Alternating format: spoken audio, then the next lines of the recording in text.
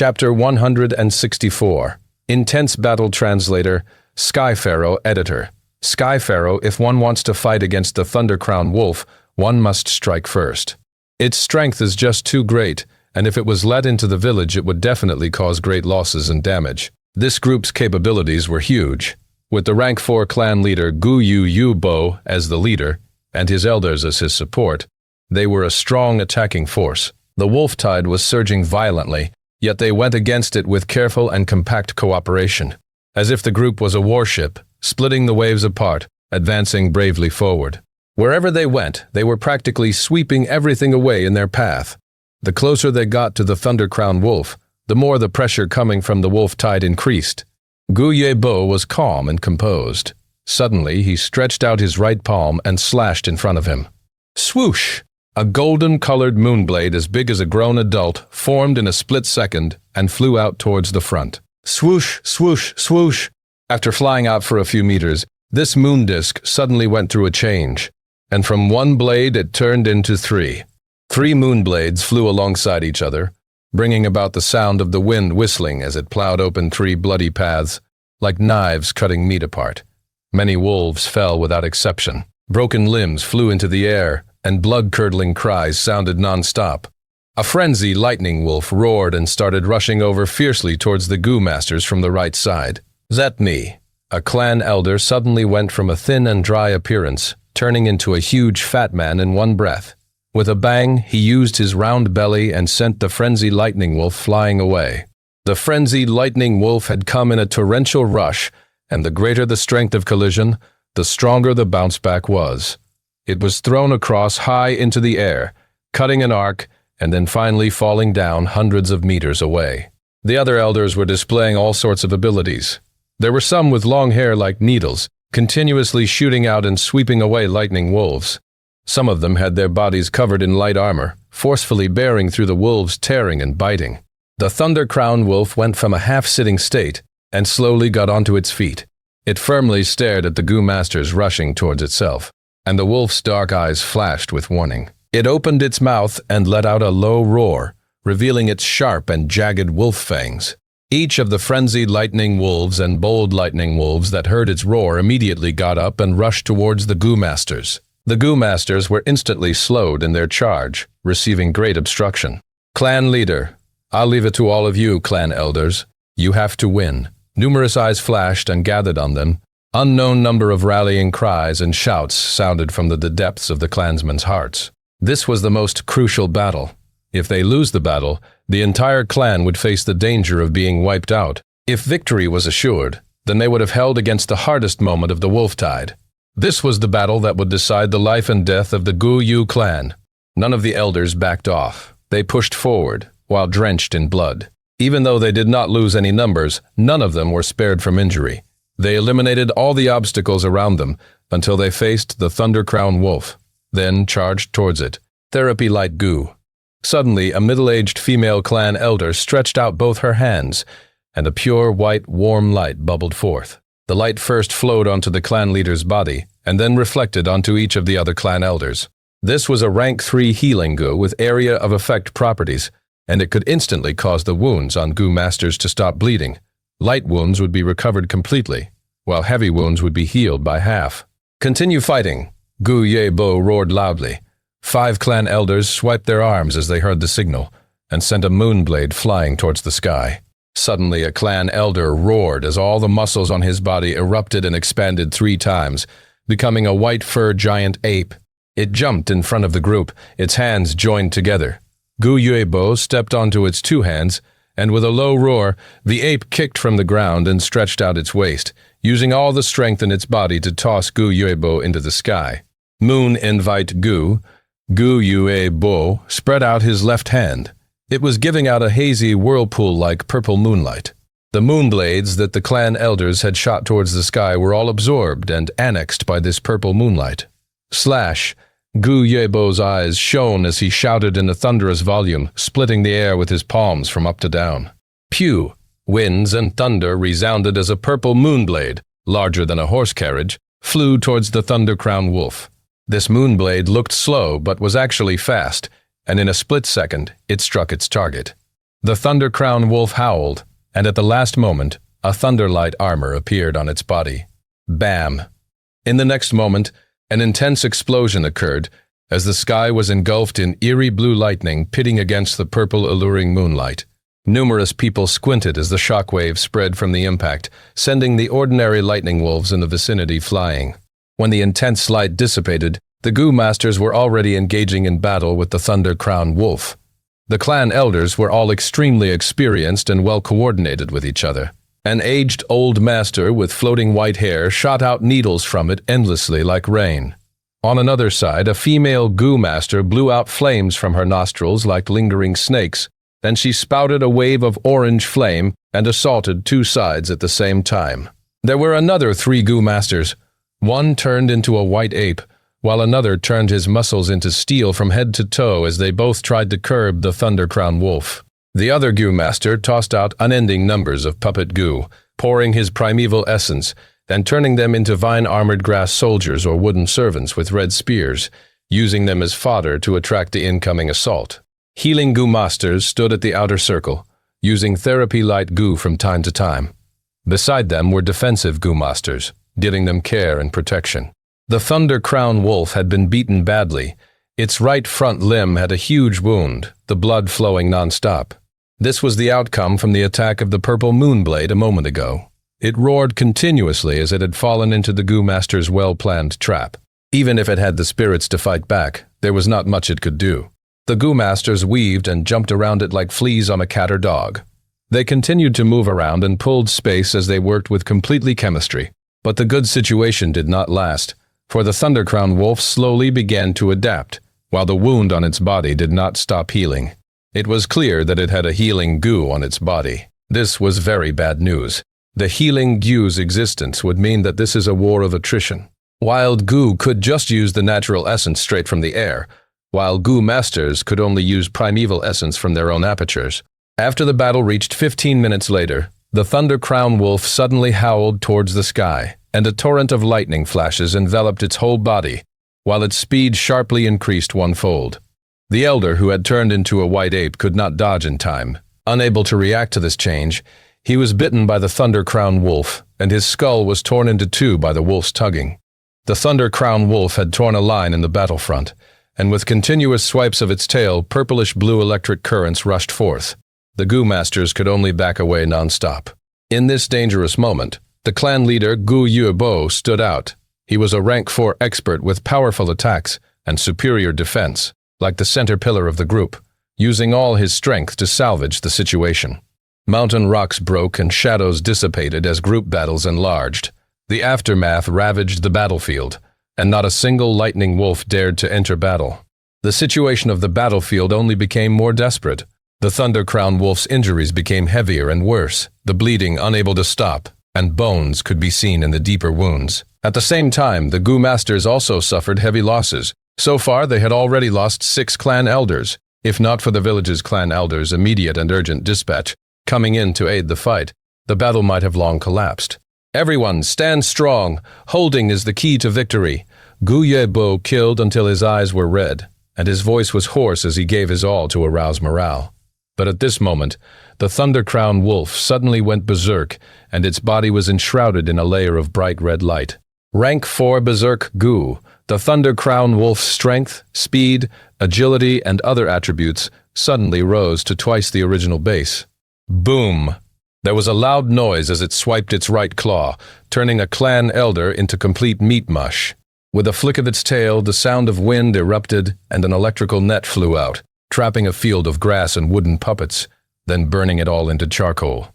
"I can't keep up. My puppets are already used up," the elder cried out, frightened. With the situation rapidly changing for the worse, the terror of the myriad Beast King was fully unleashed, leaving everyone in despair. Gu Yuebo's eyebrows were locked tight, and it seemed like he was about to break his teeth from gritting, when he suddenly yelled, "Trap it! Use the iron chain snake!"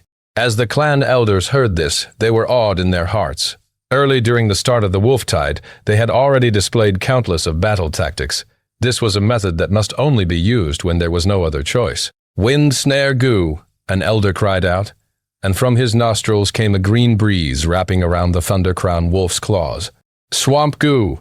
Another elder roared and crouched down, bringing his 2 hands down and slamming on the ground. Instantly, the earth below the Thunder Crown Wolf turned into mud. With these simultaneous attacks, the Thunder Crown Wolf's movements were slowed at that moment. Taking advantage of this opportunity, the other elders all stretched out their hands, and from their sleeves and pants, waves of black shadows shot out. The black shadow was about the size of a fist, and each length was around 2 meters long. On close inspection, one would see that each black shadow was a snake goo. This snake was shaped like an iron chain, its whole body a gloomy black. Coils of metal rings were strung and connected together, and only the snake head looked normal. As it flew out, the snakes wriggled on the ground, quickly climbing onto the Thunder Crown Wolf's body.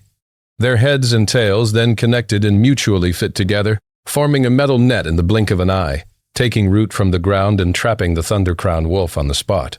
But this situation was only temporary, for as the Thunder Crown Wolf struggled continuously, one by one, the iron chains would break off. In just 5 to 6 minutes, these metallic snakes would completely disintegrate away, no longer trapping the Thunder Crown Wolf. Qiguang Suo Ping, stay here and stop the wolf pack from attacking the metal chains.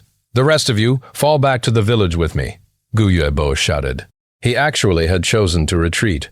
However, the other clan elders did not show any surprised expressions. They had already known the clan leader's intention. They hurried back to the village, and immediately a clan elder came up towards them and said, "Lord Clan Leader, everything has been prepared."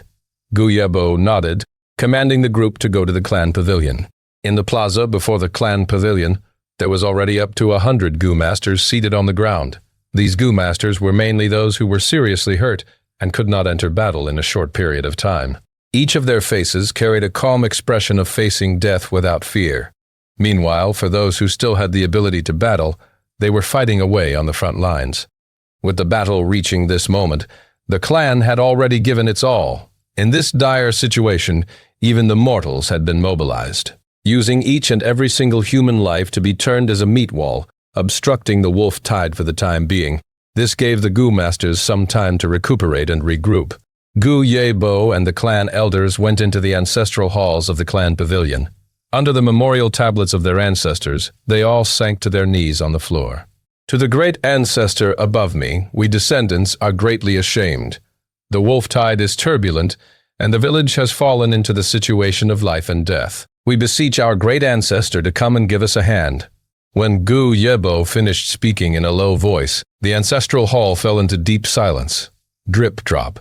A few of the clan elders' blood seeped out from their hastily bandaged wounds, dripping onto the floor.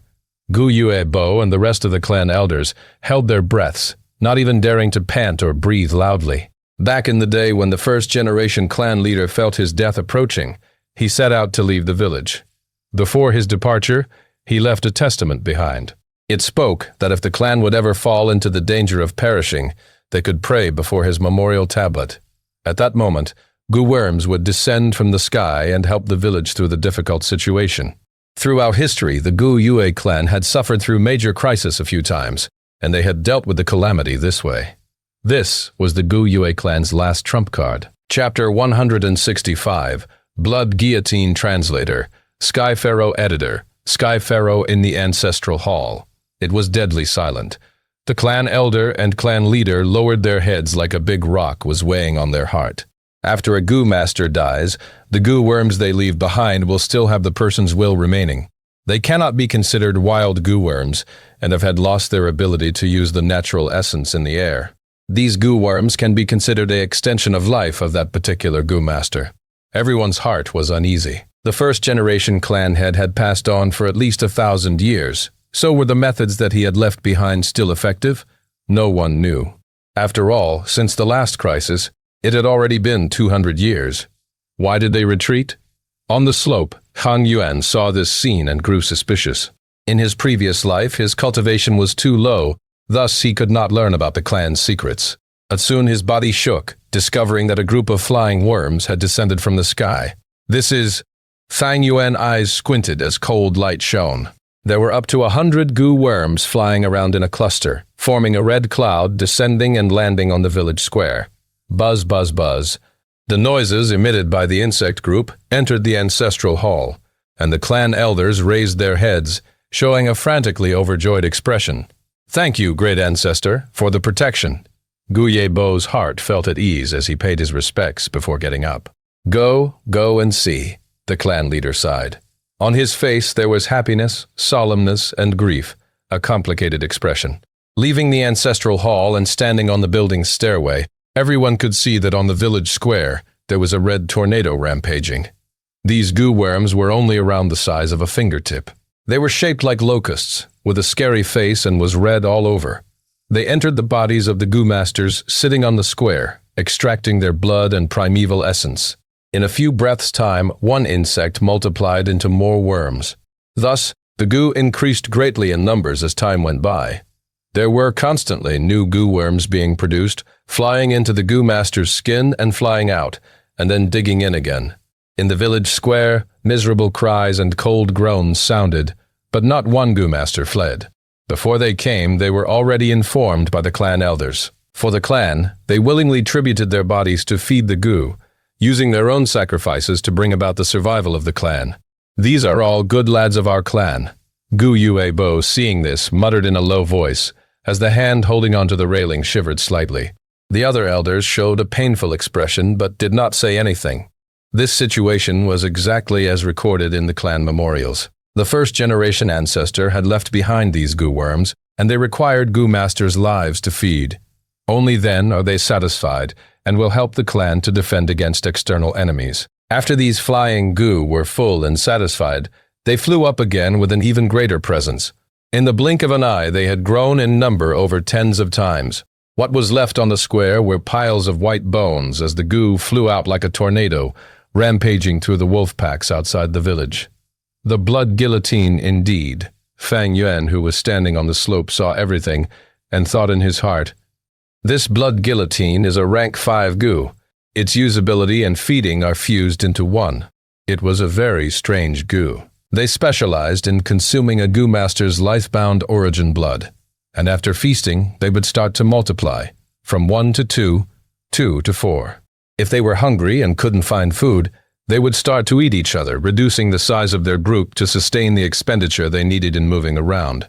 At its peak, the blood guillotine could engulf the skies and lands, destroying villages in their path, and were more fearsome than many rank 6 goo worms. When it was weak at only 1 or 2 in number, they would barely have any power, and is worse than a rank 3 goo, especially when this blood guillotine goo advances into the highly acclaimed rank 6 demonic goo, blood deity. Among the top 10 great demonic goo in the world, it ranks 7th.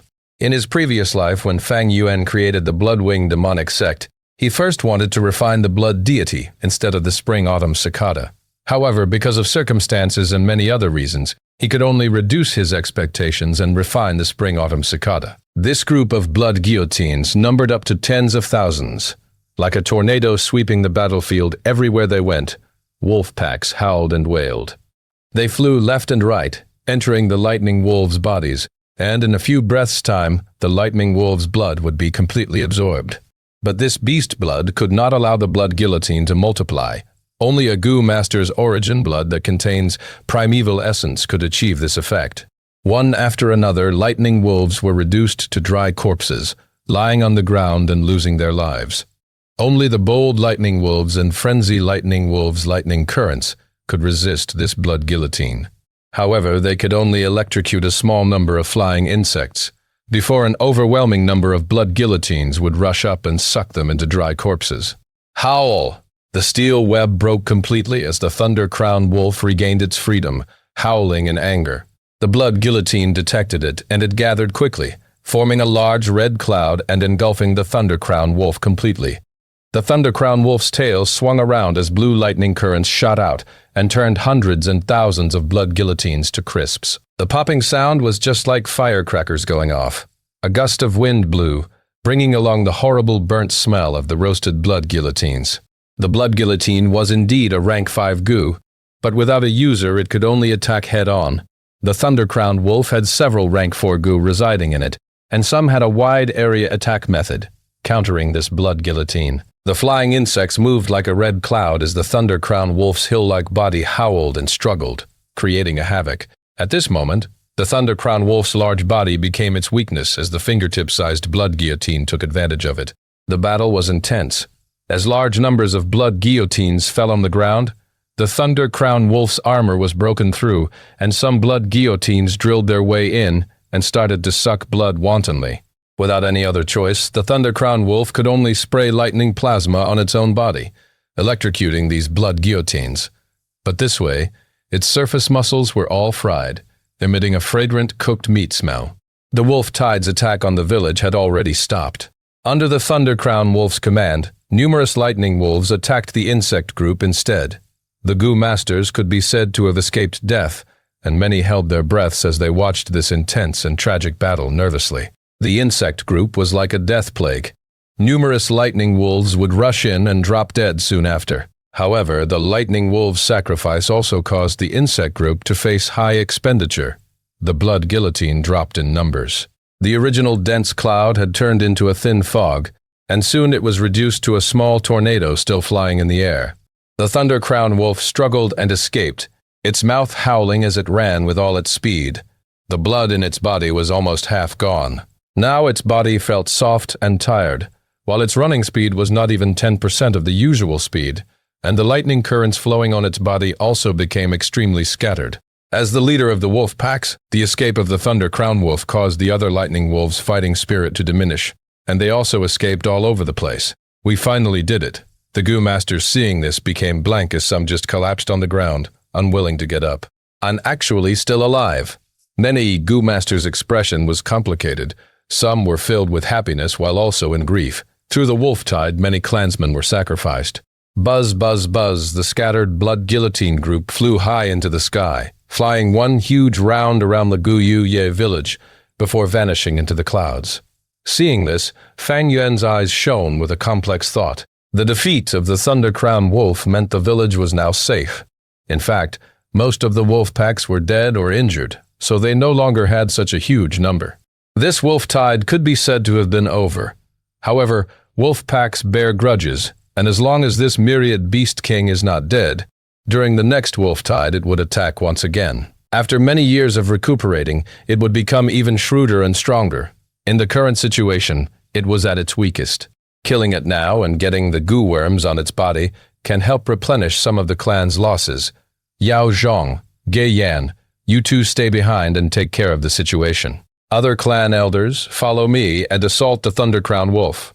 Gu Yebo hurriedly ordered, before leading the remaining 7 elders capable of fighting out of the village and towards the direction that the Thunder Crown Wolf escaped in. Fang Yuan's gaze shone, weighing in his heart. Although the clan's power is greatly reduced, the current situation is not in a mess. Moreover, this blood guillotine has a suspicious origin. I better follow the clan leader and check out the situation. Saying so, he went into stealth mode and went down the slope. The Stealth Scales Gu and the Thunderwings Gu cannot be used concurrently. Thunderwings Gu was a rank 3 Gu, and once activated it forms a pair of lightning wings that cannot be hidden by the rank 2 Stealth Scales Gu. Against the rank 3 clan elders, the Stealth Scales Gu's hiding ability was not effective. Fang Yuan could only follow their tracks and keep a distance between them, not daring to get close. When the Thunder Crown Wolf attacked, he was still in the rock crack's secret cave and did not participate in the battle. If he appeared now, it would attract the rage of the clan head and clan elder, and if they questioned him, he would have not been able to explain himself. The injuries of the Thunder Crown Wolf were very severe, so it could not move fast. After half an hour, Fang Yuan could hear that there was the sound of fighting and scolding ahead of him. He went there in stealth, getting onto a mountain rock, observing the Gu Master's fight. The Thunder Crown Wolf lay on the ground with many new injuries on its body. Blood was flowing non-stop as it was gasping for breath. Its dim eyes showed that it was very near death. Old geezer Bai, you and your guys sure have the face, coming here to take advantage of the situation. Hehehe, Gu Yu Bo. That's not the right thing to say. This Thunder Crown Wolf was obviously stopped by us. Get a clue and fuck off. Gu Ye Bo and the Bai clan leader were at a standstill, wary against each other. The wolf den had 3 Thunder Crown wolves, all myriad beast kings, each having their packs of tens of thousand lightning wolves. But they did not glue together, and neither could they suppress one another. The wolf pack's movements relied on working together. The 3 Thunder Crown wolves had intelligence, each targeting the 3 large beast groups to hunt. In their eyes, humans were also wild beasts, and even prey. In their understanding, the wolftide was a massive hunting session. On Qingmao Mountain, the Xiong, Guyu, and Bai clan were able to live for hundreds of years. Naturally, they all had their trump cards. Xiong clan was the weakest, still resisting the wolftide with difficulty even now. The Bai clan had risen these years, and their cumulative strength had exceeded the Guyu Ye clan. After killing a Thunder Crown wolf and pushing back the wolf tide, the Bai clan leader brought his clan elders to Guye village, trying to find some opportunities. To think that there really was such a chance. Thus they blocked the Thunder Crown wolf in this valley. The Thunder Crown wolf's body had many goo worms, and some were even rank 4. The Thunder Crown wolf's blood, bone, eye, and fur were all precious refinement material. The Guyu clan naturally would not let go of them, and under intense anger, they attacked. He, Fang Yuan, you really came. I've waited for so long. On the mountain wall, a cold laughter was heard. Fang Yuan raised his head, only to see a white-clothed young man descending from the sky as an ice blade slashed towards his face with resolution. Chapter 166, Second Battle vs. Bai Ningbing. Translator, Sky Pharaoh, Editor. Sky Pharaoh, his hair snowy white, and his orbs blue. A one-armed figure in white. Who else could it be but Bai Ningbing? Before the ice blade touched his body, Fang Yuan could feel a cold, eerie feeling assaulting him from behind, like a comet striking the earth, full of cold, killing intent. Fang Yuan's irises were black in contrast, unmoving in danger, leaping backwards and injecting primeval essence into the sky canopy goo, creating a white armor to protect himself. Bam! The ice blade struck the ground heavily, and at that instant a bunch of white icicles grew from the ground, erupting upwards. Swoosh! The sharp icicles stabbed upwards at the direction Fang Yuan was retreating towards, creating an icy path. Fang Yuan easily somersaulted and avoided them. The mountain path was narrow, so he slid down towards the valley along the edges. Fang Yuan, oh Fang Yuan, why is it that every time I see you, I feel that intense urge to kill you? Tell me. Bai Ningbing excitedly shivered as he laughed maniacally. His laughter attracted the gaze of the other Gu masters in the valley. Seeing Bai Ningbing and Fang Yuan, their expressions were different. Lord Bai Ningbing, let me assist you. A Bai clan Gu master who originally stood at the side shouted and struck towards Fang Yuan. Clan leader, it is our clan's Fang Yuan. Gu Yue clan's Gu master shouted. I know. Clan leader Gu Yue Bo's expression was uncertain, and he dodged the Bai clan leader's attack as he decided, shouting, Get the materials into our possession first. Fang Yuan had mysteriously vanished before the wolf tide arrived, causing the Guye higher-ups to feel highly doubtful of him. In addition, the intense pressure from the Bai clan Gu masters resulted in no one going to reinforce Fang Yuan. Bai Ningbing saw help arrive and flew into a rage, shouting at the person, Scram! This is my battle, don't interfere. Lord Bai Ningbing, you lost an arm and have reduced battle potential. You are the hope of our Bai clan. You cannot be lost. Let me sweep this obstacle for you. The Bai clan Gu master shouted as he leapt, charging towards Fang Yuan. He activated his Gu worm, both hands glowing with the orange-yellow light. Bam! He lightly patted the ground, and the light entered the earth. Instantly, a lump grew from the earth. The mud lump advanced towards Fang Yuan as it got bigger. Suddenly, the mud lump exploded, revealing a yellow mud arm. This arm was humongous, as tall as an adult as it grabbed towards Fang Yuan. Its power and presence caused others to feel suffocated. Fang Yuan snorted in disdain. Seeing this arm grab at him and about to succeed, a dark golden light suddenly shot out from his aperture, turning into a shiny ribbon of light, wrapping around Fang Yuan's body. The big arm reached his body but was twisted by this dark golden light, breaking and collapsing. Oh? What goo worm is this?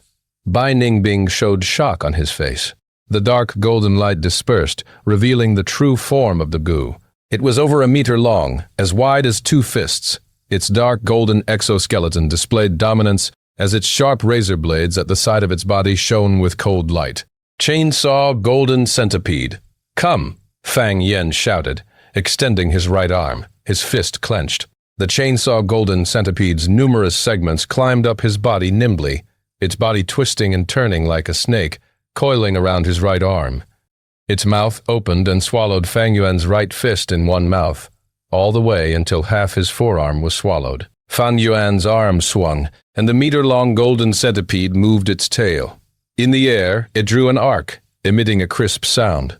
At this moment, the golden centipede shrunk its body to the max, its near 2-meter length shrinking to 1.5 meters. At the same time, its feet shrunk into the exoskeleton, leaving behind only 2 rows of razor blades. At one glance, Fang Yuan looked like he was holding a dark, golden, silver-bladed, giant hiltless sword. The reinforcement Goo Master was shocked. He had never thought that the chainsaw golden centipede could be used like this. The Goo Masters raising goo, refining goo, using goo. All 3 required deep research.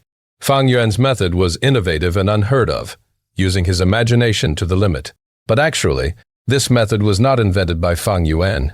300 years later, a new demonic faction talent, the Chainsaw Mad Demon, would use the Rank 4 Chainsaw Killer Centipede, one of the advancement paths of the Rank 3 Chainsaw Golden Centipede. But in this life, Fang Yuan using it at this point is really unprecedented. I shall let you guys have a taste. Fang Yuan smirked, using the primeval essence in his aperture and injecting them into the Chainsaw Golden Centipede's body. Buzz, buzz, buzz. The Chainsaw Golden Centipede's 2 rows of razor blades started to move violently, emitting a wild sound, causing others' heart to shiver upon hearing. Thunderwings goo. Fang Yuan's eyes shone with determination as a pair of eerie blue thunderwings formed on his back with a crisp sound. Whoosh! The thunderwings flapped, causing Fang Yuan to shoot out like lightning. Fast, fast, ast! The speed was so fast that the Bai-clan Goo Master's iris shrunk as he felt a chill. The smell of death was so close, and he shrieked as he used his strongest goo. A thick yellow light appeared on his body. The yellow light was like armor, except that before it fully materialized, Fang Yuan had already gotten close. His black hair danced in the wind, his eyes like lightning, looking like a demonic god that emerged from nightmares, killing his way into the mortal realm. His movements were violent, and he completely exerted his muscles. As they tightened up, he used the strength of 2 boars to their limit. The golden centipede-like sword waved like a golden shadow in the air. The razors rotated violently, slashing towards the Bai-clan Goo Master's waist. Crack! The yellow light armor broke under the slaughter of the chainsaw. It was never fully formed in the first place.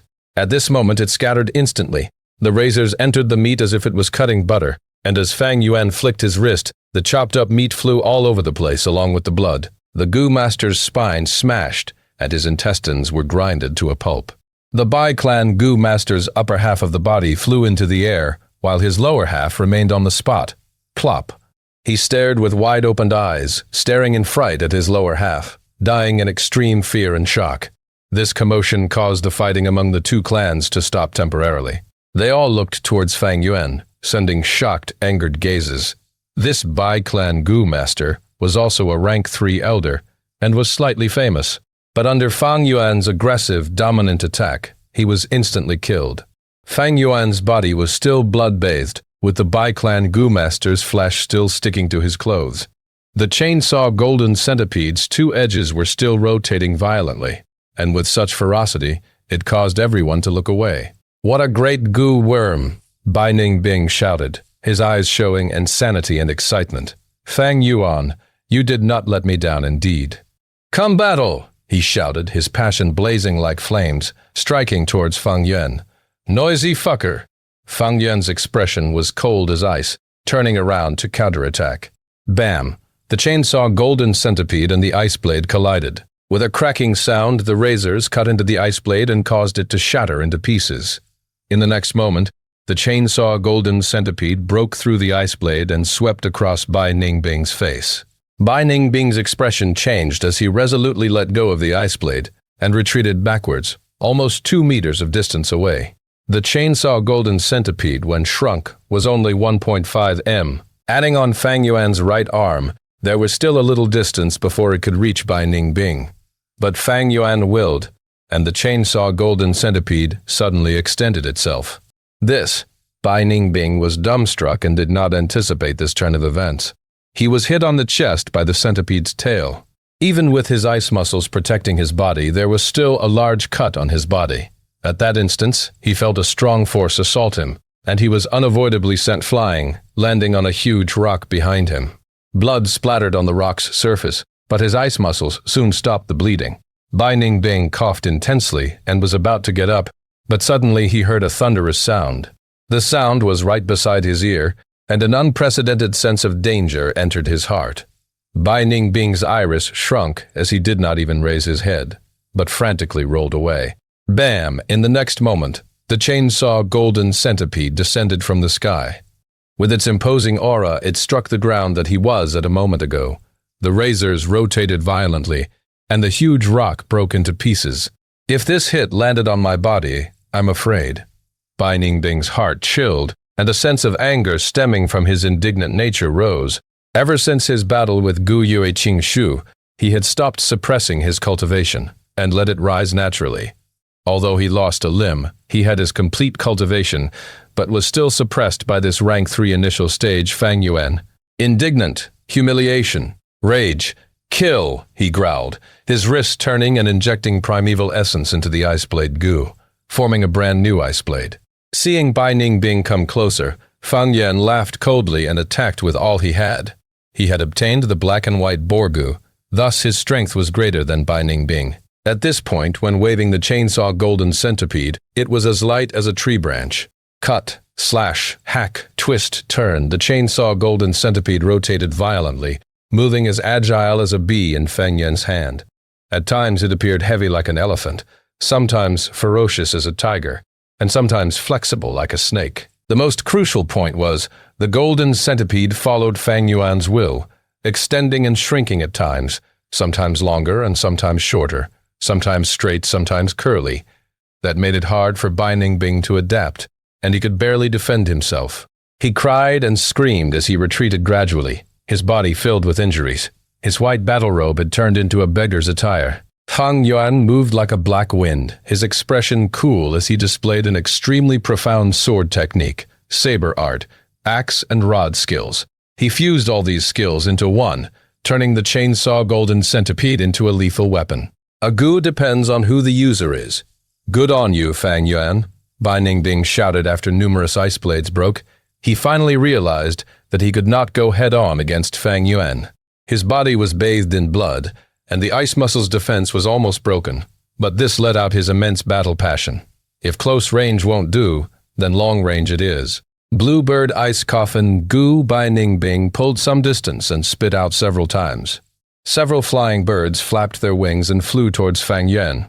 Fang Yuan did not fluster. With an unchanging expression, his left arm moved, and the blood-colored moonblade stopped these ice birds in their tracks, causing them to explode in mid-air. People were normally proficient in using moonblades on only one arm, but Fang Yuan had such a rich battle experience, and even his left arm could completely shoot out moonblades without any deviation.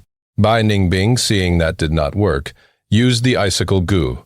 Icicles flew and mixed in with the bluebirds to form a barrage attack. Fang Yuan's long-range attack was solely moonblade, thus he only chose to block the most dangerous ice birds. Against the icicles, he dodged some while tanking the others with his sky canopy Gu. Bai Ningbing finally had a bit of an upper hand and wanted to increase his advantage, but Fang Yuan suddenly laughed coldly and shrugged his right hand, causing the chainsaw golden centipede to detach and burrow its way into the ground. This hidden threat was too much. Bai Ningbing was dumbfounded at this, scolding loudly as he quickly took steps back. Chapter 167. A fourth one? Translator, Skypharaoh. Editor, Skypharaoh, you forced my hand. Bai Ningbing gritted his teeth, forming an ice blade. At the same time, he activated his Swirl Gu and Fierce Wind Gu. The white ice blade storm appeared once again. At first, it was just a small gust, but very quickly the size expanded, and the icy winds roared as the blizzard spread. The floor was slowly covered in hard ice, preventing the chainsaw golden centipede from emerging and attacking. This ice blade storm is a unique move of Bai Ningbing's. Evidently, it showed the battle talent of the northern dark ice soul physique. This was formed by the ice blade Gu, Swirl Gu, and Fierce Wind Gu. When used together, it created something that could attack and defend. Without two or more defense Gu working together, one cannot resist it. The fierce winds roared and the ice blades froze, all in its path. The white storm assaulted like a huge beast awakening, opening its mouth and devouring Fang Yuan. These three Gu together form a ferocious offensive technique that can freeze all life. Even with the sky canopy goo's defense, Fang Yuan would probably be unable to block it. The storm approached, but Fang Yuan showed a look of disdain. The thunder wings behind him instantly flapped, pulling a large distance away from this ice blade storm. Times were different now. If this was the past, his movement speed would be lower than this storm, but now the storm could no longer catch up to him. Fang Yuan's eyes shone with brilliance as he turned his direction in mid-air and flew towards the valley. The ice blade storm chased him relentlessly.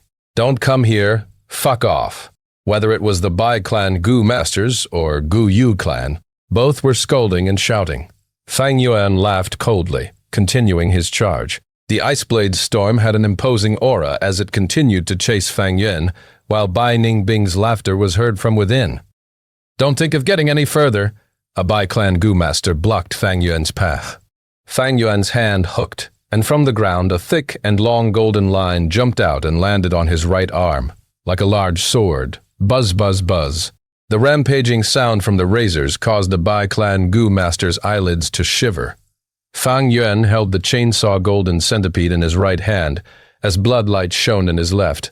He was using the blood moon Gu but not shooting it. His body was covered in a white-colored armor, and thunder wings sparked behind his back. His black hair flew in the wind, and behind him there was a mountain-sized white storm. His presence was overwhelming, with his eyes emitting sharp, killing intent, as if he was charging through the desert, a general with 7 victories under his belt, stomping all his enemies into minced meat and chopping any opponents into broken bones. "Ah!" The Bai clan Gu master felt an impossible pressure as veins popped on his forehead, and he suddenly shouted loudly, edging himself on. But as he shouted, seeing Fang Yuan was rushing towards himself without pause, he suddenly shut up and ran away. He was scared. The fear in his heart eroded his fighting spirit. Fang Yuan did not care about him, instead rushing over towards the Thunder Crown Wolf, who was on the verge of dying. Winds blew as his charging was fearsome, and everywhere he went, Gu masters avoided. The Thunder Crown Wolf forced itself to focus, turning its head towards Fang Yuan. Lightning gathered on its teeth. The myriad Beast King's pride refused to let itself die so easily. Even through death will it retaliate. Fang Yuan was seemingly about to collide onto the Thunder Crown Wolf like a meteor hitting Earth, but at the last second he suddenly jerked his leg and rushed up into the sky, flying out of the valley at a steep angle. He had just flown out of the valley when an intense explosion occurred behind him. The Thunder Crown Wolf's cries fused with the sound of the Ice Blade Storm. A move like the Ice Blade Storm could be said to be Bai Ningbing's masterpiece, but it had weaknesses too. It could not be easily displayed or stopped. Of course, this storm knocking into the Thunder Crown Wolf was also due to Bai Ningbing's personality. The Thunder Crown Wolf was heavily suppressed by the White Storm. It was already going to die, but now it could resist no further. Its armor was cut into pieces and blood and flesh flew all over the place, revealing its white skeleton, which was quickly minced into bone matter. Damn it! Seeing this, the Gu Yu clan's side all swore. The Bai clan Gu masters also showed a pained expression. With Bai Ningbing doing this, after the Thunder Crown Wolf dies, there would no longer be any valuable loot left on its body. But Bai Ningbing did not mind it. Instead, he rotated even faster, enjoying the feeling of devastating a myriad Beast King. Gu worms turned into rays of light one after another flying out of the Thunder Crown Wolf's body. These wild Gu worms had all resided in the Thunder Crown Wolf's body, using each other to work together and survive. Now that the Thunder Crown Wolf was dying, they were like crewmen on a ship, abandoning the sinking ship and escaping for their lives. "Catch them! Quick! Stop these Gu!" the two clans shouted at once. The situation went into chaos again as clan elders attacked each other in attempt to hinder the other. The two clan leaders could not split themselves, thus finally, only 2 or 3 clan elders with movement-type Gu managed to fly out of the valley. The wild Gu worms ran everywhere and Fang Yuan focused and observed, trying to discern them. What a pity my Recon Gu is Earth Communication Eargrass. It cannot increase my vision. There is definitely a healing-type Gu on this Thunder Crown Wolf, but whether I can catch it or not, it's up to fate. This was betting purely on luck, but Fang Yuan had no choice. Recon-type Gu worm? There were all sorts of them, but right now he only had the Earth Communication Eargrass. His thunder wings spread and he rushed towards the closest Gu worm. This Gu's body was covered in a blue light, trying to fly far away. Fang Yuan rushed up, opening his hand and grabbing it. Whoosh! Its body emitted an intense electric current and assaulted Fang Yuan. Thunder wings are formed by lightning. It has speed, but is not flexible. Fang Yuan groaned as he used the sky canopy goo to endure this attack. He could forcefully grab this goo, but he wisely chose to give up. The ability of this goo was already exposed. It was able to use electric currents to attack enemies, so this was obviously an attack-type goo, but Fang Yuan wanted a healing goo instead. Fang Yuan gave up on it and approached another goo worm. When he got close, he saw this goo's appearance, a body that seemed to be made of light blue glass, flying in the air with a semicircle shell that had turtle shell markings. Thunder Shield Goo.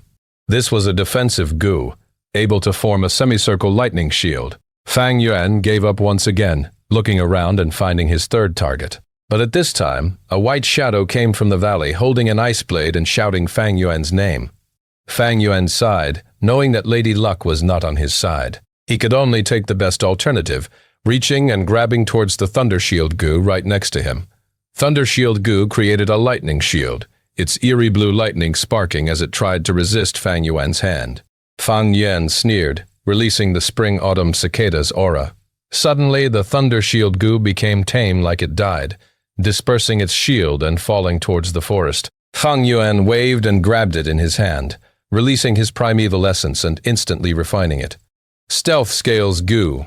Ripples formed all over his body as he vanished on the spot. Fang Yuan, Bai Ningbing shouted as his eyes shone with lightning. This is the Rank 3 Lightning Eye Goo, using the power of lightning to break through stealth. But it did not have see-through vision. Fang Yuan noticed this, and although he was stealthed, he could also use the forest to conceal himself. Bai Ningbing's gaze swept through the environment and angrily growled as he had no findings. Fang Yuan found a hidden spot, instantly sitting down and activating the Tucida flower, making it spit out primeval stones.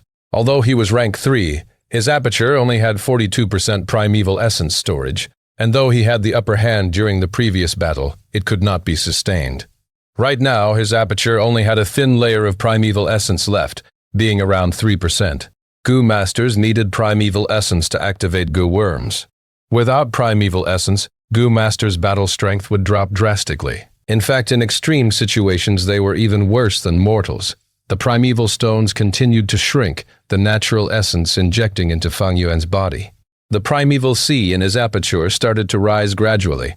Back then, when he was rank 1 or 2, and using the primeval stone to replenish his primeval essence, it was very noticeable. But now that he was rank 3, as the Goo Master's primeval essence quality is greatly improved, more primeval stones are required, and a longer time is needed to replenish it. Sounds of Goo Masters battling continued to be heard. After 8 or 9 minutes, Fang Yuan replenished the primeval essence in his aperture back to the limit. He came out of his hiding spot, discovering that 5 clan elders had died. Among them, 3 were from Gu Ye clan, 2 from Bai clan. Each clan elder was the clan's asset. To think that so many were sacrificed this time. Gu Ye Bo and the Bai clan leaders' battle was very intense. They were feeling heartache from their respective losses, thus getting more aggressive in their attacks. Other than this, there were 3 fighting groups surrounding the wild goo worms. Ordinary Goo Masters do not have the Spring Autumn Cicada's help to capture wild goo worms, thus it was troublesome. To catch the goo worm, they cannot deal heavy blows. Instead, they need to gauge the strength they use. 8 to 9 goo worms had flown out of the Thundercrown Wolf. It was not certain how many goo worms they had captured, but 3 still remained right now. The clan elders surrounded these 3 goo worms, striking as they blocked the worms while facing obstruction from the other party. This caused the scene to be at a stalemate, neither side's able to gain anything. Water cage goo, trap it, a Bai clan goo master shouted, spitting out a water ball. The ball increased in size until it was over 2 meters, covering the goo worm completely and trapping it inside. Bam! In the next moment, a golden moonblade flew towards the water ball cage and burst it open by force. The goo worm flew away, escaping with its life. Seeing this goo worm fly away, the Bai clan goo master cursed. To think that a goo worm at his mercy got away just like that.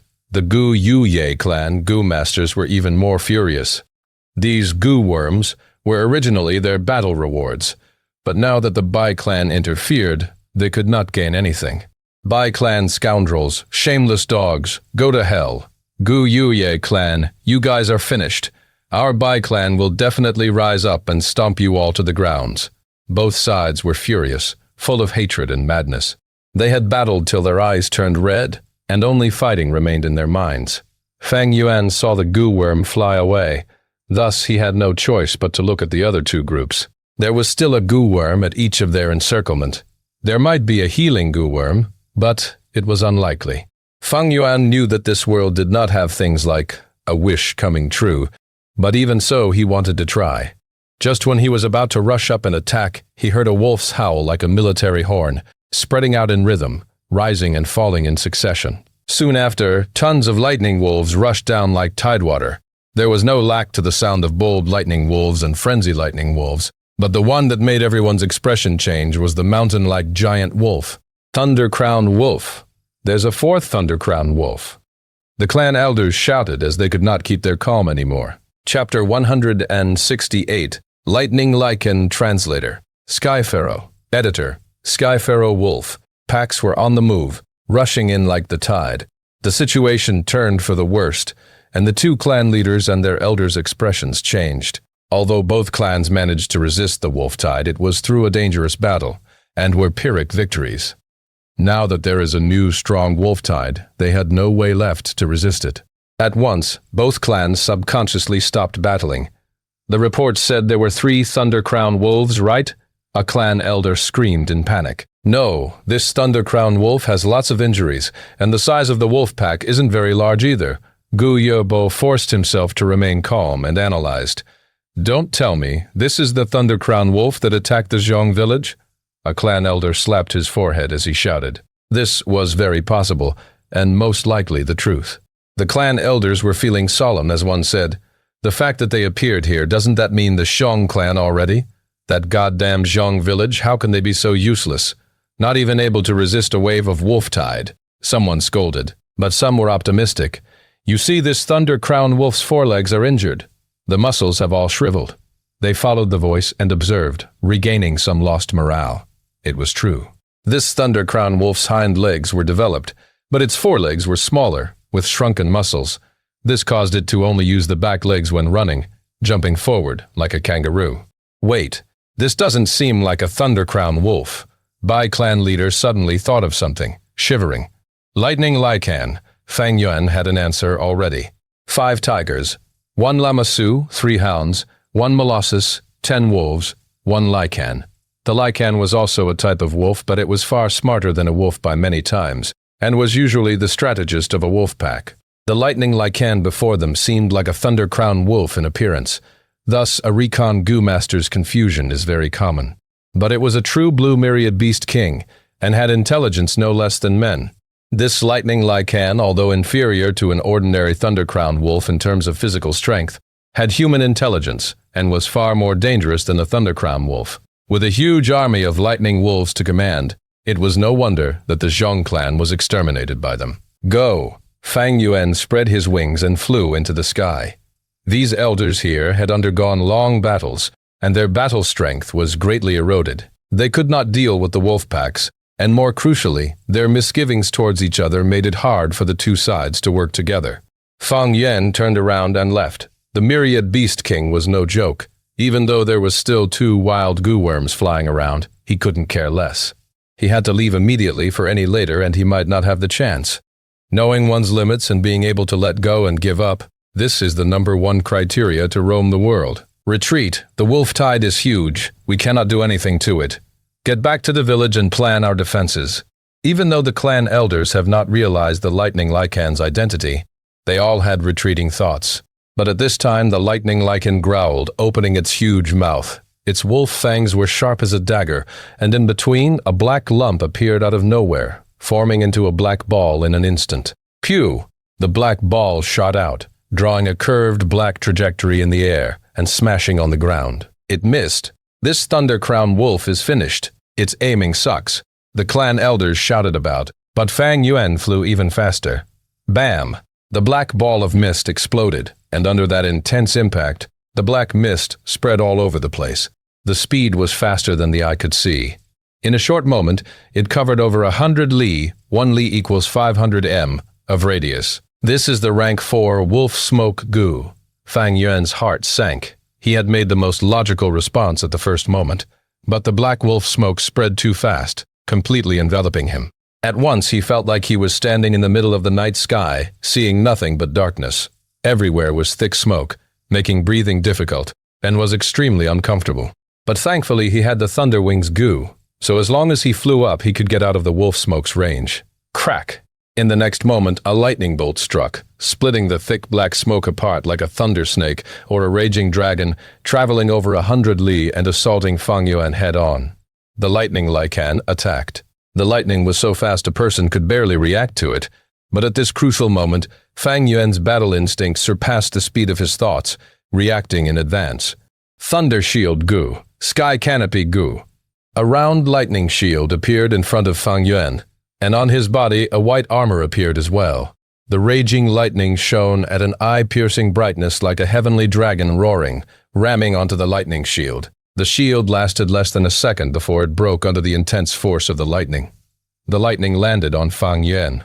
At that moment, even though he already shut his eyes, he still felt the light piercing through his pupils. An intense force assaulted him, causing him to fall. He was about to faint as the electric currents moved, paralyzing his muscles, almost causing him to forget to breathe. Plop, he landed on the ground.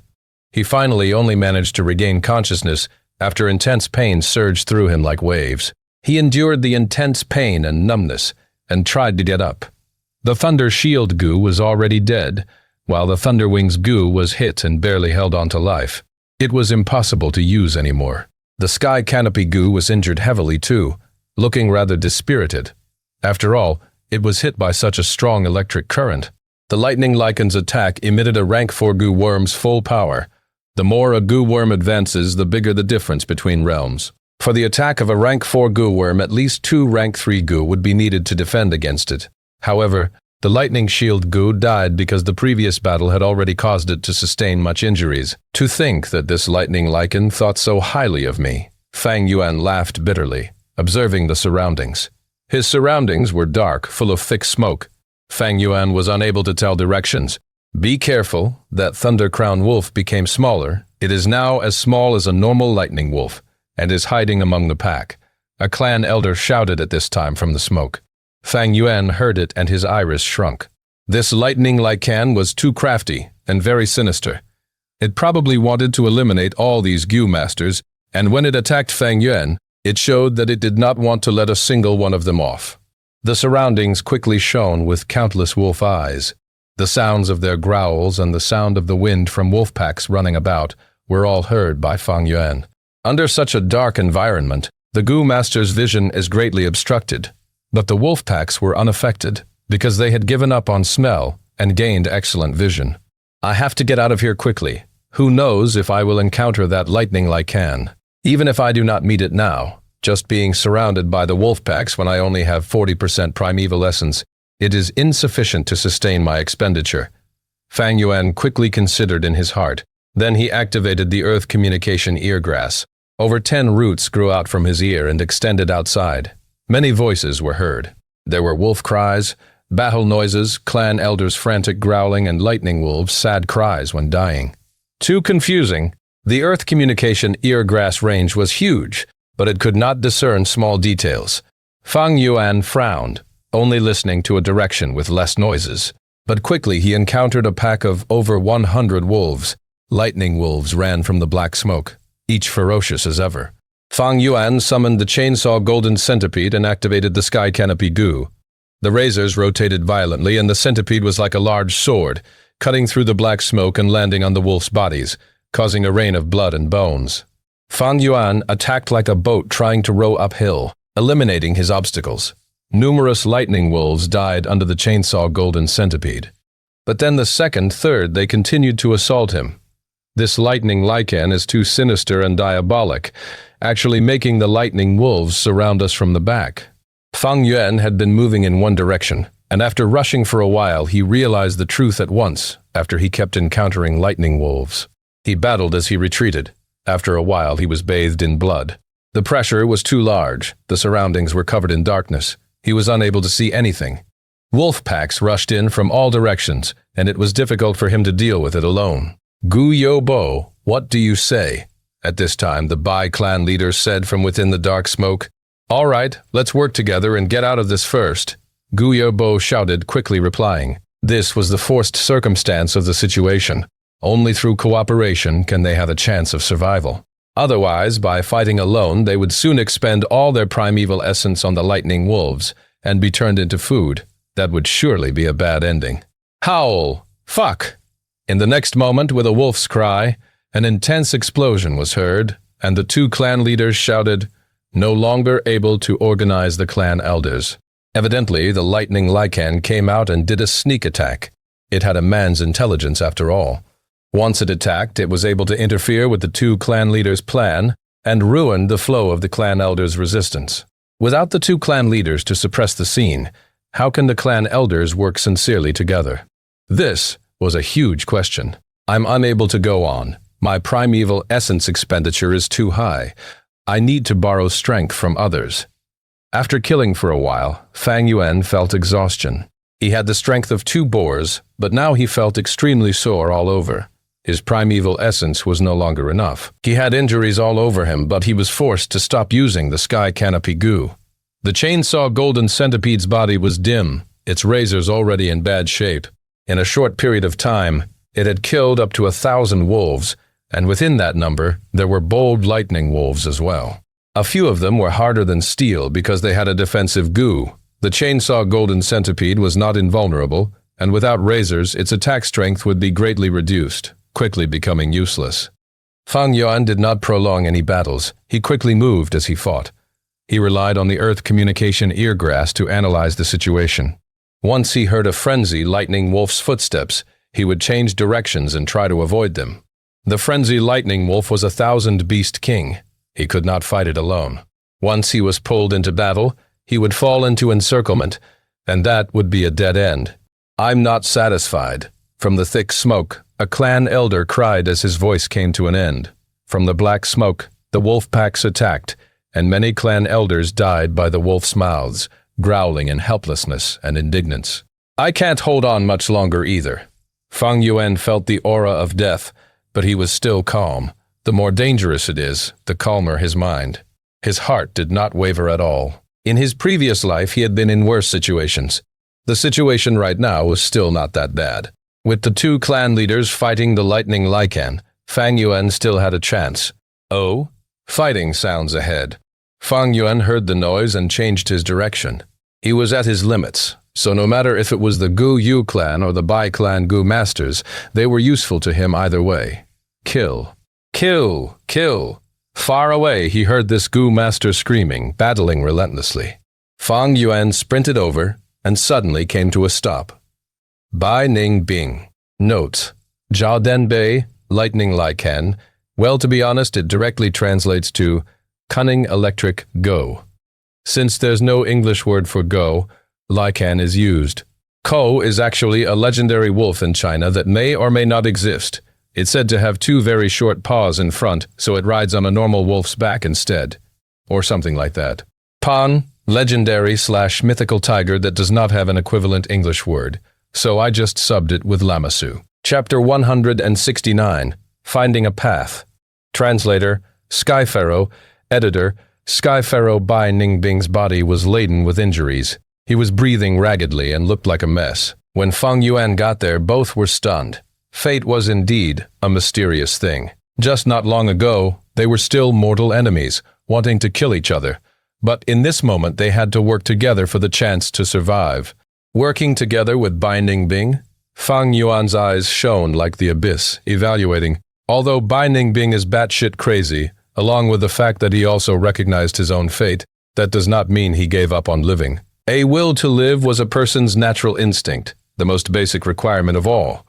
The truth is, because of Bai Ningbing's intense will to live, and because he was facing an unavoidable path of destruction, he developed such a personality. In this world, there are no eternal enemies. Working together with Bai Ningbing was the best solution. But how can he ask it in a way that can convince him?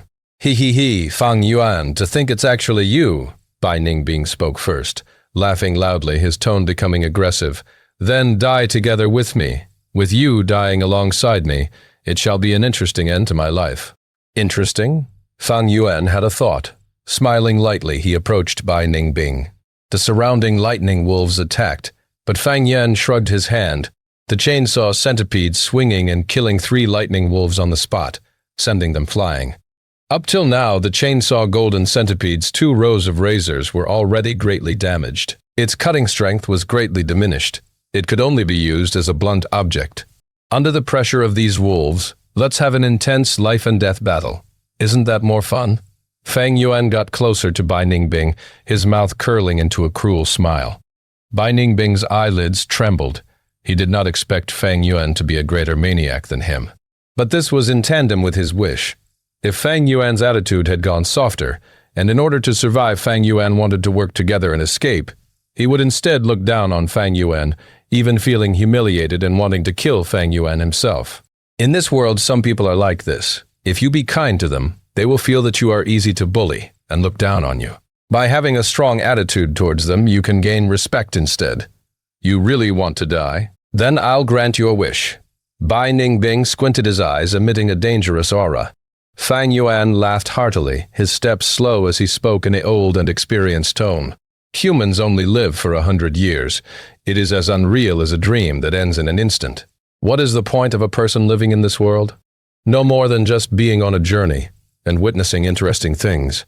Although I do not want to die, I do not fear death. I am already on my right path. I have no regrets even if I die. This was Fang Yuan's true feelings. Since the start of time itself, who could live forever? Even if it was a rank 9 Gu master. Or even Renzu himself, who could only live longer, but not forever. They eventually face destruction. So be it if one dies, what's the big deal? Even if in the next moment, Fang Yuan dies and is wolf-tied, he would have no regrets. Because he had already worked hard for his goals. He had given it his all, and lived all according to his will. Being able to look beyond life and death. Only then can one live unrestrained. Only then can life have true freedom. Bai Ningbing heard this, and his entire body shuddered. He kept saying he was not afraid to die, but he was still never free and at ease, because he could not see beyond death, and was unable to let go of this life. When a person fears, he becomes a slave. Bai Ningbing himself was just a slave to life and death. However, this was not his fault, since he was still way too young. Many things needed to be experienced by themselves. Only then can one gain enlightenment. But now, Fang Yuan's words gave him a new path, to go beyond the truth that he is struggling with. Witnessing interesting things, already on your path, no regrets even if you die, Bai Ningbing muttered, then suddenly asked, Path? What's a path? Fang Yuan laughed coldly, getting closer. Everyone has their own paths, I don't have to tell you mine, and how would I know yours? In this world, many people do not have a path through their entire lifetime, while some walked on their path constantly struggling, trying to find the sanctuary within the darkness. Bai Ningbing's blue eyes suddenly shone with a blinding light. Path, that's right, I must find my path. In this moment, the excitement in his heart was impossible to be understood by others. He was like a man bitterly searching for a girl, but to no avail.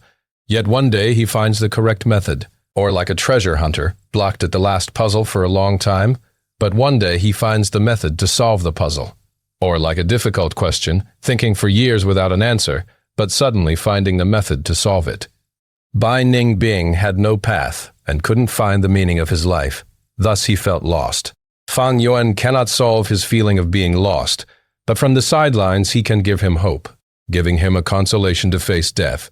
As long as you are on your path, even if you die, there are no regrets. Thus, death is no longer so scary. I feel that I am about to find my own path. Bai Ningbing clenched his fists, his expression becoming extremely excited. He looked towards Fang Yuan, saying meaningfully, I finally understand our difference. You are on your own path, but I am still trying to find mine. He suddenly laughed, his expression turning crazy. Fang Yuan, if you want to fight, I'm all for it, but not now. Let's work together. I have the lightning eye Gu, but my vision is obstructed, only able to see 30 steps ahead. Once we escape from here, let's have a battle another day. Being able to work together with my mortal enemy, don't you find that more interesting, more fun? Oh, how can I believe you? I'm not asking for you to believe me. You can choose to trust me or not. You can entrust your back to me, or you can strike at any time and sneak an attack on me.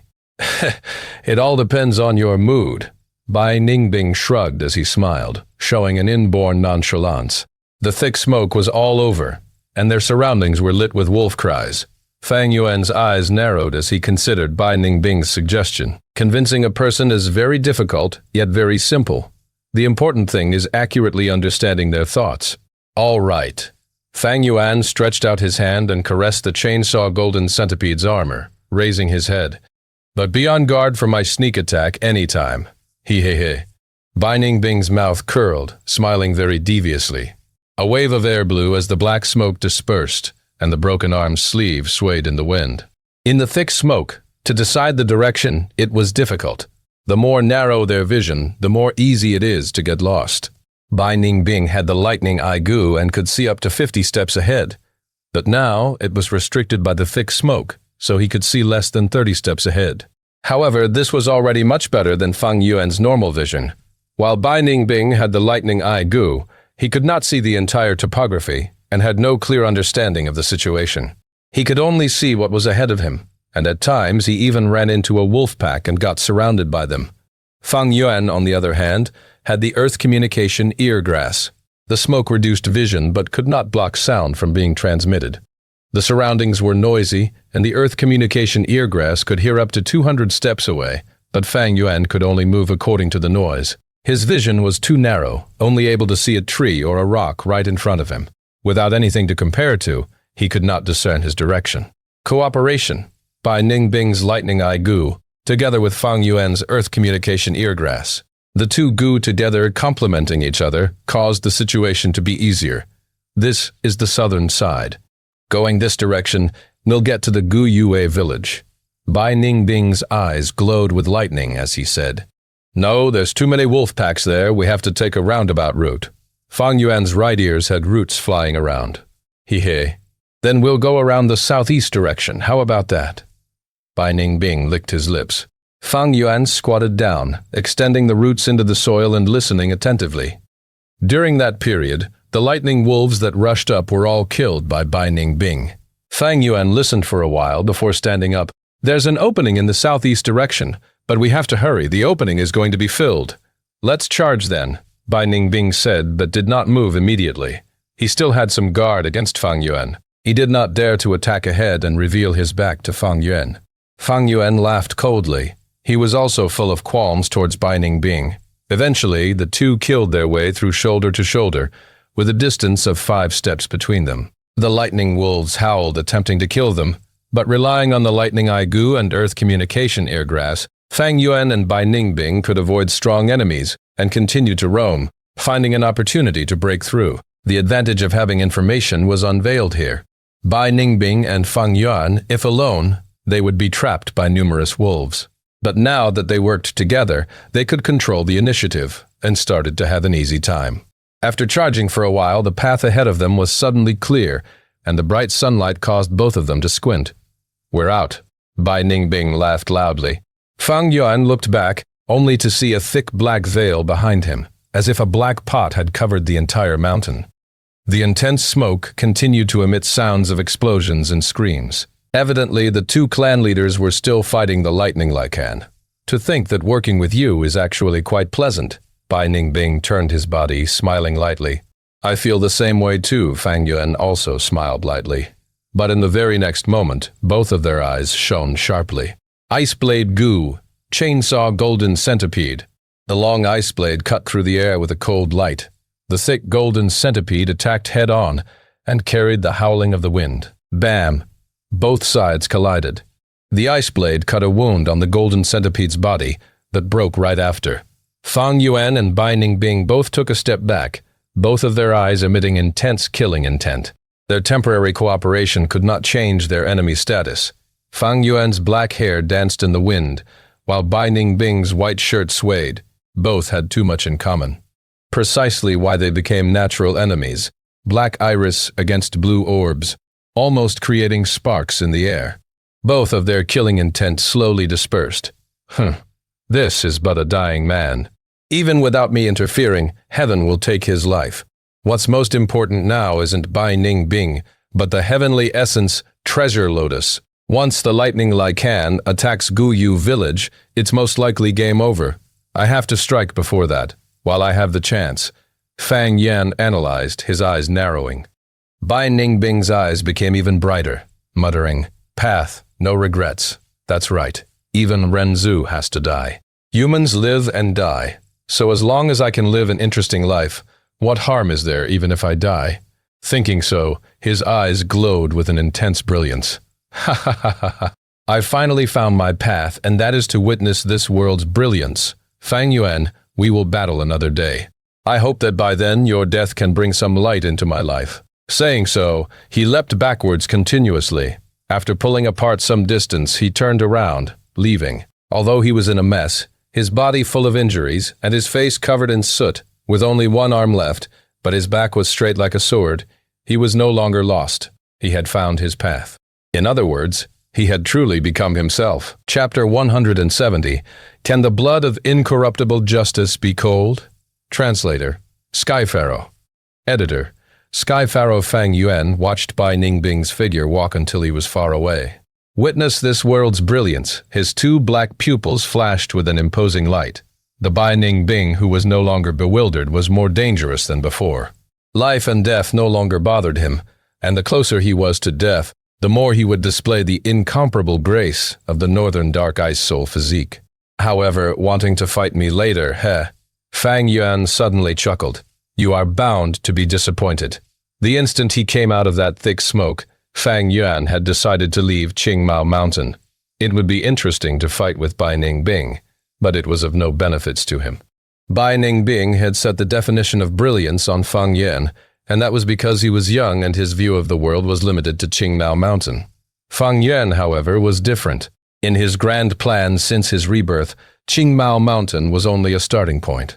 As long as the heart possessed great ambitions, one was bound to be broad-minded, not being constrained by small details with others. It's time to leave. The lightning Lycan is more cunning and more difficult to handle than the Thunder Crown Wolf. Just with Bai clan or Gu Ye clan's current strength, it will be difficult to withstand its attacks. Unless a rank 5 expert appears and turns the tide, or maybe if the two clans ally. Bai clan and Gu Yue clan had deep grudges against each other. They would ally if the situation came to that point, but the alliance wouldn't be sincere. Fang Yuan wasn't optimistic about this prospect. Qingmao Mountain's state will be determined by this battle. If the two clan leaders are both killed by the lightning Lycan, Qingmao Mountain will become the Lightning Wolves' territory. If one clan leader survives, then with the alliance, the other clan will only become cannon fodder. If the Lightning Lycan is killed, the two clans will definitely have to rehabilitate due to the severe casualties. The clan will tidy up its internal affairs, and I will be investigated. Fang Yuan could clearly see the changes that could occur through this. This is the world of Gu, and in here an individual's strength can rule over the group. Thus, the higher the cultivation of a Gu master, the more power he has to turn the tide.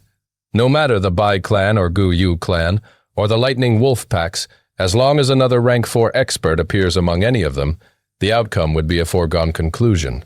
However, no matter the situation, they were all disadvantageous to Fang Yuan. It is time to leave. Although I still lack the ideal healing Gu, how can one have everything he wishes for?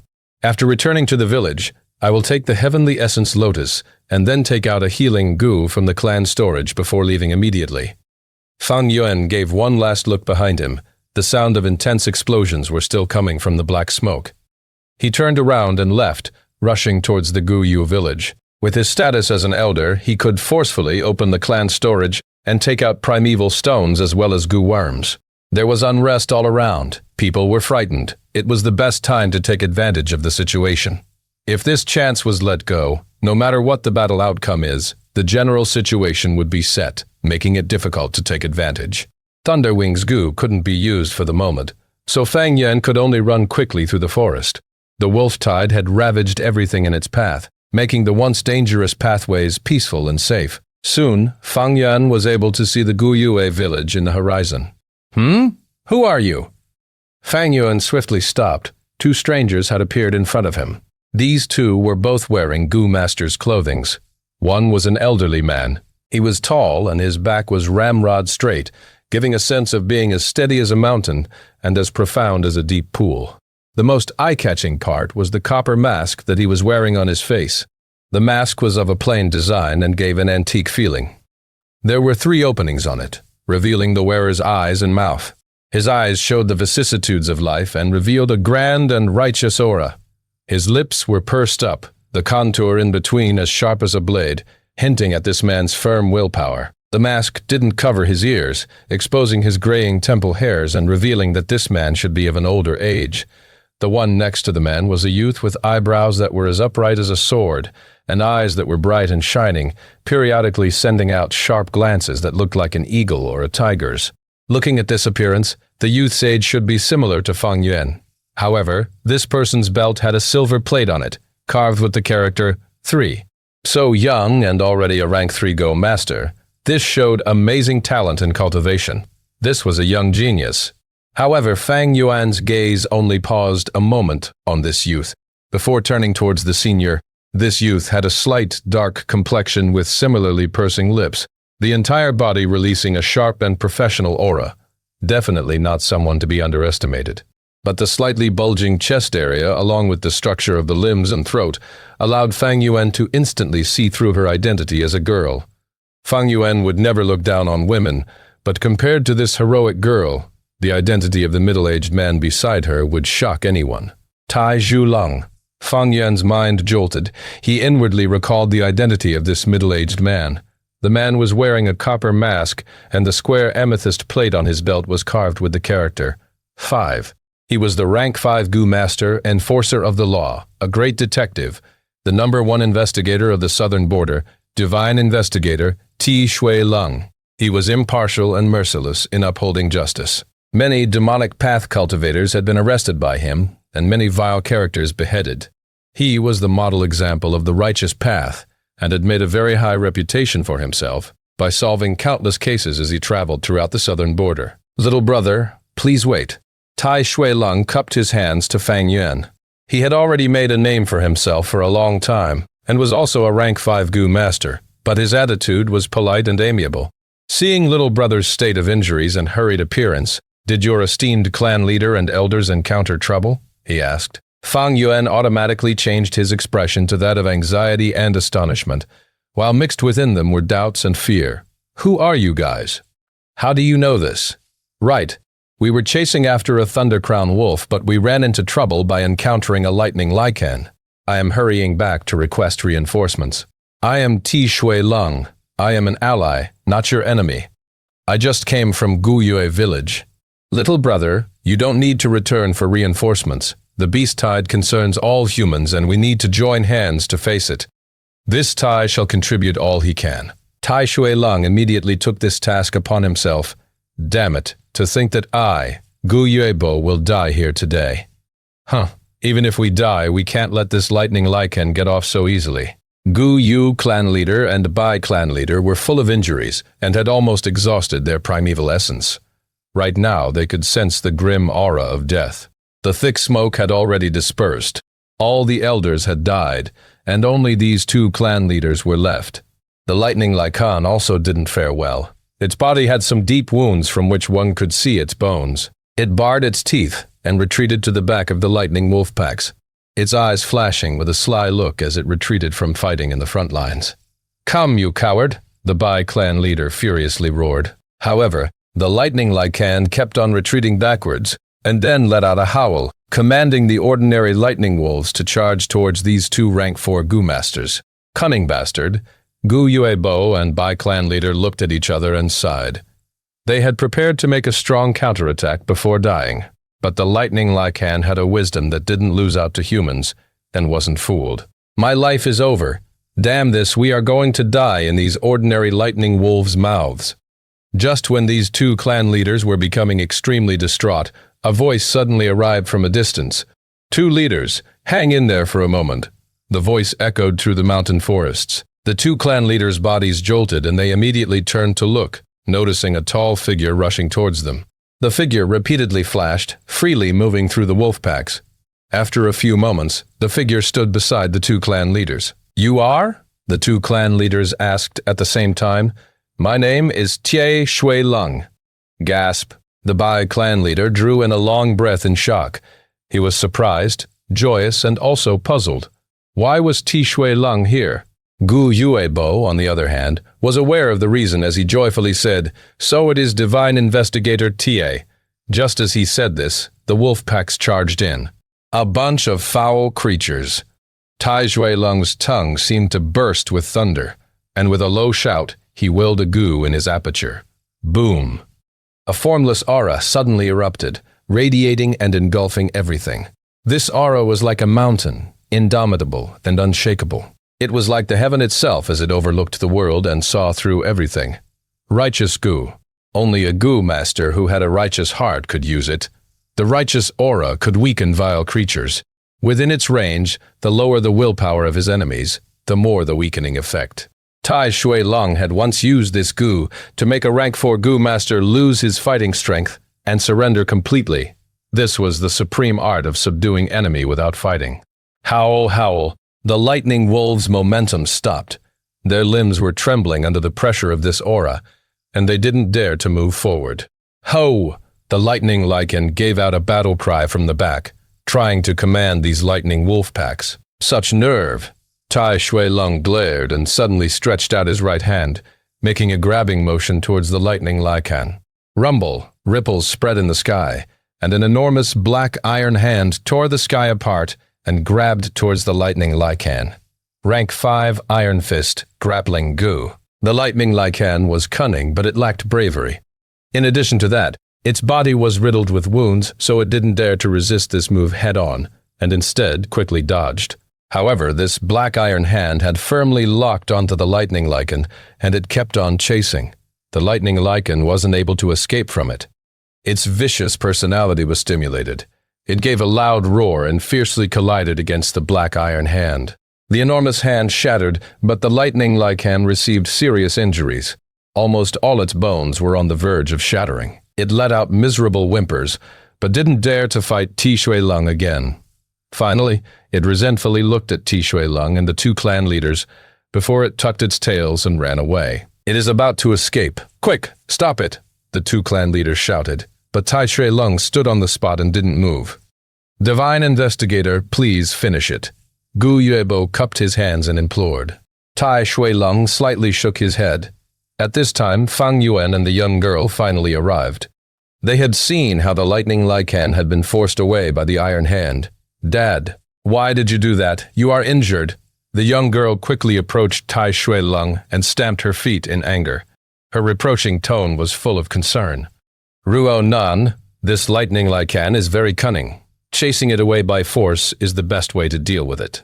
Tai Shui Lung spoke, when suddenly his body slightly trembled. Puff! He spurted out blood from his mouth. There was a strange, gloomy greenish color in his blood, and as the blood fell on the ground, it immediately corroded a patch of green grass, letting out an unpleasant smoke. Clearly, he had suffered serious injuries. "Dad, are you okay?" The young girl, Ti Ruonan, quickly lifted her hands and tried healing Tie Shui Lung. "No need to make a fuss about it. You know of my injuries. I will feel a lot better after letting out some blood." Tie Shui Lung laughed and waved his hands, refusing the treatment. Seeing this scene, the two clan leaders who had been feeling resentment just before immediately felt embarrassed. "Divine Investigator is selfless. You helped us even though you are suffering from serious injuries. We will deeply remember this favor. I have heard of Tie Shui Lung's great name, and today I can see that it is fully justified and worthy of admiration. We thank Divine Investigator for saving us." The two clan leaders cupped their hands one after another and expressed their thanks. "Lord Divine Investigator, please honor my Bai village with your presence. This gratitude of saving my life, I will do my best to repay," the Bai clan leader said. How could Gu Yuebo just watch as the Bai village tried to bring Tai Shui Lung away? He knew why Tai Shui Lung was here, and gave a proud smile. "I know that Lord Divine Investigator is here due to Jiafu's request, and has come to investigate that murder case. Our Gu Yue clan will do our best to cooperate." Bai clan leader's expression changed when he heard this. Tai Shui Lung said, "It is so.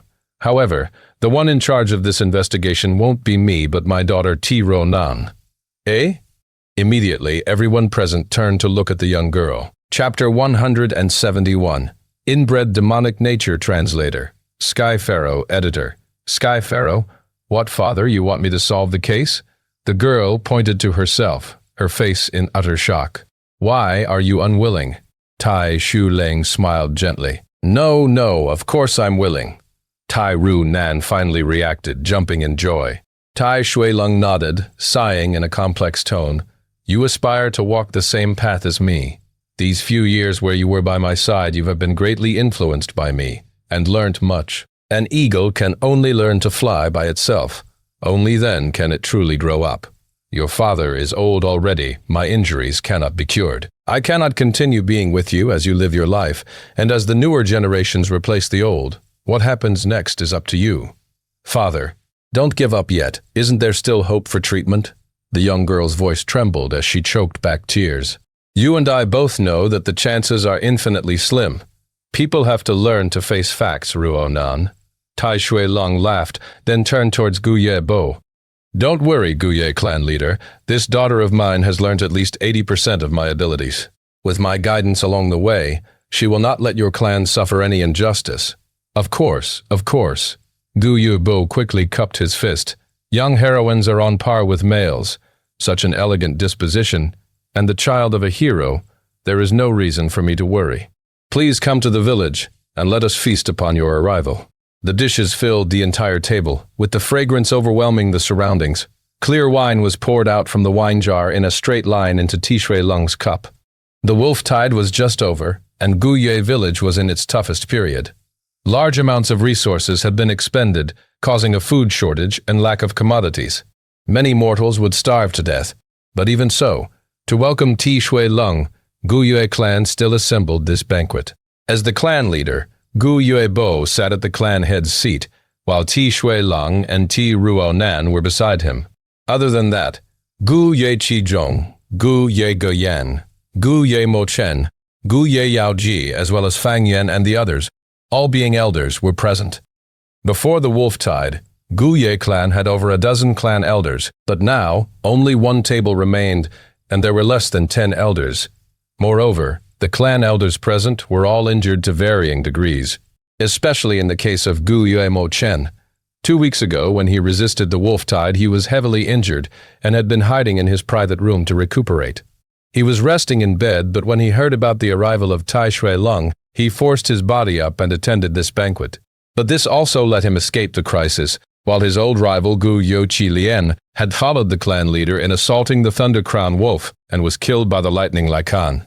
If not for Brother Tie's help today, I might have become the Lightning Lycan's lunch already.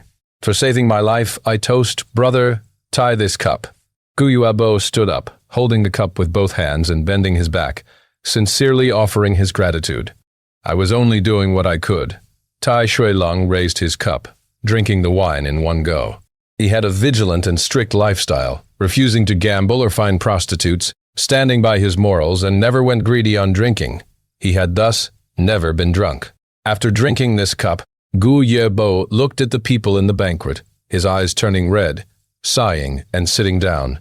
Tai Shui Lung had seen such situations many times, and he consoled. Gu Ye clan leader, my condolences. As long as your clansmen still exist, the village will definitely thrive again one day.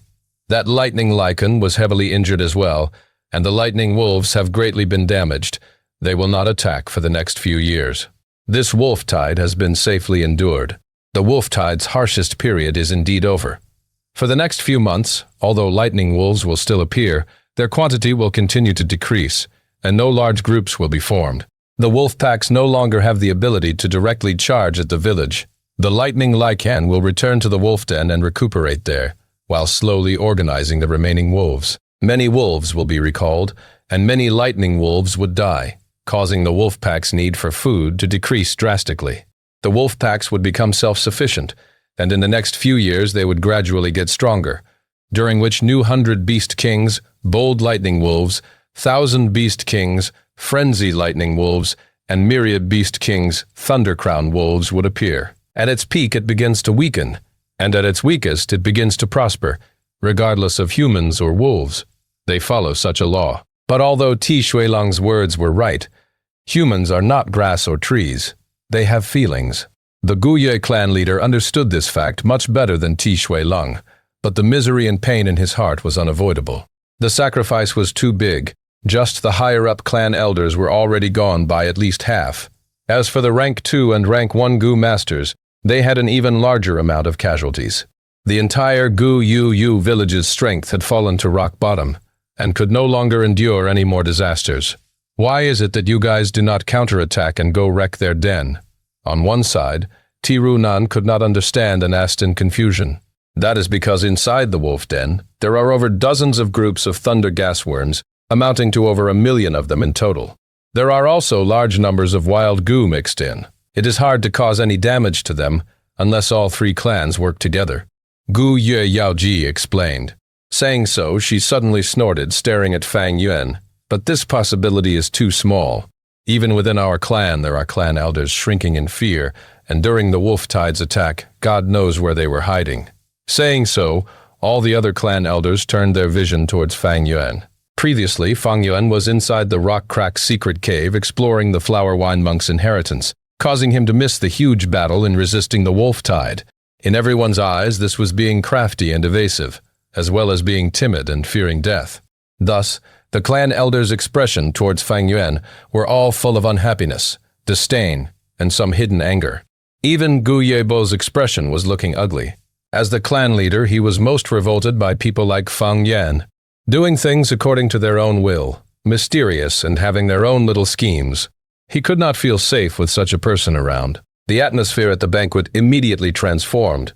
The Tai father and daughter also felt this change, following everyone's gaze and looking towards Fang Yuan. Fang Yuan's young appearance had attracted the attention of Tie Ruonan, who was the same age as him. Fang Yuan drank his wine calmly. Even though everyone's gaze was on him, he acted as if he felt nothing. His expression was calm, as he already had anticipated such a situation of people finding problems with him. Things are getting troublesome, he sighed in his heart.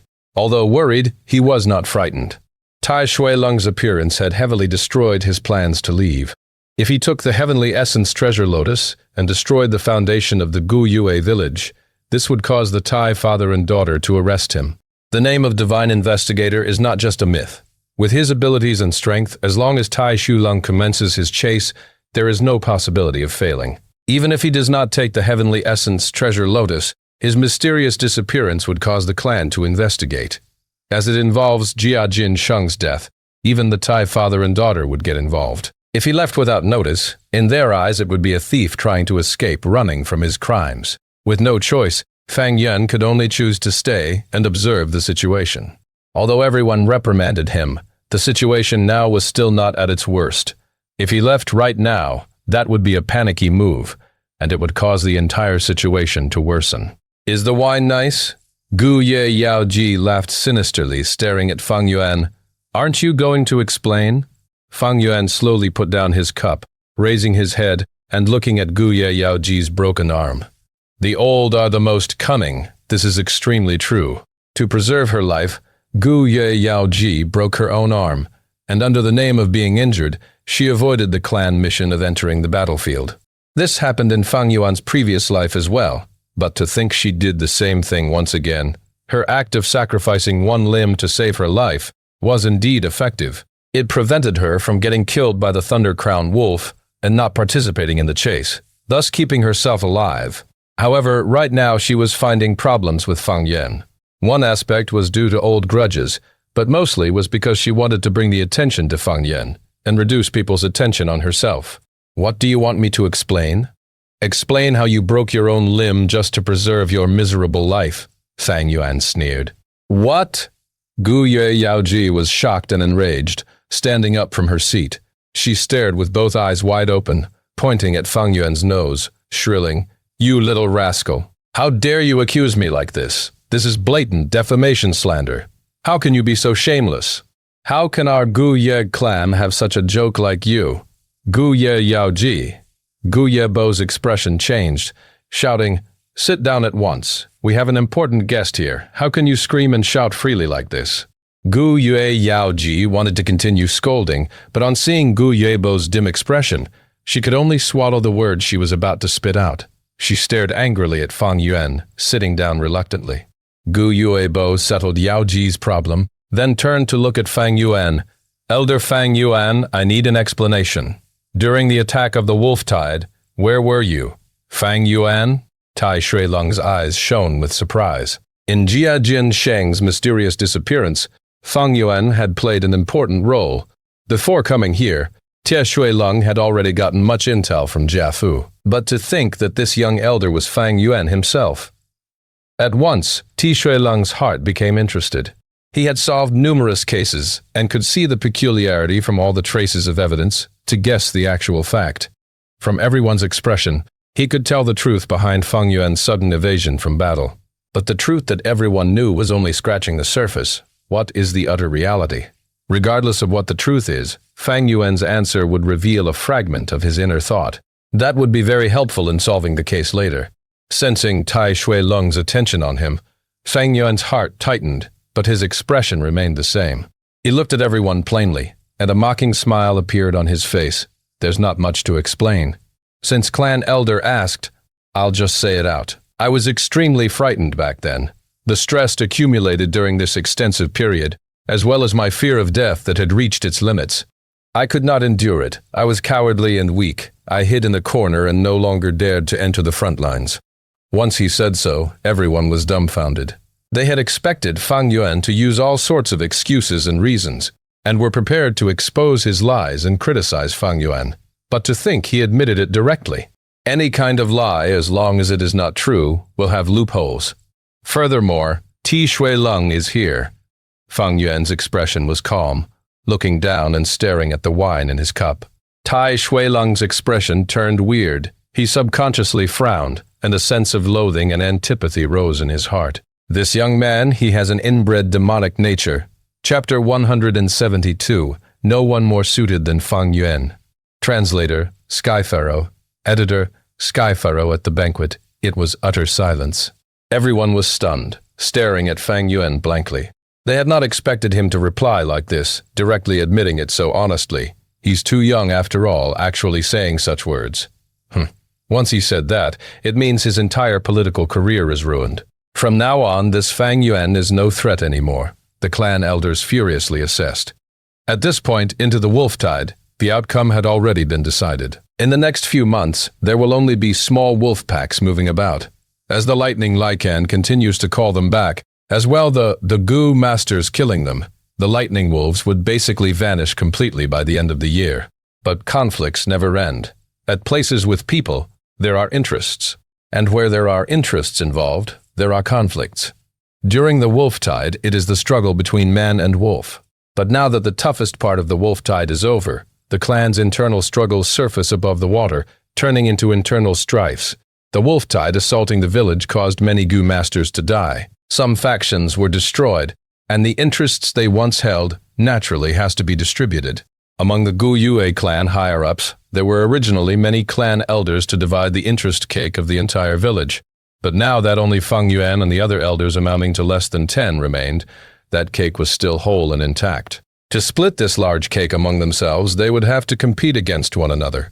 Political battles, although not as flashy or bloody as the wolf tide, was full of schemes, plotting and setting traps. It was difficult and harsh. At first, Fang Yuan, as the only newly advanced elder, had a strong momentum and attracted great attention. But now that he admitted his mistake, it completely ruined his political career. It was tantamount to giving up the chance to compete for this interest cake with the other clan elders. At once, Fang Yuan's threat level towards the other clan elders became much lower. Their gaze towards Fang Yuan showed that the pressure they felt towards him had reduced. At this time, clan leader Gu Yebo sighed, since Fang Yuan himself admitted to it.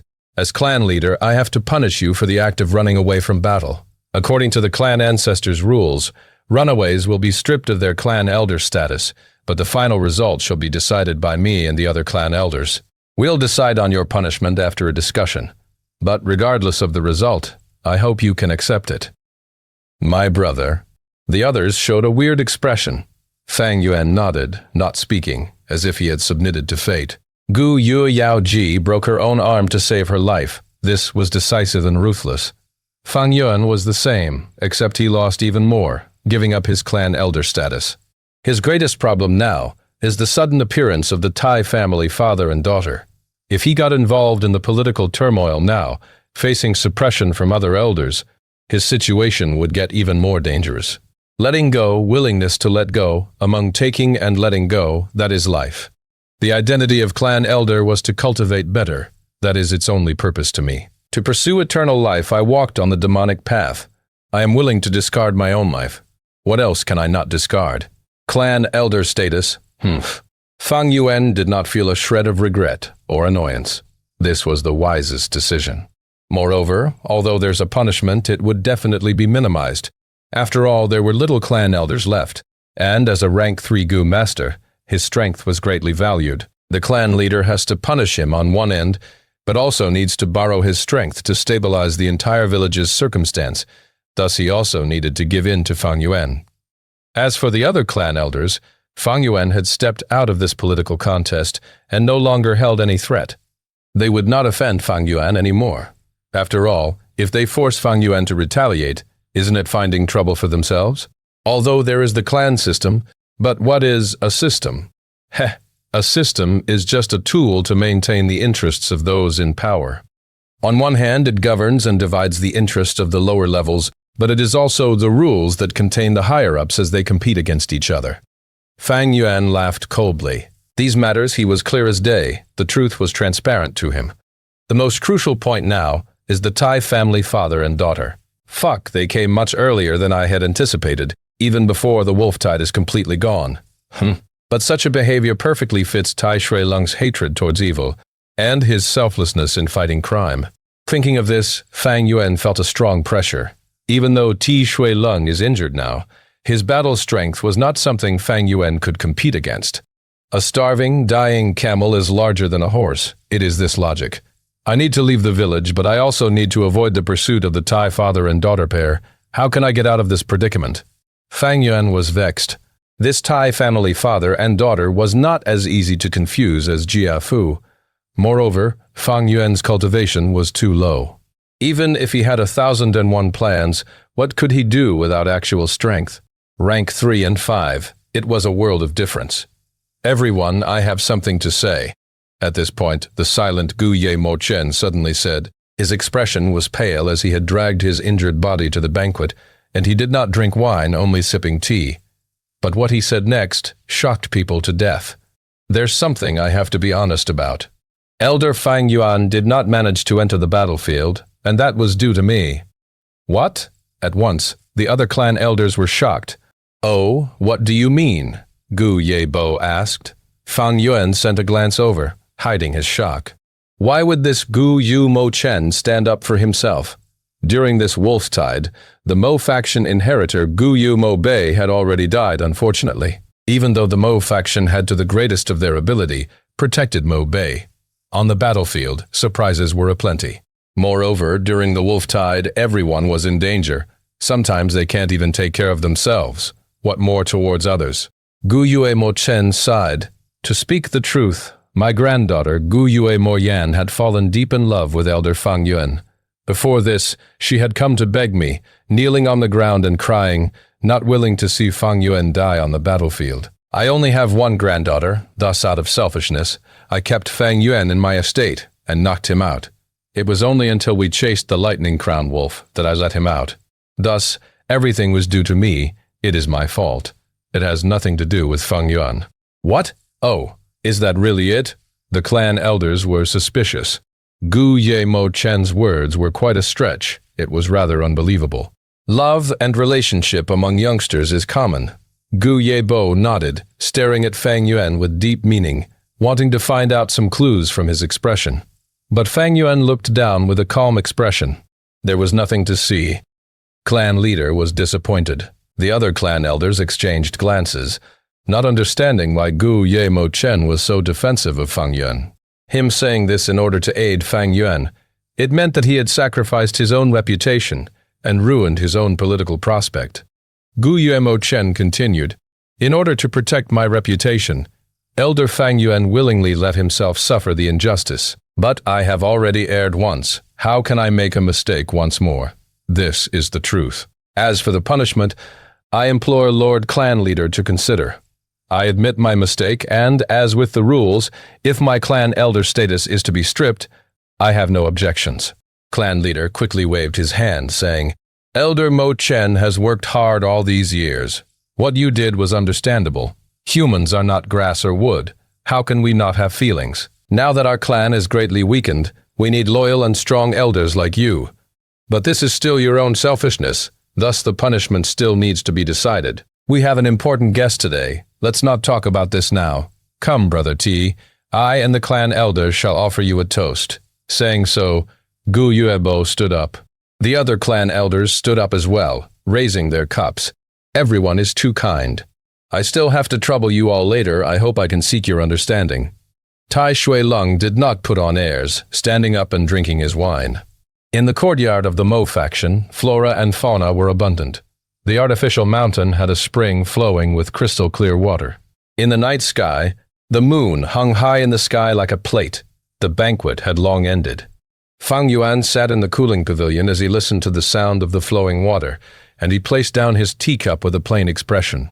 Sitting opposite him was Gu Yuemo Chen. After the banquet was over, he had invited Fang Yuan over for a discussion. Come, have another cup of tea. This bamboo leaf clear water tea is good in eliminating hangovers. Gu Yuemo Chen laughed, pouring personally into Fang Yuan's cup. Fang Yuan's expression was calm, and on seeing the cup being filled again, he said, Indeed a good cure for hangovers. Saying so, he looked outside the pavilion, only to see that the pale white moon had radiated the grounds with its moonlight.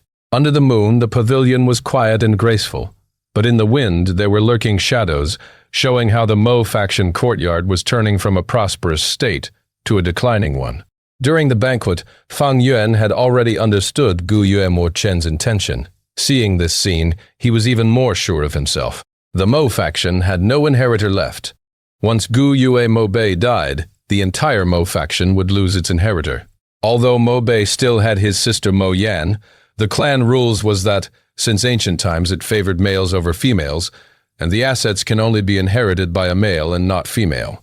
Even if Gu Yuemo Yan gets to rank 3 next time, and advances to clan elder, her assets do not represent the Mo faction, but only her own. If she married anyone, this asset will be transferred to under her husband's name.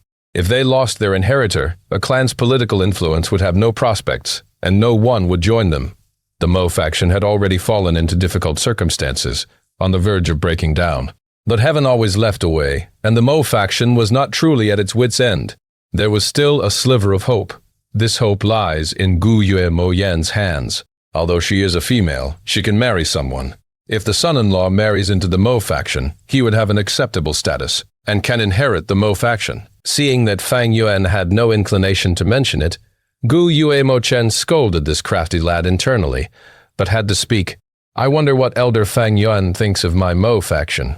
He had an unspeakable grief. Ever since his injury, his cultivation had fallen to rank 2, without any chance of ever regaining rank 3. He could only rely on his goo worm to conceal his true aura. But paper cannot cover fire. He would be exposed one day. His only inheritor had died, while he himself was rank 2, and would lose his clan elder identity. Gu Yuemo Chen needed someone who could hold the fort to sustain their faction. Back then, he had both authority and status. Thus, the Mo faction controlled a large amount of the interest cake. But now that the clan's factions were reorganizing themselves, he did not want any more interests. As long as he can defend what he already has, that would be the biggest victory. He pondered left and right, and the most suitable person was Fang Yuan without doubt. Chapter 173. White Form Immortal Snake Translator. Sky Pharaoh. Editor, Sky Pharaoh. Sunset clouds are blown away as cool wind fills the air, and the jade disk spins silently in the Milky Way. Bai Ningbing looked out from the window and gazed at the night sky. A bright and sparkling moon was shining in the sky. Occasionally, wolf howls could be heard in the distance, adding some bleakness to the peaceful moonlight. In the study room, the Bai clan leader was sitting at his side with a dazed expression. Just a moment ago, Bai Ningbing told him about the Northern Dark Ice Soul physique. Northern Dark Ice Soul, 10 absolute aptitudes, the Bai clan leader mumbled constantly. I have already sensed that my end is nearing. My aperture is gradually unable to endure the burden, These past few years I've truly caused you much problems.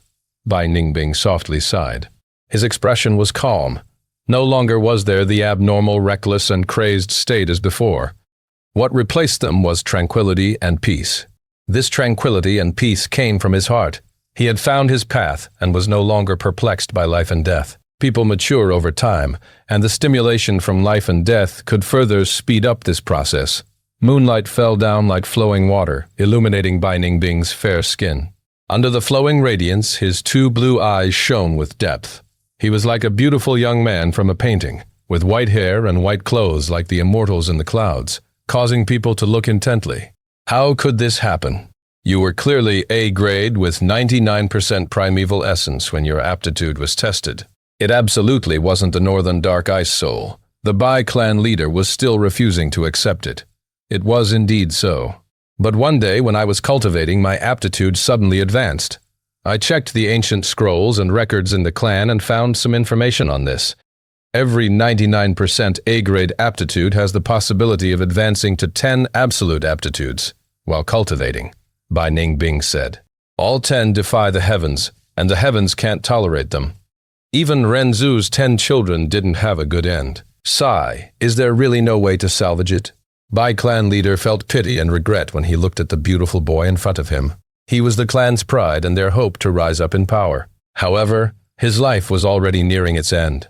Despite glowing brightly, he was like a firework which could only shine splendidly for one single moment. There are no ways to evade my impending doom, but there are some ways to delay it. However, all these methods need many years to prepare, which I don't have. Bai Ningbing said all this and gave a light laugh, as if the one being discussed about was not him, but some irrelevant outsider. Don't worry. Who doesn't die? True immortality doesn't exist. As long as we live our life interestingly, it is enough. He was instead consoling the clan leader. I cannot accept this. I absolutely cannot. Damn it, my Bai clan has been suppressed by the Gu Yue clan for centuries. We finally found hope, but it ends up like this. No, there is still hope. Bai clan leader's voice got louder and louder, till suddenly his expression turned firm as if he had decided on something. Follow me. I will bring you to a place. He stood up and said, after a while. The bright moonlight shone upon a deep pool. This is the spirit spring? Bai Ningbing asked. He had been led by the Bai clan leader as they went through a long secret pathway, and finally arrived here. Indeed. This is our clan's restricted area, the location of the spirit spring. You also know this. Every clan's foundation is established upon a natural spirit spring, where the primeval stones produced by it will be used to provide for their cultivation. Our Bai clan can only be considered a small medium-scale clan, and only by annexing Guyu and Xiong clan as well as possessing at least 3 springs can we become a large-scale clan. Bai clan leader sighed. Then, clan leader, what did you bring me here for? Bai clan leader's face revealed a complex expression, and as he turned around to look at Bai Ningbing, his expression contained some hesitation. I had originally never thought of bringing you here. However, the affairs of the world are hard to anticipate.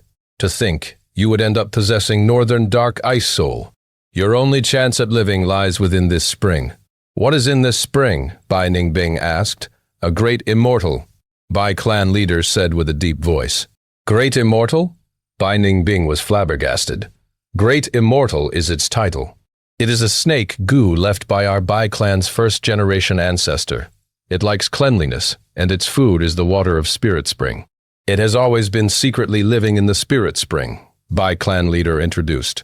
Before the first-generation ancestor passed away, he set up a secret inheritance and left behind this snake, goo, as a clue. If you can get the approval of the Great Immortal, it will open the secret inheritance for you. But if you can't receive its approval, the Bai clan leader stopped his sentence in the middle. What happens then? Bai Ningbing asked. Bai clan leader's expression turned grave and he said, It will kill you. At the same time, Gu Yue village. Inside the room, Ti Ruonan kept her recon Gu and nodded with satisfaction.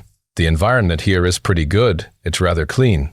The clean she referred to wasn't talking about the cleanliness of the room, but was pointing at the lack of surveillance.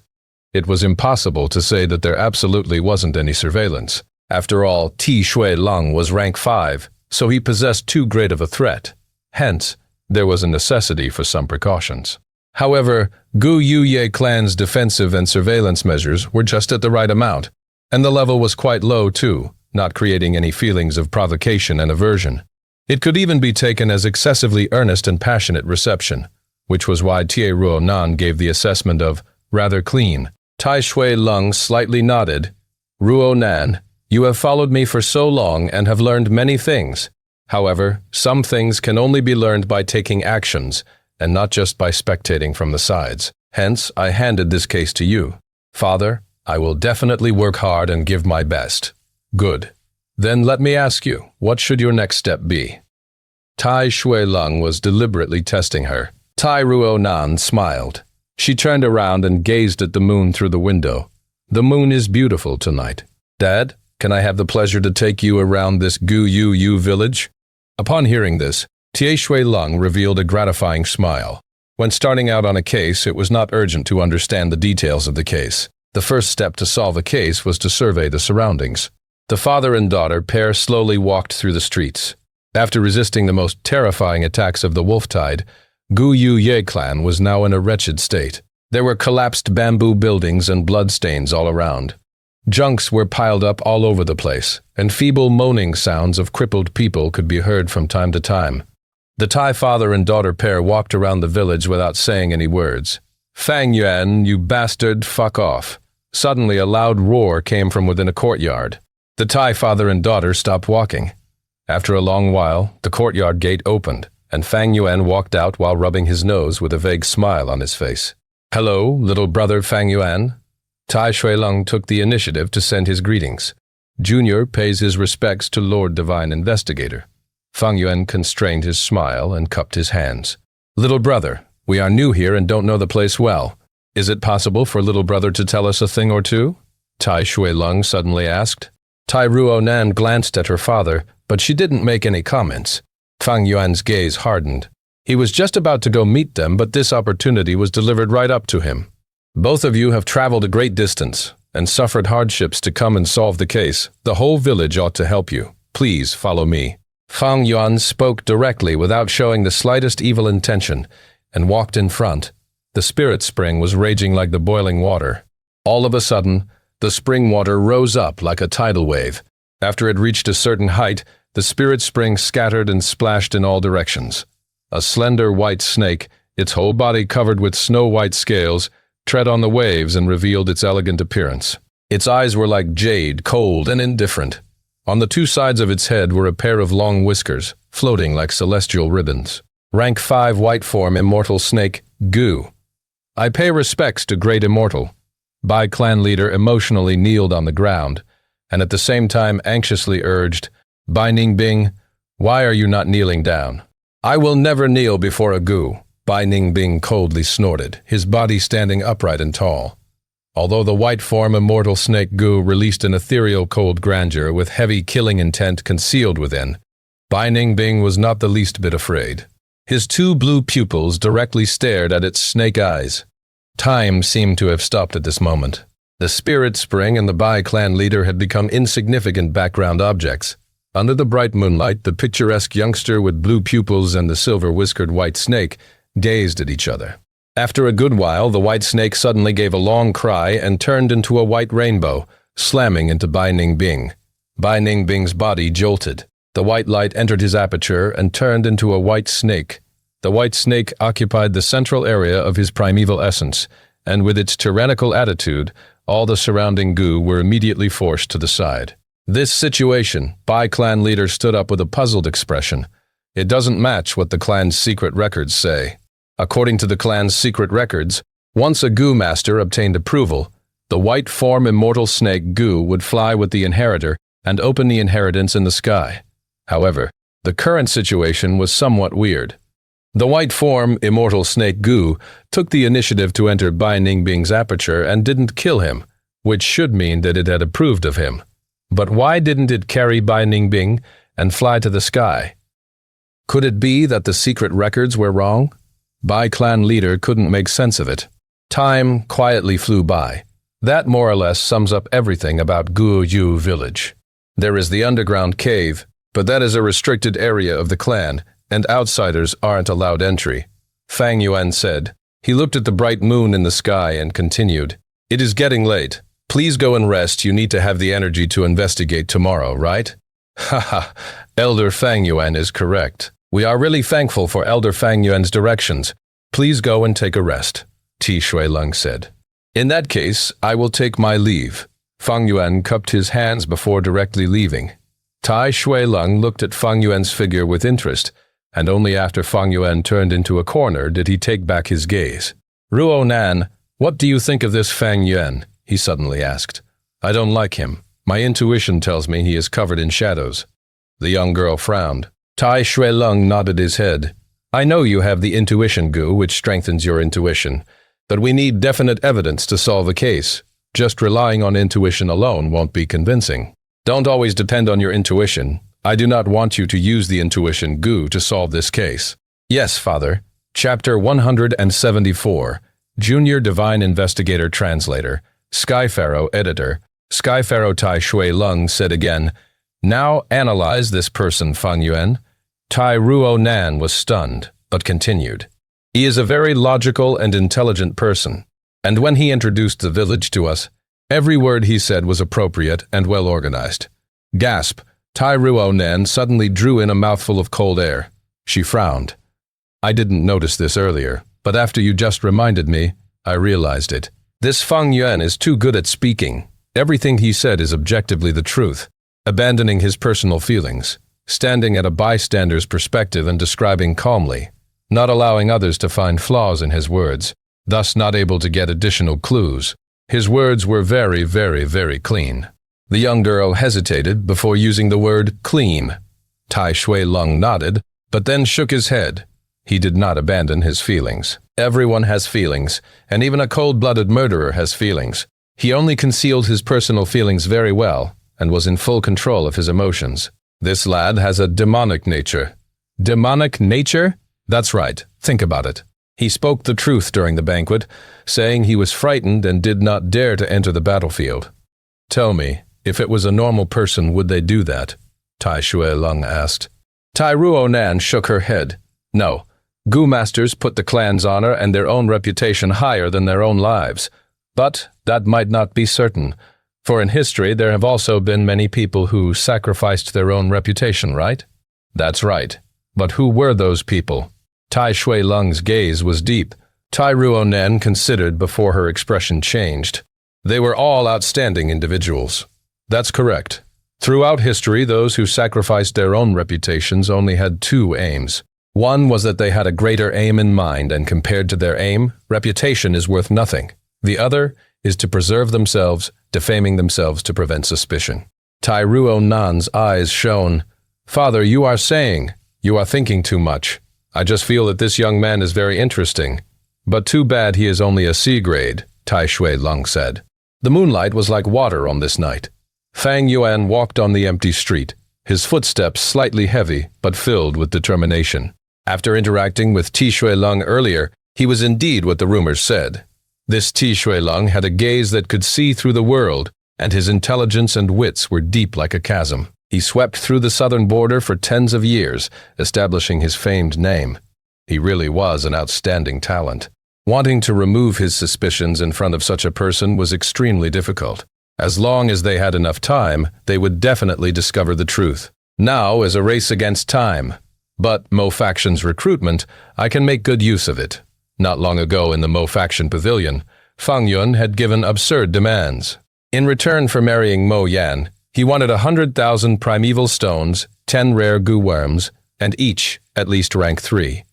This made Gu Ye Mo Chen furious. He was marrying away his precious granddaughter, but Fang Yuan still had more demands. Such a shameless way to ask for gifts, and so greedy it was really the last straw.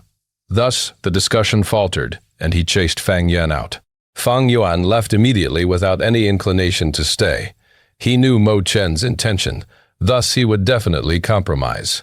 His absurd demands were just a way of bargaining, paying the lowest price when buying, and asking for the highest price when selling. But this matter has equal benefits and demerits. Although with more primeval stones I can feed the heavenly essence treasure lotus, My original plan to get out of the political spiral would be ruined. In tonight's banquet, Gu Yue Mo Chen sacrificed himself to salvage my political career. From then on, he might face all sorts of elders' suppression. Gu Yue village's political situation now was. Clan leader was healthy, while for the two important elders, Gu Yue Qilian was dead, but the Qi faction was not finished yet, as inheritor Qi Cheng was still alive. At the same time, there was still Gu Yue Qi Zhong, an elder from the same faction. But Mo faction lost its inheritor, and Mo Chen was heavily injured, falling to rank 2, unable to even keep his clan elder status. The two formerly large factions had already gone downhill. The medicine faction, in contrast, were mostly healing Gu masters. As supports, they had little sacrifice while still keeping most of their strength, and were on the verge of rising up.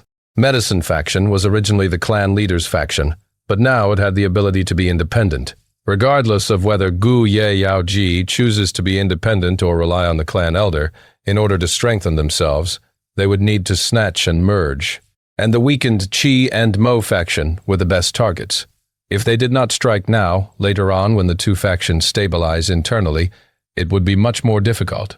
Being in the human world, many things are not up to me. Why not just let down my hair and sail away to the seas?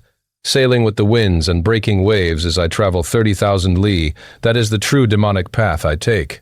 Fang Yuan raised his head, looking at the moon as he sighed. He wanted to get away from the political spiral, but Gu Yue Mo Chen dragged him back by force. He faced pressure from all the factions, and Ti Shui Lung was already starting to solve the case. On the other hand, Bai Ningbing had already regained his new arm. Like a boat traveling in the darkness with danger lurking everywhere, how was he to open up a path for himself? The next day, what? You said that the person who murdered Jia Jin Sheng had already been found and was killed already? Tai Ruo Nan felt extremely perturbed.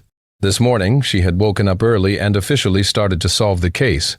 But to think that the first information she got was that the killer had already been sentenced. That's right, the killer is a demonic Gu master. He once assassinated our clan's rising star and tried to kill the genius, thus he was killed on the spot.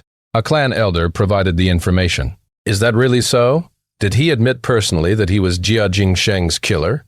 Tai Ruo Nan frowned deeply. Beside her, Ti Shu Lung wore a copper mask as he stood like a statue. He didn't. But if it's not him, who else could it be? The clan elder shrugged. Tai Ruo Nan thought internally. This is all an assumption. There is no real proof. But whether it is the truth or not, this demonic Gu master has to be investigated clearly. Most likely, this is a lead that will bring us to the truth. Thinking of this, Tai Ruo Nan raised her head abruptly. Where is he buried? I want to inspect the corpse. In a simple and torn coffin, there was a corpse within. The rotting smell assaulted noses, and clan servants and Gu masters were so disgusted that they ran far away to hide. Tai family father and daughter acted as if they were unaffected, and Ti Ruo Nan's eyes glowed brightly, excitedly stretching her hand and inspecting. A person's corpse has lots of traces. At times, 1 or 2 small injuries would be the evidence needed to point out the murderer. On this corpse, there were many injuries, but the person's appearance was still clear, and he was still wearing his original clothes. Tai Ruo Nan checked for ages, and only then did she get up with a lingering interest. Anything? Tai Shui Lung asked lightly, testing her secretly. Gu Yue clan thinks this person is Jia Jin Sheng's killer, thus they kept the corpse well. There's a huge problem in this corpse, Tai Ruo Nan answered. He's a middle-aged man, right arm thicker than the left. Both his hands have a thick callus. Seeing how his callus is distributed, they are uneven. There are many injuries on his body, numerous fatal wounds, showing the intense battle he had before death. But on his body there are also a lot of hidden injuries, especially his left foot having 3 less toes. This is left behind from many years ago. Saying so, she continued deducing, he was most likely a hunter. There are many evidences. His disproportional left and right side and the callus on his hands shows that he's an experienced bowman. There are many injures made by wild beasts on his body, like claw marks and bites, showing he often fought against beasts. His clothes are not the traditional Gu master clothes, and his shoes are even more interesting, weaved from bamboo hemp grass. This kind of grass only grows near Qingmao bamboo, and Qingmao Mountain only produces Qingmao bamboo. Other than that, in the surrounding mountains, there is no bamboo hemp grass. So, what are you getting at? Tai Shuilong pursued. Before this person became a demonic goo master, he was a hunter. From his clothes, he was most likely a resident hunter on Qingmao Mountain. Tai Ruonan's eyes shone brightly. Why do you think he is a resident here? If it is the grass shoes, he could have killed the villagers here and warned them, Tai Shuilong rebuked. That's not it. The most special part of his clothes is the shoes, because if they were taken by force, most would not fit his size perfectly. But look at this. 2 disproportionate legs, and yet the shoes fit nicely. This is made just for him. He has 3 less toes on his leg feet, thus the left grass shoe is shorter. His stump is very cleanly cut and sharp.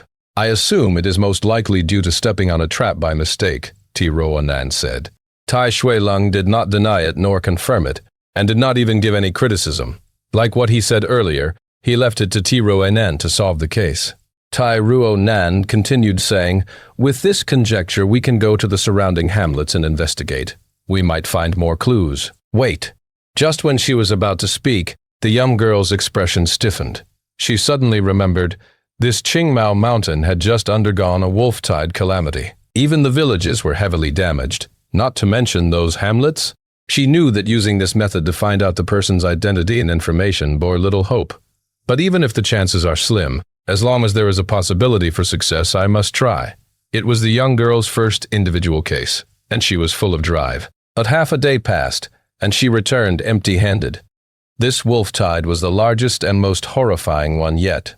So many hamlets had 0 survivors, and this brought great trouble to her investigations. This lead is gone. What are you going to do next? Tai Shuilong asked at an appropriate time. The young girl gritted her teeth, and in her tone there was stubbornness and tenacity. No, it is not over yet. Father, you said it yourself. The true lead is often hidden more deeply, and as long as we continue to excavate, it will appear. This demonic goo master's death is strange. Firstly, why did he assault Fang Zheng? What did Fang Zheng do to offend him, causing him to assassinate him with his life, under the situation which was basically an assured death? Moreover, he is a local, but after his death, why did no one recognize him? Hearing her words, Tai Shuilong was a little surprised.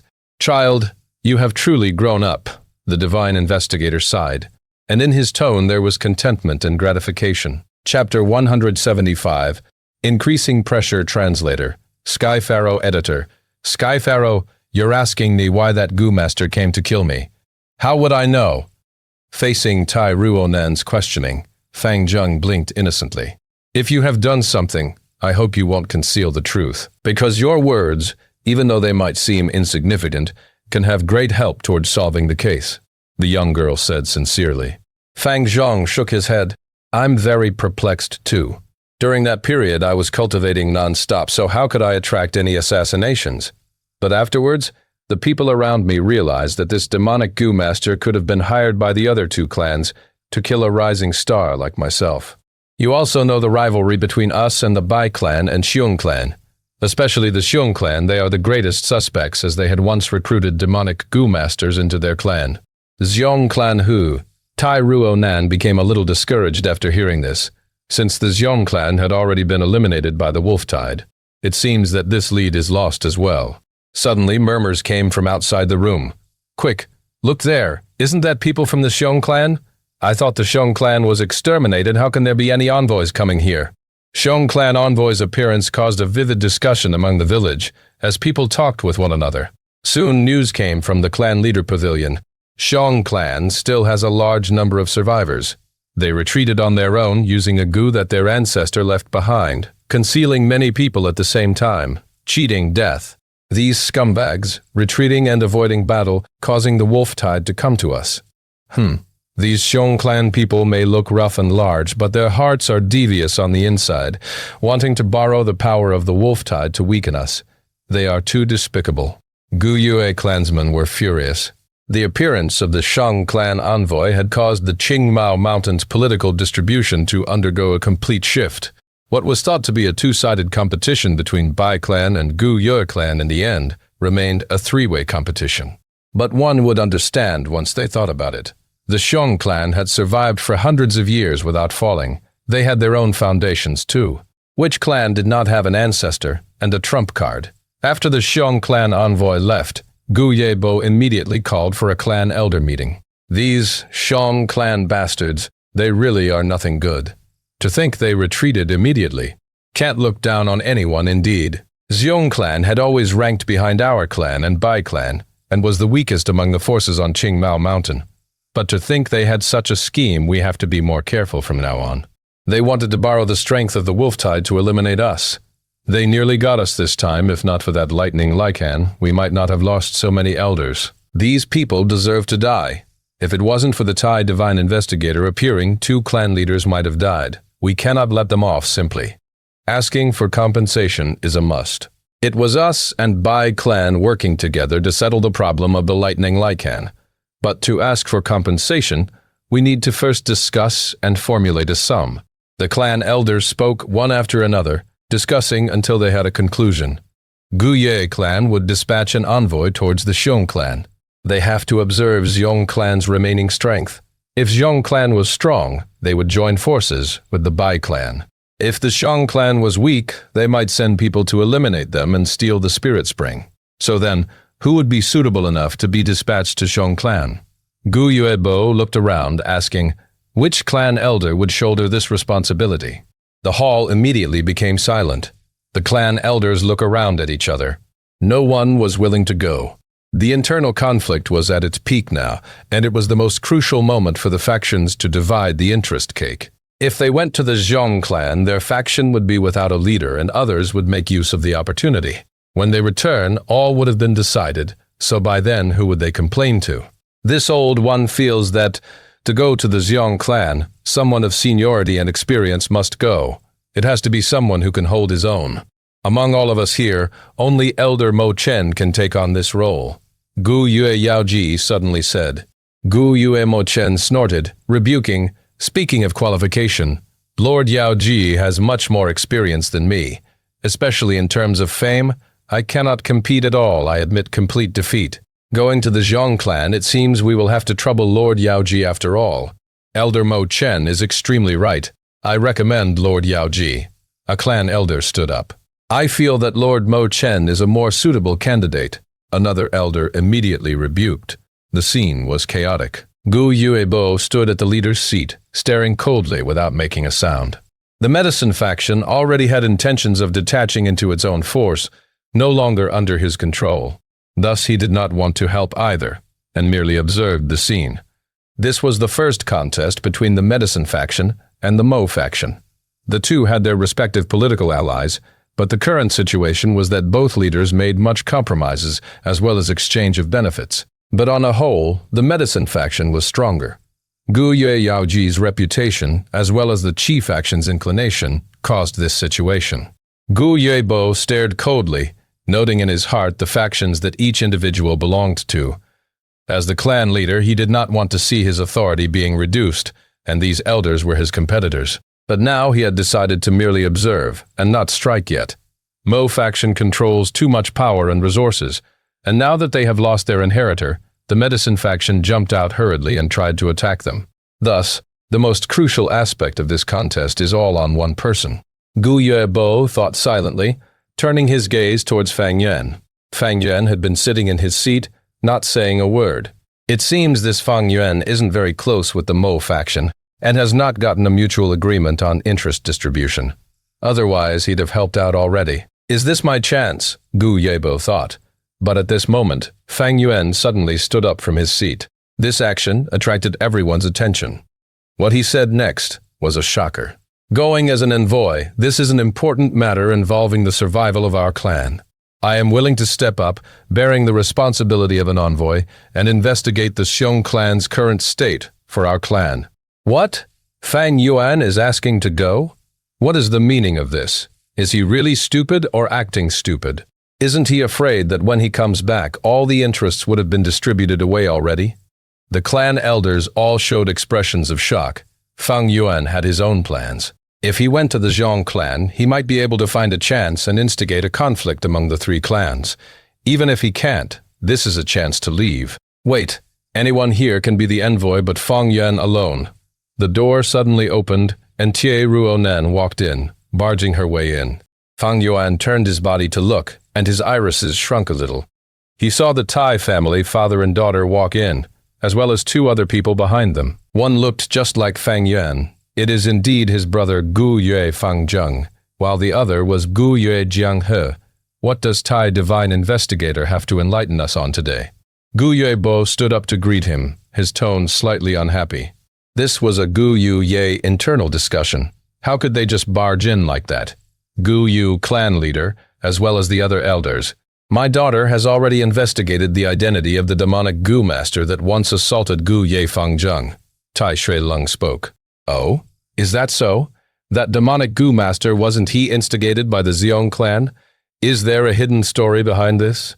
Indeed, this demonic Gu master's true identity is a hunter from a hamlet at the base of the mountain. Only by chance did he manage to become a demonic Gu master. His name is Wang Er. The reason why he assaulted Gu Ye Fang Zheng is because of his brother Fang Yuan. Saying so, Ti Ronan stared intently at Fang Yuan. Brother, to think you are such a person. Fang Zheng, standing at one side, clenched his fist, showing rage in his eyes. What do you mean by this, young lady? Gu Ye Mo Chen said in a solemn voice. Don't tell me Fang Yuan is the one that hired this demonic Gu master to assassinate his own brother Fang Zheng. Gu Ye Yaoji showed an excited expression. Even Gu Yue Bo was taken aback as he adjusted his posture on his seat. You're all mistaken. Tai Ruo Nan shook her head. The truth is, Fang Yuan killed innocent people, murdering old man Wang's entire family, causing Wang Er to take revenge. But Wang Er did not know that Fang Yuan had a twin brother. Thus he mistook Fang Zheng for Fang Yuan and assaulted him for revenge. Young lady, everything needs proof, a clan elder spoke. Of course I have evidence. Gu Yue Jiang He, tell us everything that you know. Tai Ruo Nan was prepared for this, not panicking. Gu Yue Jiang He sighed. He looked at the Tai family father and daughter in fear, slowly walking forward and kneeling on the ground, crying, It is this subordinate's dereliction of duty I seek clan leader's punishment. Gu Ye Bo's face was grim as water. Say everything clearly first. Do not hide anything from us. Back then, when Fang Yuan killed old man Wang's family, it was under Gu Yue Jiang He's area of jurisdiction, and only when he got to the spot did he discover it. Because of the clan evaluation, he suppressed this matter and did not report it. Never would he have thought that today the matter would be exposed, dug up by Ti Ruo Nan. The truth is like this, Jiang He stammered as he spoke, not adding any details into his descriptions. Very simple and truthful. At this time and place, he did not dare to lie.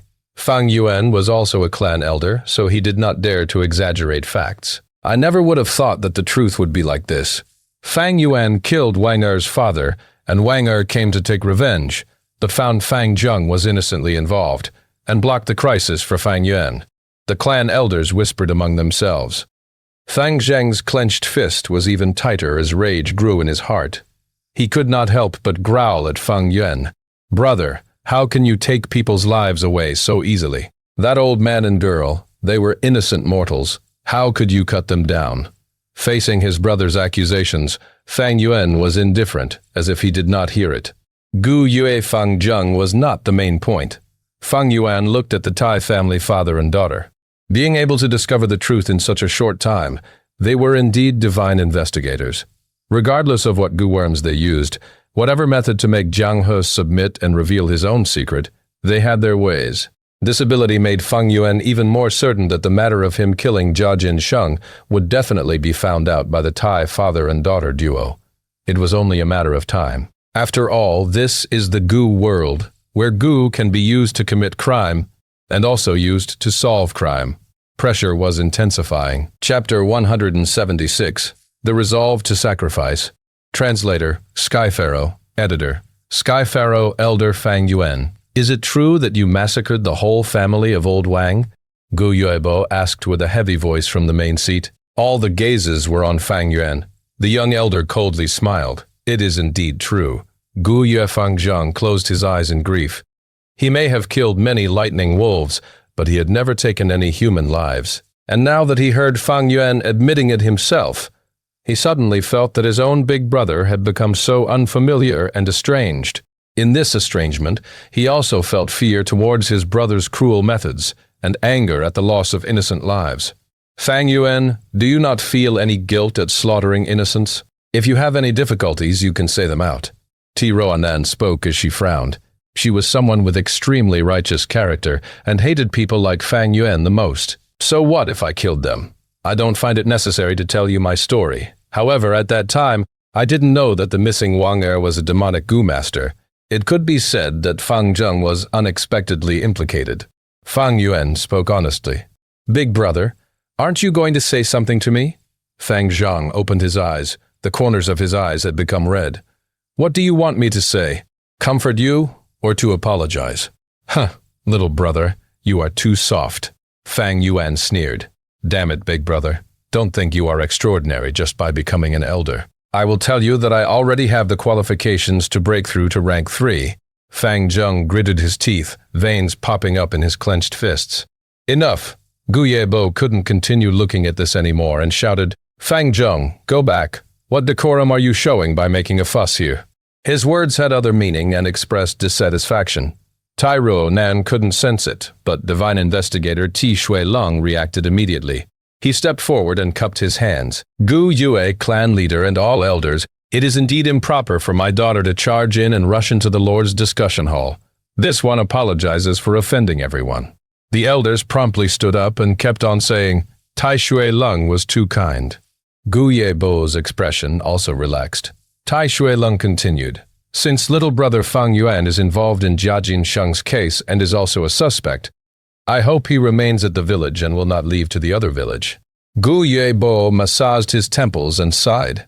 Our Gu Yue clan really hopes we can provide a suitable explanation to Lord Jiafu. Since Divine Investigator is also requesting, I will have to request Elder Fang Yuan to not leave before you are free of suspicions. I hope you can understand. Gu Yubo looked at Fang Yuan, his expression sincere. But his gaze, however, held deep meanings. Fang Yuan might have killed the whole of old Wang's family, but they were only mortals. How could it be a crime for a Gu master to kill these mortals, especially if this Gu master was an elder of the clan? Thus, there was no punishment. Yes. Fang Yuan glanced at Gu Yebo and replied expressionlessly, Damn it, it's like this again. Tai Ruonan punched a tree, causing the leaves to scatter. She was very indignant as she said with clenched teeth, It is clearly a murder, but they are turning a blind eye to it and not giving a damn. Father, are the mortals not humans? Why do Gu masters feel that they have the rights to kill the mortals? Tai Shui Lung was silent like a sculpture. The weather was somewhat gloomy, and the wind blew and tree leaves rustled. Tai Ruonan suddenly lowered her head. Her expression was down. I am sorry, Father. She apologized. I didn't listen to your advice, and used the intuition Gu. Sigh. Divine Investigator let out a long sigh, and looked at his daughter with a profound gaze. Child, you have such hatred for evil and is full of righteousness, just like me when I was young. I am happy but also worried. Why are you worried? Your ideals are much bigger than mine was at that time. When I was young, my ambition was to capture all the criminals and cram up the demon suppression tower. But as for you, you want to make everyone equal, treating both Gu masters and the mortals equally, causing law and order to be established in the whole world. Such ambitions and ideals are too big, and also very heavy. Tai Shui Lung's words were filled with experience.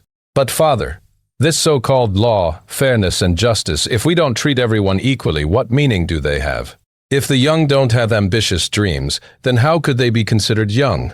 I believe it's all a matter of our own efforts. As long as I give my best, it might not necessarily be impossible to achieve. Tai Ruonan spoke excitedly, her two eyes filled with hopes for the future.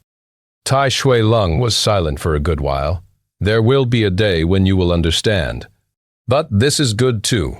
Young people should walk their paths by themselves. Setbacks will make you mature. Father won't interfere anymore. I only hope you can live the life you want. He then took out a letter and gave it to Ti Ruonan. This is? Ti Ruonan tore open the letter and was immediately overjoyed. This letter was from Jiafu, and it recorded every information regarding Jiajin Sheng's case, including how Fang Yuan obtained the liquor worm by rock gambling, how the bamboo gentleman was used to interrogate Fang Yuan, and even Fang Yuan's bidding prices at the second caravan visit, where he showed business talent and received Jiafu's recruitment offer. Tai Nan reread the contents of Fang Yuan's bidding prices multiple times. Her gaze turned brighter and brighter. This Fang Yuan is not only fierce in his methods, but also has cruel nature, and is even able to scheme deeply. My intuition tells me he is very suspicious. If he is really the killer, then he should be somewhat afraid. But the bamboo gentleman showed no changes to his lies. How did he do it? Tai Nan muttered to herself. What are you preparing to do next? Tai Shuileng asked. It has been a long time since Jia Jinsheng's death. Everything is fishy and filled with mysteries. Till now his corpse has not been found, and even the place of his death hasn't been deduced. This case is too clean, giving me no clues, except that Fang Yuan is the biggest suspect. Although the clues from Wang has been broken, there are no evidences to prove he is the killer. However, because there are no other clues, I can only rely on my intuition to investigate this Fang Yuan. Tai Nan enthusiastically replied. You feel that Fang Yuan is suspicious? Tai Shuileng asked. Extremely suspicious. Tai Nan immediately said, This Fang Yuan is clearly only a C-grade aptitude. But why is his cultivation speed faster than Fang Zhang's? One could say he had the help from the liquor worm and the relic Gu, but this speed is still very fast. Gu Yue clan might not have sensed anything wrong, but this is a case of those closely involved can't see as clearly as those outside. This is the first suspicious point. Besides this, there is another suspicious point, his luck. He rock gambled for the first time in his life, and bought 6 purple gold stones, but was able to get 2 live Gu, a mudskin toad, and a liquor worm. Isn't this luck way too much? Tai Shuileng nodded. Yes, continue. This Fang Yuan looks ordinary, but if we look into him, we will find that the mysteries surrounding him are like the thick fog covering the mountain.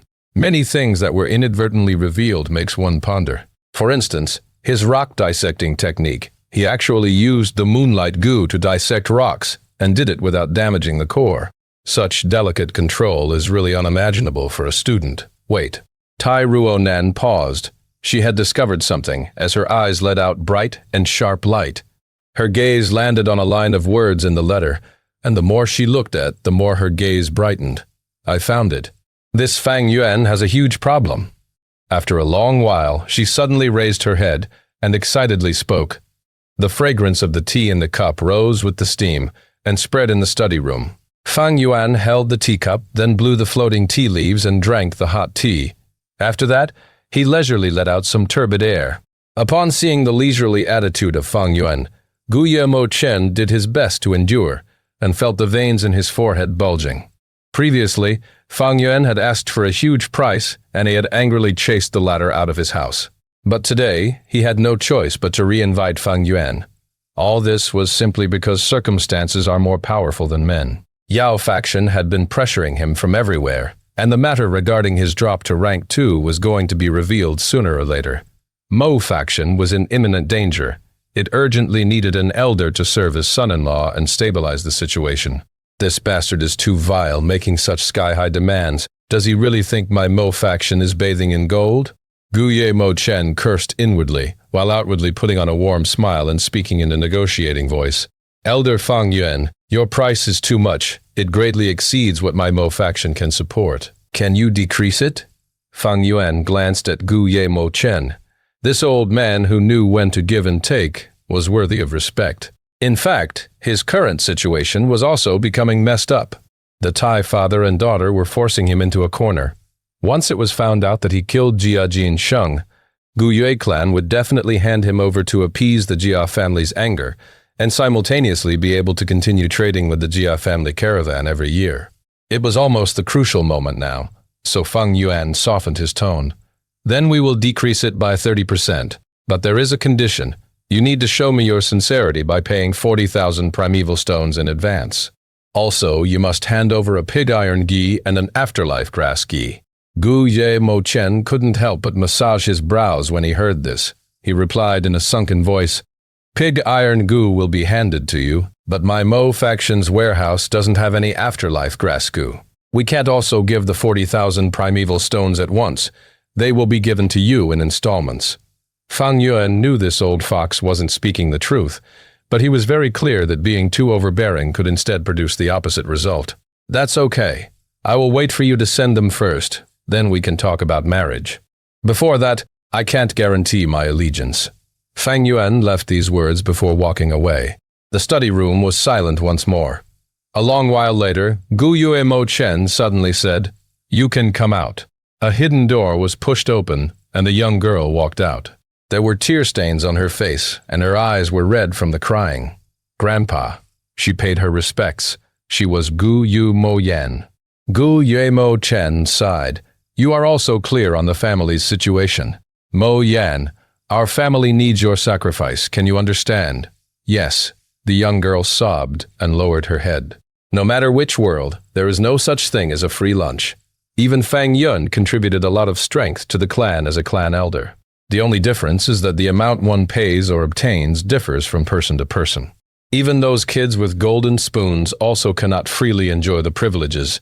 By receiving the family's nurturing, they needed to have the resolve to sacrifice.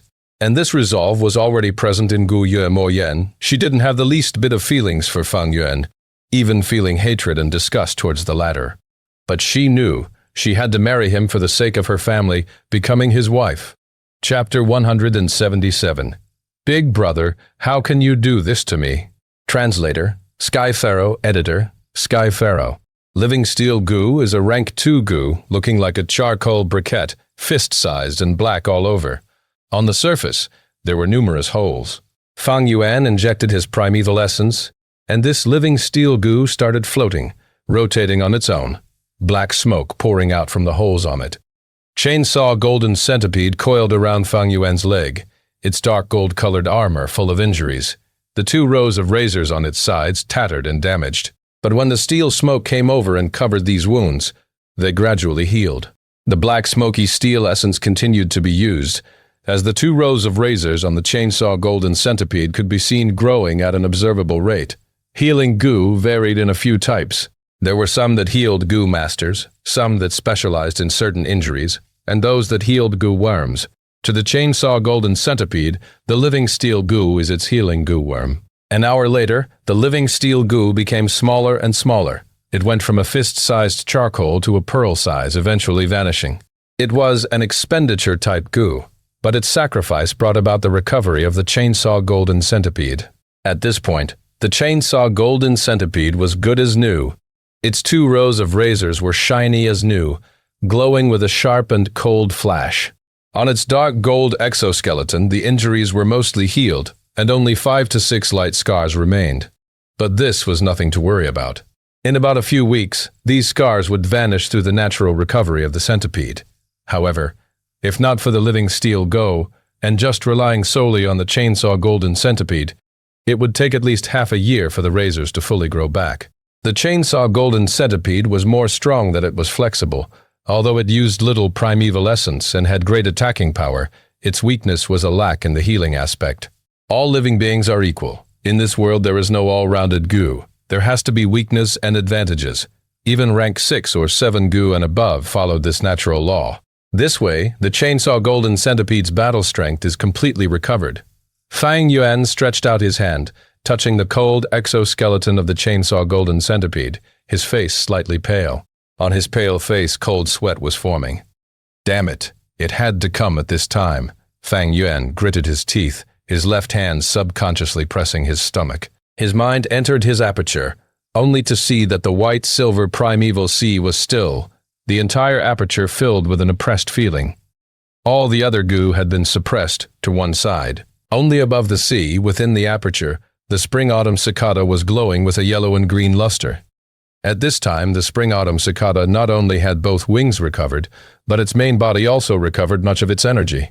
Just like an object falling from the sky, the closer it gets to the ground, the faster it falls, and the Spring Autumn Cicada's recovery rate was the same. After the initial difficult period, as time passed, its recovery speed accelerated. Thus, the problem came. The Spring Autumn Cicada was rank 6, while Fang Yuan was only a rank 3 Gu master. His aperture was gradually unable to hold the Spring Autumn Cicada. Back then, when the Spring Autumn Cicada was weak, the burden on the aperture was not as huge.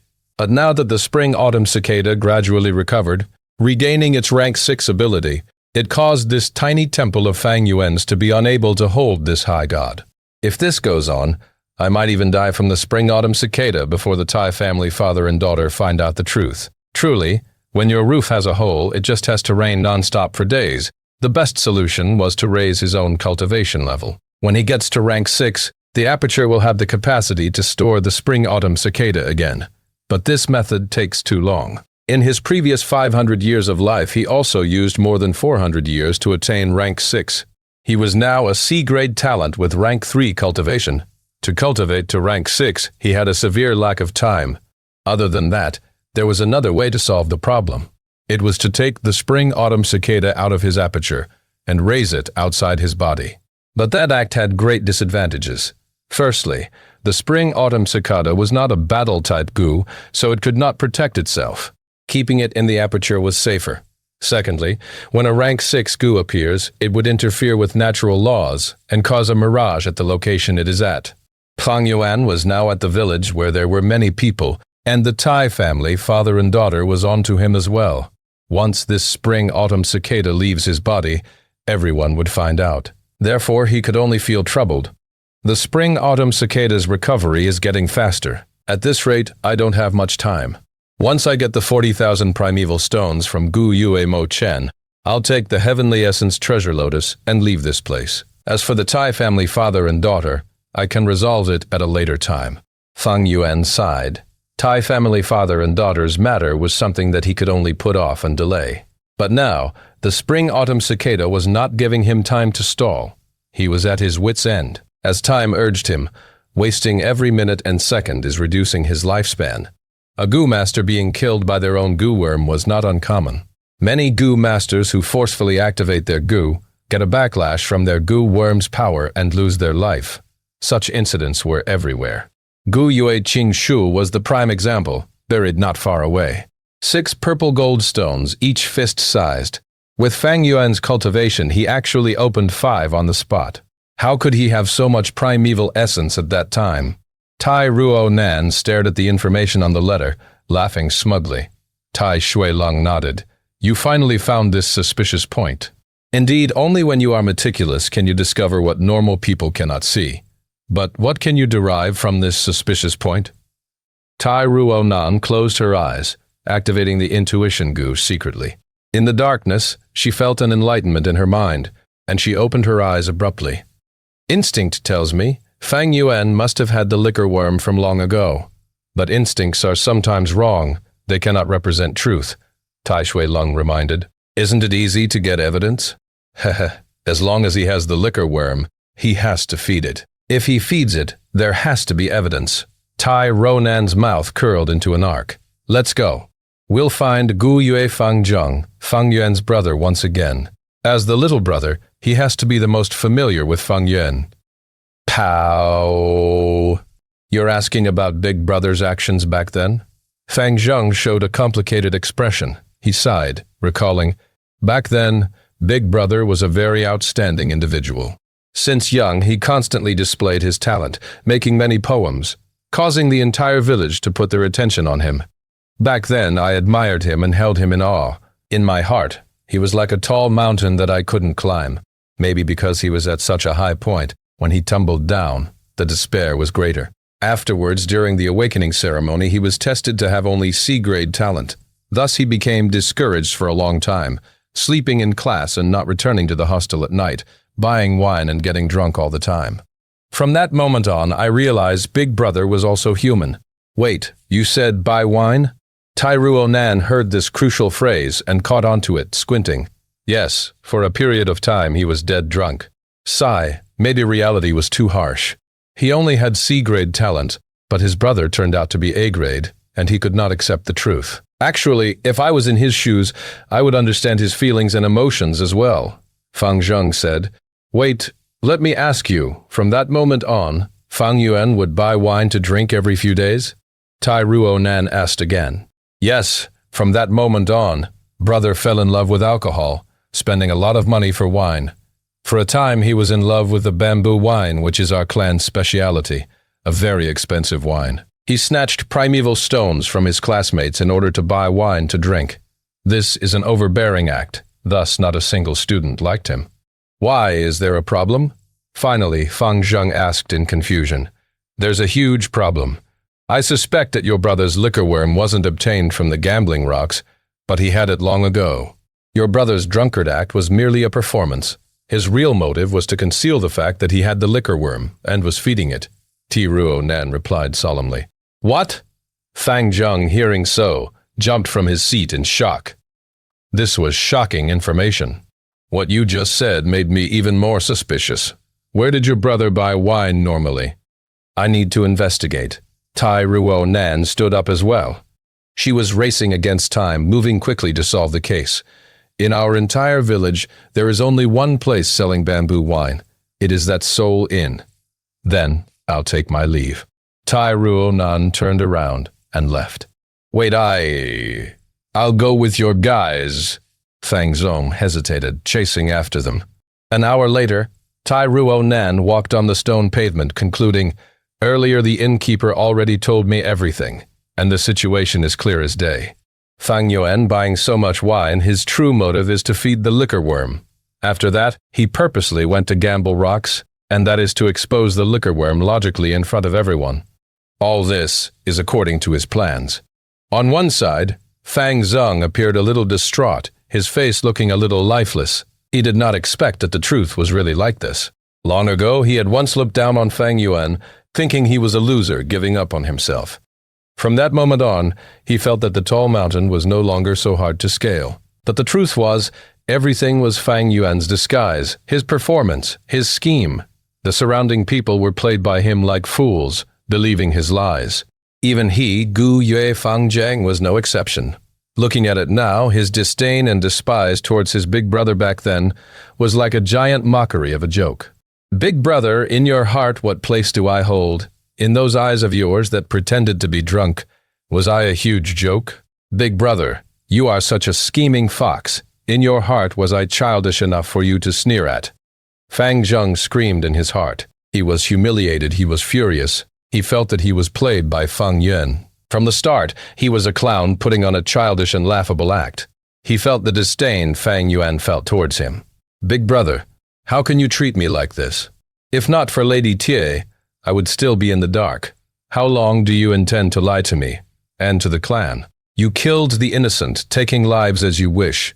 Deception and lies, indifferent and inhumane, is that the real you? Chapter 178. Black, White, Gray Translator, Sky Pharaoh Editor. Sky Pharaoh. Long ago, in Fang Zheng's heart, Fang Yuan was like a tall mountain, so tall he could never scale. Long ago, Fang Zheng thought that the shadow of this tall mountain would enshroud him his entire life. But life gave him an unexpected twist. Fang Yuan, being dispirited, let Fang Zheng see his weakness. The tall mountain that he resembled instantly collapsed. And yet, this was actually all Big Brother's performance, an act? The collapsed mountain in his heart became enshrouded in a layer of mystery. Big Brother, exactly what kind of person are you? Fang Zheng realized at this moment that he knew nothing about this blood-related brother of his. Fang Yuan's heart was full of scheming. He had too deep of a shrewdness. With his acting skills and the indifference towards taking human lives, Fang Zheng felt infinitely distant towards him. Along with this distant feeling, there was also a feeling of fear that Fang Zheng did not want to recognize. This goddamn feeling was back, creeping into his heart. He tried his best to shrug off this feeling of fear, causing him to subconsciously follow after Ruo Nan's footsteps. Lady Tai, thanks for letting me find out the truth and seeing my brother's true side. Helping you is akin to helping myself, so just ask away, I will tell you everything I know, Fang Zheng said earnestly. Ruo Nan nodded, but then shook her head quickly. What I need to know I already understand now. The problem now is, where did Fang Yuan get that liquor worm from? You are right. This matter is suspicious. During Big Brother's situation back then, he had not inherited our parents' assets, and at the same time was only a C grade, beginning his cultivation. Where did he get the liquor worm from? Fang Zheng frowned. In this situation, there's only two causes. One is outside help, and the other is an inheritance legacy. But who would invest in a C-grade talent? If it is an inheritance, which is it? Thinking of this, Ruo Nan stopped in her footsteps. Inheritance legacy, inheritance legacy. In her mind, this phrase kept appearing. She fell into deep thought. If it was an inheritance legacy, everything would fall into place. Firstly, the liquor worm's origin can be explained. Secondly, the reason for killing Jia Jin Sheng is also established. Tai Ro Nan thought excitedly. What perplexed her the entire time was the killer's motive. There has to be a reason to kill. Fang Yuan showed the liquor worm, and Jia Jin Sheng wanted to buy it. But the value of the liquor worm is too low to establish a motive to kill. But what if Jia Jin Sheng, who refused to give up, adamantly wants to buy the liquor worm from Fang Yuan, thus following him all the way and discovering an inheritance legacy ground? What would Fang Yuan do? He. Tai Ruo Nan laughed. Fang Zheng showed a perplexed gaze. Tai Ruo Nan looked back. I want to inspect the Gu Yu clan's history records. Fang Zheng shook his head, waving his hand. The history is kept in the clan's forbidden grounds. How can an outsider inspect it? Then can you get in? Fang Zheng shook his head. Only clan elders. Is that so? Then what can we do now? Tai Ruo Nan frowned. Lady Tai, maybe I can help. From the shadows, a crippled old woman walked out. It was none other than Gu Yue Yaoji. She was still the medicine faction family head, but when she stepped down from the medicine hall elder's position and was replaced by Gu Yue Qi Zhong, also losing an arm, her former authority had almost fully vanished. But the pursuit of authority was already ingrained in her soul. She understood deeply that collaborating with Gu Yue Qi Zhong was only a temporary solution. The only way was to devour the Mo faction. Only then would she have the ability to take back her medicine hall elder's position. To absorb the Mo faction, all she had to do was to eliminate their hope, and this hope was naturally Fang Yuan. Divine Investigator Tai, to speak the truth, I've been observing both of you for some time. Come with me, I'll bring you into the clan's forbidden area. Hehehe, normally that place would be heavily guarded, but coincidentally right now I am in charge of protecting the forbidden grounds. Gu Yu Yaoji laughed sinisterly. She obviously hoped to harm Fang Yuan indirectly. But if he was innocent, she could definitely slander him using her wicked methods. In the underground tunnel inside a hidden room, Tai Ruo Nan looked at the Gu Yue clan's historical records. From the first generation onwards, after Gu Yue clan was built until its golden age, and then its decline, the records contained the information for the last few hundred years. All events, big and small, were recorded in detail. This first-generation clan leader has a mysterious origin, creating the Gu Ye village single-handedly. He's most likely a demonic cultivator. Tai Ruo Nan flipped the first few pages saying something shocking. That's nothing much. Many demonic cultivators, after getting sick of roaming, would choose to spread their bloodline and establish a clan. A few hundred years later, they would be wiped off their demonic origins, and the descendants would become righteous cultivators. Such situations are actually very common. It is nothing strange. Beside her, Ti Shui Lung said, Then all his previous wrongdoings, will it all be spared like that? Tai Ruo Nan had an indignant expression. These demonic cultivators caused all those crimes, but when the time is right and they feel tired, they would settle down and enjoy their old age. Isn't this too good for them? Tai Shui Lung sighed deeply. Ruo Nan, when I was young, I felt like you too, thinking that this world is in black and white. But after you see more of the world, you will find out that this world is actually gray. Many times can black turn to white, and white can turn to black. Some white can also be more devious than black, and even bear greater sins. And demonic cultivators also have their own grievances. Righteous Gu masters control the cultivating resources, while demonic Gu masters are all alone, only able to rely on their extreme methods. Those like the first-generation clan leader who are able to change their ways, that is the best solution. At least he will no longer cause harm to others. Turning from black to white, he can contribute his strength towards the righteous path.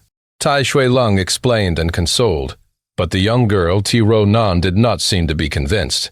She shook her head, saying adamantly, Father, it is not right for you to sympathize with demonic Gu masters. White is white, black is black. They should be punished for making a mistake. Breaking the law, they should face judgment. If not, where would justice lie? Where would fairness lie? Where would the law stand? This is not sympathy. Anywhere where there's people, there are interests involved. Places that involves interests will have crime. As long as people exist, crime would never end. My child, you will find out eventually. A person's strength is too insignificant. Tai Zhulong's voice was experienced and wise, but also sorrowful. Never mind. To the current you, it is still too early to say such things. You should concentrate on solving the case. Yes, father, Ti Ruonan pouted, not agreeing with Tai Shuilong's pessimistic outlook. When people are young, they tend to think they can change the world. But after they grow up, they will eventually find out that a person being able to retain their sense of self and not being changed by the world is already a great success. As the girl continued to flip, her hand suddenly stopped. Fourth generation clan leader, flower wine monk, Li, liquor worm? Her eyes shone. Electric currents flowed as the sharp teeth edges cut like blades, shining with a cold light. A frenzy lightning wolf pounced towards Bai Ningbing, its wolf claw drawing a shadow in the air. Bai Ningbing did not have any movements. As the frenzy lightning wolf's claw became larger in his eyes, he did not have any inclination to dodge. Suddenly, a white rainbow shot out from his aperture. The light rainbow burst, and white light shot down like rain. In the light rain, the elegant white snake appeared, its long whiskers bringing about a fairy-like atmosphere. Towards this rank 5 snake Gu, the arrogant frenzy lightning wolf immediately withered, wanting to retreat.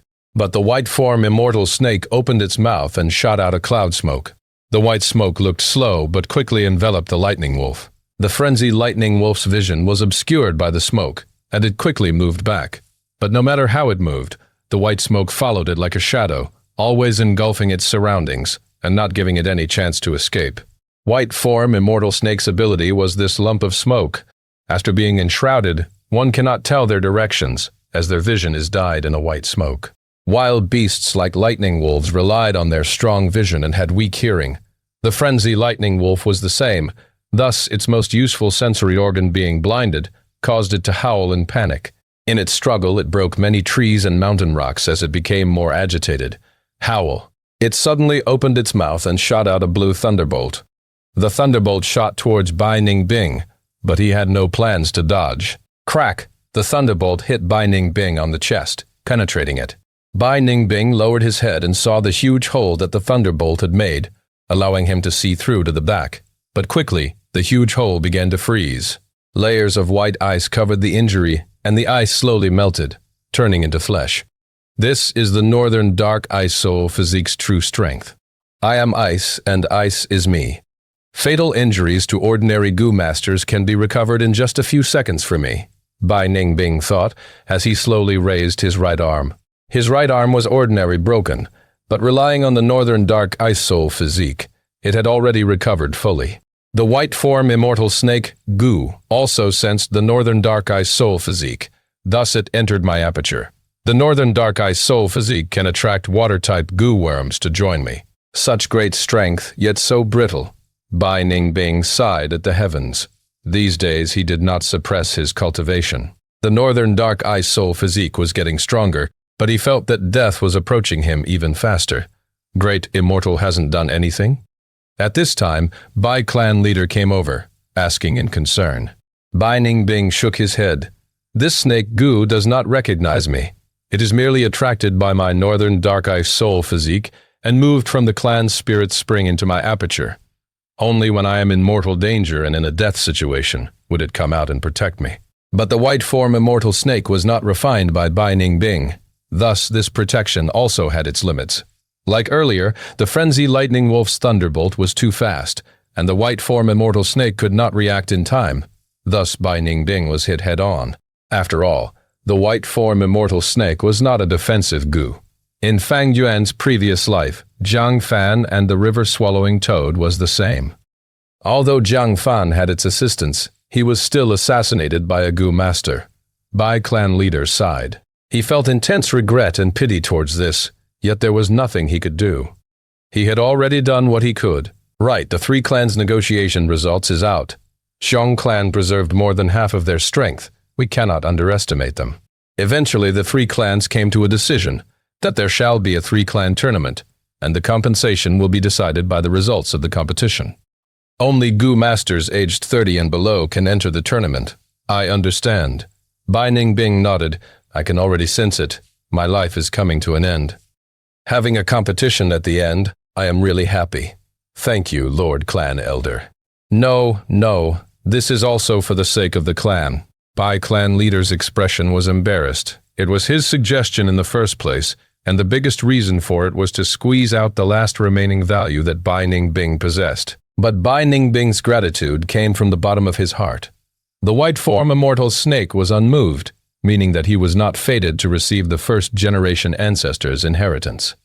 But life and death are bound to occur. What fear could he have? Bai Ningbing had already found his path. He no longer feared. There was only one lingering battle that he could not let go of. Fang Yuan, the three-clan tournament. Will you attend it? Don't disappoint me, because right now, I am really, really strong. Chapter 179. History is written by men. Translator. Sky Pharaoh editor. Sky Pharaoh, the flower wine monk, begged for mercy on his knees. The fourth clan head was merciful and kind, intending to spare his life. Yet the flower wink monk suddenly launched a sneak attack, and the clan head flew into a rage, killing the flower wine monk on the spot. However, due to the heavy injuries from the sneak attack, he passed away not long after. Alas, demonic path members were indeed treacherous and unworthy of kindness. However, as Onan read through this content, her eyes gradually dimmed down. What a pity, this flower wine monk died on the spot and couldn't leave behind an inheritance. If he could leave an inheritance, that would be perfect to explain everything. The young girl sighed inwardly, yet she didn't give up and continued to flip through the Guyu Ye clan records until the time was up and Guyu Ye Yaoji rushed them out. Fang Zheng welcomed the Tai father and daughter outside of the clan pavilion. Were there any discoveries? Tai Shuileng was silent, whereas Ruo Nan gave a bitter smile and shook her head. Fang Zheng continued, I just thought of something which might be of help.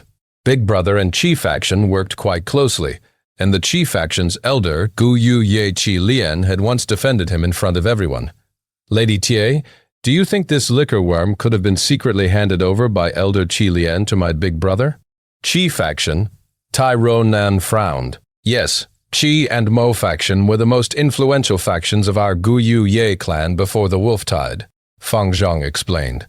How was Fang Yuan involved with Qi faction? Tai Ruo Nan reflected on this. She started feeling a headache. This was her first case and she had been full of confidence at first, but when she actually started doing it, she felt that it was filled with difficulties. When she had seen her father solving the cases, it was as if success was guaranteed. All the mysteries were solved with methodical and orderly arrangement. However, she realized how truly difficult it was to solve a case when it was her turn. There seemed to be no trails sometimes, whereas all kinds of weird clues seemed to emerge, causing Ruo Nan to be at wit's end. It was like she was covered in a dense fog, and she didn't know how close or far she was from the truth. Would this clue regarding Qi faction be of any use? Tai Ruo Nan couldn't help but feel at a loss, and she subconsciously looked at her father. Father should have already discovered some clues, right? At this moment, the admiration in the young girl towards her father deepened further. If it was my father, this case should have already been solved. I am still far away from father's level. But even if I fail, as long as father is here, the truth will come out and the killer will be punished. Tai Ruo Nan felt ashamed, but also a sense of pride. With Tai Shui Lung here, she had no worries that the criminal could get away. But the young girl quickly shook her head, getting angry. The anger was towards herself. Ruo Nan, you are worthless. Didn't you think of surpassing father? How can you surpass him if you have the mentality of always relying on him? Ruo Nan, cheer up, you can do it. The young girl pursed her lips, inwardly encouraging herself. Her spirit boiled up again. She decided to overthrow her previous conjectures and start over.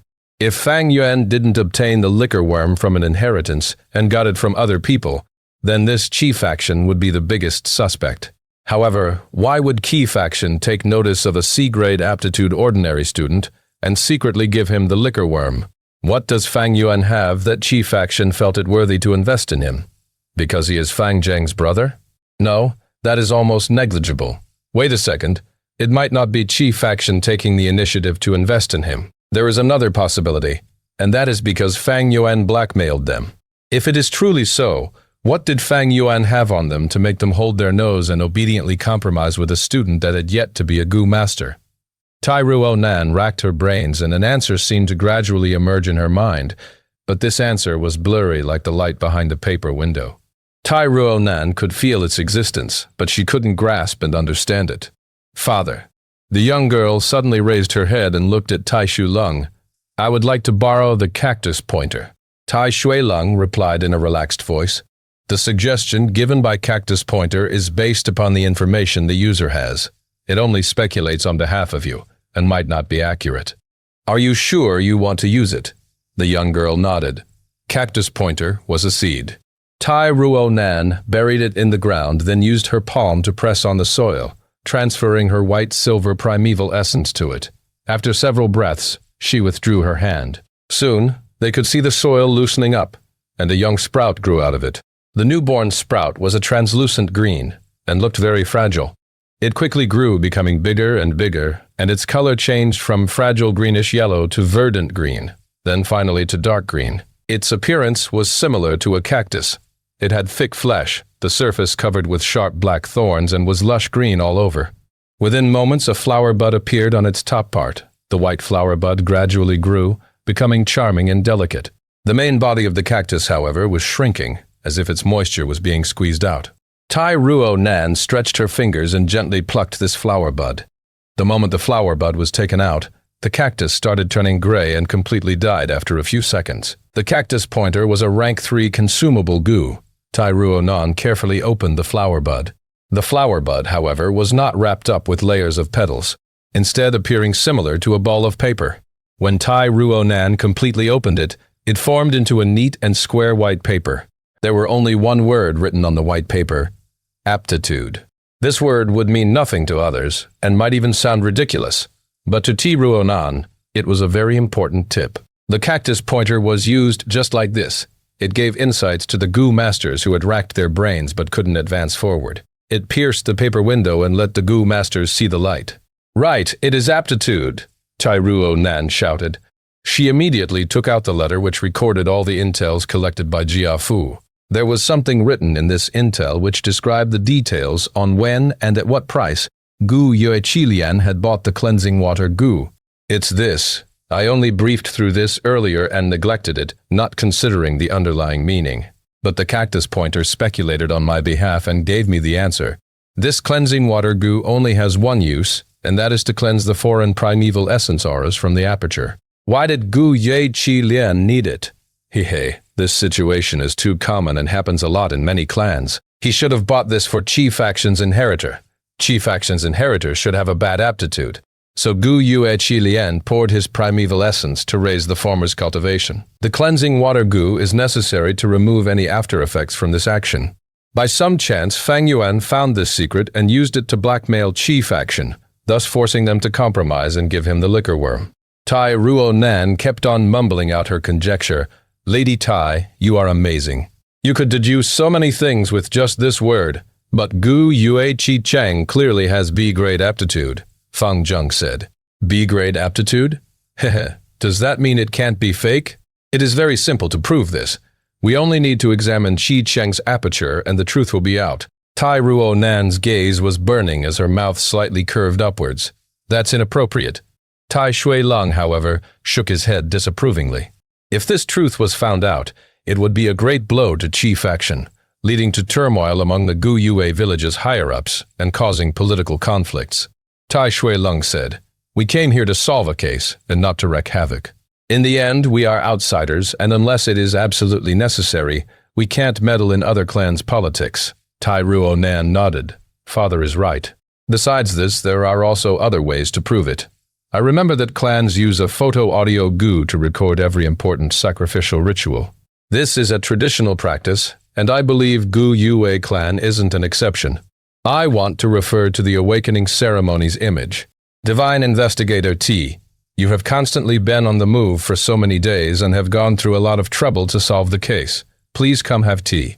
As for the image you want to look into, it is stored in the secret room inside the underground cave, which is among the clan's restricted areas. It would be inconvenient to let you two enter, but I have already sent someone to get it. It will be here in a short while. Gu Yebo spoke with a smile.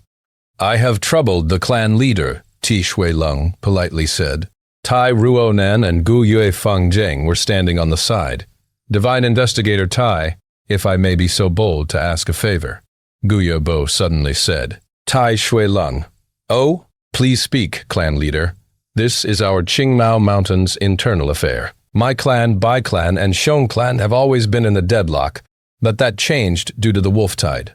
Xiong village evaded the wolf tide with malicious intentions and tried to take advantage of the wolf tide to weaken the other two clans. The negotiation earlier for compensation with them ended up in nothing.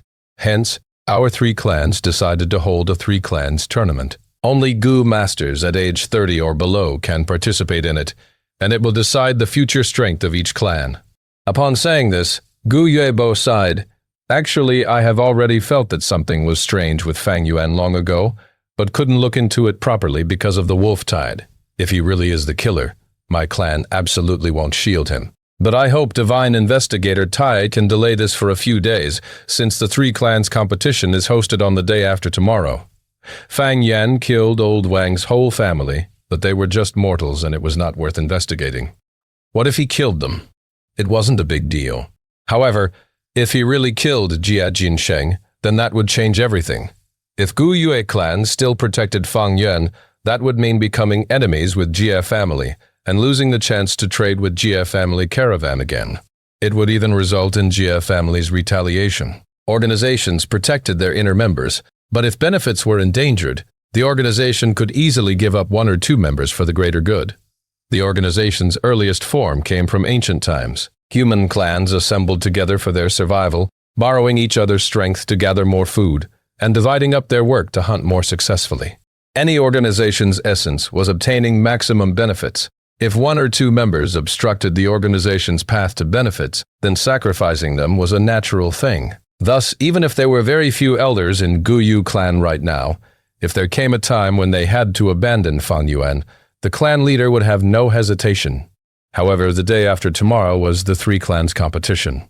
The results of this competition would decide their future for the next few years, as well as the benefit allocation of Qingmao Mountain. As a rank 3 Gu master, Fang Yuan was a vital fighting force for the Gu Yu clan. Just like Bai clan's clan leader, Gu Yuebo also wanted to squeeze out Fang Yuan's maximum worth. Chapter 180, Watching the Awakening Ceremony Again Translator. Sky Pharaoh, Editor. Sky Pharaoh, it's about time, I can't wait any longer. As the night fell, Fang Yuan opened his eyes in a dark room. He already took off his Gu master uniform and was now wearing a black gown which covered his legs. Matched with his long black hair, he would appear like a specter as he moved in the dark. He was already used to having long hair in his previous life. Some Gu worms needed long hair to show their abilities, like the black hair Gu, steel hair Gu, and so on. Having long hair was quite convenient as well. You could just cut it short if there came a time where you had to alter your appearance. But for short hair, to grow it in a short period, one needed to rely on specific Gu worms. Not long ago, he had made an agreement with Gu Ye Mo Chen. Right now, he had already received the pig iron Gu and all 40,000 primeval stones. The only thing remaining was that healing grass Gu. I can only forget about the healing Gu now. How can everything go as one wishes? Reality is full of helpless choices. Fang Yuan sighed, then stood up and lightly opened the door before using the stealth scales Gu and disappearing into the night. He was forced by the circumstances to make this move. Tai father and daughter were drawing in closer, and his plan to be an envoy to Xiong village had been stopped too. Xiong village was able to preserve most of their strength. Bai clan and Gu Yue clan didn't dare to be overly forceful. Thus the compensation talk ended in failure. The three sides then decided on holding a three-clan competition. Mo faction might have intentionally recruited Fang Yuan, but this move caused Fang Yuan to be in the middle of the political struggle and draw every elder's hostility. Also adding in Bai Ningbing, who was growing stronger as he approached his death, the whole situation was becoming more unfavorable to Fang Yuan, forcing him into an impasse. Even if Fang Yuan was an old fox, he still needed strength to support his schemes. Facing such a situation, despite him already using up all his efforts and strength, making much faster progress than he did in his previous life, his rank 3 initial stage cultivation was still not enough to overturn the situation. The situation is dire. I can only take a risk and bet on this method. Fang Yuan thought hard, placing his hopes on the Heavenly Essence Treasure Lotus. As long as he plucked the Heavenly Essence Treasure Lotus, the Spirit Spring in the underground cave would be wasted. The clan was sure to madly investigate, but what else besides the investigation? The spirit spring would already be disabled, and even if they got the heavenly essence treasure lotus and destroyed it or put it back into the spirit spring again, the spirit spring would not recover. What could the clan do to survive then? There was only one thing, that was to seize a new spirit spring. However, there were only 3 spirit springs in Qingmao Mountain, and each were occupied by one of the 3 clans. If one was destroyed by Fang Yuan, then Gu Yue clan had only one choice, to make a choice between the 2. This choice was war, a war with either Bai village or Shang village. Only by seizing one of the spirit springs could Gu Ye clan have the foundation to continue its existence. There was no need to talk of Gu masters being able to support their cultivation without the support of spirit spring. This move was too dangerous, though. But Fang Yuan had no other choice, as the Spring Autumn Cicada was recovering so fast that his aperture was already starting to feel a burden. He didn't have much time, so he could only fight back for a sliver of chance at survival and seek life in death. The hall was bright with all the lights. A Gu master had already delivered the photo audio Gu, but this Gu was currently in Gu Yebo's hand. Divine Investigator Tai, what did you think about my request? Gu Yebo asked smilingly. Tai Ruo Nan lightly snorted.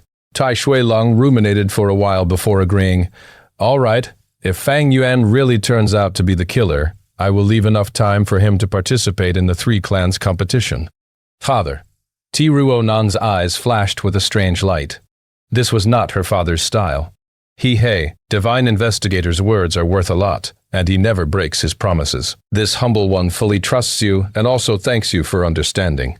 Gu Yebo's smile became more gentle. However, he coldly hummed inside. Gu Ye Yao Ji had secretly brought the Tai father and daughter into the underground cave and let them look through the clan's official historical records.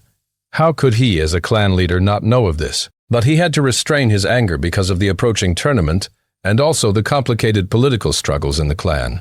Tai Shu Lung might be a powerful rank 5 expert, but he had no way to appease the dissatisfaction in Gu Yebo's heart.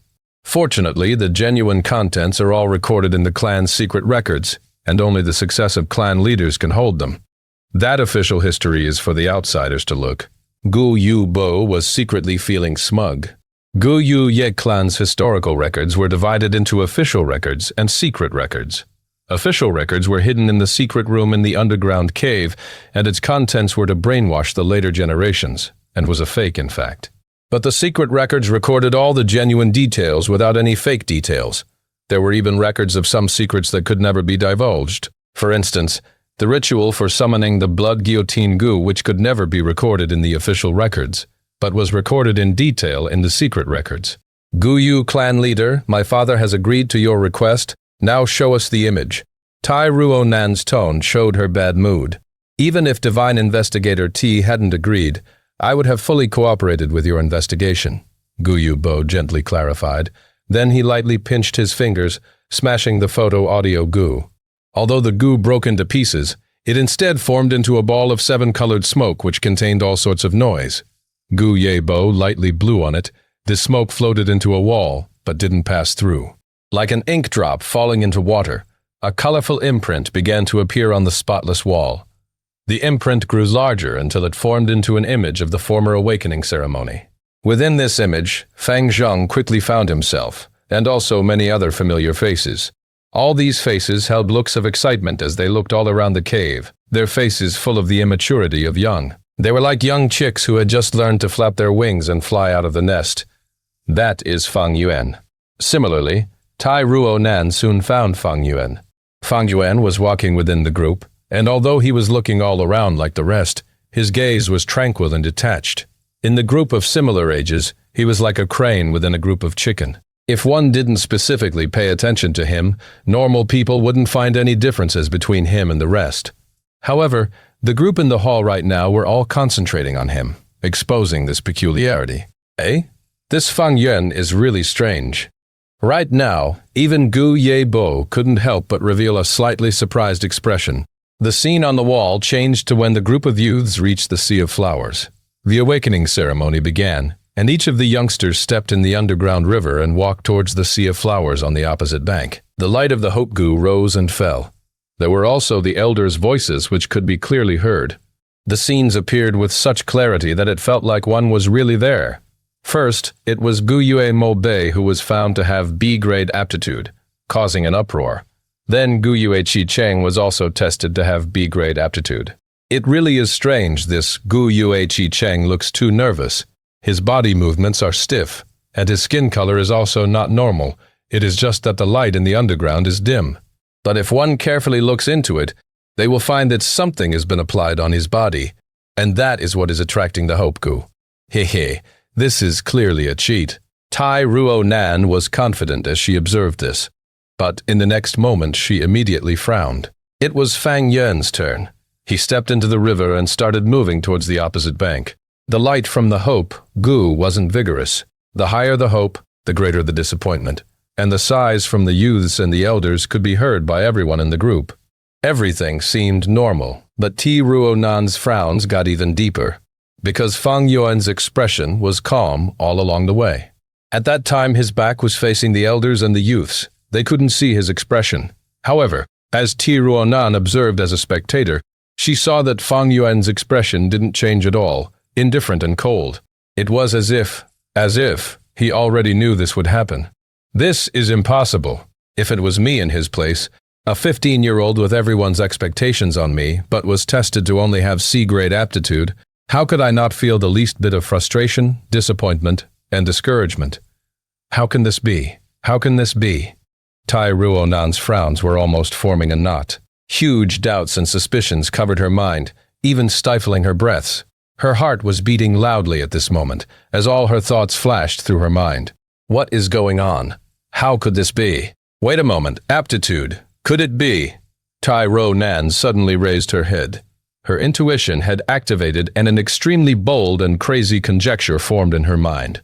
Light and shadow reflected upon Fang Zhong's face. The awakening ceremony had been the most important turning point in his life.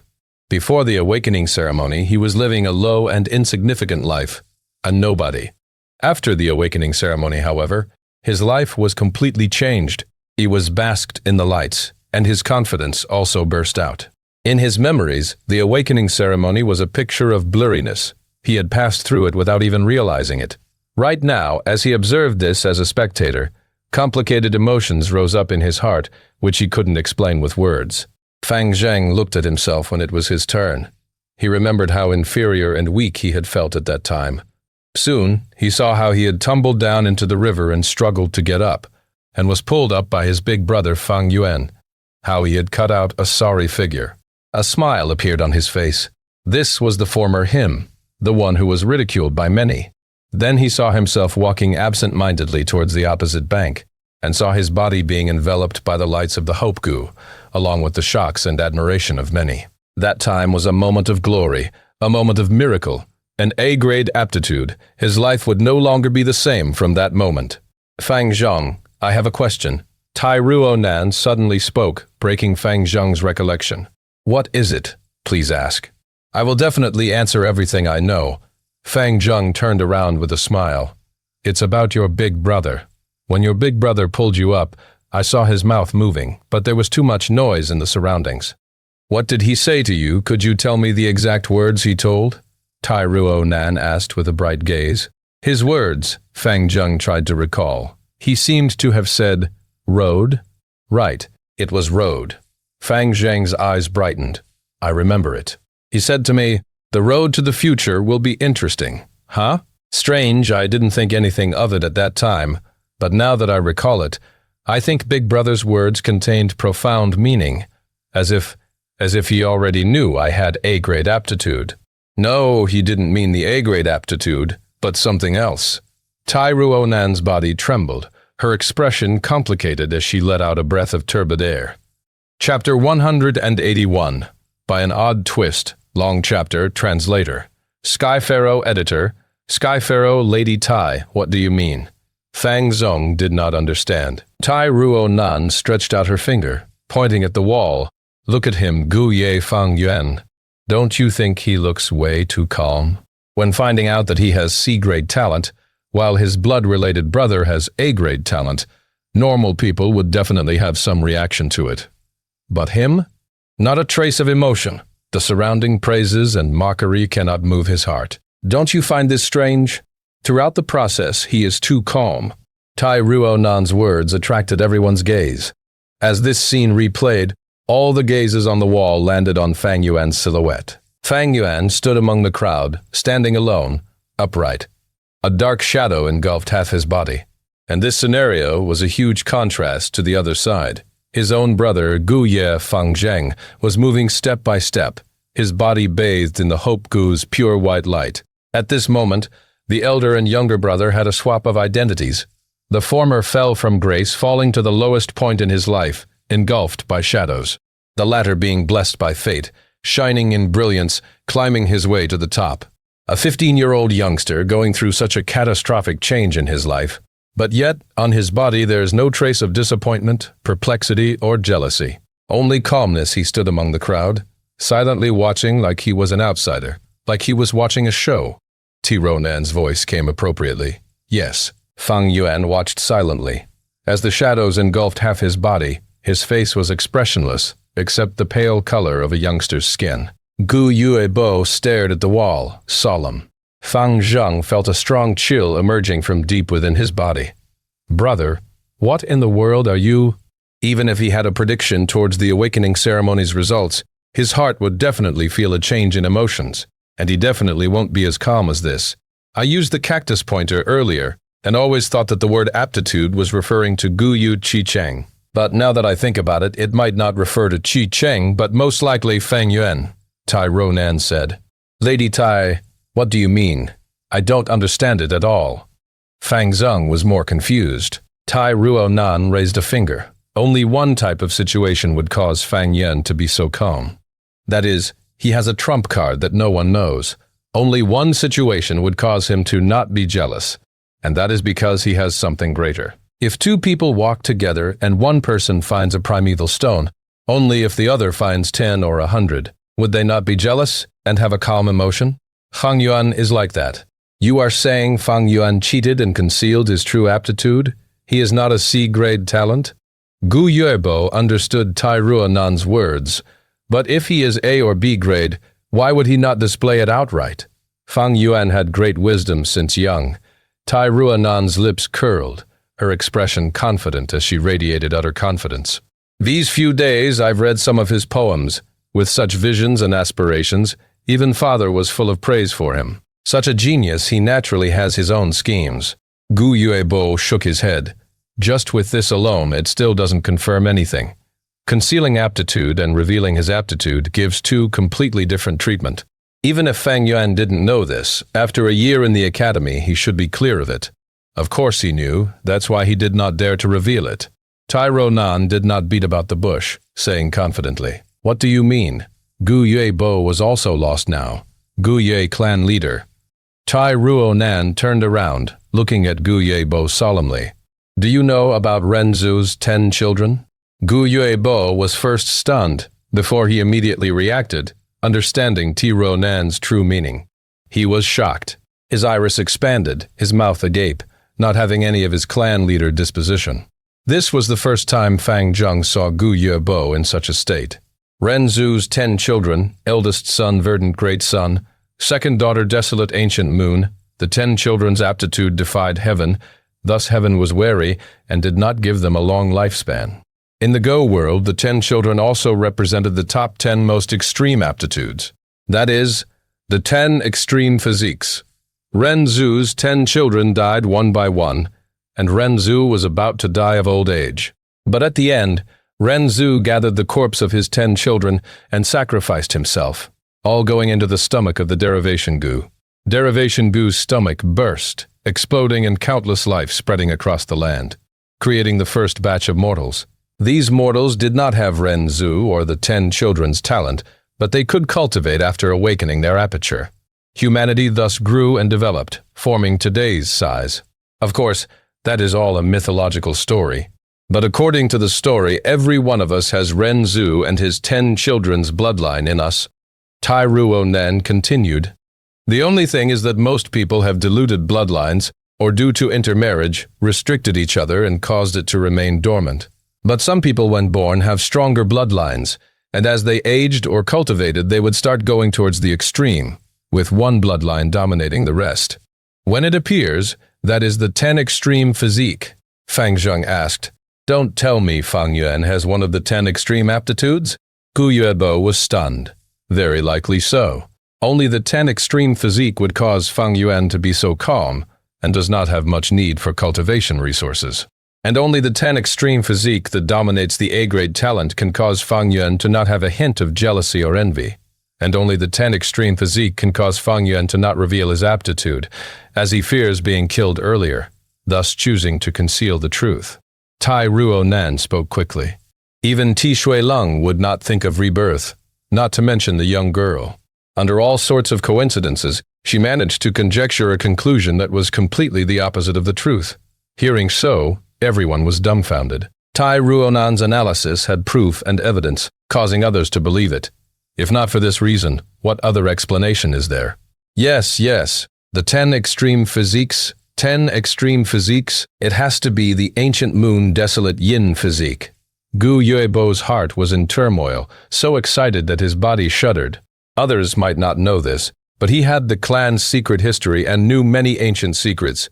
Hundreds of years ago, the first-generation ancestor established a village at this spot and named it Gu Yue Village. The truth is, the first gen was not named Gu Yue at all. Why did he pick the name Gu Yue? It was a mystery. But before Gen 1 died, he once said, "The bloodlines shall be passed down. There will be a great plan of centuries. Ancient moon desolate yin. The world shall shudder." He left behind those parting words, and in his will it predicted that the Gu Yu Ye clan would one day in the future produce a Gu master with one of the 10 extreme aptitudes, the ancient moon desolate yin body. He would cause the world to tremble and bring the Gu Ye clan towards a new golden age. He also mentioned to his descendants that if one day such a physique appeared, they had to be brought into the blood pond graveyard. As the clan leader, Gu Yuebo knew the weakness of the 10 extreme physiques, but he had studied this will deeply and found that the first-generation ancestor seemed to know a method to curb this weakness, and this method was kept in his coffin in the graveyard, in an eternal slumber with him. If the ancient moon desolate yin physique really appeared, bring him to the coffin. To think that Gu Yu Fang Yuan is that prophesied genius, the ancient moon desolate yin physique. Gu Yuebo screamed in his heart. This cannot be. Under everyone's watchful eye, how can Big Brother cheat under everyone's gaze?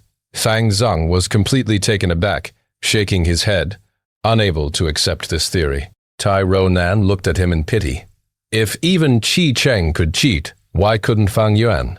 The 10 extreme physiques have endless potential, unlimited possibilities. Maybe Fang Yuan awakened early, and maybe he deceived the bamboo gentleman due to the 10 extreme physique. Or maybe Jia Jinsheng was killed by Fang Yuan because he found out this secret of Fang Yuan's. Tai family young lady, speak with caution. Gu Yuebo's expression was unhappy, speaking in a low tone. Words cannot be spoken mindlessly. Whether Jia Jinsheng is killed by Fang Yuan, that is not confirmed yet. Fang Yuan is my clan's member, and even if he did commit the act, how we are going to answer to the Jia family is also our matter. You are only here to investigate the case. Gu Yue clan leader's attitude had changed 180 degrees. Before, he had thought Fang Yuan was a C-grade talent with no possibility of investment. But now, Fang Yuan was the ancient moon, desolate yin physique. Once it involved the first gen's prophecy and will, his value completely changed. He had to be protected, and even if the Jia family was offended, there will be no regret.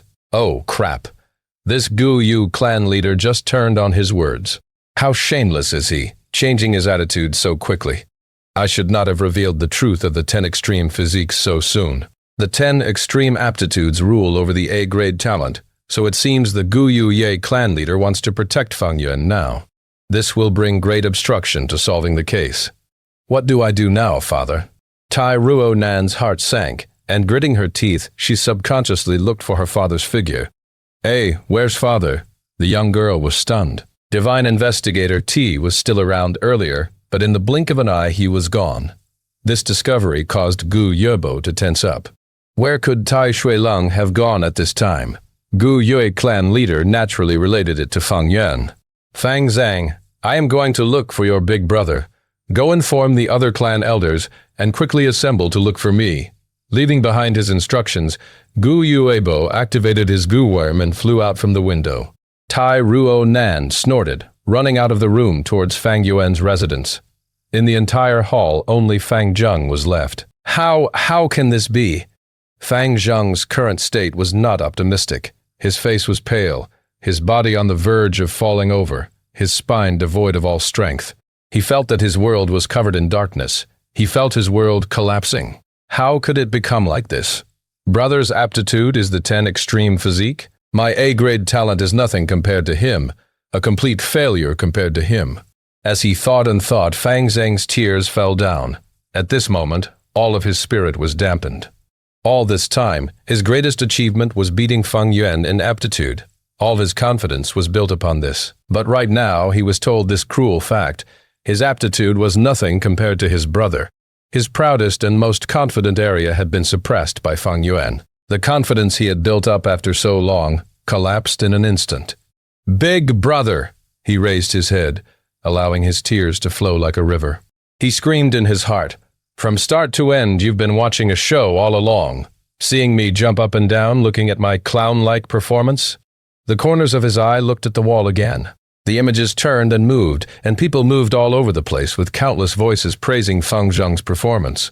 However, Fang Yuan alone stood among the people, his face calm as he watched.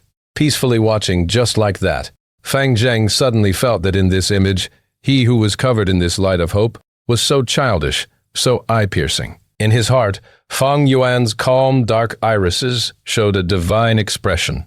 His image was gradually enlarged, getting taller and taller until he was unable to climb over as high as a mountain reaching into the clouds. Those calm eyes looked at him from that mountain high up in the sky, staring at Fang Zheng's pathetic appearance, who was at the foot of the mountain. Those eyes were like they were saying, "Fang Zheng, my laughable little brother, you won't do, won't do," like the echoes in a valley, reverbing in Fang Zheng's heart. He felt a strong depression, unimaginable depression, suppressing him until he could not breathe properly. He thought he had gotten rid of this feeling, but to think that today this feeling assaulted his heart again. In fact, it was more intense than before by 100 times. "Ah! I'm going to die, I'm going to die." Fang Zheng's face twitched, veins popping on his forehead. He was drowning in his delusions, gripping his own throat tightly. With a plop, he fell onto the ground kneeling. Because he lacked oxygen, his face went red and his tongue stretched out, his eyes gradually popping out. "No, I don't want to die. I really don't want to die." His other hand grabbed the tile on the ground, but as he used too much strength, even his nails broke and blood bled. The intense pain increased Fang Zheng's desire to live. His body had no injuries, but in his heart he had received a fatal injury. He could not get up, for the pride sustaining him had already shattered. He felt that he did not have the face to see anyone. He was unable to face up to reality, to his older brother. He had become a huge joke, an ironic clown. His heart was like dying ash, but this ash still had small embers burning. So what if he is the 10 extreme aptitude? Brother, you did something wrong. You killed someone. You should not have done so. Right, that's right. You have to pay for your sins of murdering, big brother. Jia Jinsheng was killed by you, right? You walked on the wrong path. You did something wrong. So what if your aptitude is better than me? Ring. Something seemed to have sounded off near his ear. A lump of fire started to burn in Fang Zheng's heart. The dying ember resurrected. The hand gripping his throat gradually let go. Fang Zheng's body was covered in sweat as he kneeled on the ground, one hand sustaining himself as the hand was full of injuries from grabbing the tile. Droplets of sweat flowed down his face and nose and onto the file. His distorted, horrifying face had gradually calmed down. A gust of wind blew along the door and windows into this hall.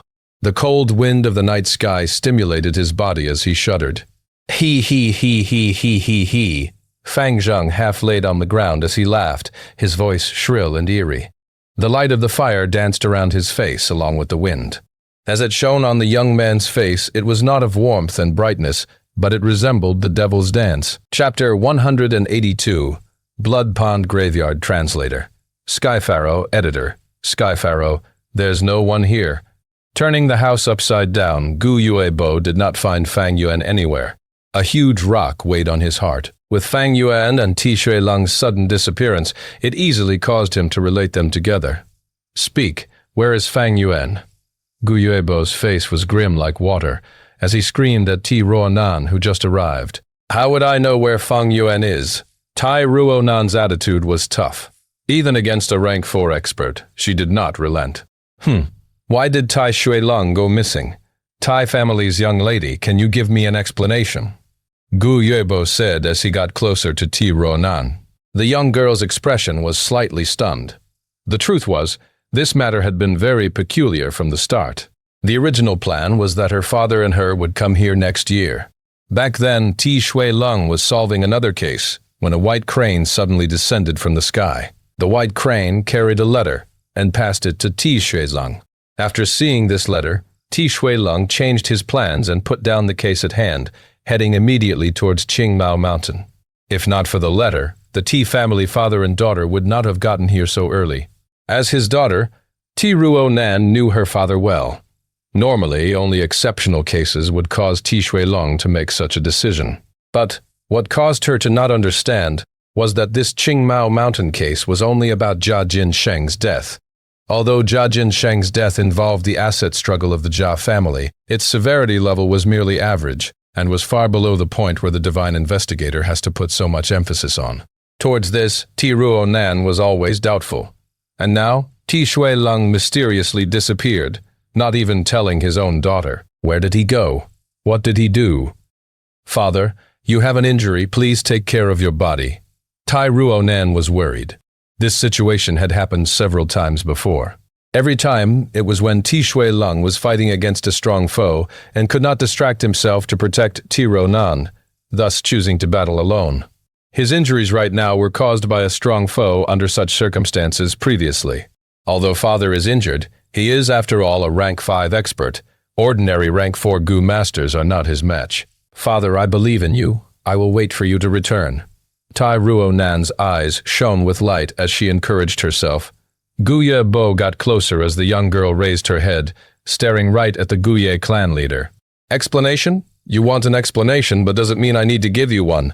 Gu Yuebo's face grew even grimmer as he said, "Little wretch, you sure talk tough. It seems I can only take you captive and use you to exchange for our clan's Fang Yuan." He. Tai Ruonan laughed instead. "Gu Yu clan leader, would you really dare to do such a thing? My uncle is the current Tai clan leader. Do you want to cross swords with my Tai family?" Gu Yuebo stopped in his tracks. He was anxious and almost forgot. Tai family. It was but a super clan, having thousands of years of legacy, standing strong even today. Standing tall in the Tai clan mountain fort was the Demon Suppression Tower, imprisoning countless demonic Gu masters, the symbol of the righteous faction. Gu Yuye clan was only a slightly average clan, and was smaller than Jia clan. But Jia clan was also merely a young clan, unable to compare with the Tai clan. Even in the entire southern border, the Tai clan is a first-class powerhouse, a large clan with strong foundations. Tai Ruonan's words softened. "Gu Yu clan leader, I am not here to be enemies with you, but please believe in my sincerity. I do not know where father went, but I will not leave or secretly run away. The Tai family only dies in battle. There are no cowards that run from battle. Not only will I stay here, I will also arrest the criminal that killed Jia Jinsheng. Fang Yuan might not be the murderer." Gu Yuebo frowned, showing a fierce expression. "But he might be." Tai Ruonan stared, her heroism overflowing. At this point, she was refusing to relent. Both sides stared for a long time. Tai Ruonan continued, "Fang Yuan went missing, so it is very likely that he is escaping for his crimes. Thus he has greater suspicion. But I will definitely not malign an innocent party." I hope so."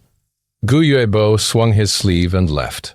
15 minutes later, gurgle, gurgle. The Spirit Spring's whirlpool moved violently as a lotus image flickered above the spring water like an image. Pieces of primeval stones were thrown in by Fang Yuan, causing the appearance of the heavenly essence treasure lotus to become clearer. Earlier at the classmate gathering, they gave me around 10,000 primeval stones. Together with Gu Ye Mo Chen's 40,000, I've already thrown them all in. Why is it that this heavenly essence treasure lotus still hasn't shown its true body? Fang Yuan stared intently through the crystal walls, glaring at the center of the spirit spring, feeling uncertain. The heavenly essence treasure lotus was very precious. After continuous advancing and reaching rank 6, its value would be no less than the Spring Autumn Cicada. Even in his previous life, Fang Yuan had only heard of it and never interacted with it. Thus right now it was his first time seeing one, and so he was slightly unsure. But he soon calmed himself, laughing, "Around 50,000 primeval stones. It's more than enough. Why am I worrying over nothing here? So what if the refinement fails?" Thinking so, he no longer hesitated. Taking in a deep breath, he jumped up, knocking onto the crystal wall. This wall was formed by the moat goo. When Fang Yuan knocked onto it, it was like jumping into the water. There was a ripple in the walls as he was instantly swallowed up. Water surrounded Fang Yuan from all directions.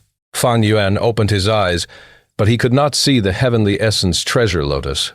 The Heavenly Essence Treasure Lotus could only be seen through the water crystal walls before extraction. Fang Yuan knew this well, and was not surprised. He had already estimated the distance, and even accounted for the refraction of the light due to the water, and grabbed according to his memory. This grab was like grabbing out of thin air, conjuring a lotus. The lotus was blue and white, its petals closed, looking like a lamp filled with a holy aura. But it had its own consciousness, and even though it was grabbed by Fang Yuan, it resisted. But that was nothing. Just by leaking a little of the Spring Autumn Cicada's aura, this rank 3 flower go was instantly refined.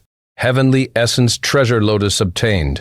In the spring water, Fang Yuan's lips curled into a smile. He willed, and the Heavenly Essence Treasure Lotus turned into a white-blue light, shooting into his aperture. Without the Heavenly Essence Treasure Lotus, the numerous whirlpools in the spirit spring vanished. The spring water that was filled with vitality turned into a puddle of still water without any signs of life. The spirit spring is no more. This place is no longer safe. I have to leave as soon as possible. Fang Yuan's expression turned serious, and just as he was about to leave, something suddenly happened. Deep in the spirit spring, a blinding blood-colored light shot out. A large suction force suddenly appeared. Caught off guard, Fang Yuan was sucked deep into the water. The spring water turned red, becoming blood water, wrapping around Fang Yuan completely, dragging him down.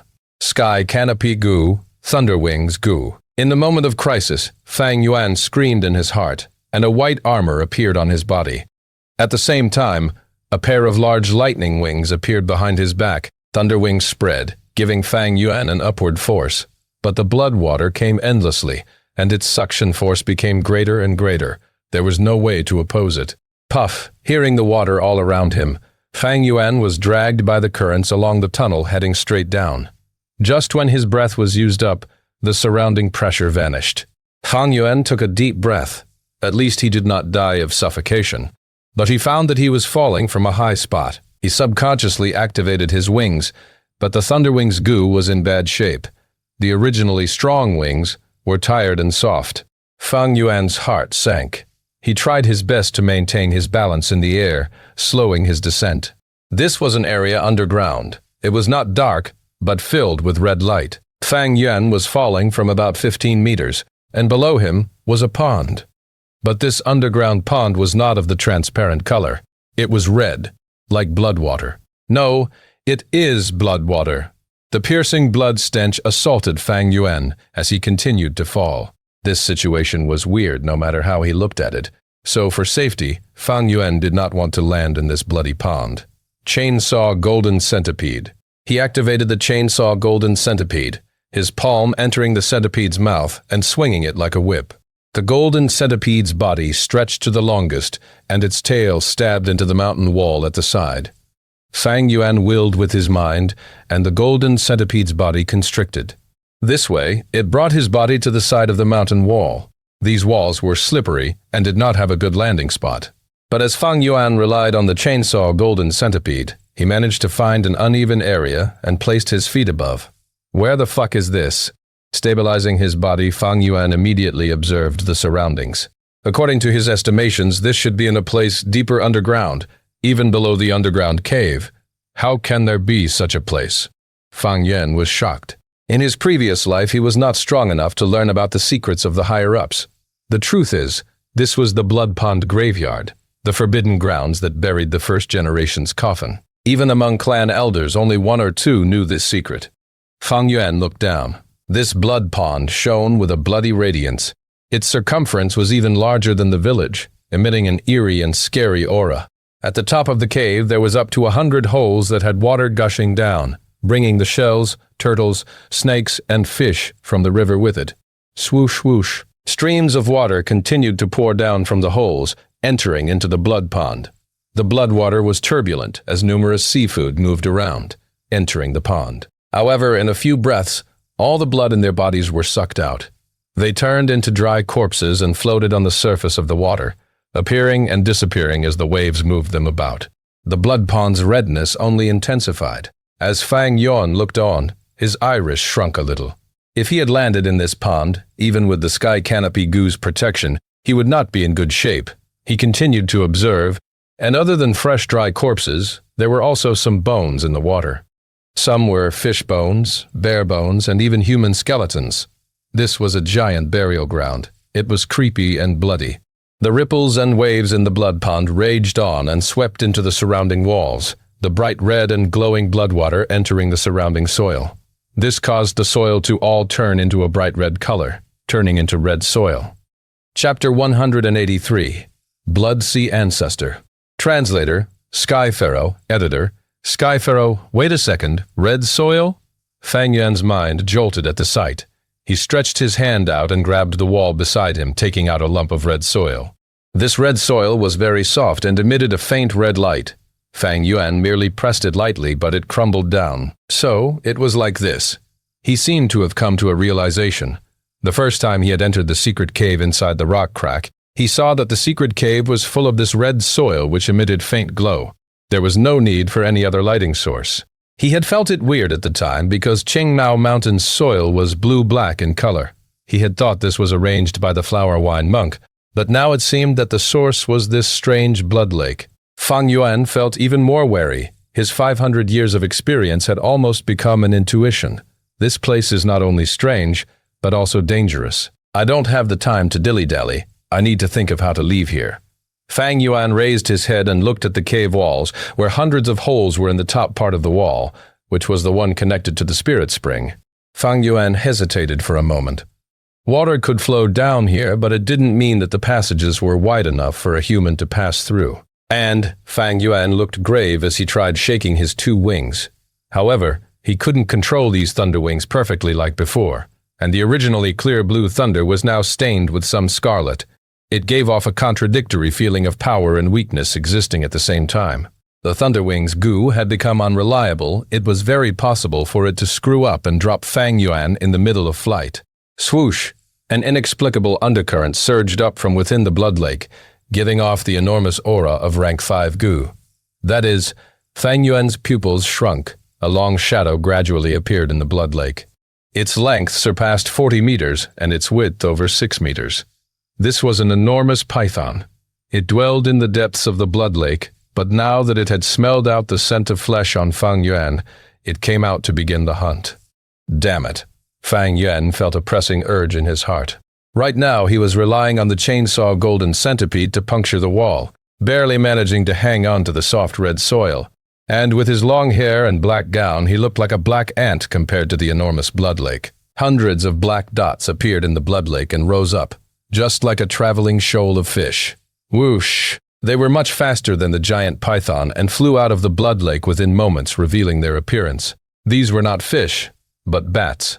These blood-colored bats had 2 long pointed ears with 2 pairs of wings.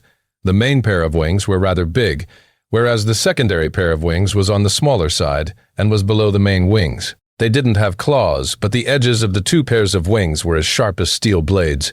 Rank 3, Bladewing Bloodbat Gu. A name immediately appeared in Fang Yuan's mind. These Bladewing Bloodbat groups were directing their intense murderous aura towards him. But the first thing that appeared in his mind was that image. In the image from the photo audio Gu, the flower wine monk's whole body was covered with blood, with severe injuries to the point of being near death. Moon Shadow Gu was not able to cause such injuries, but these Bladewing bloodbats were a different matter. Could it be that the flower wine monk had come to this place and was injured by these Bladewing bloodbats? Fang Yuan's thoughts revolved rapidly. Flower Wine Monk's death had been shrouded in riddles. Now it appeared extremely likely that it was due to this place. Bladewing Bloodbat, Fang Yuan murmured. In fact, this goo wasn't a stranger to him. Even though this goo was a rank 3 goo, it was very easy to feed, its food being blood. In his previous life, he had established the Bloodwing Devil sect, and the symbol of the sect was precisely the Bladewing Bloodbat. The resources from the Devil sect were more than enough to support close to 10,000 Bladewing Bloodbat goo, allowing the sect to establish a terrifying might and spread terror. More precisely, he owed his success to Bladewing Bloodbats. After over 400 years in his previous life, he had accidentally obtained an inheritance from the Bloodsea ancestor. With the colonies of Bladewing Bloodbats and his own rank 5 cultivation, he became an overlord of a region. This Bloodsea ancestor was a rank 7 demonic path goo master who took lives as easily as cutting grass, and his evil reputation was such that it resounded throughout the world, having his name recorded in history. At the beginning, he was just a mortal, but through luck and destiny he became a goo master of demonic path. He started out from the lowest of levels and rose up in ranks, before becoming an authority of demonic path after 800 years. He didn't have high aptitude, thus he had limited primeval essence in his aperture. Therefore, he had a crazed interest towards researching the fusion of goo worms. Wild goo worms possessed their own will, and could absorb the natural primeval essence in the air by themselves. However, after a goo worm was refined by a goo master, its willpower would be dominated by the goo master, and it would lose the ability to absorb the surrounding primeval essence. It would be able to only absorb the primeval essence in the goo master's aperture. Bloodsea ancestor had invested a lot of efforts in researching goo which could absorb natural primeval essence, even after being refined by a goo master. The righteous goo masters were very afraid of this. They were extremely worried that the Bloodsea ancestor would succeed in his research. As a result, they organized countless traps before moving in for the kill. In the end, Bloodsea ancestor wasn't able to succeed, but it also wasn't a complete failure. He succeeded in producing the fusion recipes of Bladewing Bloodbat, Blood Guillotine, and Blood Frenzy goo. Rank 3 Bladewing Bloodbat goo was his first accomplishment. It was very easy to feed, but it still needed the goo master to provide primeval essence. The colony of Bladewing Bloodbats was very special. A goo master just needed to control a male bat, and they could indirectly command all the other female bats. Blood Frenzy goo was his second accomplishment. This goo was formless. As a ball of blood essence, it survived by attaching itself to other beings. It was a rank 4 goo, and had a very unusual ability. Every goo worm infected by its aura could absorb natural primeval essence every now and then. But it had a great disadvantage. The goo worms affected by the blood frenzy goo would gradually leave the control of the goo master and would turn into a pool of blood after a period of time. Blood Guillotine was the Bloodsea ancestor's last accomplishment.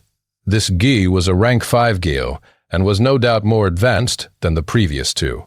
Its usability and feeding were fused into one. Using Zwars to sustain itself, it multiplied by swallowing Goo Master's blood. It didn't need the Goo Master to provide it with any primeval essence. Unfortunately, after the Bloodsea ancestor created the Blood Guillotine, due to the many battles and the entrapment by the righteous path, he was defeated. He suffered from fatal wounds that could not be healed, and he carved out a bloody escape from the layers of entrapment.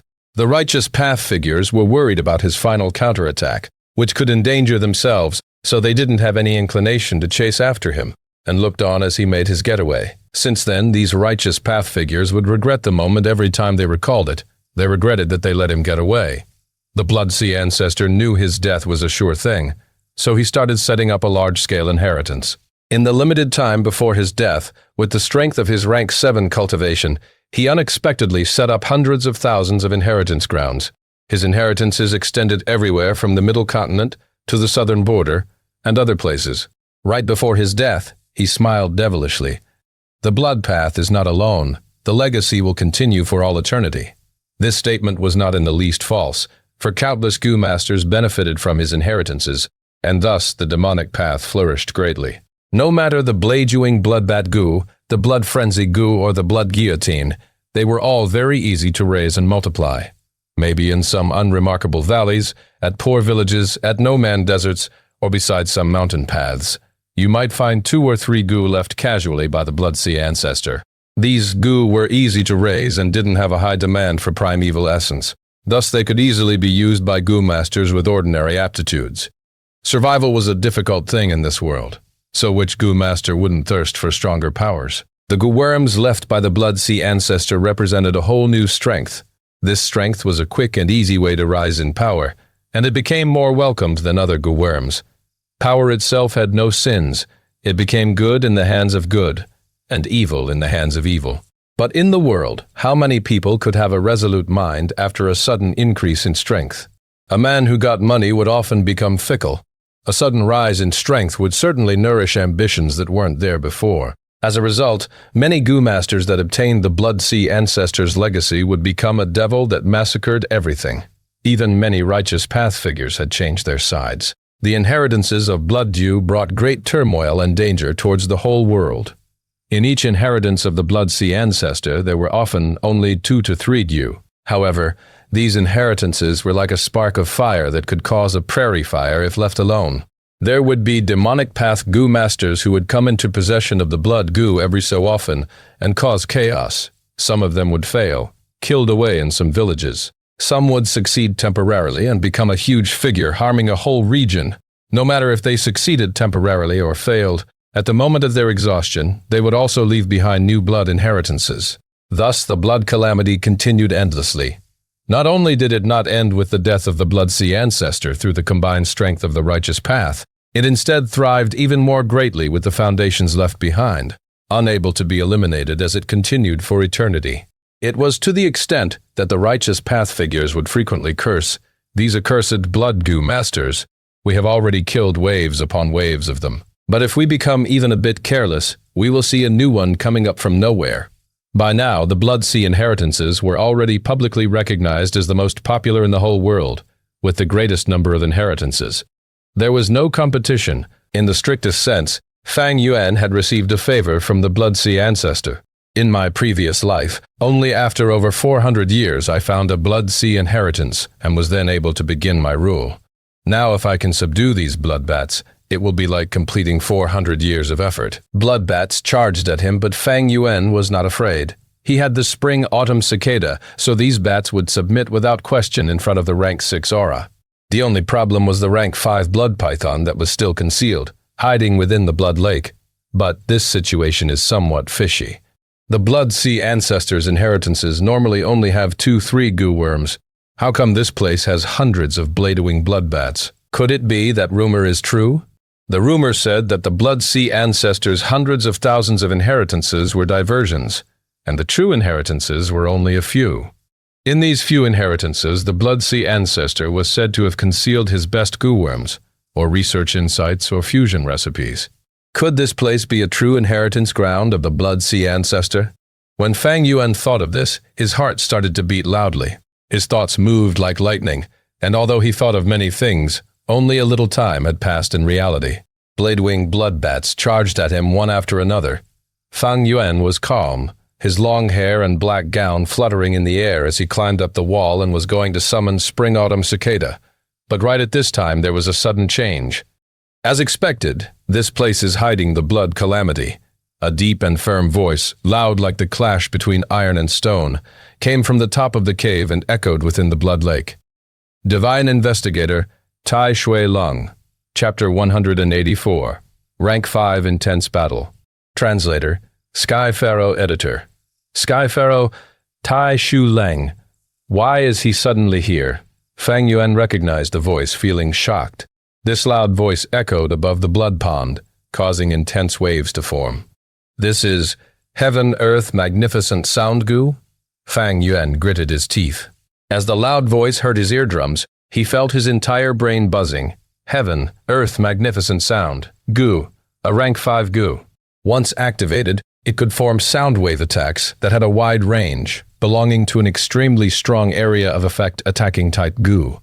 The voice that Fang Yuan was hearing now is only Tai Shui Lung's probing. It was just him slightly shouting and not activating his Goo completely. This intensity was like Fang Yuan using the Moonlight Goo to open the purple gold rock. It was a type of in-depth control of his Goo worm. Of course, The heaven-earth magnificent sound goo also had its weakness. If used for long, it would cause great strain to the goo master's throat and vocal cord. Once his limit is exceeded, the goo master would become completely mute, losing his ability to speak. Bam! A loud explosion occurred as blood and water flew everywhere. The top half of the huge python's body appeared in Fang Yuan's vision. Blood River Python.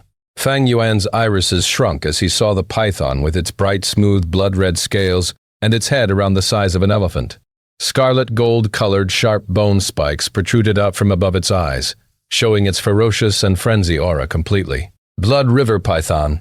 I remember that in the Guyu clan's history, after the first-generation clan leader created the village, a Blood River Python appeared and was a huge threat to the village. Legend says the first gen killed it, but don't tell me. Fang Yuan's thoughts moved, thinking of something. The Blood River Python was humongous, snake head high in the air, its purple irises staring right at Fang Yuan with two ruthless glances. It had a ruthless nature, untamable and fed on blood. Even if the Spring Autumn Cicada's aura tried to suppress it, that would only cause it to become more frenzied. Among rank 5 goo worms, it was one of the hardest to refine.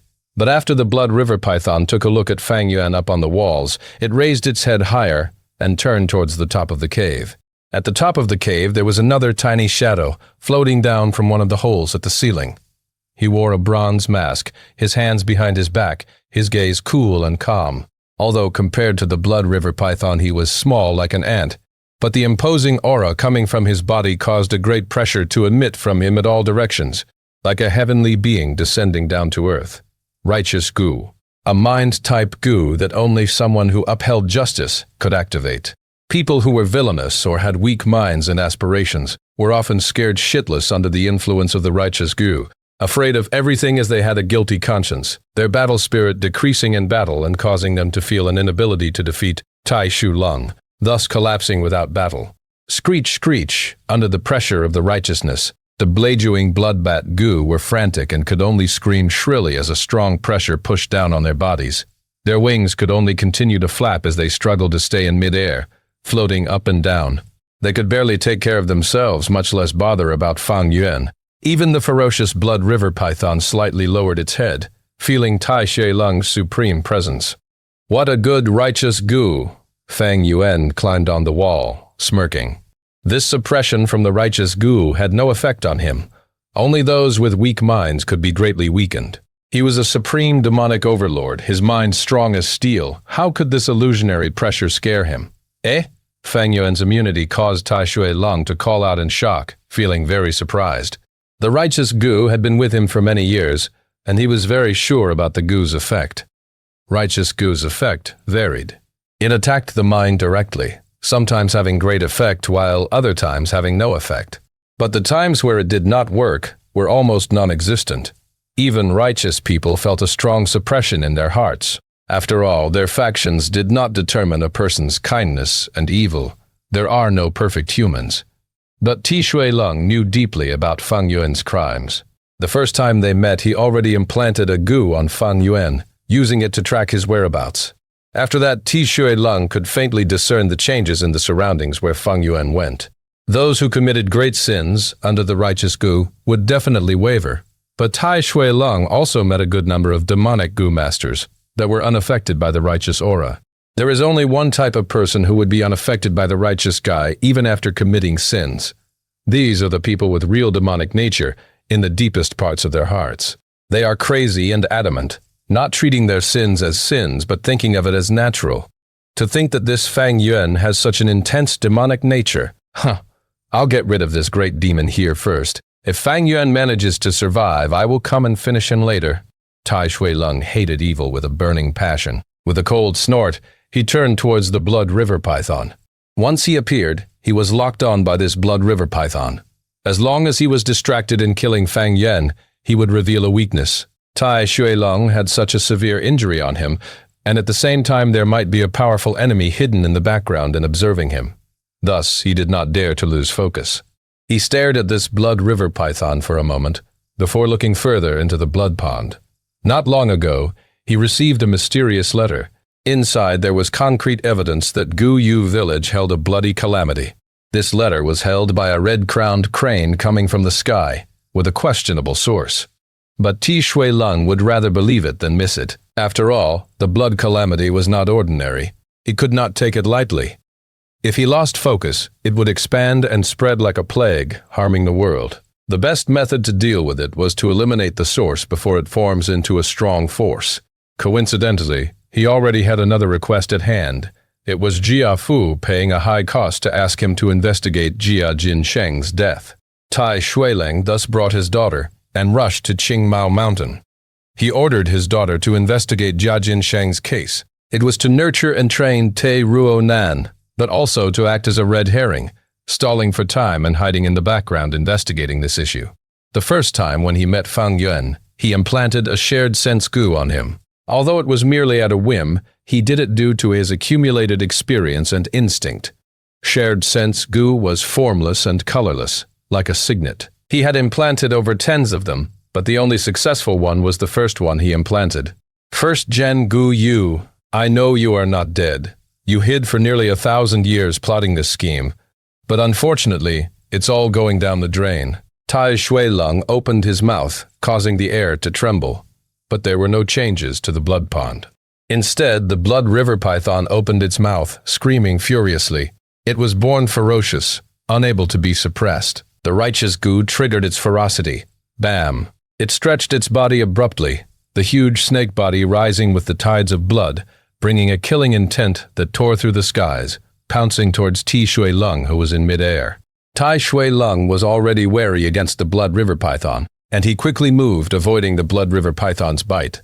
The python's body was too long, and its momentum was too strong. It ended up crashing all the way onto the ceiling of the cave. A loud bang ensued as a portion of the ceiling collapsed, and large amounts of debris fell and caused much commotion in the blood lake waves. First Gen Gu Yu, you think you are safe with just a blood python protecting you? You might as well appear now. Ti Shuileng snickered. He moved about in the air, and the blood river python's attacks were like a gentle rain pelting on him. The blood river python attacked furiously, getting more worked up as it continued to miss. It had unparalleled strength, able to display it all and cause great damage. The entire space was shaking from its strength like an earthquake, and the blood lake began to raise strong ripples. Fuck! Fang Yuan was caught by the crossfire, and as the red soil softened, his foothold had been ruined.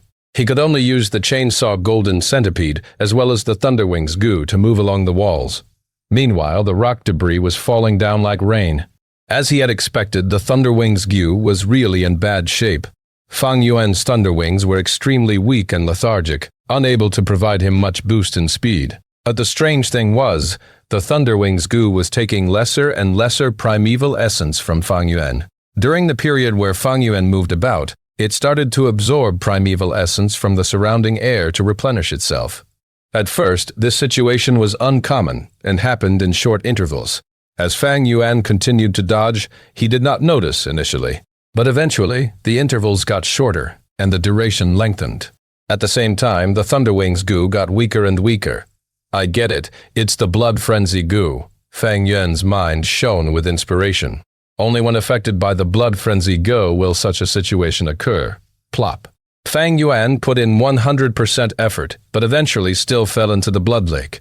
The blood river python was rampaging everywhere, using its thick tail to sweep across the place, causing large debris to fall like rain. Fang Yuan activated the sky canopy goo, covering himself with a white armor. He was good at swimming.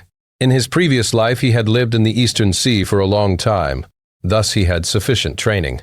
The falling rocks were as large as houses, and he tried his best to avoid them. Sometimes he swam underwater, sinking into the lake to use the water to reduce the impact of the rocks. But for the smaller fragments, some were fist-sized while others were like grindstones, and he could not avoid them all. The white light armor was firm like a monolith, but it could not handle the full impact of the rocks, causing him to feel pain when they hit his armor. At the same time, his primeval essence also decreased with each hit endured. Thankfully, the righteous goo's power was surrounding the area, causing the group of bladewing bloodbat goo to fly around randomly, not finding trouble with Fang Yuan. But Fang Yuan's expression was solemn. The thunderwings goo was half crippled after being corrupted by the blood frenzy goo, and without a special goo to clean it, it would soon turn into a puddle of blood water, turning into a new pollution origin. How did it get infected by the blood frenzy goo? Fang Yuan considered the previous events, and there was only one explanation. In this blood water, there was a blood frenzy goo inside. The Thunderwing's goo continued to weaken and started to become uncontrollable. Thankfully, he activated the white light armor in time. Otherwise, if the blood frenzy goo got into his body and entered his aperture, most of his goo worms would get corrupted. But if his primeval essence was expended, or if this armor was broken, the consequences would be severe. I have to leave this place as soon as possible. Fang Yuan gritted his teeth, trying to find a way out from the surroundings as he swam around. Large amounts of red soil on the mountain walls collapsed from the battle. The cave ceiling was completely destroyed beyond recognition as well. Tai Shui Lung floated in midair, engaging the Blood River Python in combat. Rank 5 battles were not something Fang Yuan could interfere in. The more a goo master advanced, the larger the difference in battle strength among ranks. Maybe with a sweep of the Blood River Python's tail it could break the light armor and cause the sky canopy goo to be gravely injured, breaking all of Fang Yuan's bones in the process. Perhaps with a simple wave of Tai Shui Lung's hands, it could send Fang Yuan falling into an impasse. The situation right now was like two giant elephants fighting, while Fang Yuan was a domestic cat. Although he had tiny claws, there was nothing he could do. Wait, a cave entrance? Chapter 185. Gu Yu, 1st Gen, 5 Great Flying Zombies, Translator. Sky Pharaoh, Editor. Sky Pharaoh, the tunnel entrance wasn't big and should have been buried by the red soil before. But now, as the blood lake surged up in a huge wave, the red soil and the surrounding walls were washed away, sinking down in the lake. As a result, the tunnel entrance cleared up again and became visible. No matter what, this tunnel entrance was like a light of hope. Fang Yuan immediately turned around and started swimming towards it. Boom! Another intense explosion occurred in the air. The enormous force of the explosion struck the surroundings and violently pushed Fang Yuan forward. Damn it, he cursed. Great amounts of red soil had fallen down and buried the tunnel entrance again. Iron fist grappling. Goo. In the air, Tai Shui Lung took a deep breath and slowly extended his right hand when he felt the time was right. There was a ripple in the air before him, and a giant black iron hand appeared. It appeared slow but pressed down on the Blood River Python's tail within moments. Blood River Python struggled fiercely, and with its wet scales and slick body, the iron hand slipped off it and burst out with golden red light. Tai Shui Lung, however, had plenty of battle experiences and wasn't downcast. He slightly raised his head, puffed up his cheeks, and blew strongly towards the Blood River Python. Whoosh! Pitch black oil fell down like waterfall and formed into the shape of a dragon in the air, before plunging towards the Blood River Python.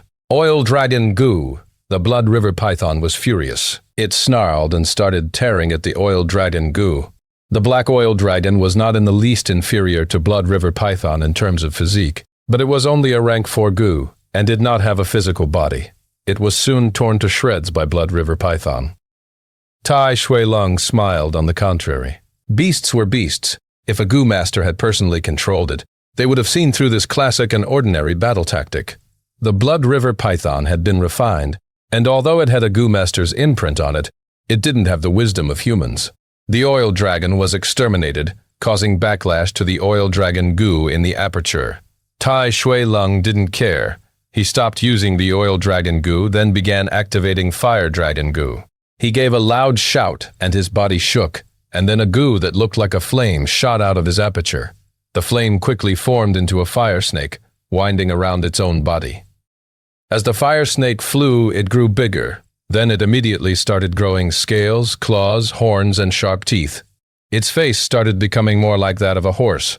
It had changed into an enormous fire dragon. This Fire Dragon Goo was also a rank 4 Goo, but it was able to cause a lot of pain to Blood River Python. This was because of the Oil Dragon.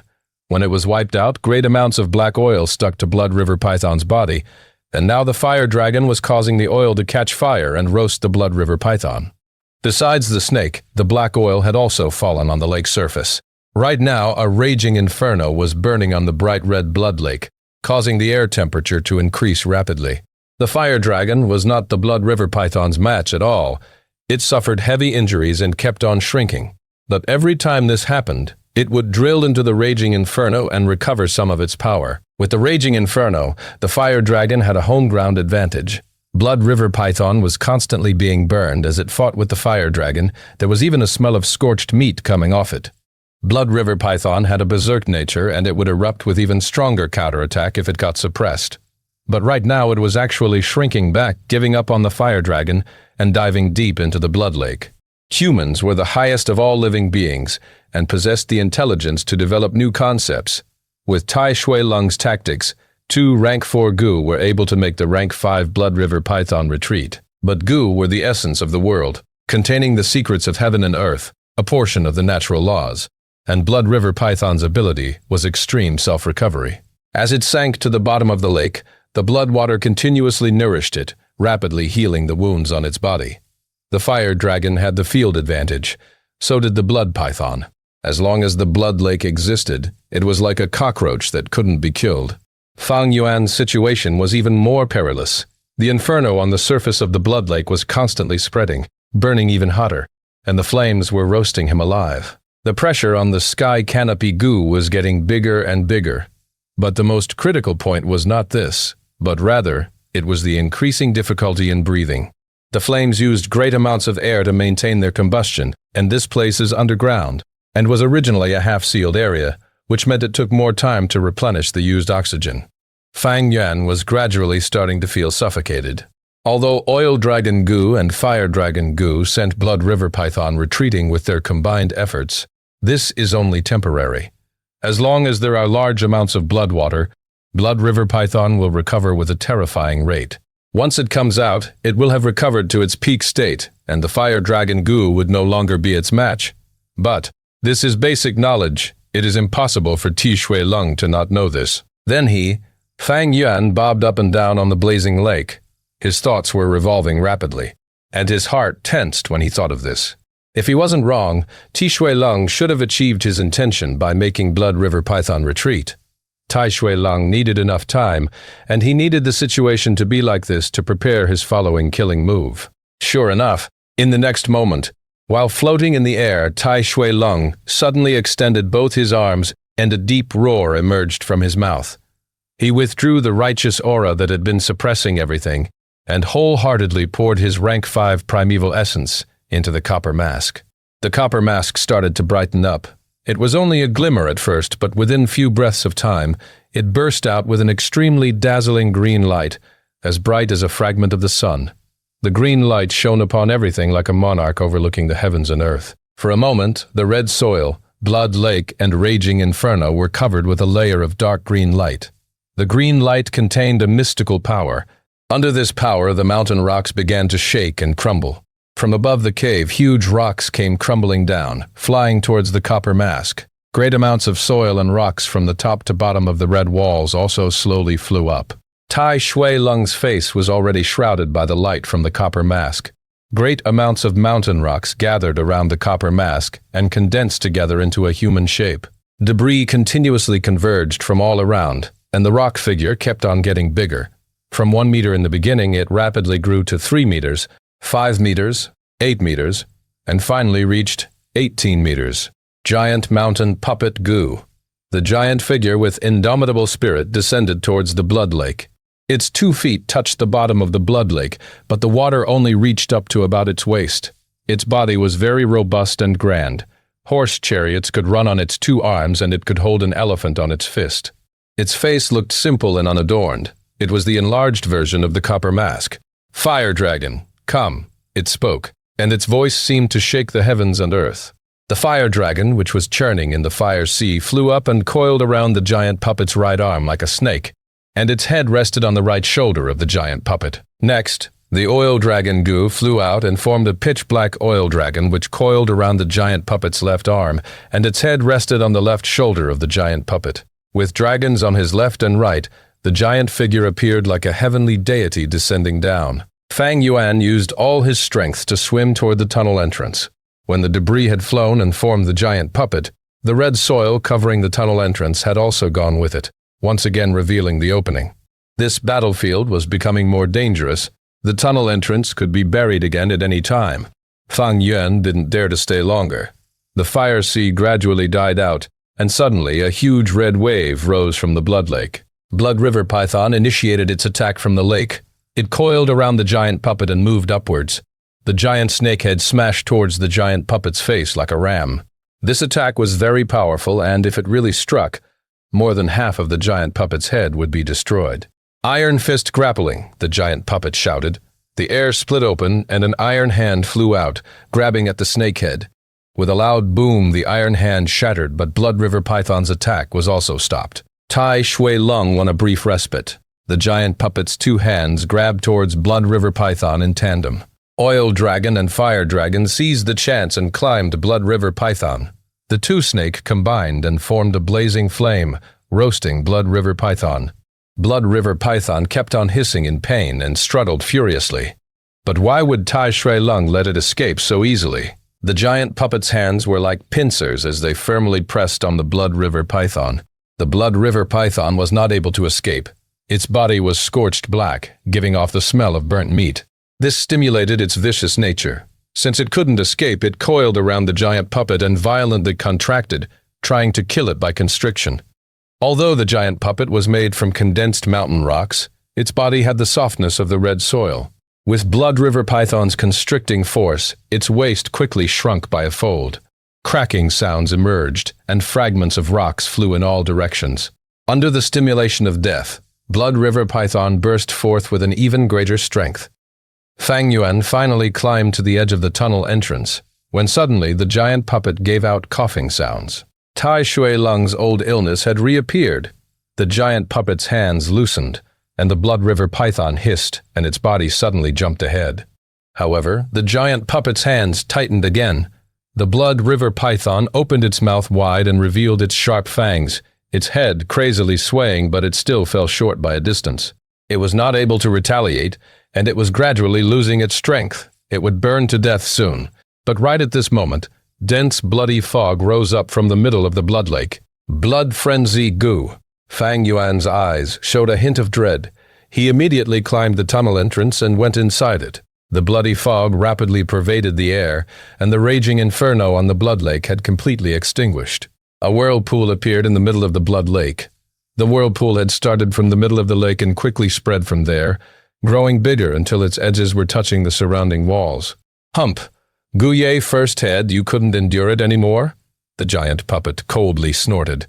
A giant blood wave reaching as high as 10 meters gushed out of the middle of the whirlpool. And from within the blood wave, a vertical crimson coffin gradually rose up. He. A hoarse and strange voice was transmitted from inside the coffin, and anyone that heard this voice would feel cold to the bone. "Young Junior, thou dare spoil my plan. Thou court death, and I shall give it to thee." Before the voice had died away, the coffin lid shot out like a catapult, revealing a shriveled corpse. He had a scarlet face and fangs, his hair red like blood, his eyes deep and contained a fire that seemed about to extinguish.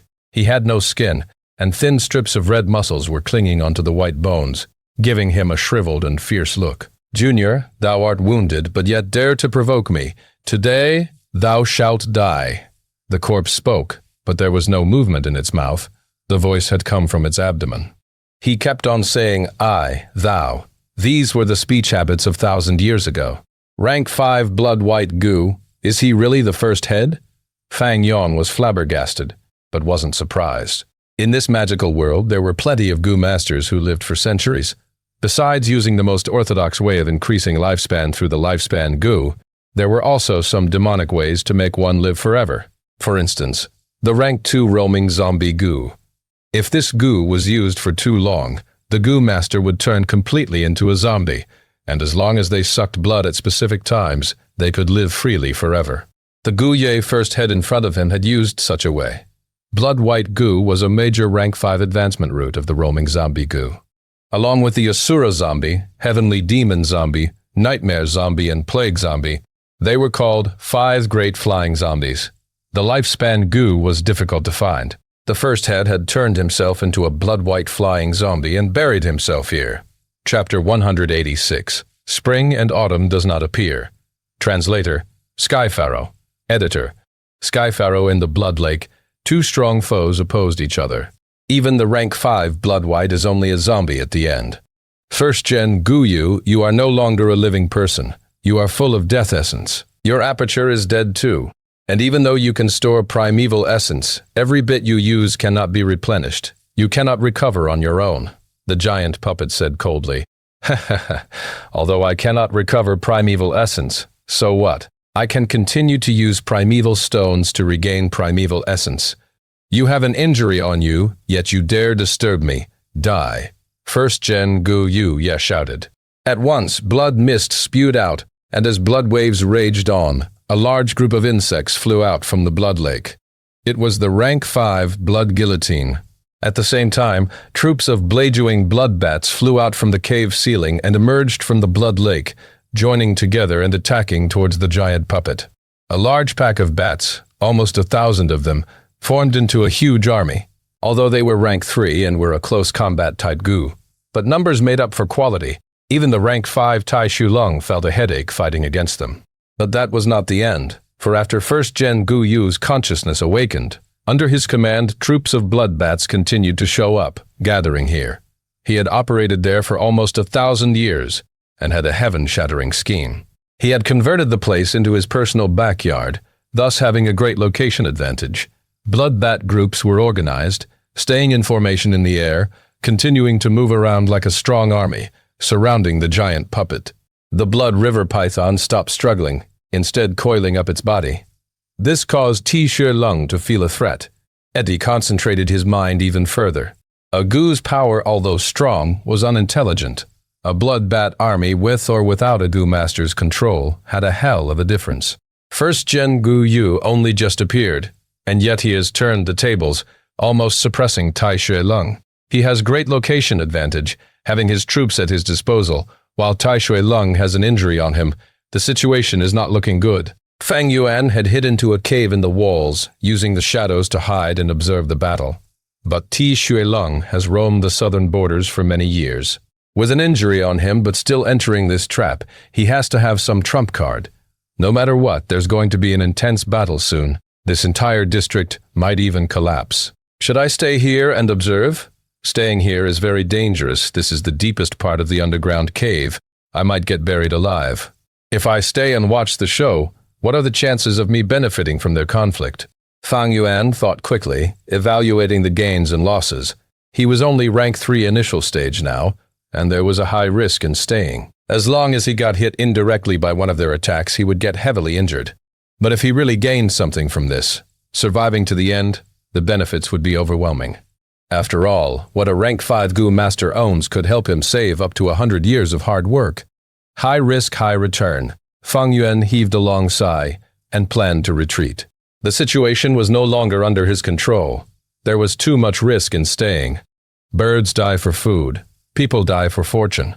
These situations, he had seen much of them in his previous 500 years of living. He was vigilant in nature. As long as he lived, there would always be more opportunities in the future. After all, he knew countless secrets and many unexposed inheritance grounds. They were all profitable and useful to him. He did not have to risk his life here.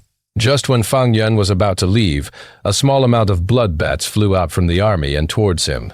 This blood bat group had around 100, causing Fang Yuan to quickly retreat. My clan Junior, don't worry. There are traps set up in that cave, and even underground beasts reside there. These blood bats can ensure your safety. The first Gen Gu Yu's voice resounded. When Fang Yuan heard this, he ran even faster. First Gen Gu Yu was slightly shocked, not expecting Fang Yuan to be so observant at such a young age, able to sense his evil intents. Immediately, he pushed his will and another group of hundreds of blood bats chased after Fang Yuan. His distraction caused Ti Shui Lung to discover a weakness that wasn't really a flaw. Heaven, earth, magnificent sound Gu. Howl. The giant puppet opened its mouth, giving off a howl that shook the 9 heavens. At once, the overwhelming sound waves rushed towards all directions like the sound of thunder. The blade-chewing bloodbat Gu close by were instantly murdered by this power, falling down one by one. Bloodbat groups further away were in disarray from the attack, flying randomly in the air. The concentrated bat army earlier had in a split second gone into chaos and could not have any utility in the next short period. Heaven, Earth, Magnificent Sound Gu was as high as rank 5, and it was an area of effect type that specialized in dealing with bloodbat groups. When Ti Shui Lung first used it, the power was not strong, but that was due to him keeping it down forcefully. Now that he used the body of the giant puppet, he could display the true power of the heaven-earth magnificent sound gu. Even numerous blood guillotine all over the sky were killed. As the blood mist dispersed, clear vision returned. The sound waves bounced off the walls as the entire space within the mountain started trembling. With the giant puppet as the focal point, the blood lake's water level was forced downwards, forming a bowl shape in the lake, and the blood water oozed out through the cave opening. But before that, there were sound waves spreading. Fang Yuan was caught in the crossfire, his white armor shimmering, almost breaking apart. To endure this sound wave attack, his aperture's primeval essence was used up by about 10%. The sound waves echoed in the narrow cave, and Fang Yuan's ears could not endure the buzzing and he almost tripped on the ground. But this sound wave was at least helpful to him. For the two groups of blood bats chasing him, the second was already decimated, and the first were in chaos from the attack, flying all over the place in the cave and not being able to chase Fang Yuan.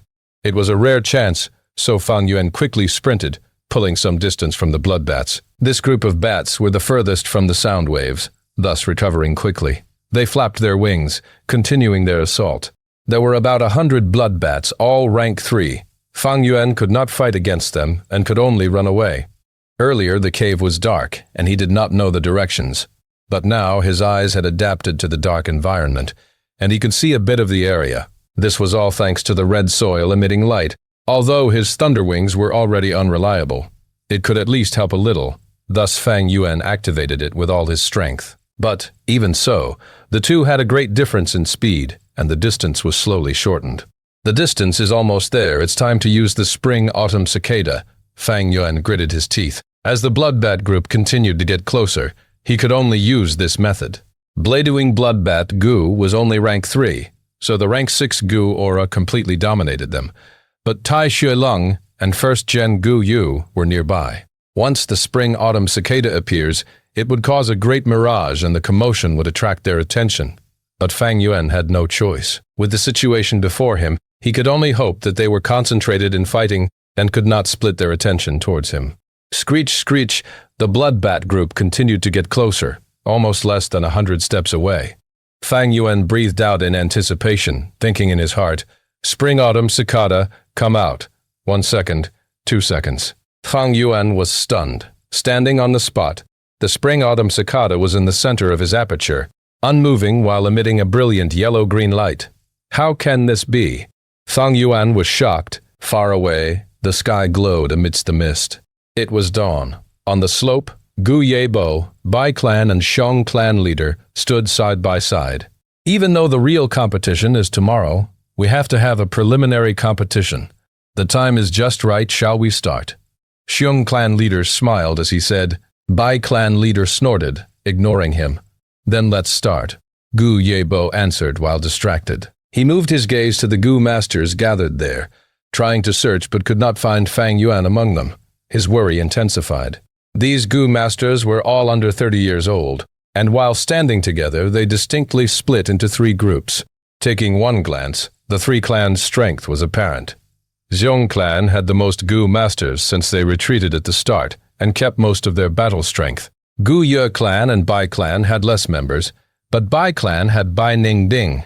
He alone was enough to promote the Bai clan's overall strength to the top of the 3 clans. Xiong clan leader shouted, this competition will be held around the surrounding 100 li, all the way until nighttime, ending when the sun sets. Battles will not have life and death restrictions, but I hope you can control yourselves. You have a token in your hands, and the ones who collect 30 of them gets the qualification to enter the 3 clans competition. Ready? And start. Life and death battles. Only those who qualify can enter. There is no participation limit, and the surrounding 100 li is the stage. Even entering midway is permitted. This is not a fair competition. But the 3 clan leaders did not have any opinions or grudges towards it. In this world, survival is based on one's own strength, one's fist. The stronger you are, the more rights you have to gain more benefits. If you are weak, then you should begrudge your luck and lay low, accumulating strength and becoming strong. In a few breaths' time, Fang Yuan felt like 2 or 3 years had passed. His forehead was full of cold sweat. The Spring Autumn Cicada was unable to come out. How could this happen? Spring Autumn Cicada is his vital gu. It was very important to him. A rank 6 goo, his final trump card, to think it could not be controlled. This was too severe, and Fang Yuan had to place all his attention on this problem. In the dark cave, he squinted. He only panicked for less than a second before calming himself down. His mind moved like lightning, his spirit entering his aperture. There was nothing wrong with the Spring Autumn Cicada. It was still recovering quickly. But no matter how Fang Yuan willed it, it remained stagnant at the center, not moving even a single step. I get it, Fang Yuan was enlightened. This Spring Autumn Cicada, once it becomes a vital goo, it stays in the aperture and can no longer be moved. Goo was the essence of living beings. It had endless possibilities and all sorts of forms and abilities. For goo worms, nurture, use, and refine, all three were deep and profound, and often were there special cases in these aspects. On nurturing, goo worms only ate specific food. On refine, they had all sorts of requirements. On use, the bamboo gentleman could only be used by a goo master that has never lied. And to use the righteous goo, it needed the goo master to have a heart of justice, or the photo-audio goo, dying after one use, while the visuals could stay on the rock walls for a period of time.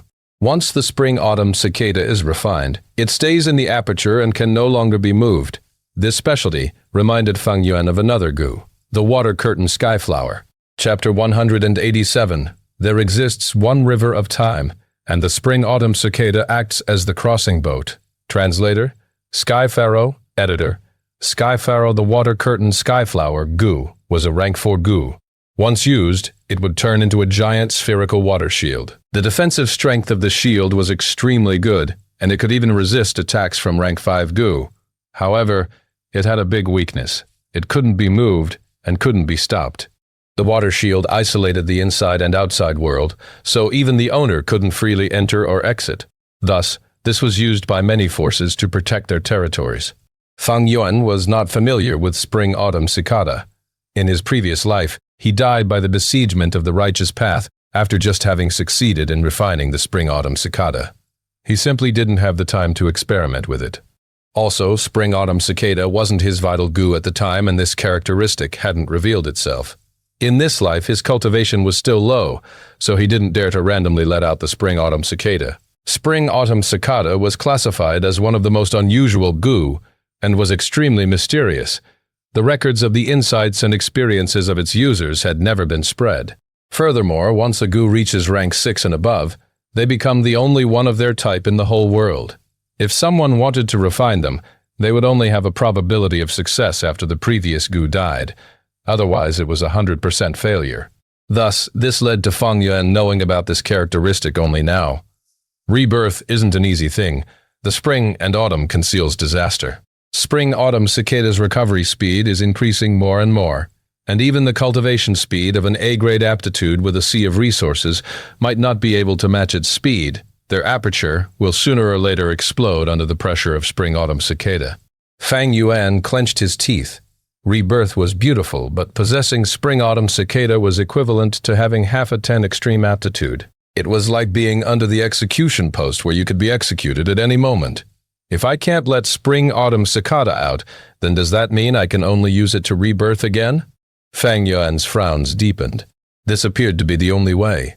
A rebirth would mean Spring-Autumn Cicada would enter a weak state again, and at the same time, Fang Yuan could escape from this dangerous situation. This situation seemed to be perfect, but it contained many problems and huge dangers. First of all, there was no guarantee of the rebirth being successful. Fang Yuan had gone through rebirth once, and he was only able to bring back his valuable experience. He came to an understanding by integrating the Earth's concept. The world is a three-dimensional space, and time is an axis connecting the past and present. Without time, space would be stationary. The movements of every matter was a process, signifying the consumption of time. There were no parallel dimensions in a world. Using the Spring-Autumn Cicada to be reborn was to step across from the latter half of the time axis, future, to some point in the first half, past. However, Fang Yuan's aged body in the future didn't exist in the past. Due to the restrictions from the great Tao of the world, his body couldn't be brought over to the past and could only self-detonate. The energy from the self-detonation was a propulsion force, and the fragment of the laws of time in Spring Autumn Cicada was like a lone boat which carried Fang Yuan's consciousness from future to be reborn into the past. Consciousness wasn't a physical matter like a body. Strictly speaking, this future consciousness, too, didn't exist in the past. The ingenuity was contained therein. Future consciousness led to the Goo Master changing himself and thereby influencing his surroundings. This influence would gradually extend to the whole world. This was the butterfly effect. When the butterfly effect took place, the world would no longer be the same, causing the existence of the future consciousness to receive the approval of the great Tao of the world. Someone had said that history was like a long river, and a change in an event in the upstream would completely change the downstream. This mystical world of Goo was like the water in the long river. Almost everyone could only flow along with the stream and go from upstream to downstream. Fang Yuan's consciousness, however, went against the stream, going from downstream to upstream by relying on Spring Autumn Cicada. When he made changes in the upstream, there would also be changes in the downstream. But the river was still the same river. The world of Goo Masters was still the world of Goo Masters. It was just that history had turned into another corner, bringing another possibility to the equation. This analogy could be easily understood. However, Spring Autumn Cicada hadn't recovered completely. It was like a leaky, worn-out boat right now. Fang Yuan's cultivation was also only rank 3 initial stage. There would be an unimaginable difference between the propulsion force of his self-detonation now from the self-detonation of his rank 6 cultivation in his previous life. With such a minute force, he simply wouldn't be able to push the Spring Autumn Cicada, let alone flow against the long river of time. I probably won't succeed by trying to rebirth through self-detonation. Who is to say that the broken boat won't be stranded in the long river? And if that happens, my consciousness and memories will be ruthlessly washed away by time.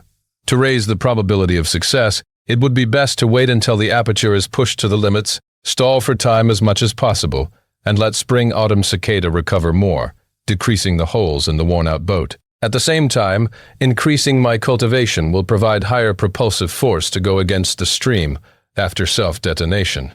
Fang Yuan heaved a long sigh.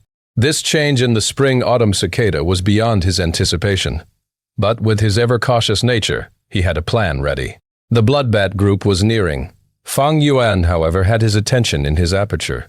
Yellow-green rays of light flooded his aperture.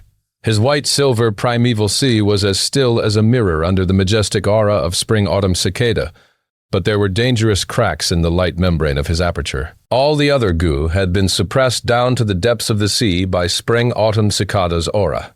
Fang Yuan sent his will, and a Goo slowly flew towards the surface of the sea, resisting the pressure. This Goo appeared like a square dice. It was gray and very firm. This was one of the Goo that Fang Yuan had plundered from Bai Ningbing. It was a one-time use Goo and would disappear once used. But its effects were extraordinary, and once used it would completely extract all the strength and potential in a Goo Master's aperture, and instantly raise a Goo Master's cultivation to the peak stage of the same rank. Stone Aperture Goo, explode. Fang Yuan willed it. The stone aperture Goo immediately exploded, changing into gray powders just like the smoke from a cigarette, and pervaded the primeval sea. The aperture's walls were originally a light membrane, but once this gray powder touched it, the light immediately dimmed down. The powder stuck to the light membrane, and the light membrane gradually thickened, experiencing a qualitative change from light to stony. After several seconds, Fang Yuan's aperture walls had thickened by several times and changed into a heavy, sturdy stone aperture. The yellow-green radiance of Spring Autumn Cicada still fluctuated continuously, but the aperture could now support its pressure. Fang Yuan was at rank 3 initial stage with light silver primeval essence, and his primeval sea shone with light silver light. But right now his cultivation experienced a sudden rise, leaping from rank 3 initial stage to rank 3 peak stage, possessing snow silver primeval essence. Using the stone aperture Goo means cutting off one's advancement route and using up all the potential within the aperture. It will be very difficult to step to rank 4. But my cultivation has increased, and the aperture has turned into stone walls, which is multiple times thicker and firmer than before, and will be able to support the pressure from Spring Autumn Cicada for the time being. Using the stone aperture Goo should have been Bai Ningbing's response to the limits of Northern Dark Ice Soul physique. Unfortunately, the 10 extreme aptitudes are much more troublesome than the Spring Autumn Cicada. Their potential is endless, and even by turning one's aperture into stone, the aperture walls will quickly recover. At this second, the Bladewing Bloodbat group pounced in for the kill.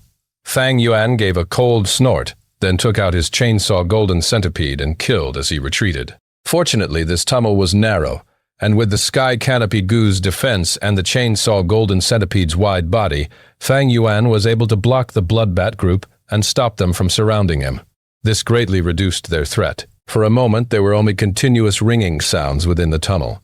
The sounds of chainsaw golden centipede's attacks and the sound of Bladewing Bloodbats smashing into the white armor quickly echoed through the tunnel walls and formed into a medley. The primeval essence in Fang Yuan's aperture continued to deplete rapidly. There were close to 100 bloodbats, but without a goo master there to control them, there were a lot of internal frictions between the bats, and they couldn't form a tacit cooperation. Thus, in reality, Fang Yuan only needed to deal with 3040 bloodbats at the same time. But even this number wasn't something he could withstand, and he had to retreat while fighting back. What was even more awkward was that even though he had leaped to rank 3 peak stage, his aperture still contained the initial stage-light silver primeval essence. Just by relying on his C-grade aptitude, the self-production speed of snow silver primeval essence was way too slow. The current situation also didn't allow Fang Yuan to multitask and take out primeval stones to absorb natural primeval essence. Consuming primeval stones could quickly recover primeval essence, but this method wasn't suitable in a real battle. Distracting oneself in a life-and-death battle was asking for humiliation. It was an extremely stupid move and was akin to courting death. At the same time, the efficiency in absorbing natural primeval essence at such a situation was also very low.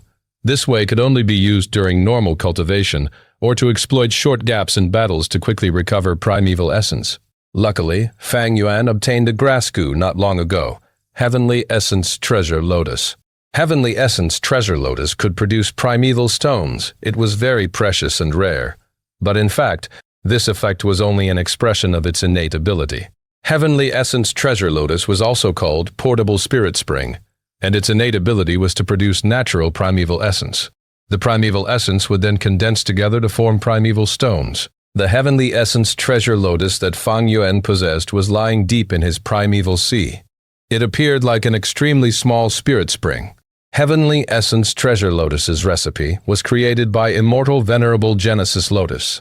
Only the Goo Masters who have reached rank 9 were respected as venerables. For Righteous Path, they were called Immortal Venerables, and for Demonic Path, they were called Demonic Venerables. Immortal Venerable Genesis Lotus was also known as the person with the fastest primeval essence recovery speed since the ancient times. In this aspect, he was above other Immortal Venerables and Demonic Venerables, and it was all because of the Essence Lotus.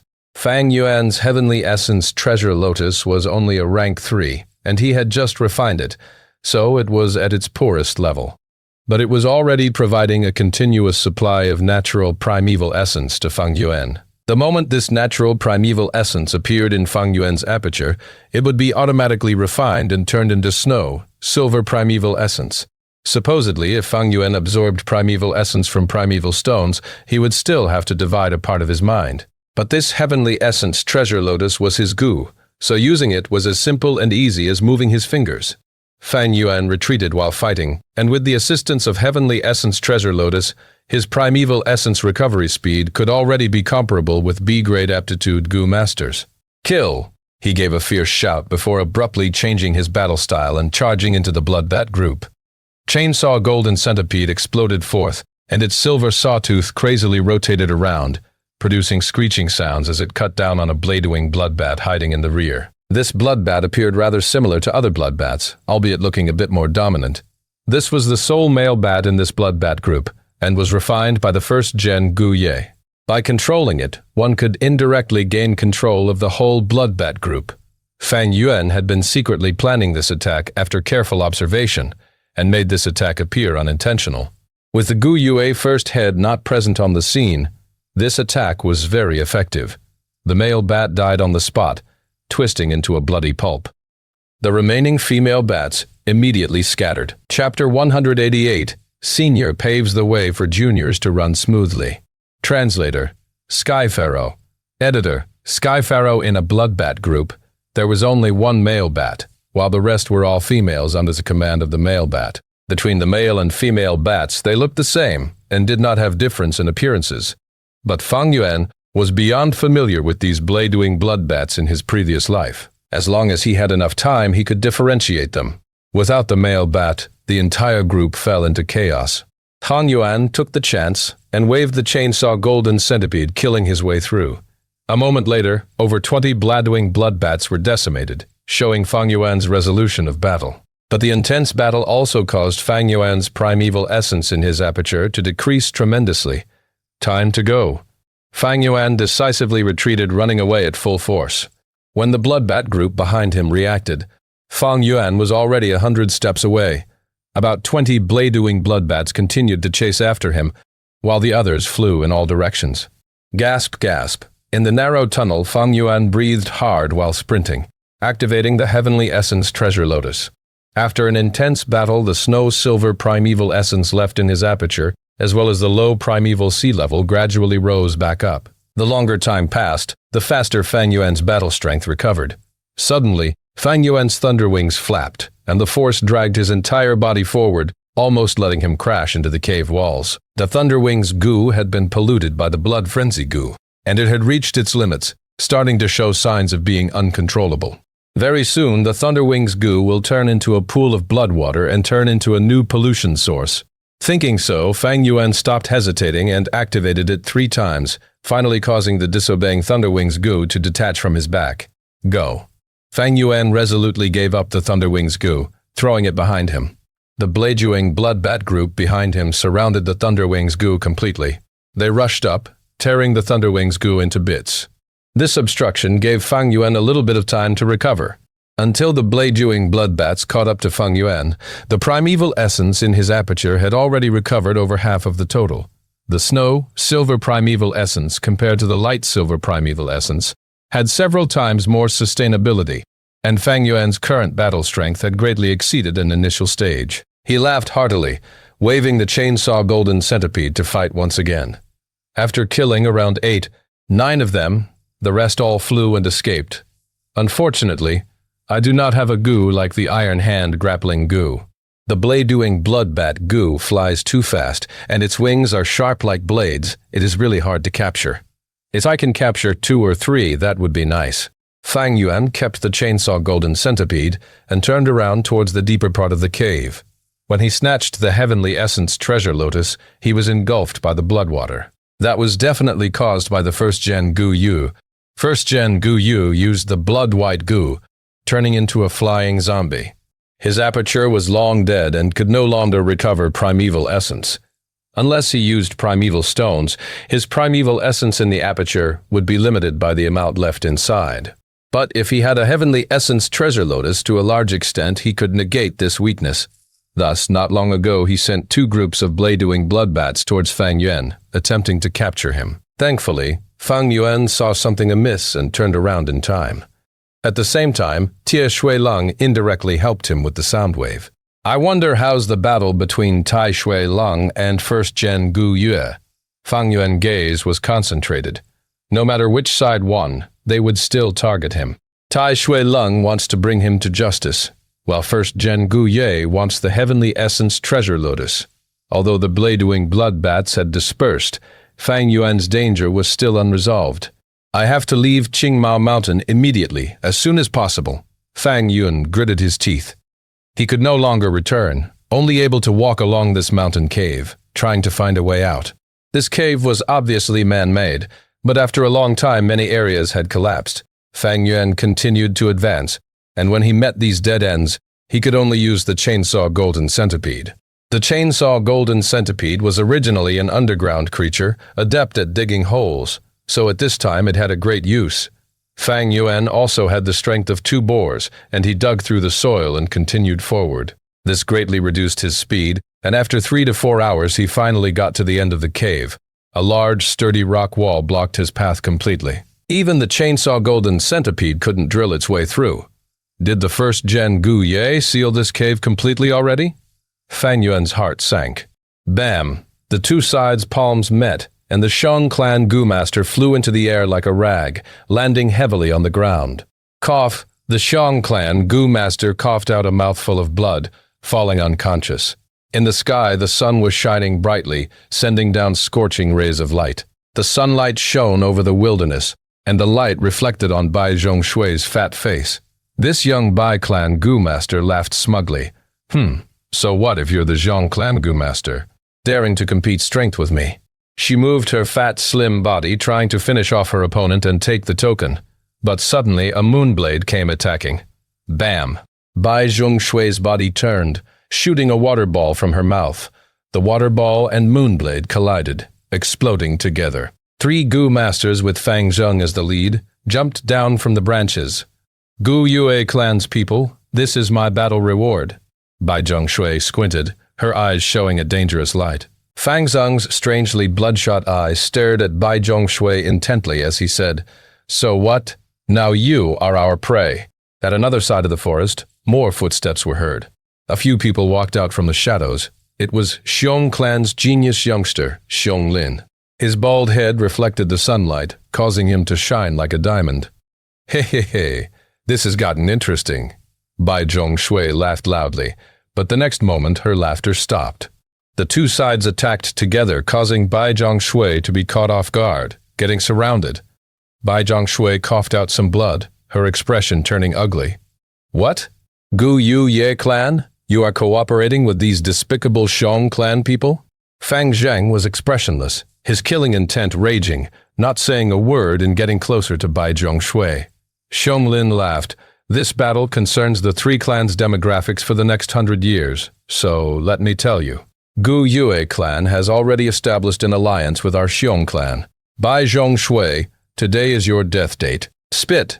Bai Zhongshui coughed out a mouth of blood water as she stared at her surroundings in disdain. So what if I die? Heh. Ganging up. You are just afraid of our Bai Ningbing. It's useless. This is only the initial battle.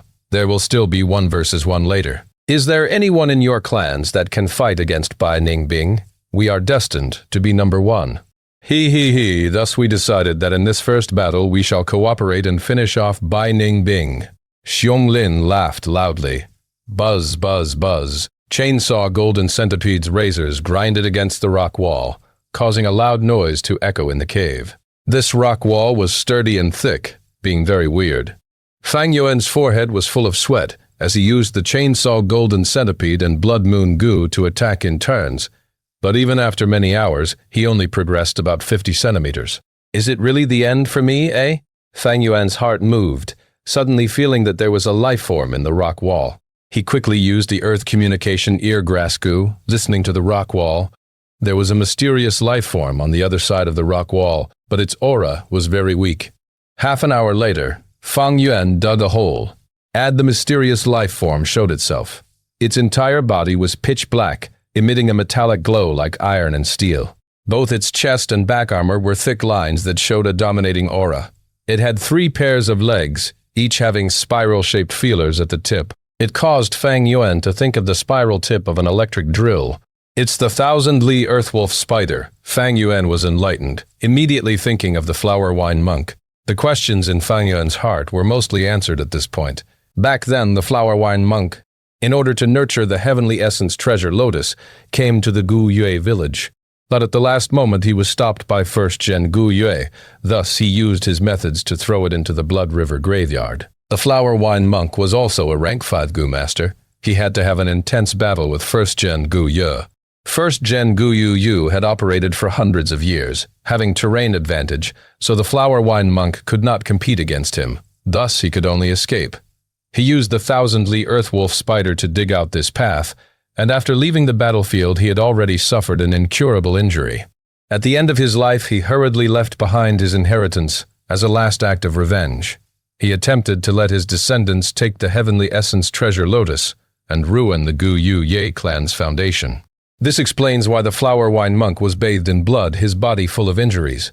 But the reason for why the 1,000-li earthwolf spider fall into slumber and seal itself here, that was still a mystery. Also the first-gen Gu Yue, what in the world was he after? These suspicions are all minute details. What's important is leaving this place. Fang Yuan stretched out his hand, sending out some primeval essence and refining the 1,000-li earthwolf spider. This sturdy rock wall was the cocoon created by the 1,000-li earthwolf spider when it fell into hibernation. It was extremely weak, like the white boar goo that Fang Yuan took out from the earth treasury flower goo. Thus, even though it was rank 5, Fang Yuan easily refined it. Fang Yuan threw the Thunderwing's goo away earlier and was lacking a movement-type goo, this being his weakness once again. But now he obtained the 1,000-li earthwolf spider, so it was like a glimmer of hope in the darkest hour. This 1,000-li earthwolf spider was a large steed-type goo. It ate soil as food and was easy to raise. Fang Yuan injected his snow-silver primeval essence into it, and the 1,000-li earthwolf spider gradually awakened, its aura becoming stronger. It started to consume, eating large amounts of soil. When it recovered to an extent, Fang Yuan, who couldn't wait to leave quickly, got onto its back, ordering it to move forward. Although it had only recovered a little, the 1,000-li earthwolf spider was still a rank 5 goo. Its 3 pairs of legs moved quickly, dashing through. After the cocoon broke, the cave behind was exposed too. This path was the one the flower wine monk created when he escaped. Seniors paved the way for juniors to run along, so this greatly helped Fang Yuan. The only worry was, steed-type goo worms took a lot of primeval essence to use. The 1,000-li earthwolf spider was rank 5. Rank 3 primeval essence could not sustain its expenditure, so every now and then, Fang Yuan had to stop and sit on the 1,000-li earthwolf spider's back, activating the heavenly essence treasure lotus while extracting natural essence from his primeval stones. With 2 sources, as well as his C-grade natural recovery, Fang Yuan's primeval essence recovery rate was fast, incomparable to before. As he instructed the 1,000-li earthwolf spider to move forward, he would also stop to recover his primeval essence. When they encountered a cave-in, they would drill their way through, and with such a repeated process, Fang Yuan gradually moved away from the Blood Lake graveyard, going towards the surface. Chapter 189. Shocking Change. Translator, Sky Pharaoh, Editor, Sky Pharaoh. The sun lowers as night descends, and the setting sun was like a burning fire on the horizon. Standing on a slope was Bai Ningbing, clothed in white, his hair snowy white. The setting sun's last rays reflected in his eyes, hinting that his life was ending. Such a beautiful sunset. How many more times can I see it? This brilliance of nature, I have only seen a little of them all. What a waste. Especially when around me these annoying fellows are still arguing. Bai Ningbing snorted in his heart, retracting his gaze and sweeping the environment. Gu Yu and Xiong Clan's alliance, the remaining 100 Gu masters, gathered together and surrounded Bai Ningbing. Bai Ningbing, if you back out of this competition now, we can spare your life. Indeed, if you know your place, we might as well be kind and let you off. Your Bai clan Gu masters are mostly finished. The remaining ones have all been stopped by us. Don't rest your hopes on reinforcements. They will not come. With Fang Zhong, Xiong Zhaoman, Xiong Lin, and Qi Cheng as leaders, the young Gu masters spoke in turns, trying to break Bai Ningbing's spirits. But these words, Bai Ningbing did not put to heart. A bunch of rats coming to the elephant and screaming, "How pathetically laughable!" Bai Ningbing laughed coldly, his gaze sweeping across the crowd, showing disdain. Among you people, only Gu Yue Fang Yuan is slightly interesting. Too bad he isn't here. Hey, come at me together. Saying so, Bai Ningbing created an ice blade, using his hand to wipe the sharp blade that emitted cold energy. He did not even look at the people around him. This person is too arrogant. Not taking us seriously. Brothers, let's attack together. Everyone send out one attack. Even 10 Bai Ningbings will be turned into meat paste. The Gu masters jeered, but no one dared to attack rashly. Although Bai Ningbing was alone, his aura was overwhelming, causing everyone to feel threatened. Everyone calm down. Don't listen to Bai Ningbing's taunts. We did not practice together before, and do not have good cooperation. If we attack together, we will waste much of our efforts, and he will take advantage of it, Xiong Lin shouted. Then who attacks first? Qi Cheng asked. Although they cooperated with Xiong clan and attacked the Bai clan, this alliance was not a close one. Whoever attacks first bears higher risks and also risks the other party taking advantage of their combat. Never mind, I'll engage Bai Ningbing first. To be honest, I've wanted to fight you some long ago. Xiong Jianmen took a step forward. She blew a whistle, and once she did, sounds of beasts stampeding could be heard from afar. Many black shadows overlapped in the forest, and what showed up was over 200 black bears. The black bear at the front of the horde was larger than the rest. It was 100 Beast King-level black bear. The wolf tide was dangerous, but it was also an opportunity. Zhong Jiao Man rose to rank 3 because of it, and the bear enslavement gu also rose to rank 3, finally being able to enslave bear-type 100 Beast Kings. This was Zhong Jiao Man's trump card. Way to go, lady boss. Oh my god, Tilda, so many bears. With all these bears and us being around 100 people, Bai Ningbing is dead meat. Zhong clan gu masters were stirred, getting excited. Gu Yue clan looked complicated. After Xiong Li died, this Xiong Jiao Man became the #1 contender in the Xiong clan. Looking at Gu Yue clan, after Qing Shu died, Mo Bei followed as well. Although Fang Yuan rose to rank 3, his aptitude is only C grade. It was hard to count on him. Thankfully, we still have the A-grade Gu Yu Fang Zheng. Many Gu masters looked at Fang Zheng, thinking so and feeling assured. Especially during this 3-clan competition, Fang Zheng seemed to have gotten more mature, attacking more ferociously, and many Bai-clan Gu masters were killed by him. Such a performance caused many clansmen to feel comforted. This was the true disposition of a A-grade genius. The results are pretty much assured. Even a rank 3 peak stage with much talent cannot be the match for 100 people. Lord Qing Shu, I will take revenge for you personally. After that, if Big Brother appears, Fang Zheng stared intently at Bai Ningbing, thinking rapidly in his mind. Merely 100 Beast King, what a boring trick. His entire body was emitting cold air. Northern Dark Ice Soul physique. I'm at my limit already, huh? Bai Ningbing felt his life ending. His body had reached some sort of limit. Not soon after, he would die. Even now, he could feel his body starting to collapse, and much of his flesh and blood was turning into ice and snow. But even so, Bai Ningbing remained calm, his gaze concentrated. He took a final look at the sun's rays before turning around and looking at the charging bear group. Since you are all looking for death, I shall act mercifully and grant you all your wishes. Maybe this way it can bring some excitement to my life, he sighed softly. Not far away, the 3 clan leaders and Gu masters stood still, completely silent. The battle is finally starting. Killing Bai Ningbing is the greatest victory. Xiong clan leader was secretly excited. We were tricked. They actually ganged up to deal with us. Hehehe, you have all underestimated Bai Ningbing. Get ready for a shock. Bai clan leader was calm as water, plotting in his mind. Gu Yuebo showed a worried expression. Up until now, Fang Yuan and Tie Shuilang did not show up at all. Although the 3-clan competition was important, his mind was elsewhere. Desolate Yin Ancient Moon physique. If Fang Yuan really has such an aptitude, we have to protect him at all costs and bring him into the Blood Lake graveyard. Thinking so, Gu Yuebo looked at Tai Ronan without turning his body. This Tai family young lady had a strong background, but she was already brought around by Gu Yuebo, secretly a captive. Tai Ruonan was not worried about her situation. She believed her father and was also thinking about how to capture Fang Yuan. Whatever aptitude Fang Yuan had, as long as one bothered to, they could assess it. If he really was a 10 extreme talent, then his suspicion would be the greatest. Fuck, Fang Yuan cursed, lying on the 1,000-li earthwolf spider's back, sticking closely and preventing himself from falling off. He wanted to use the flower wine monk's opened path to advance easily. But good times do not last, for not long after, the 1,000-li earthwolf spider started to go crazy. It started to absorb the natural essence in the air, using it.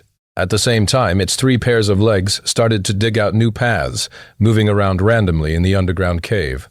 Fang Yuan understood finally. This 1,000-li earthwolf spider, under the flower wine monk's command, had engaged in battle with 1st Gen Gu Yu previously. In the battle, it was corrupted by the blood frenzy Gu. The flower wine monk relied on it to escape, then hurriedly created the secret cave, leaving behind his inheritance before dying. Upon losing its master, the 1,000-li earthwolf spider lost control and frantically went back to that path that it had dug when escaping. Right before death, what was fortunate was that the 1,000-li earthwolf spider sealed itself and fell into hibernation, preserving its last life force before dying.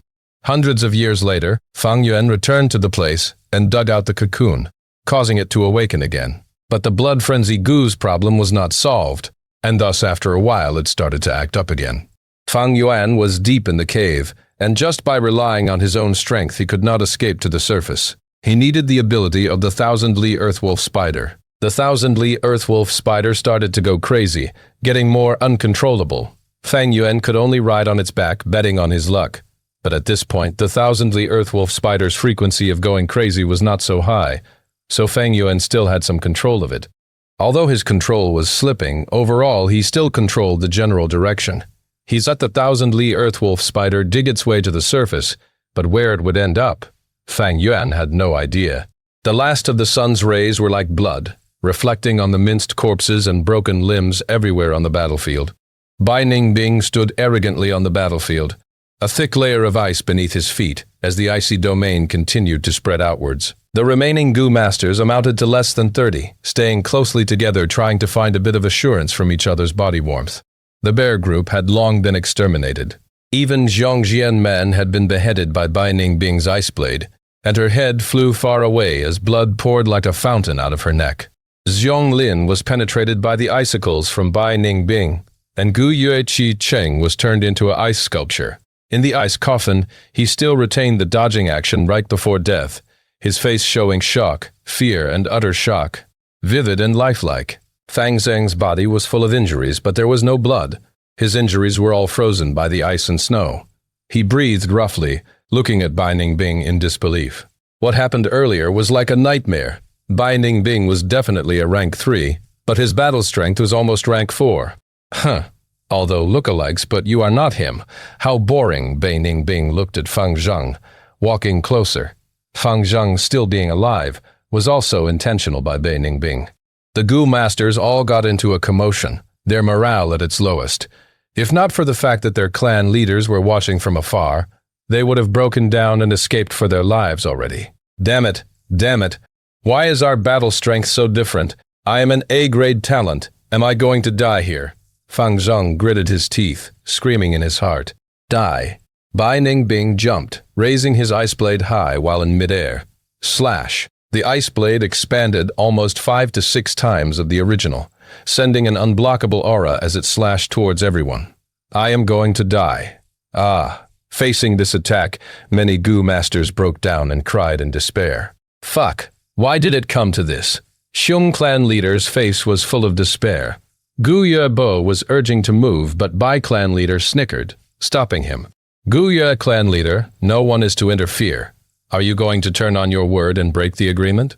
Gu Yebo squinted his eyes. Bai Ningbing is only rank 3. He cannot have such strength. You are cheating blatantly. Cheating? Hehe. Let me tell you the truth. Our clan's Bai Ningbing is the northern dark ice soul physique.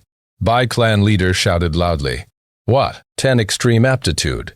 At once, Gu Yuebo and Xiong clan leader were shocked, reporting. Clan leader, there has been a strange earthquake. Many of the clan's bamboo buildings have collapsed, and the ground is seeping with blood water. Not many people are injured, but they are flustered. Ego Yue clan Gu master came running. To think that there is a thing. Gu Yuebo's expression changed. Chapter 190.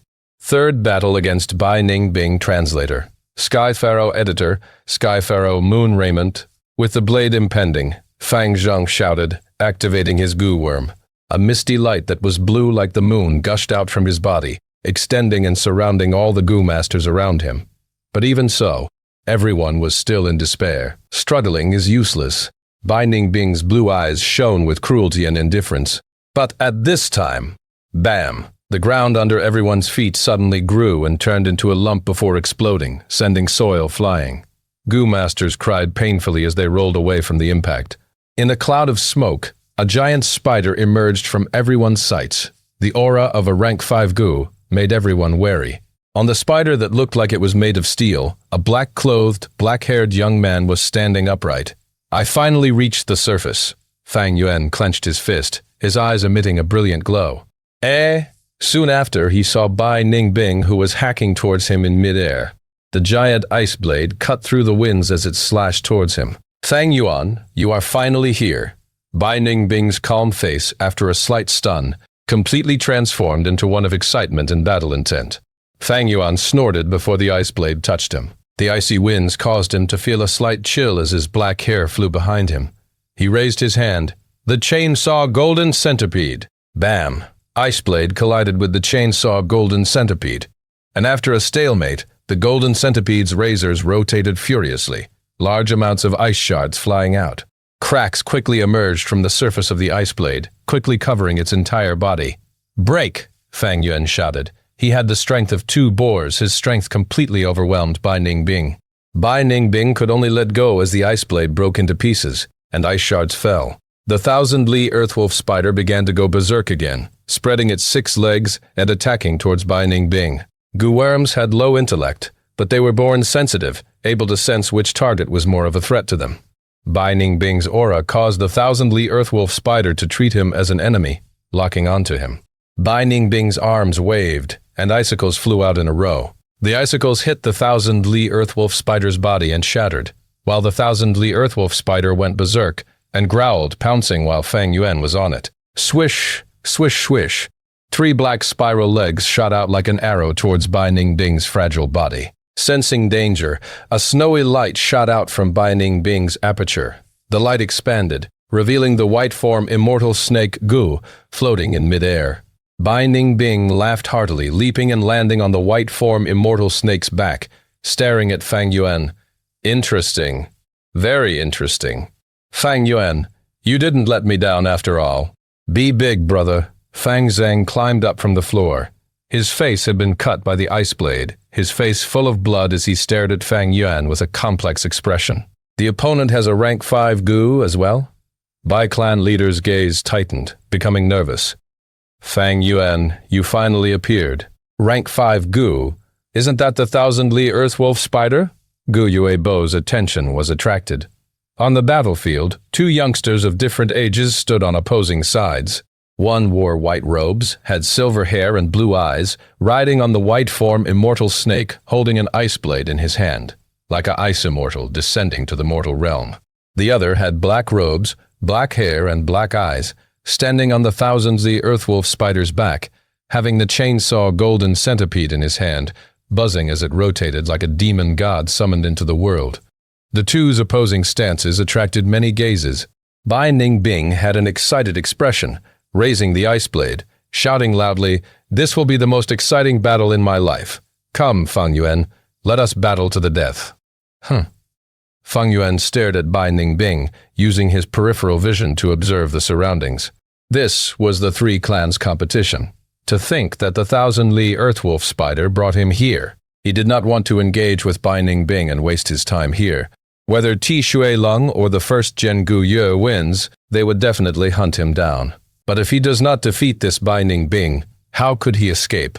Thus battle it is. Bam!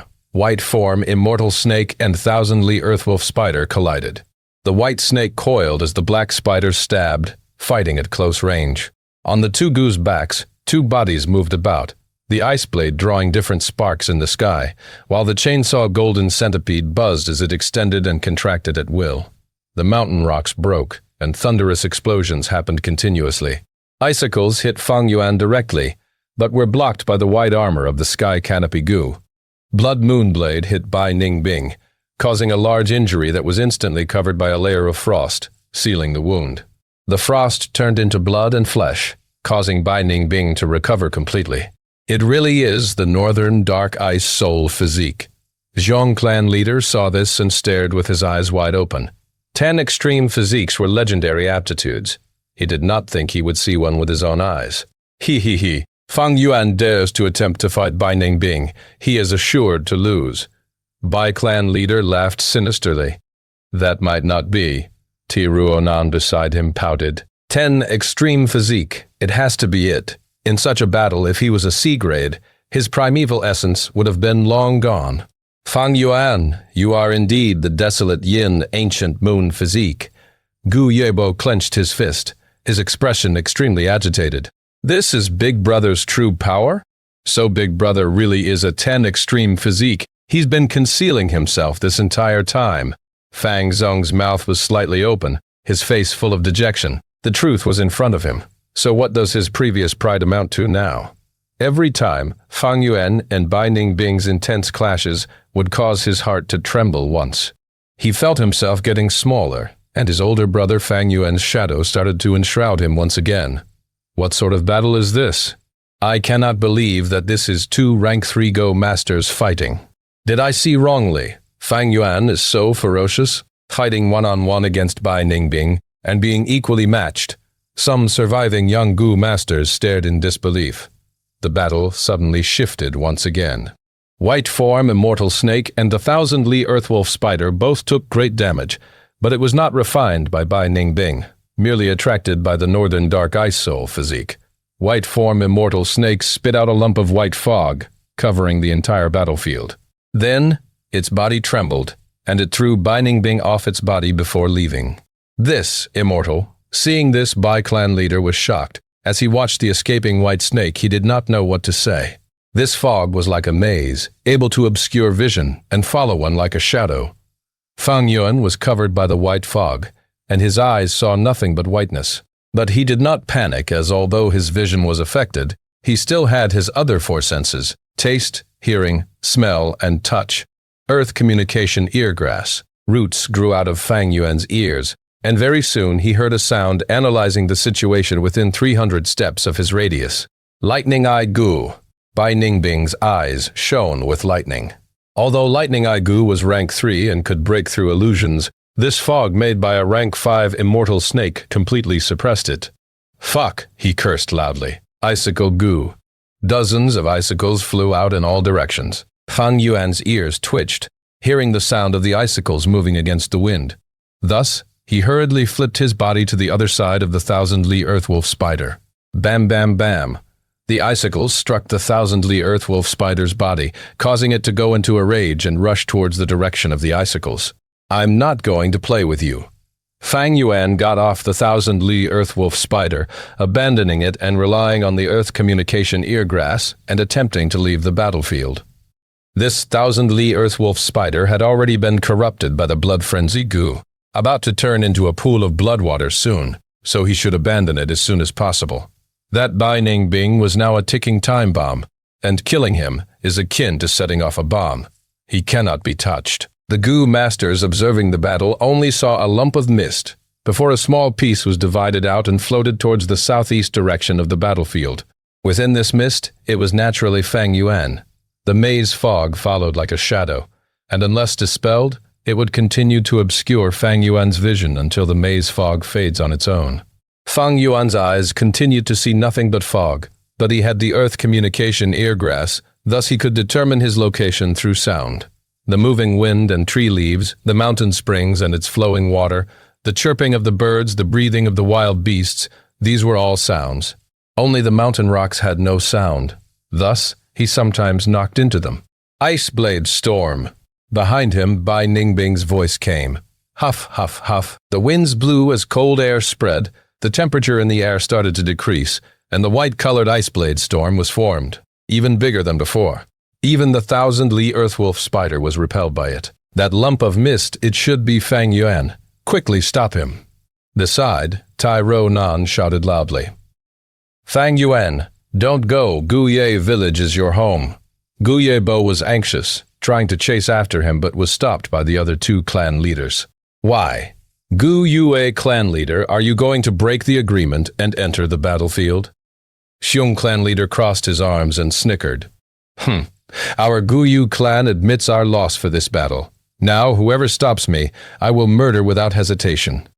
Guyu Bo watched as Fang Yuan got even further, as his anxiety rose. Are you threatening me? I am not scared of you, Gu Ye Bo. Bai clan leader's expression was grim, at the same time signaling to his Gu masters. The Gu master understood, and immediately dispatched his men to chase after Fang Yuan. We cannot let him escape on going ahead. Tai Ruo Nan, seeing this chance, immediately moved, a pair of black steel wings emerging from her back as she flew into mid-air, chasing after Fang Yuan. But at this time, a green shadow shot over. Rank 5, Giant Mountain Puppet Gu. This Gu looked like a bronze mask. Its appearance was simple, only showing both eyes and mouth. The bronze mask was covered in blood, flying towards the young girl's face, disregarding her shock. Father! Seeing the blood traces, Tai Ru Nan screamed subconsciously. At this time, a large steel hand flew over as well, grabbing Tai Ru Nan and flying far away without a moment of pause. This sudden change caused everyone to be taken aback. It seems Ti Shui Lung is most likely going to lose. It has been almost 1,000 years, senior brother. You have really brought me, your junior brother, some surprise. Over 300 meters above the ground, an elderly Gu master stared at the scene, his expression calm and indifferent. His hair was white, and so were his eyebrows. As he sat on a giant crane, his right palm opened with a kinship bloodworm Gu. This Gu was crystal clear, like a red agate. Its shape was like a cicada, emitting a glow at times, pointing towards the Gu Yu village. Senior brother, even if you hide here, I can still find you. You stole my opportunity back then, so I will return the favor to you 1,000-fold this time. The white-brow elderly gritted his teeth as he said so, and he showed an expression of utter hatred. Chapter 191, Crane Disaster. Translator, Sky Pharaoh. Editor, Sky Pharaoh in the azure blue sky. Numerous clouds were floating aimlessly. The elderly Gu master rode on top of the white crane. Under his white eyebrows that were sharp like daggers, his eyes revealed a deep killing intent. He. With this grudge of mine, I shall start taking revenge on your descendants, he laughed, staring down at the battlefield, stretching his thin and dry finger, and pointing downwards. The white crane below him raised its long and elegant neck, crying out in a bright and loud voice. The voice spread through the skies, and from far away there were many return calls. What sound is this? Fang Yuan was activating the Earth communication eargrass at the time. Thus he heard it first, and was shocked in his heart. The crane cries went on endlessly, all at different pitches, giving off an impressive magnitude. This was not over 100 canes, nor a few thousand crying at once.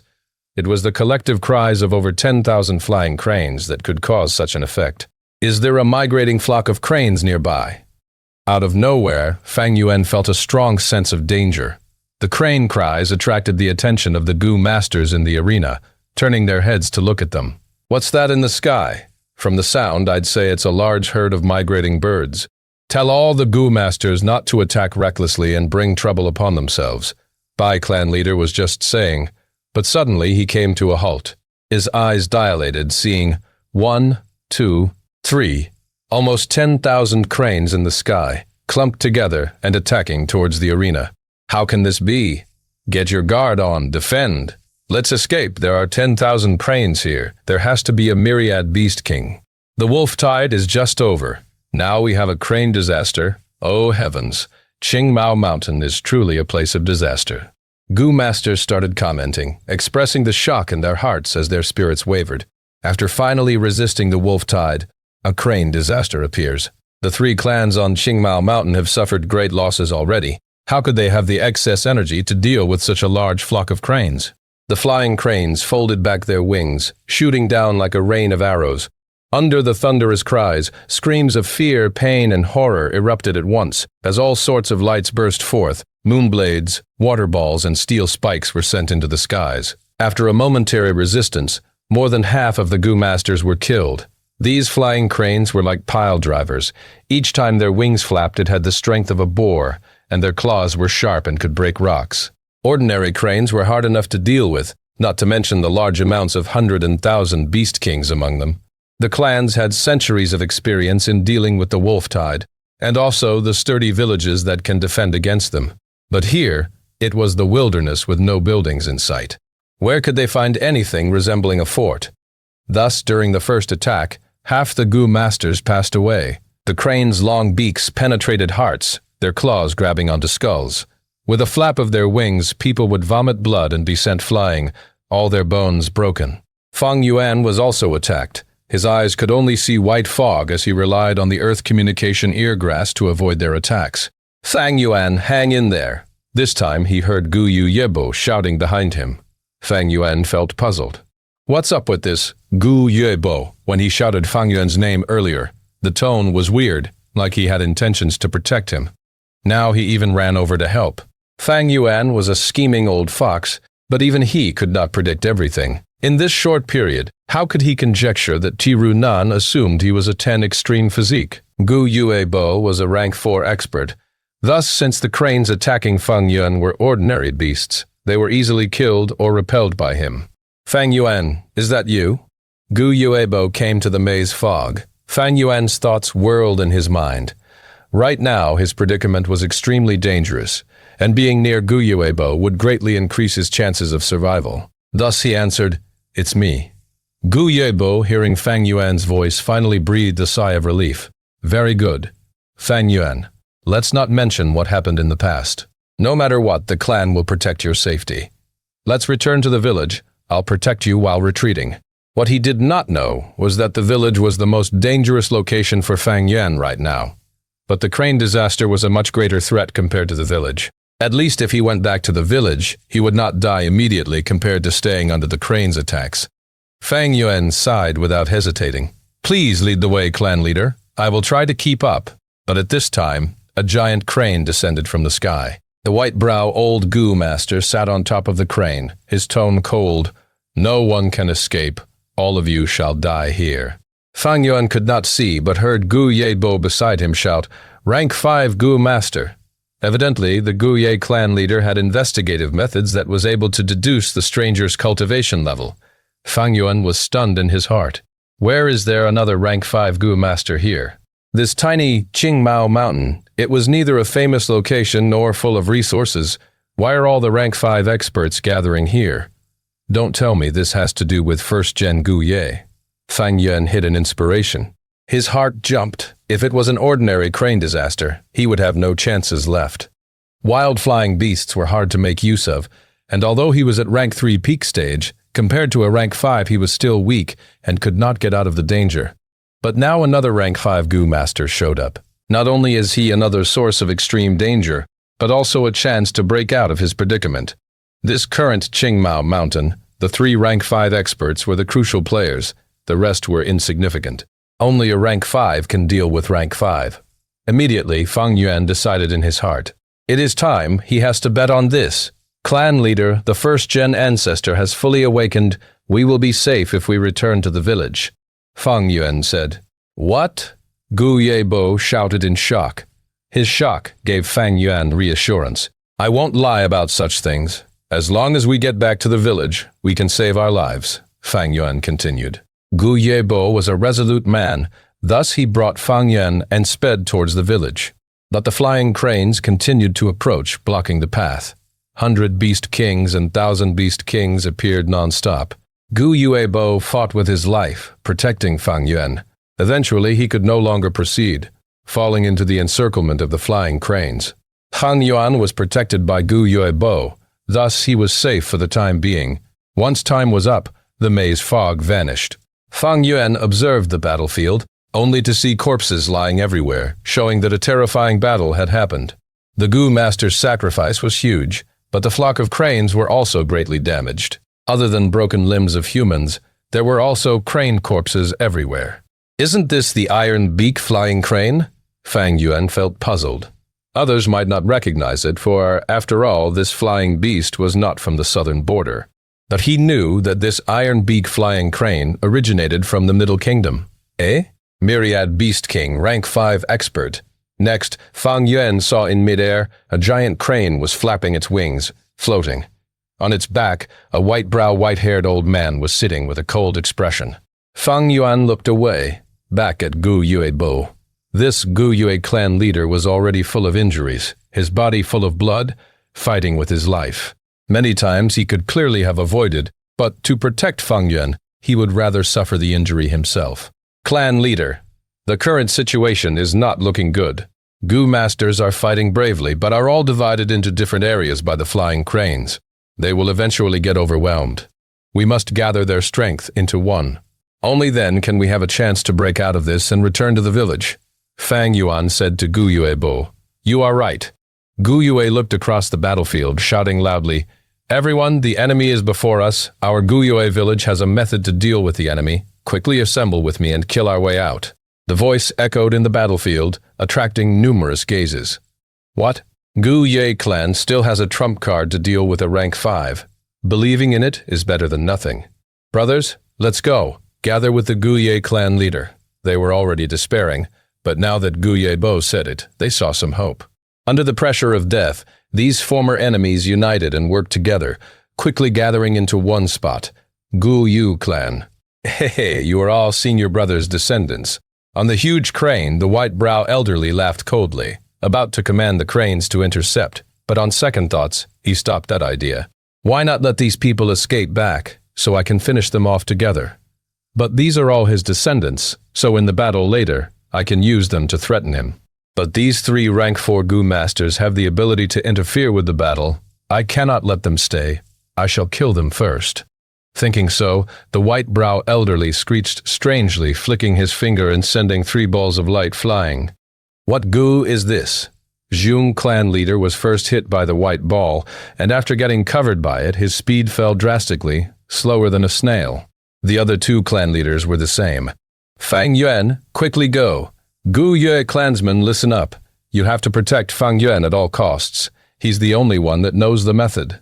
Gu Yebo tried all ways but could not get rid of this light ring. Thus he screamed loudly and turned around to face the white-brow elderly. Fang Yuan turned around, looking at this Gu Yu clan leader deeply. Elder Fang Yuan, let us protect you. A large number of Gu Yue clansmen gathered beside Fang Yuan, protecting him in all directions. Healing light as well as speed buffs were all casted on Fang Yuan. Collision sounds were heard from the back, and under the mystical and cruel fate, the 3 clan leaders who hated each other worked together tightly right now, battling against the mysterious elderly with their life on the line. The results of this battle was decided from the start. The 3 clan leaders died one by one as the white-brow elderly flicked his sleeves, sitting firmly on the huge crane. Flying cranes engulfed the skies as they gradually forced their way into Gu Yue village. Gu Yue village was in chaos, and the sad cries of people were heard everywhere. Large numbers of bamboo buildings fell, and the debris area was full of corpses with white cloths covering over them. Injured members cried in pain, lying on the ground as many healing Gu masters worked to the bone. The clan main pavilion was half devastated, and the village square was covered in a layer of blood water. This was extremely horrifying to the clansmen. Because Ti Shui Long and 1st Gen Gu Yu engaged in fierce combat, it caused the mountains to shake. Thus, Gu Yue village, which was right above, was greatly affected. Gu Yue Yao Ji, who was staying in the village, did not manage to receive Gu Yue Bo, but instead saw the injured remnants of the 3 clans. "What is going on?" she shouted loudly. Fang Yuan didn't reply because the flock of cranes behind her was the best explanation. "This? Oh my God, is our Gu Yue clan going to perish today?" Immediately the village fell into chaos once again. "Senior brother, you're junior. I have come here all the way to see you. Why aren't you coming out to meet me?" White-brow elderly stood on the crane's back, his tone full of icy killing intent. Before he was finished on the village square, blood water gushed out like a 10-meter fountain, and the bright red coffin appeared vertically. As a blood white, 1st Gen Guye stood inside the coffin, his blood-red eyes staring closely at the white-brow elderly. "To think that you didn't die. How did you find this place?" As expected, that Gu master earlier was instigated by you. 1st Gen Gu Yu said hatefully. Chapter 192. Raising eyebrows and exhale translator. Sky Pharaoh, editor. Sky Pharaoh. "How did I find you?" Ha ha ha ha. The white-brow elderly laughed loudly. His voice sounded extremely happy, while his gaze was ruthless. He opened his palm, revealing a Gu. It was the kinship bloodworm. Kinship bloodworm was crystal clear, like a red agate. It was like a cicada, emitting light at times, pointing towards 1st Gen Gu Ye. Although senior brother stole my opportunity and backstabbed me, taking away my Gu, I still managed to learn the secret arts. Thus I refined this kinship bloodworm. You know how I refined it? Hehehe. Using the heart blood of your 2 blood-related sons. They were only 5 to 6 years old and were too young, so without sufficient heart blood I could only turn them both into living sources, taking their blood every month. After spending tens of years, I finally accumulated enough heart blood and refined this Gu. The white-brow elderly said briskly, his tone extremely smug. "Oh, right. Both your sons died soon after. Ha ha ha. After refining the kinship bloodworm, I used it to find you for many years. But this world is too big, and you were nowhere to be found. Even though the kinship bloodworm was rank 5, its range is still limited. Eventually, when I was almost dying, I could only use the life-retaining jade burial Gu. living through death and sealing myself. Not long before this, I had to come out of sealing and I tried one last time. To think I found you by coincidence. Senior brother, do you know how happy and excited I was at that time? As for that Tai Shuileng, I did send him a letter to attract him here. Seeing him, I thought of our former relationship. How nostalgic. Back then, we were from the same sect, chasing after demonic cultivators. We were called the Righteous Twin Cranes, having unlimited glory and pride. The white-brow elderly saying so showed a nostalgic expression. His expression was calm and his tone was gentle, but the more he thought about it, the stronger the killing intent was in both of his cold eyes. This white-brow elderly came from the Middle Continent. He was known as Lord Sky Crane. Back then, he used the rank 5 crane enslavement goo and ruled over a myriad Beast King level Crane King, and rose to fame. Because he could enslave a myriad Beast King, it meant he controlled a 10,000 beast army. This strength allowed him to use his own power and eliminate a single village. Lord Sky Crane and First Gen Gu Yu both came from the Middle Continent's Immortal Crane sect. Hundreds of years ago, they were senior and junior brothers, closer than real brothers, killing many demonic goo masters and working together, having perfect synergy with each other. In one of their attempts in chasing after demonic cultivators, they found an inheritance ground. This inheritance was one of the many set up by the Blood Sea ancestor. But if it was an ordinary inheritance, so be it. They would not have turned on each other. However, this inheritance ground's treasure was beyond precious. It could allow one to rise to the heavens and become an immortal from a mortal. Thus, the two brothers were moved. Legend says Blood Sea ancestor left behind over 100,000 inheritances spread throughout the world. But his real motive was the few true treasures hidden in a few of these spots. They hid his personal goo worms, his true methods. The sect brothers encountered the Blood Sea ancestor's true treasure inheritance. Lord Sky Crane was quicker and obtained the inheritance. Corrupted by greed, First Gen Gu Yu schemed against him and stole the goo worm. Then he attempted to kill Lord Sky Crane but did not succeed, as the latter managed to escape. Seeing that the matter was exposed, First Gen Gu Yu could only hide his name and escape everywhere, preventing himself from getting found by his former sect. After tens of years, he could not find a lifespan goo. Thus, in his final days, he stood at Qingmao Mountain in the southern border, changing his appearance and calling himself Gu Yu, establishing the Gu Yu village. Lord Sky Crane, being unable to find him, was filled with hatred. Meanwhile, the Immortal Crane sect was very interested in the Blood Sea inheritance. Thus, with their help, Lord Sky Crane used the life-preserving Jade Burial Goo, falling into a deep sleep and preserving his last bit of life. This life-preserving Jade Burial Goo's method was also a special method. Similar to First Gen Gu Yu's transformation into a zombie, they were unorthodox methods and were just desperate measures. Turning into a zombie, replacing life with death. Life-preserving life burial could enable one to hang on to life, but did not increase their lifespan. There was only one way to increase one's lifespan in this world. Like what Fang Yuan did in his previous life, they would need to use the lifespan goo, increasing one's own lifespan from the roots. This was the proper way. Other methods had disadvantages and were not recognized by heaven and earth, belonging to helpless resorts. Senior brother, you shameless disciple, despicable scum. Back then, when you backstabbed me, did you expect retribution today? Ha! The heavens did not let me down, for I finally found you. Today, not only will I exterminate your bloodline and destroy your 1,000-year plot, but I will also take back my opportunity. This day, I have waited far too long. Ending his reminiscences, Lord Sky Crane sighed loudly, gathering his killing intent. But before he struck, First Gen Gu Ye acted even faster. The blood water on the ground poured up like a fountain, giving off a terrifying aura. The sharp smell of blood spread as within the thick concentrated blood water, tens of thousands of blood guillotines flew out, tightly packed together. Whoosh! Sounds of wings flapping were heard as countless bladewing bloodbat goo flew into the air, engulfing the sky and killing towards the crane flock. The crane flock fell into chaos. Blood guillotines and bladewing bloodbats were much smaller than the iron beak flying cranes, gaining movement advantage in battle. Lord Sky Crane was furious, screaming loudly and ordering the flying crane king he was riding on, rushing towards First Gen Gu Yu. Retreat, a goo master shouted. The winds howled as the myriad beast king's charge was too imposing. like a meteor hitting the ground, causing people to feel shocked and afraid. But suddenly a blood wave flew into the sky, and the hiding blood river python assaulted under the cover of the blood water. It opened its mouth, biting at the flying crane king's long neck. At the same time, its body coiled, trying to drag the flying crane king into the blood pond on the ground. Lord Sky Crane snorted. He knew about the blood river python. Blood water was like a supreme recovery medicine for the python.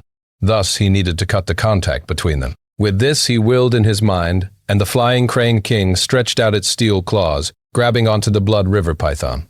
At the same time, it flapped its wings, flying towards the sky. After battling with Ti Shui Zeng, the blood river python still had many injuries on its body, and its strength was also greatly diminished. Thus it was carried by the flying crane king into the air, slowing, leaving the village. "Hand over your life," Lord Sky Crane howled, turning into a white flash and pouncing on First Zhen Guyu was who in the red coffin. First Zhen Guyu took a step out of the coffin, and with a stretch, wings grew out of his back. These pair of wings were large and strong, like jet-black colored bat wings.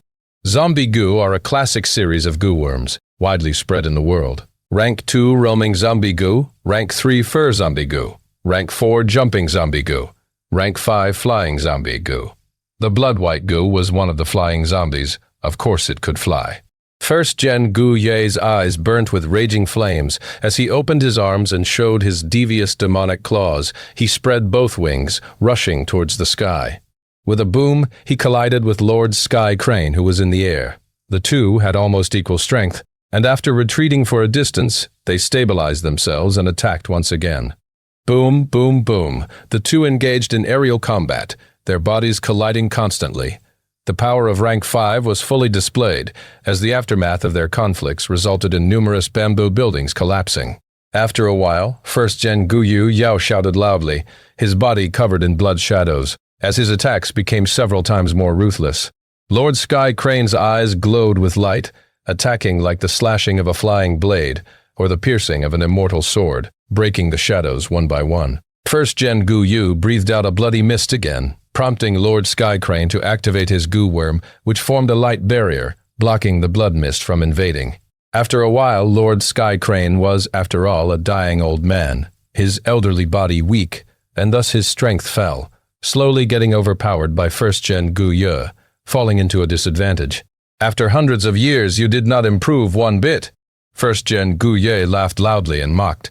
"Goddamn scoundrel," Lord Sky Crane scolded in rage. He did not expect First Zhen Guyu to be so strong, be it the blood guillotine or the bladewing bloodbat goo.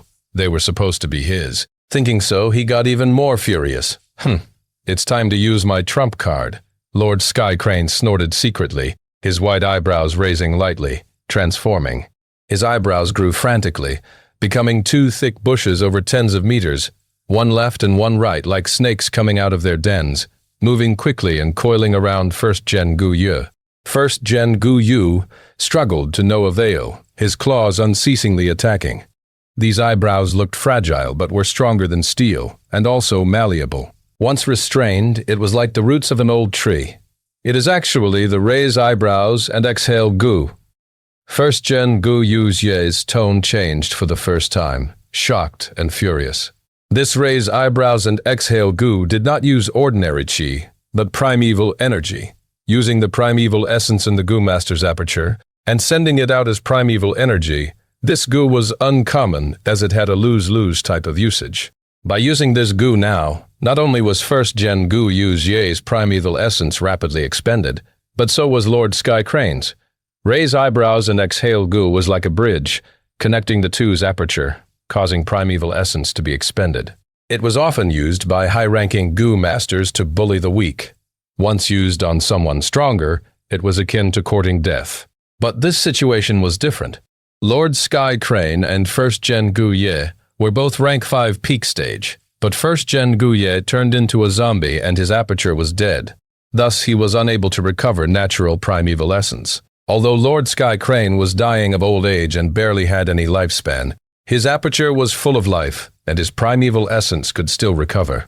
This attacked First Zhen Guyu's greatest weakness.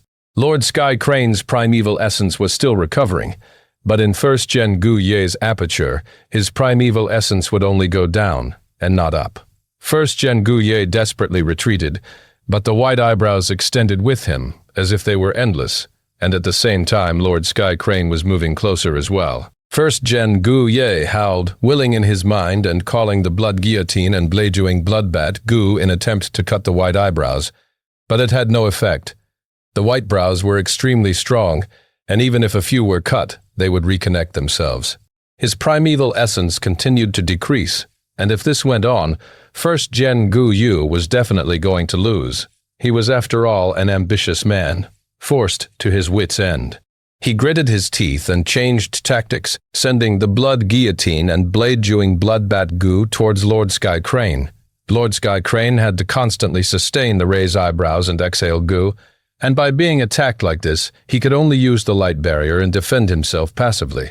The white barrier wavered, and Lord Sky Crane's heart sank. The situation was not looking good for him. Most likely, before he finishes expending first Gen Gu Yue's primeval essence, his light barrier would be broken through, and he would get killed by first Gen Gu Yue. Note, I am so sorry if the name Raise Eyebrows and Exhale Gu is dumb, but there's no other way to translate it. Lol. Chapter 193. Design Investigator's Last Move. Translator. Sky Pharaoh Editor. Sky Pharaoh. The Sky Crane Lord's face turned malevolent, and his two eyes glinted with ominous light as he suddenly threw down a rain of feather arrows. This arrow rain was not targeted at the first Gen Gu Yu. First Gen Gu Yu had already turned into a blood-white zombie, a being that possessed astounding defense and would be difficult to breach. The feather arrows rained down and instead pierced through countless of Gu masters, instantly killing them. Along with this, two white lights burst out from Sky Crane Lord's eyes. As two beams of light swept through the village, wherever they went, the bamboo buildings would collapse and street pavements were disintegrated. Anyone that touched these beams of light would melt, like the snow meeting the sunlight. When a rank 5 Gu master acts, he could instantly create huge casualties with every move. Miserable shouts, screams, and cries of despair continuously rang in the battlefield like a medley. A feather arrow flowered towards Fang Yuan, but he casually grabbed someone beside him and threw the man into the arrow's path. The feather arrow pierced this person's head and stopped. Fang Yuan then rolled, dodging a claw attack of an ironbeak flying crane. There was very little that a rank 3 could do against a rank 5. Even Bai Ningbing was dodging non-stop at this moment. Every time he was injured, the Northern Dark Ice Soul physique would heal him, but this also brought him closer to death itself. Rank 5 Gi Masters were already at the peak of the secular world. Stop! The first Gen Gi Yu Ye shouted. As he watched the Gu Masters before him getting slaughtered, his heart felt like it was bleeding. He had a great conspiracy for establishing the village and spreading his bloodline. It was not simply just to hide his identity. The clan members were the fruits of centuries of planning. But now, as they were slaughtered by the Sky Crane Lord, it was akin to using up the first Gen Gu Yue's centuries worth of heartblood. Being left with no choice, first Gen Gu Yu could only 5 up on Sky Crane Lord. He ordered the Blade Wing Bloodbat Gu and Blood Guillotine to fly towards the village, defending it against the Sky Crane Lord's attacks. The Sky Crane Lord laughed loudly. The Blood Sea inheritance was focused on attack and not defense.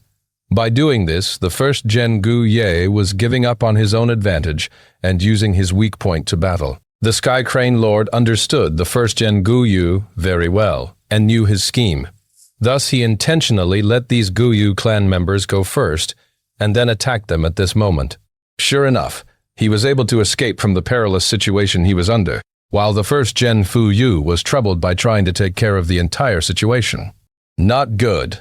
As the situation continued to be in a deadlock, the first Gen Gu Yu suddenly shouted. Shadows of iron chains had suddenly appeared around his entire body. These shadows immediately turned from virtual into reality and formed into long iron chains. These chains were like snakes and pythons as they coiled around first Gen Gu Yu, binding his hands and feet. A talisman paper also gradually appeared and stuck right between the first Gen Gu Yue's eyes. Bang. First Gen Gu Yu was bound by the iron chains. He could no longer stretch his wings, and thus he fell, smashing down onto the ground. Such an unexpected scene not only shocked the first Gen Gu Yue, but it also caused Sky Crane Lord to be shocked for a while. before the latter started to laugh madly. So this is the demon suppression iron chain, Gu, and the problem nipped in the bud, Gu. Ha ha ha. I guess that so-called divine investigator wasn't a good for nothing after all. My good senior brother, you are sure to die today. These two great Gu were both the main Gu worms of the Tai family. The demon suppression iron chain Gu could restrict a Gu master's movement ability, and thus let others trample upon them. The problem nipped in the bud Gu was able to extract Gu worms from inside the Gu master and seal them away. Countless numbers of demonic path Gu masters had been captured by Ti Shui Lung through these two Gu, and now he had used it on the first Gen Gu Yu. When did this happen? The first Gen Gu Yu was startled and also furious. He, though, back to the final scene when he had struck Tai Shui Lung dead. The copper mask had flown away, revealing a square face. Although his death was certain, there was no fear on his features. Two eyes shone with the vicissitudes of time and resoluteness as his bloodied palm struck lightly against first Gen Gu Ye's chest. However, the strength it contained was so minuscule that first Gen Gu Yu had completely ignored it at the time. So it was then. Damn it, I would have already sensed it if I had a living body. But though my zombie body is strong in both offense and defense, it is not sensitive. The first Gen Gu Yu's head was full of regrets. There were many shortcomings when turning one's body into a blood white. He should have already died according to his original lifespan, but he lived on by defying the heavens, so how could there not be any price to pay? Ha ha ha, the Sky Crane Lord's aura grew with his laughter. Then he charged toward the first Gen Gu Yu. First Gen Gu Yu could only try to resist. Naturally, he fell into an absolute disadvantage. The demon suppression iron chain Gu not only bound his whole body, but the phantom image of the black iron chain also appeared within his aperture and sealed it. The primeval sea surged like boiling water, and many Gu worms flew around in the aperture, resisting the suppression of the demon suppression iron chain Gu. With this, the first Gen Gu Ye's primeval essence expenditure became extremely huge. Your defeat is certain, except your death. Sky Crane Lord's attacks came non-stop, like he had fallen into madness. First Gen Gu Ye's head was riddled with injuries, while his pale ribs were exposed, and his two arms severed from the shoulders by the Sky Crane Lord. When it seemed that Sky Crane Lord was going to really kill him, the first Gen Gu Ye suddenly opened his mouth and gave an unearthly cry. Yan Gog! Extremely ear-piercing sound waves concentrated and instantly struck the Sky Crane Lord. When Sky Crane Lord heard this sound, he felt like he had just met with an enormous attack, and he was sent flying dozens of steps away. His white eyebrows even pulled tight and straight. After that, he rapidly fell down to the ground. Blood started flowing out of his eyes, nose, ears, and mouth. The lingering sound was causing chaos inside his body, causing the blood to flow in reverse. He couldn't move at all for a moment. Seeing this chance, many Gu masters threw moonblades, water bullets, and so on from a distance. But they were all blocked by the light halo on the Sky Crane Lord. Dozens of flying cranes swarmed at the first Gen Gu Yu, but their iron beaks felt like it was smashing against steel skin and iron bones as they attacked the blood-white zombie body and broke off one after another. A rank 5 Gu's defense was no small thing. Even if Fang Yuan used the chainsaw golden centipede to saw at the blood-white zombie body for some time, he might not be able to cut off even a piece of skin. Right now, in this battle, only these two rank 5 Gu masters could threaten each other. Although they were in a very bad state, as long as their primeval essence didn't end, others could only look on helplessly. Sky Crane Lord saw that the flying cranes were unable to accomplish anything, while the flying crane king was fighting with the Blood River Python far away. As for himself, he was unable to move anything other than his eyes properly due to his chi and blood being in conflict. He concentrated his mind on the raise eyebrows and exhale Gu, greatly accelerating the primeval essence consumption. First Gen Gu Ye was on the verge of death. The primeval essence in his primeval sea quickly decreased, and once it was completely used up, his Gu worms would have no primeval essence to resist the suppression of the demon suppression iron chain Gu. Once this happened, problem nipped in the bud Gu would start extracting the Gu worms and sealing them. That would truly be the end. First Gen Gu Yue shouted in panic, "Quick, lend me a hand. Grab the eyebrows and activate your primeval essence. Let's help. Help the first ancestor. Let's go." A large group of Gu masters went to help, not only from Gu Yu clan, but even Bai and Xun clan. Even first-gen Gu Yu was not able to cut apart these white eyebrows, so there was no way these Gu Masters' methods would work. They could only do as first-gen Gu Yu said, stretching their hands and grabbing the white eyebrows. They had just touched the white eyebrows when some of the eyebrows split up and coiled around their wrists, arms, and then finally extended to their bodies. Ah! Miserable shrieks echoed in succession. How could a rank 2 Gu Master's primeval essence fight against a rank 5 primeval essence? In a short while, their primeval essence was consumed clean. Their primeval sea was empty. Their apertures completely dried up. Their apertures started to crack, before finally crumbling and collapsing. The aperture was the most vital part in a human body, even more important than heart. Once the aperture broke, many Gu Masters' eyes would roll and lose their lives on the spot. Fuck! First-gen Gu Yu cursed in anger. The demon suppression iron chain Gu was tightening up, piercing into the skin and flesh. The bones were starting to make cackling sounds. It was reasonable to say that with Tai Shuilang's death, this demon suppression iron chain Gu couldn't get primeval essence from its Gu Master and shouldn't have been able to activate. However, it had been infected by the berserk blood Gu, and thus it could absorb the primeval essence in the air. Also, demon suppression iron chain Gu was Tai Shuilang's Gu, so it contained Tai Shuilang's will to subdue first-gen Gu Ye. First-gen Gu Ye's primeval essence was depleting quickly, and he would not be able to bear it much longer. Many Gu Masters that were rushing to provide assistance saw this and couldn't help but slow down. What are you afraid of? If the first ancestor loses, we will also die. Are you hoping that you will be spared? Fang Yuan shouted. He hurried to the side of first-gen Gu Yu and grabbed the white eyebrows. The 1,000-li earthwolf spider had already died, and the enemy had flying cranes that could fly around to pursue and attack. There was no hope for him if he tried to escape alone. On the contrary, if he helped first-gen Gu Yu and the two sides fought each other to death, he might be able to reap some benefits. The white eyebrows firmly locked onto Fang Yuan's wrists, then it followed to his arms and creeped along like a vine towards his waist. The snow-silver primeval essence in his aperture was being quickly consumed, but Fang Yuan clenched his teeth and persevered. His actions served as an example. Other Gu Masters were spurred and rushed forth in succession. Let's do this together, we might have a chance at life. That's right, there is strength in numbers. Sigh, what else can we do? We can only stake our lives. Countless hands touched the white eyebrows. Gu Masters kept on dying, and many other Gu Masters kept on filling the gaps to add into the consumption. Ahaha, fighting against a rank 5, how brilliant and interesting. Bai Ningbing also stepped forward. Life or death will be decided by this. Xiong Jiao Man similarly stood up. Fang Zhang was nowhere to be seen. He was lost in the wild, and hadn't escaped back to the village. Whether he lived or had died, no one could be sure, but everything bode ill for him. Time seemed to be passing very slowly at this moment, becoming unendurable. As time passed, many Gu Masters died. Some Gu Masters directly attacked Sky Crane Lord, but the white halo around him stood as steady as Mount Tai. Only rank 3 Gu Masters could hold their grounds in this consumption face-off. Many Gu Masters' confidence started shaking, and they were beginning to hesitate.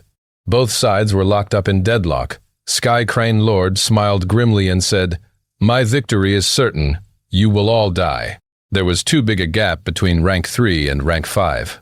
Rank 4s would have been able to affect the situation, but the 3 rank 4 clan leaders were already killed by Sky Crane Lord.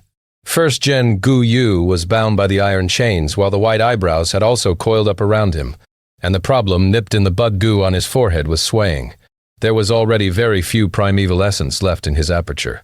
Suddenly, the problem nipped in the bud Gu let out a faint yellow light, and slowly extracted a ball of yellow light from first-gen Gu Ye's aperture. This yellow light was bigger than a fist, but smaller than a basin. It slowly floated down on the ground, and only a faint glimmer of the yellow light remained. A Gu that looked like a crystal skull showed up. The Gu was like a skull of a child that could fit on a palm, and the skull was like a crystal filled with reddish blood stripes. Blood Skull Gu. After hundreds of years, I finally get to see you again. Sky Crane Lord looked on from a distance and wept tears of joy. He was extremely moved. Note: problem nipped in the bud. Gu. The name of this Gu is an idiom that means solving the problem from the roots itself. Chapter 194. Blood Curtain Skyflower Translator. Sky Pharaoh Editor.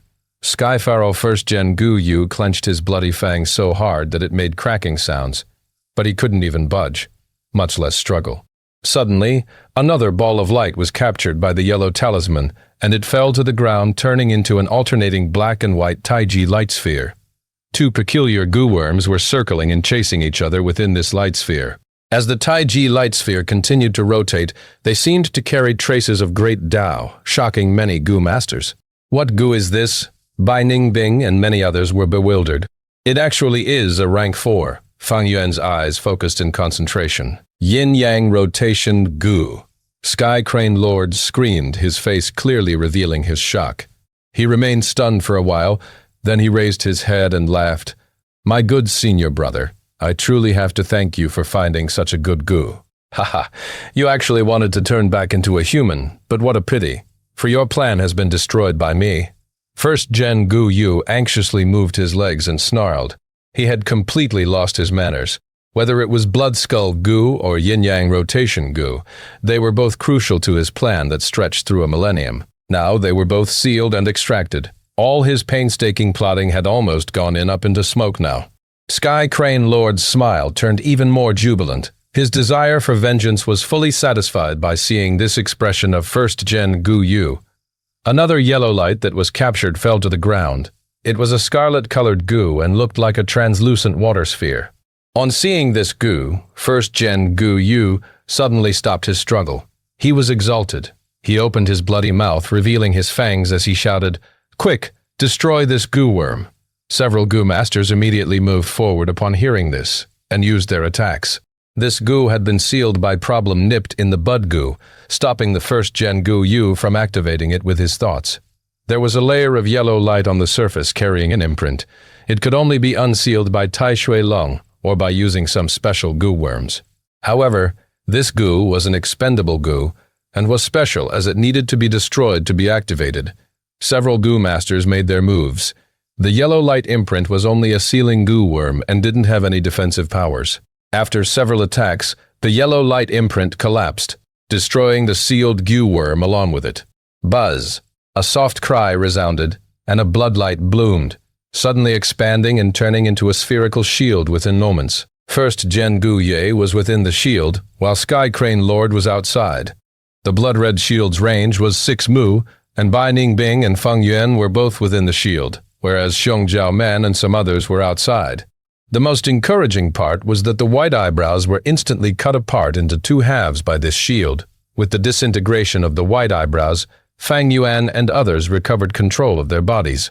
The aura of this shield reaches rank 5, but why does it resemble the water curtain skyflower goo? Fang Yuan was bewildered. He had never seen this goo before. Sky Crane Lord was separated by this shield, and he staggered up before laughing coldly. Senior brother, such a good move. You are actually able to counterattack and break my raise eyebrows and exhale goo. It's a pity such a trifle defense won't work against me. You are just prolonging your imminent defeat by doing this. 1st Gen Gu Yu instead laughed loudly. Junior brother, how about testing it yourself? That's my intention. Killing intent flashed in Sky Crane Lord's eyes. Countless flying cranes and feather arrows shot towards the shield, while his eyes also sent out the white beams at the same time. However, the blood shield was still unshakable, and was as stable as before. Sky Crane Lord's face turned extremely dark as he stopped his attacks. What goo is this? Gu Yu first threw his head back and laughed. Let me teach you. This is my personally fused goo. Blood Curtain Skyflower Goo. The Water Curtain Skyflower Goo, a rank 4 goo, can block rank 5 goo attacks. This goo is at rank 5 and has even more powerful defense. Water Curtain Skyflower Goo prevents its owner from going in and out, but this Blood Curtain Skyflower Goo lets me go out. Junior brother, don't be impatient. You can attack slowly. Use all your strength. Just wait till I recover, then I'll come out and cut your dog head. Ah-ha-ha. You thief, keep on boasting. Sky Crane Lord was in turmoil. He had everything in his grasp before, but to think 1st Gen Gu Ye was able to recover some ground and the situation turned into a deadlock again. He attacked madly and extremely fiercely, killing all the Goo Masters outside the shield, including Xianxia Men. However, inside the Blood Curtain Skyflower Goo, all was calm and quiet. The blood shield was as stable as Mount Tai, and the group of goo masters inside the shield were relieved. First Ancestor is indeed an unrivaled hero. We are finally saved. The first Ancestor will show his divine might, and this person will definitely be defeated. Who? This is the strength of rank 5 Goo Master? I am actually still alive in front of such strength, the Goo Masters cheered and shouted. On the contrary, Bai Ningbing snorted. His death was certain due to the 10 extreme aptitude, but this deadlock decreased the splendor of it, and he was not happy about it. Sky Crane Lord kept on attacking for a long while with no results. At one moment, he suddenly stopped as if he had woken up. First Gen Gu Yu's words were meant to incite him into attacking the Blood Curtain Skyflower Gu and wasting his primeval essence. If he wasn't wrong, this Blood Curtain Skyflower Gu had the same effect as Water Curtain Skyflower Gu. Its fusion price was extremely high and belonged to one-time use expendable category, but it had a high defense, albeit with a set duration. It would automatically dissipate after a certain amount of time. At this thought, Sky Crane Lord sat cross-legged, then took out 2 primeval stones and pinched them, starting to recover his primeval essence. Lend me a hand. You will only have a chance at life by helping me. Primeval stones. I need a large number of them. First Gen Gu Ye shouted. The surrounding Goo Masters immediately took out primeval stones and piled them around him. First Gen Gu Ye opened his bloody mouth wide and breathed in deeply, sucking the primeval stones into his mouth.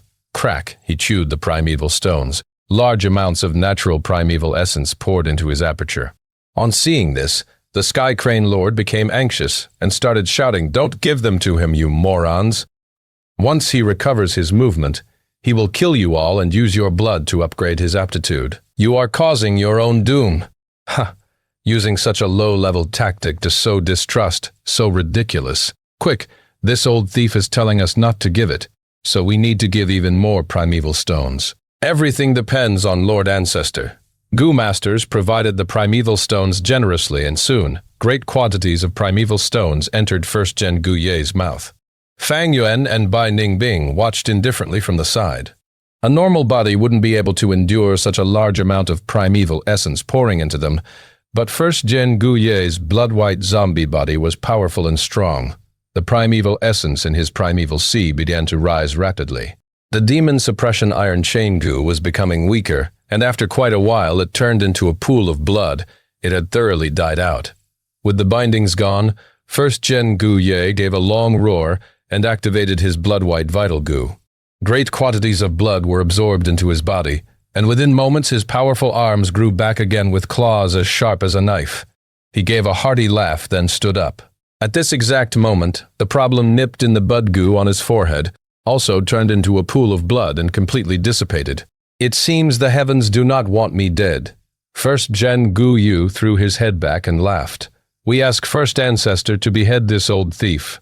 Once the Lord Ancestor makes his move, he will definitely succeed. The group of Goo Masters was elated. First Gen Gu Yu's laughter gradually stopped, and fire burned in his eyes as he spoke unhurriedly. I will, of course, kill my enemy. But before killing him, I still have something I need to do. Not good. Fang Yuan's heart suddenly jumped when he heard the tone of the voice, and he discreetly moved towards the outer edge of the group. The people beside him were puzzled by this, but they were still filled with high fighting spirit.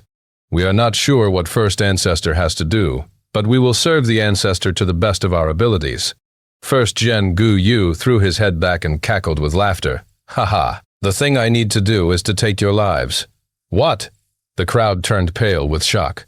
First Gen Gu Yu, however, didn't hesitate to make his move. Squelch! His claw immediately pierced through a rank 3 Goo Master near him. When he took back his palm, there was a pulsing heart on it. This Goo Master was a Gu Yu clan member, and his expression was one of disbelief at this moment. He gave a loud scream, blood spurting out like a fountain as he fell down with his head facing up. Good blood, it can't be wasted, First Gen Gu Yu Ye exclaimed. With a shift of his mind, the blood skull Gu flew up and made one round around this Goo Master's body. The Goo Master's corpse twitched, and all the blood in him was extracted by the blood skull Gu, entering into its 2 empty eye sockets. After the blood skull Gu drank its fill, the blood stripes on its crystal skull turned even brighter. First Ancestor, you.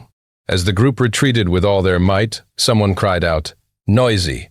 First Zhen Yue's figure flashed and appeared in front of this person, slashing his body into two with a knife.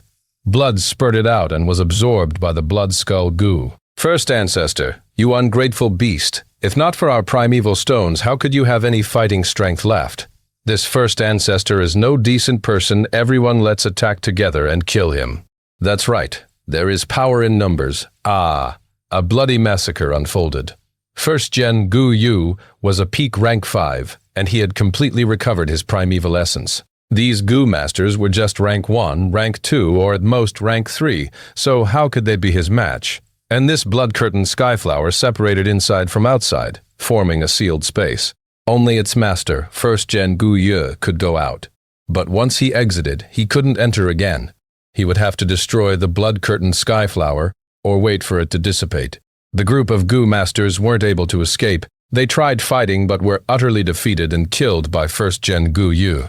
Except for Bai clans and Sheng clans Gu masters, he killed every Yu clansman and used the blood skull Gu to absorb the blood. After killing several hundreds, the rank 4 blood skull Gu was glistening red, as it had reached the limit of what it could absorb.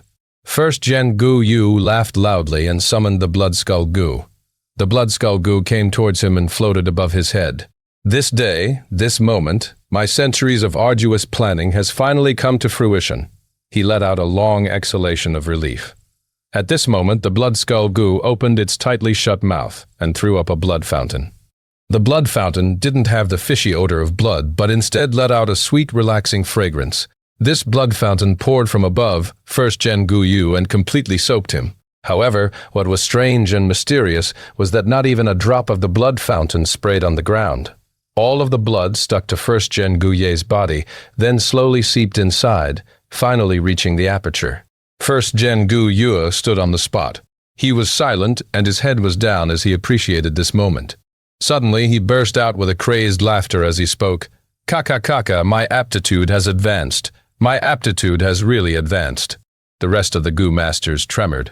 Outside the blood shield, Sky Crane Lord pointed at First Zhen Yu and furiously shouted, "Return my blood skull Gu back to me." Chapter 195. Then Let Me Become a Demon. Translator, Sky Pharaoh, Editor. Sky Pharaoh First Zhen Yu laughed with even more joy. Suddenly he stopped laughing and turned towards Lord Sky Crane. Speaking with a voice filled with hatred, "Junior brother, you never thought there would be a day like this, right? We were both orphans raised by the Master, but since young, Master always pampered you more. Why? Isn't it because your aptitude is A grade and mine is only C grade? Naturally, with your A grade aptitude, your cultivation progressed much faster. Did you know, with my C grade aptitude, how much sweat and effort I had to put in compared to you, just barely be able to match with your pace? Although we were called the twin cranes of righteous paths, you were always the main, and I the second. You were like the brightest star, just because you were an A-grade genius. Even your luck was good, and you obtained one of the true inheritances of Blood Sea Ancestor. Blood Skull Gu could purify the blood of the relatives killed and pour them into the aperture, upgrading it. Did you know what my mood was like at the time? I thought day and night, thinking of countless schemes. I knew the Blood Skull Gu was my only hope. With it, I could change my life, change my fate. But it is mine, mine! Lord Sky Crane was so angry that he stamped his feet repeatedly. "Yes, it is yours." First Zhen Yu nodded. "Your aptitude is great, and your luck is also great. Clearly, we started out at the same time, killing enemies together, but the heavens only appreciated you, giving you the true inheritance. Did you know, when I looked at your proud expression and listened to you talking about your future plans, when I was forcing myself to smile, I suddenly realized the heavens favored you, gave you a great aptitude and the true Blood Sea inheritance. But what could I do about it? I was only an insignificant C-grade talent, so how could I succeed just by relying on myself? I could only seize, rob, change what wasn't mine to become mine. The fate that heaven had planned for me was to let me bow under someone, making me a shadow behind others. But I am indignant, for on what basis did he put me below and you above?" First Zhen Yu actually seemed to be weeping and whimpering at the end. Blood-White Zombie's appearance was extremely terrifying, and, adding on to this strange sound, Anyone who heard it would feel coldness seep into their bones. Since the heavens don't favor me, Master doesn't love me. Other people don't value me. I can only love myself more. I can only value myself more. I can only rely on myself more. I can only put in more effort. I can only take more risks. I can only exert myself more. Only then can I succeed. But the righteous path talks of moral codes, ethics, comradeship, qualifications, hierarchy. I am only a lone person, a nobody with no background, no talent, and no resources. So tell me, how could I succeed? With the righteous path, I could only let myself be exploited and bullied. I could only look up to these young masters and geniuses. Even if I kept on increasing my qualifications until I got old, I would only achieve minute success. This is the righteous path, a bullshit path. Only by becoming a demon, forsaking ethics, comradeship, the social rules, and paying a huge price, I could take another path among the thorns and brambles, a path that belonged to myself. So I schemed against you, seized your blood-sea true inheritance, and became a demon. Ha. And a demon I became. A demon I became. A demon I became. The voice reverberated within the blood shield. Outside the shield, Lord Sky Crane was in a quiet and somber mood. First Zhen Guye slowly stopped laughing, then began killing again. Large numbers of goo masters were killed, their blood absorbed by the blood skull goo and concentrated into the blood fountain, pouring into First Zhen Guye's aperture and raising his aptitude. The higher the aptitude, the more primeval essence could be stored in the aperture. As First Zhen Guyu killed more and more Guyu clansmen, his aptitude kept on increasing. After chewing the primeval stones, his primeval essence increased, and his fighting strength became more powerful. Outside the blood shield, Lord Sky Crane was burning with anxiety, but the blood-curtained skyflower was like a deep chasm. He could do nothing but sigh. He had tried to prevent it, but he could only give up. As time passed on, there were only a few numbers of people left inside the blood shield. Brat, you stole the heavenly essence treasure lotus. I will give you a chance to atone for your crime, obediently hand it over, and your life will be spared. First Zhen Guyu walked closer step by step, his killing intent firmly locking Fang Yuan. Fang Yuan knew the chance of his survival was scarce, but his expression didn't change, and instead sneered, "Only 3-year-old children might be deceived by your bullshit. I will destroy heavenly essence treasure lotus if you come any closer. You should know that I have refined this goo, and can easily cause it to self-destruct with a thought. It's up to you." Pierre Val, First Zhen Guye's steps slowed. Then he resolutely and quickly pressed on towards Fang Yuan. "Brat, you have guts and you are smart too. You are indeed my descendant. I will take your blood and use it to raise my aptitude. Of course, I won't let you go. Originally, I used a blood-type goo to purify my heir's blood lineage, to try and bring out a descendant with the ancient moon desolate yin physique. As long as I absorbed the blood of such a genius, I would be able to raise my aptitude sharply to 99% A-grade aptitude. If it had been so, I could have let you guys go, but unfortunately your luck doesn't seem to be good. Humph. The thing I hate the most in my life is being coerced. If Heavenly Essence Treasure Lotus dies, then so be it, but you are sure to die." His words hadn't even finished when the 2 wings on his back flapped, propelling him forward.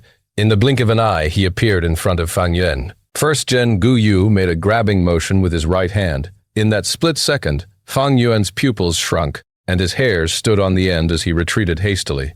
However, how could it be easy to dodge a rank 5 expert? The blood-white claws were almost upon him, but suddenly an ice hand pierced in from his side. Bang! There was the sound of a collision, and the ice hand shattered, and cold aura flew all over the place. The first Zhen Guye had to take a step back. "Bai Ningbing?" Fang Yuan was shocked when he turned around to look at the person who had helped him. Bai Ningbing took back his broken arm, and cold air blew out from the wound and instantly condensed into a new ice hand, just like before.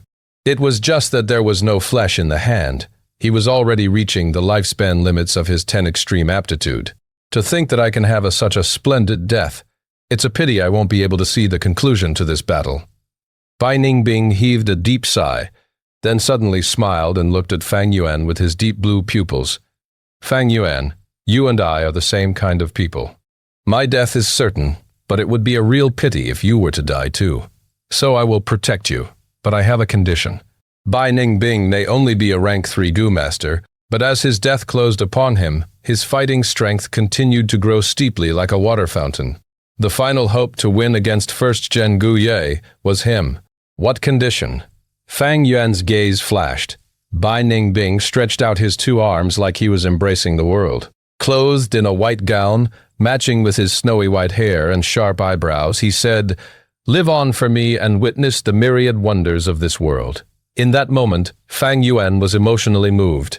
This man, Fang Yuan, looked at Bai Ningbing, and he felt like he was looking at his younger self in his previous life. Bai Ningbing's words might sound like nonsense, but they were genuine. Maybe ordinary people would never believe it, but Fang Yuan understood the profound meaning contained within these words. Bai Ningbing was a top genius, his talent in defiance of the heavens, and but his lifespan superficially short. He had already found his path, and found his faith. He wasn't afraid of death, but he was reluctant to leave this world. He had regrets, but under this situation where he had no other alternatives, he could only entrust them to Fang Yuan. "Oh, it actually is Northern Dark Ice Soul Physique. Tesk, such a pity that you are not a descendant of my lineage, otherwise they wouldn't have needed to die." First Gen Gu Yo smiled malevolently. "But you want to block me by relying on this Northern Dark Ice Soul Physique? So naive." His figure disappeared and appeared right in front of Bai Ningbing. Boom! There was a noise of explosion, and the two had traded off a blow. First Gen Gu Ye was forced back 2 steps, whereas Bai Ningbing's whole skull and most of his body was blown away. But in the next instant, crackle, crack, cold air permeated the area. Ice and frost condensed together to again grow out the body and the skull. Bai Ningbing was resurrected. What? First Gen Gu Yu got the shock of his life. 10 extreme aptitudes were rarely seen, and this was the first time he was facing one. 2 people traded off blows again. In the end, Bai Ningbing's cultivation level was weak, and was firmly pressed in a disadvantageous position, so the situation looked very bad. However, no matter how first Gen Gu Yue killed him, he didn't die. At this moment, Bai Ningbing's Northern Dark Ice Soul body was close to an undying body. No matter how severe the wounds, they would be frozen back to the original state in a matter of seconds. Gu Yuebo was becoming more furious and also fearful, and he crazily increased his offensive attacks. Bai Ningbing gradually lost all color of life, turning into a moving iceman. Even his white hair had turned into thin icicles. The time had finally arrived.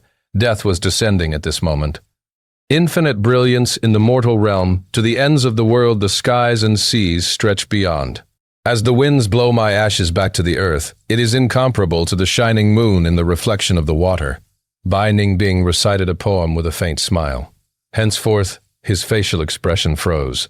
There was a burst of cold wind, and the fog like frost suddenly rose up. Crackle, large amounts of ice started spreading from under his feet. Then the glacier rose up like the birth of a mountain. The surging, majestic ice was like a landslide, like a tsunami, like a dragon rolling on the waves as it crushed towards First Gen Gu Yu. First Gen Gu Yu let out a gasp and brought out all his strength to resist it. The red hairs on his head were all standing on end, mist of blood rising from all over his body, and large numbers of blood guillotine and bladewing bloodbat goo were sent to crash against the glacier in an attempt to slow it down even by a bit. In the end, he was still suppressed by the glacier, confined and engulfed. The enormous glacier filled the whole blood shield, but it didn't touch Fang Yuan as he was in a small space left intentionally by Bai Ningbing.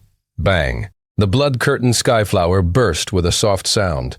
With no hindrances, the cold air crazily flew around, and ice immediately condensed into a glacier which continued to spread. It broke the shield of blood curtain skyflower gaw. Such power Lord Sky Crane didn't dare face the glacier as he promptly took to the air. Under his astonished gaze, the glacier continued to spread and actually covered the whole Qingmao Mountain from the top of the mountain to the bottom. In this instance, the lush, thriving Qingmao Mountain turned into a sinister land of ice and snow. The icy ground under Fang Yuan's feet continued to raise higher. He too was personally observing this scene. This 1,000-league glacier was the evidence of the fall of a young genius, and contained within it was Bai Ningbing's indignance and helpless sigh. "Not good. I need leave this place soon." Binding Bing's consciousness is weakening and gradually dying out. He is already losing the control of the glacier. Fang Yuan found that the space he was on was shrinking. Ice continuously condensed and moved forward, compressing the space he was on. Chapter 196. Rebirth Once More. Translator. Sky Pharaoh. Editor.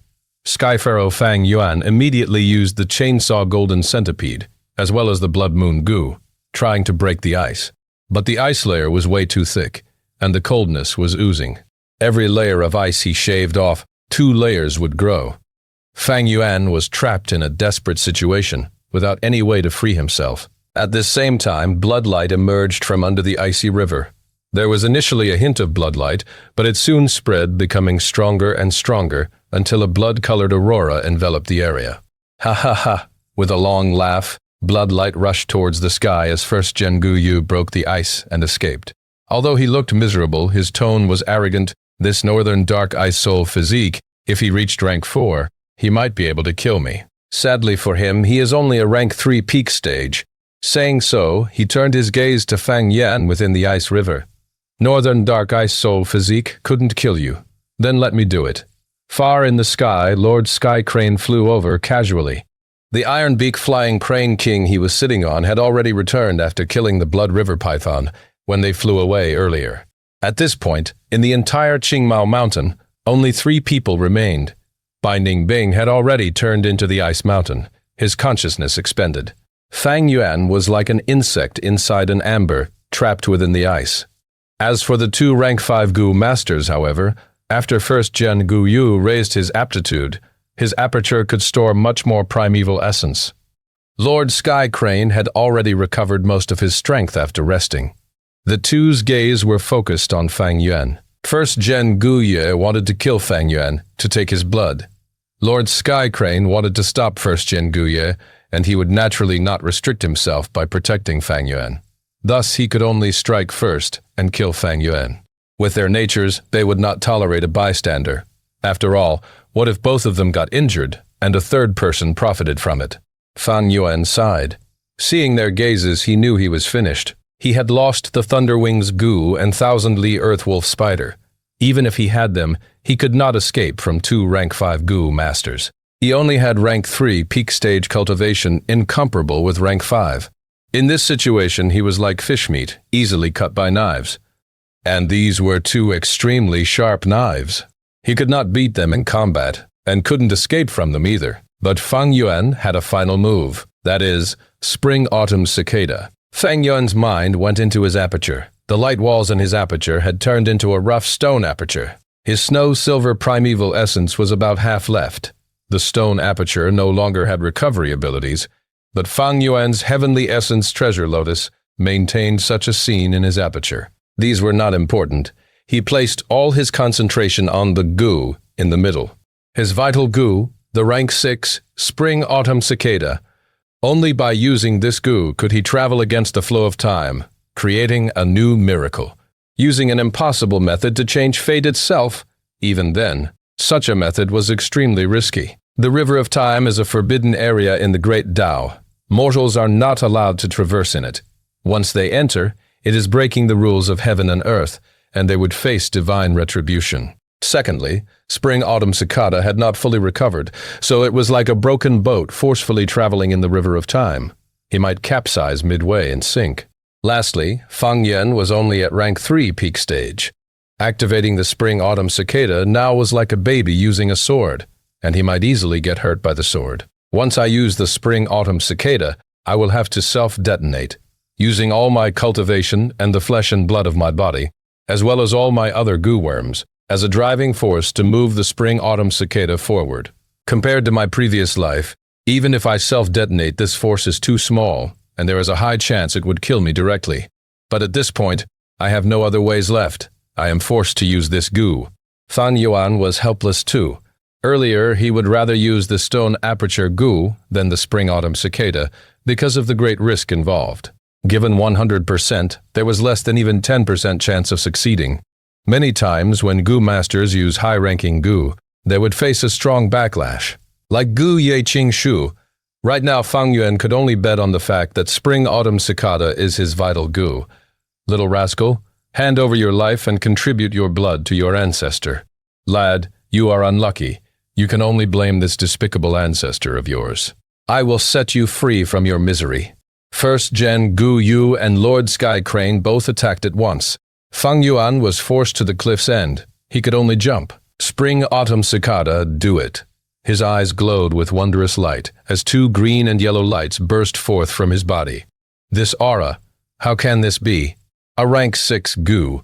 At once, the two rank 5 Gu masters were shocked, but soon greed emerged on their faces.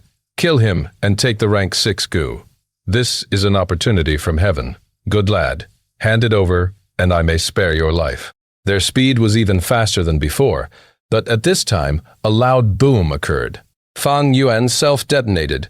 What? Before his death, he heard the two rank 5 Gu masters' cries of shock. Legend says the world has one long river, known as time.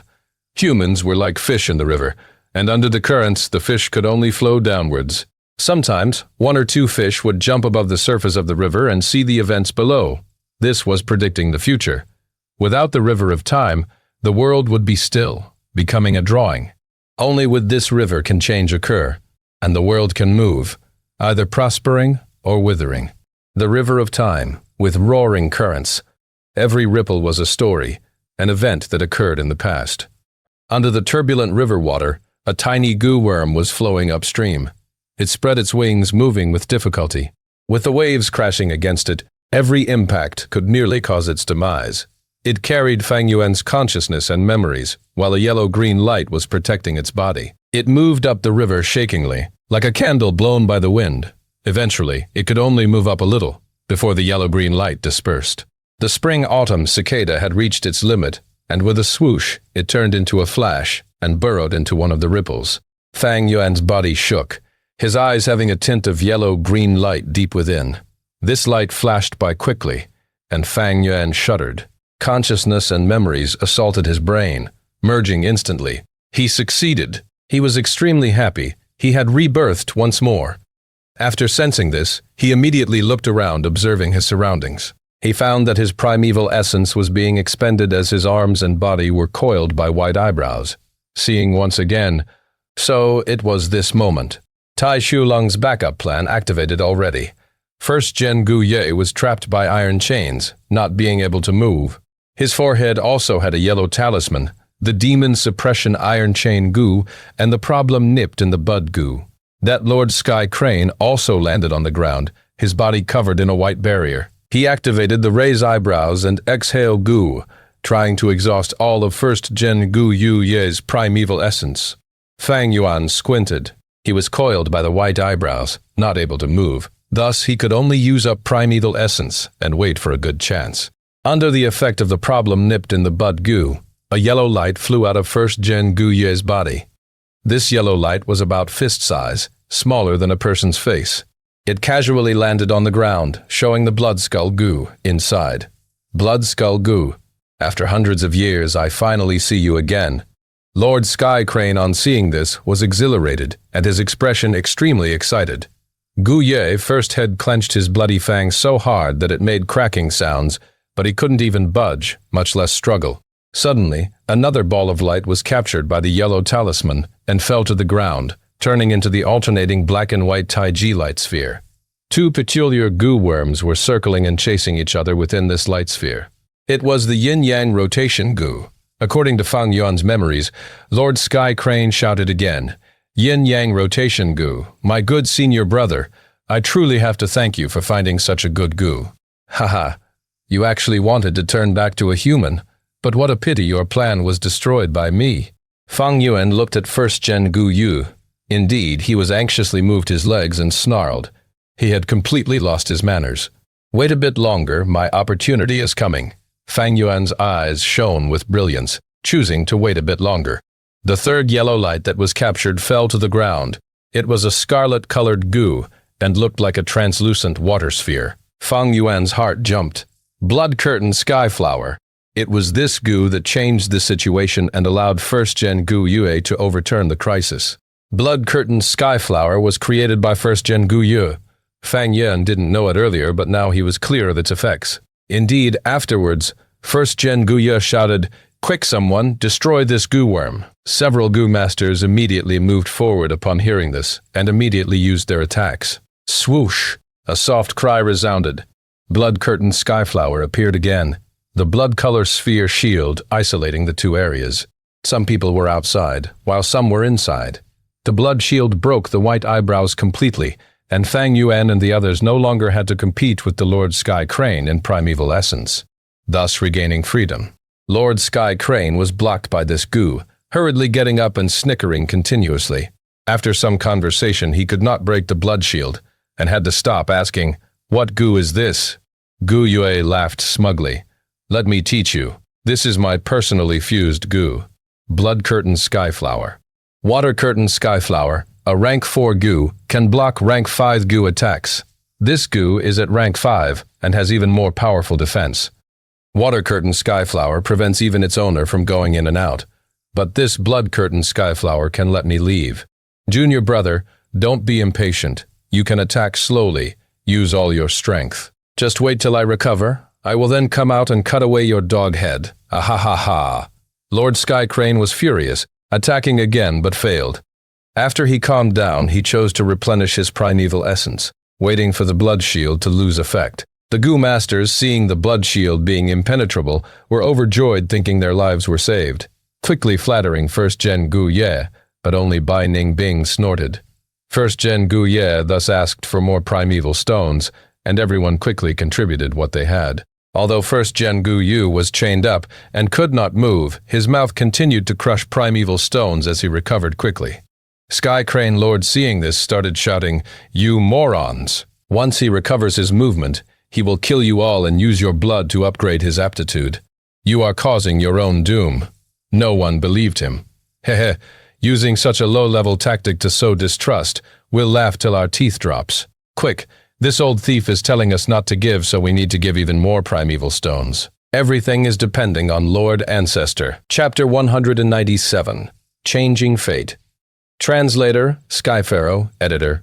Skypharaoh, large numbers of primeval stones continued to be absorbed by First Gen Gu Yu, as he chewed and crushed them. Bai Ningbing watched coldly, but Fang Yuan moved. He did not observe, but had a different choice than before. First Gen Ancestor, the situation is dire. I have the Heavenly Essence Treasure Lotus to offer. He was filled with sincerity as he walked up quickly, a look of helplessness but determination. Gu Yu yaffed heartily. "Very good, as expected of my descendant. Such filial piety as your ancestor. I am very happy."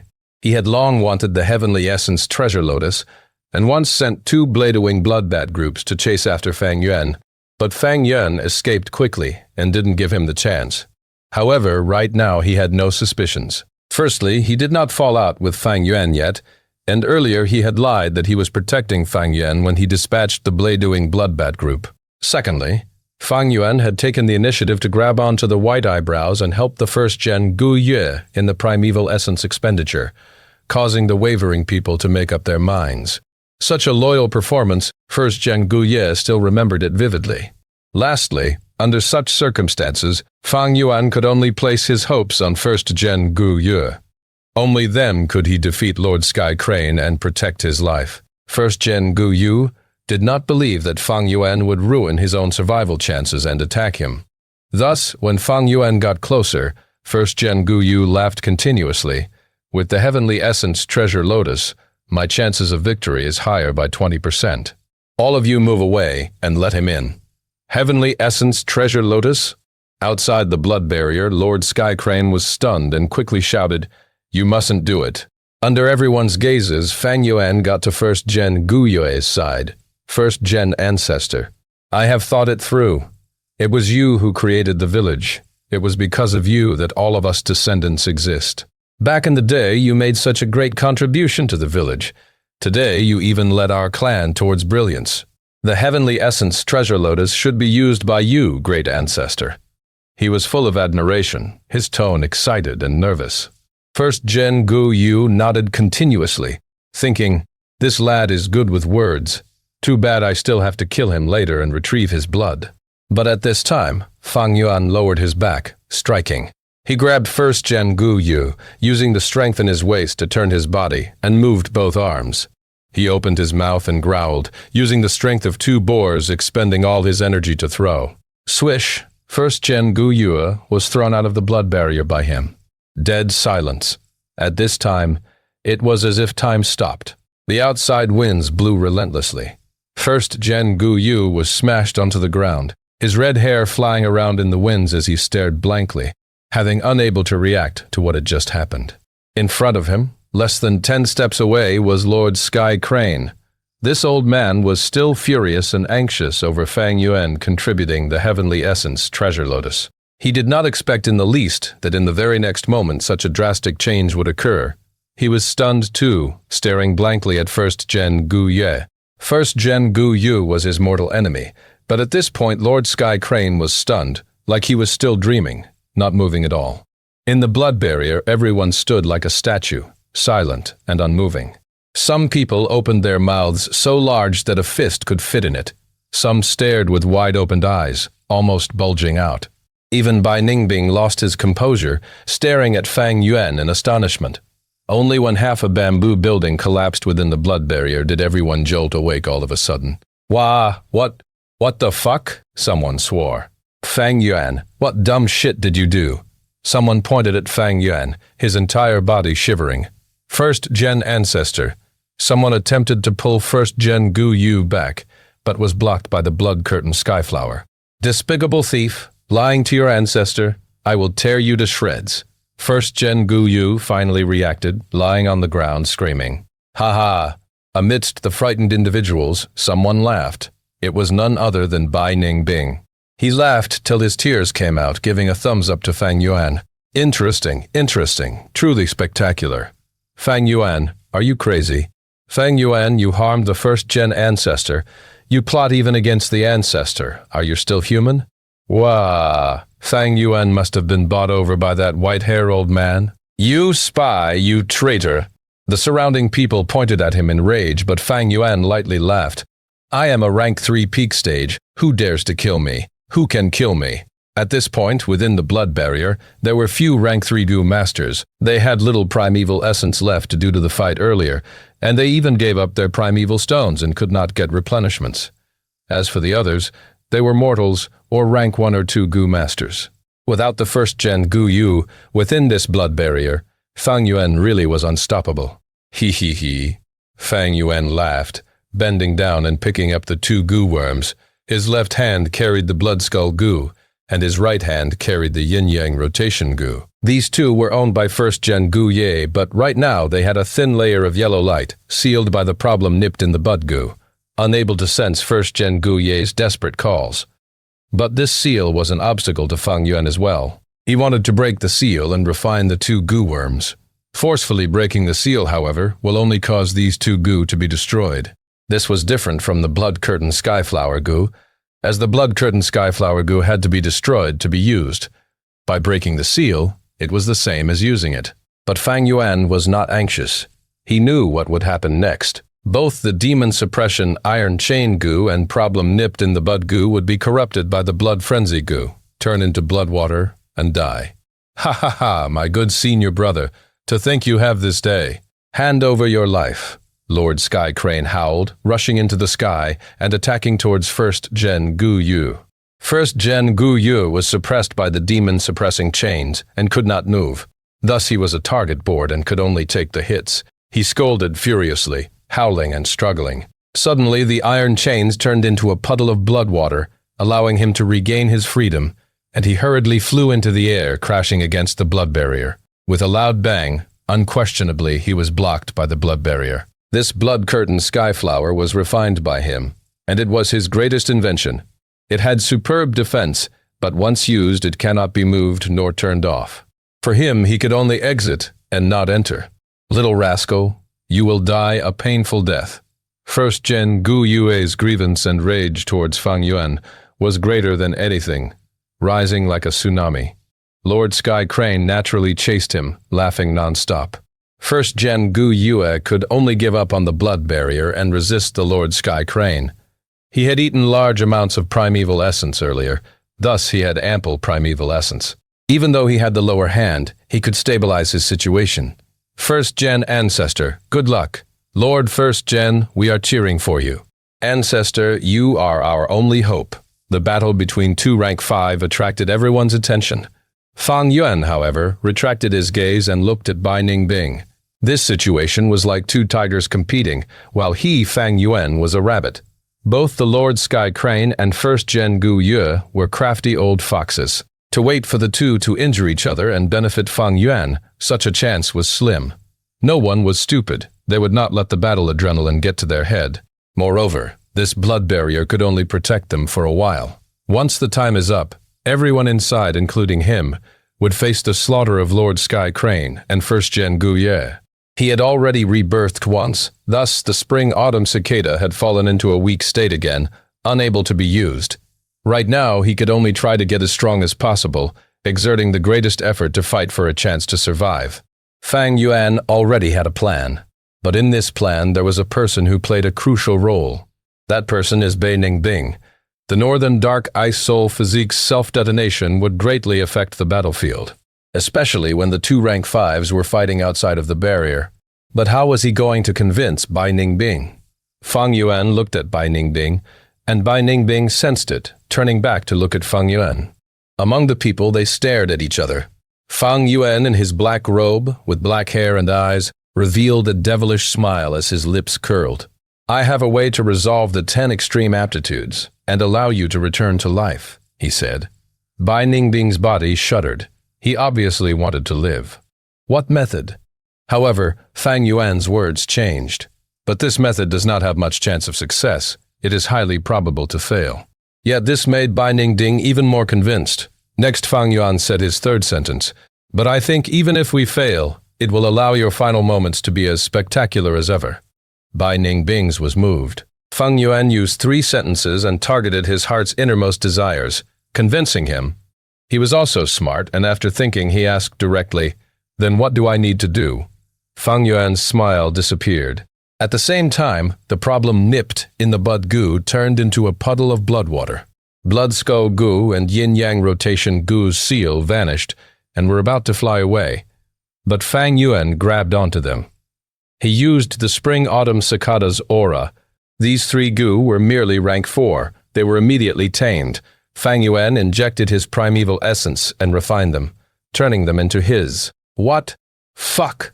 Outside the blood barrier, First Gen Gu Yue's head hurt as he lost the connection with the Blood Skull Gu and Yin-Yang Rotation Gu. He was beyond shocked, losing his bearing and rushing towards the blood barrier. How can this be? How could you refine my 3 guarms so quickly? First Gen Gu Yu cried out sadly, attacking the blood barrier like a crazed man. Fang Yuan stole food from a tiger's mouth. By taking the Blood Skull Gu and Yin-Yang Rotation Gu, it was a fatal blow to the First Gen. Everyone was shocked, taking a step back. First Gen Gu Yue was like a fierce beast trapped in despair, his eyes starting to burn with fire. But quickly Lord Sky Crane's attack came. "I want you to die! I want you to die!" First Gen Gu Yu went frantic, attacking without defending, exerting all his anger on Lord Sky Crane. Lord Sky Crane was taken aback as he received some damaging blows. The two fought it out again, as the battle slowly reached its climax. Fang Yuan laughed loudly, saying to Bai Ningbing, "Come, kill them all with me." Before he finished, he acted. As the razors on the chainsaw golden centipede moved, he slashed a Gu master nearby into half. Blood Skull Gu. Soon after, Fang Yuan activated the Blood Skull Gu, absorbing the blood. Chapter 198. Ruthless in murdering people, cruelty exercised to profit from disaster. Translator, Sky Pharaoh. Editor, Sky Pharaoh Fang Yuan. What are you doing? Quickly stop, the enemy is before us. How can we fight among ourselves? Stop now, otherwise… Everyone was shocked. Fang Yuan was ruthless, killing another clansman. "I am only killing Gu Yu clan people, outsiders fuck off. Otherwise, I'll kill you as well," Fang Yuan screamed. Everyone was stunned, retreating steps away, not expecting Fang Yuan to be so insane. Fang Yuan has lost it. He's lost his logic. Attack together. Indeed, if this goes on, even before the first ancestor defeats the enemy, we'd have been slaughtered by Fang Yuan already. It was like Fang Yuan stabbed a beehive, causing everyone to stir. But no one dared to attack. Most could only shout and encourage others to fight. Ha ha ha, interesting. Bai Ningbing laughed loudly, suddenly attacking and killing someone beside him. Lord Bai Ningbing, you, the dying person, was a Bai clansman. Oh no, Lord Bai Ningbing lost it too, everyone shouted. Fang Yuan's gaze concentrated, looking at Bai Ningbing, not expecting him to change so drastically. Bai Ningbing laughed maniacally. Since you can kill your own clansmen, I can't lose to you. Sigh, since too many deaths have occurred, Bai clan's future is ruined already. We can no longer be a village. The clan leader I'm indebted to is dead too. I might as well kill them now and enjoy the fun. Hehehe, that's great. Fang Yuan laughed heartily, his body moving quickly, starting his slaughter. Since these clansmen were going to die anyway, they might as well die at Fang Yuan's hands, contributing to his aptitude growth instead of first Gen Gu Yu. These people in the blood barrier, how could they be a match for Fang Yuan and Bai Ningbing together? Especially when Bai Ningbing, who was nearing death, was much stronger and killed even more people than Fang Yuan. Fang Yuan took the last hit and extracted their blood. After killing 100 people, the blood skull goo reached its limit, and the crystal skull started to turn blood red. Fang Yuan laughed heartily, activating the blood skull goo, raising it over his head. The teeth opened, shooting out a fragrant bloodstream, drenching Fang Yuan from head to toe. Fang Yuan enjoyed the discomfort and breathed in deeply, living in the moment. His black robe and hair, together with his blood-bathed body, made him look like a demon straight out of hell. The surrounding people, upon seeing him, were all scared and cried out in fear. My aptitude really increased. Fang Yuan's aptitude was only 44% C-grade originally, but after the man-beast life burial goo, it dropped to 43%. Right now, standing under the bloodstream as it gushed into his aperture, his aptitude rose by 10%, going to 53%. Indeed a great treasure. No wonder first Gen Guye treated it like his life. Fang Yuan opened his eyes, nodding in satisfaction, starting another round of slaughter. The two caused much bloodshed within the blood barrier. This was a large slaughterhouse. Fang Yuan, you mad and crazy monster.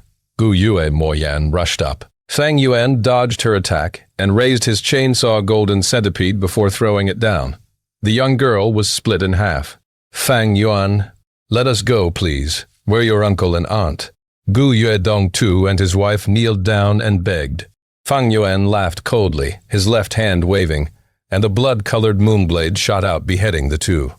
Blood Skull Gu absorbed the Gu Yue clansman blood, turning into a thick bloodstream pouring into Fang Yuan. What a pleasure! Fang Yuan closed his eyes, breathing in deeply, only to feel a warm feeling traveling through his body and causing his mind to become sharper, like he had been reborn. Aptitude rose again, becoming 63%. A Gu Master's aptitude, 4059%, was C grade, 6079% was B grade, and 80% and above was A grade. Fang Yuan had officially left C grade and become a B grade talent. But my cultivation dropped. Fang Yuan opened his eyes, staring intently. Fang Yuan's aptitude rose to B grade, but his cultivation dropped from rank 3 to rank 2.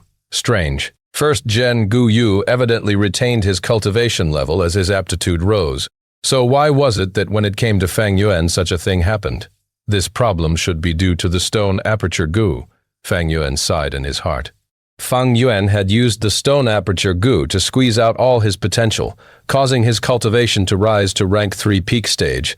But this blood skull Gu injected the quality bloodstream into him, raising the aperture's potential and raising his aptitude. Undeniably, these two Gu clashed in nature, but blood skull Gu was rank 4, while stone aperture Gu was rank 3. The blood skull Gu ruled over the stone aperture Gu, causing Fang Yuan's aperture to turn from stone back to light. However, the cultivation increase that the stone aperture brought was also disappearing, and even reducing his cultivation in the process. This change was something Fang Yuan did not expect in such a short time. But Bai Ningbing was getting stronger. He killed everywhere he went. Thus, Fang Yuan was able to keep his strength and stop attacking, only collecting the bloodline. First Gen Gu Yue, who was outside the blood barrier, saw the people getting slaughtered and flew into a rage, screaming but to no avail. He spread his bloodline, waiting for hundreds of years. It was all for this moment, killing his descendants to raise his aptitude.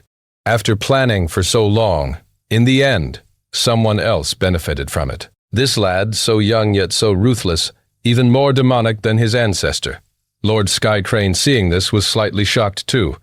The slaughter continued until 6 hours later. Fang Yuan's cultivation dropped to rank 1 initial stage, but his aperture returned to being a light wall, able to recover primeval essence on his own. He was bathed in blood over 10 times, and towards the last few times the effect weakened. The first few raised his aptitude by 10%, but the percentage continued to drop with each try. But his aptitude had increased from the C grade, 43%, to over 90%. 90%, A grade aptitude, a grade aptitude. 500 years of my previous life, I only managed to raise my aptitude from C to B about 200 years later through pure luck. To think that this time I can benefit from a disaster and rise to A grade. Fang Yuan clenched his fist, secretly excited. Bai Ningbing stopped his killing, walking over. Next, what do we do? In the blood barrier, only the 2 of them were left. The others, whether it was Gu Master or mortal, were all killed. Outside the blood barrier, no one was spared from the aftermath of the 2 rank 5 experts' battle. In the entire area, there was only the 2 inside the barrier and the 2 outside. Fang Yuan looked outside, saying casually, "Next, we wait for first Zhen Guye to run into defeat, and the blood curtain skyflower to vanish. And then?" Bai Ningbing pursued. "Then?" Fang Yuan turned around and looked at Bai Ningbing. Then he smiled. "Then you can go and die." Bai Ningbing was stunned. "Oh? What do you mean?" Immediately, his eyes squinted into a line as his blue irises had a dangerous killing intent. The northern dark ice soul physique's self-detonation is extremely strong. Even though your cultivation is weak, and the chances are not high, it should be able to hurt rank 5 experts. After detonating, are you able to control the direction of the snow and frost? Fang Yuan laughed. How would I know? Bai Ningbing's lips twitched. I've never self-detonated before. I know you can.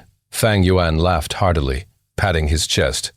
Unknowingly, the image of Bai Ningbing self-detonating previously appeared in his mind.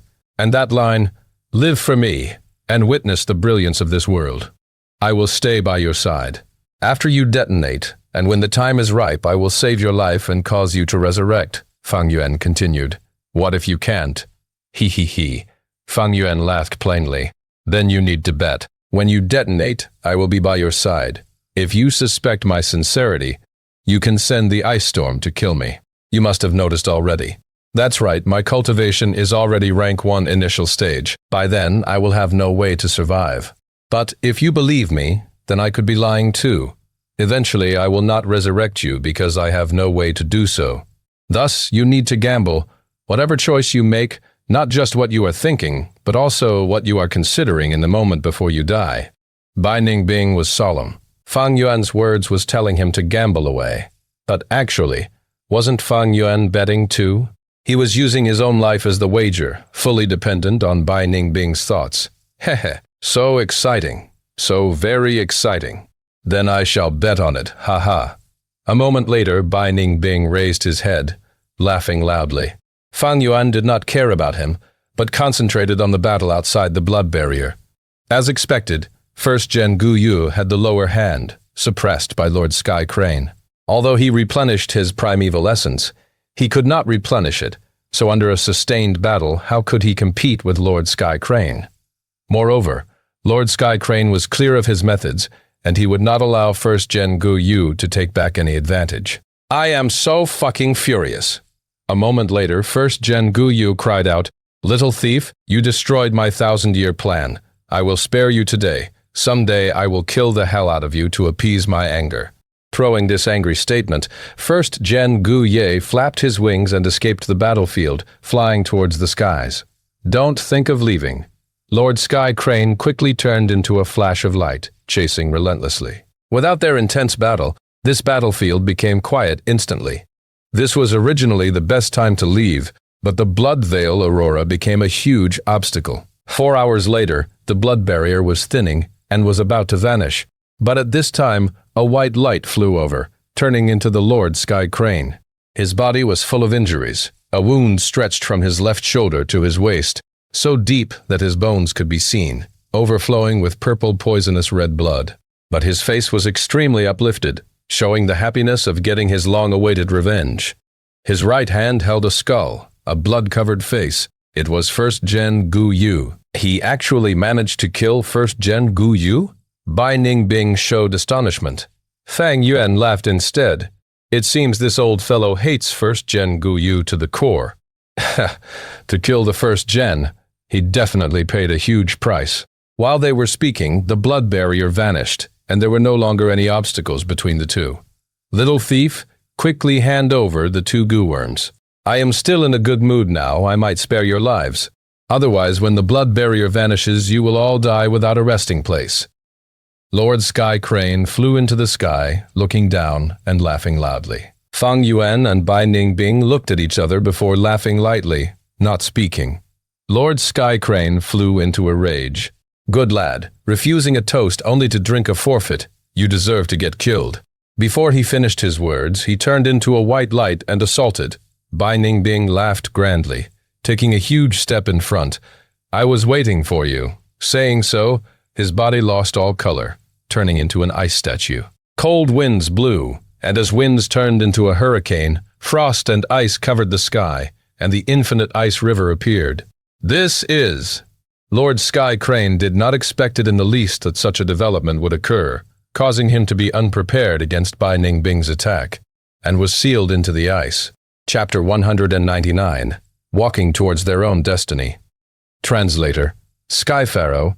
Editor, Sky Pharaoh. Boom! Boom! The ice glacier shook intensely as Lord Sky Crane carried out his attacks. He was about to break out of the ice layer in just a few seconds. We can't let this old geezer break free, Fang Yuan shouted. Bai Ningbing couldn't speak anymore. After Fang Yuan's shout, he resolutely self-exploded one of his arm, turning it into vast amounts of frost wind. The wind swept through everything. The glacier spread and the ice layer rapidly thickened by 100 feet. Lord Sky Crane roared within the ice and started attacking in a frenzy. Bai Ningbing exploded his other arm. More ice condensed, and the glacier repeatedly pressed down on Lord Sky Crane, suppressing him every time he tried to break through. Under Bai Ningbing's meticulous control, the ice moved like an army, firmly entrapping Lord Sky Crane. Lord Sky Crane may be a rank 5 Goo master, but after killing Gu Yu first head, he was thoroughly spent. He attacked again and again, but couldn't break out in the end. It is actually Northern Dark Ice Soul physique. But if you want to kill me with just this, you can keep on dreaming. He suddenly realized and immediately activated life-retaining Jade Burial Goo. Green jade light came into being and covered his body. Then the rays of light turned from virtual to material, changing into a transparent jade coffin with Lord Sky Crane inside it. This jade coffin was abnormally hard. Even after trying multiple times, Bai Ningbing was not able to put even a scratch on it. In the end, he could only add more ice layers around the jade coffin, forming an ice peak that was hundreds of feet high. Fang Yuan had watched all this from the sidelines.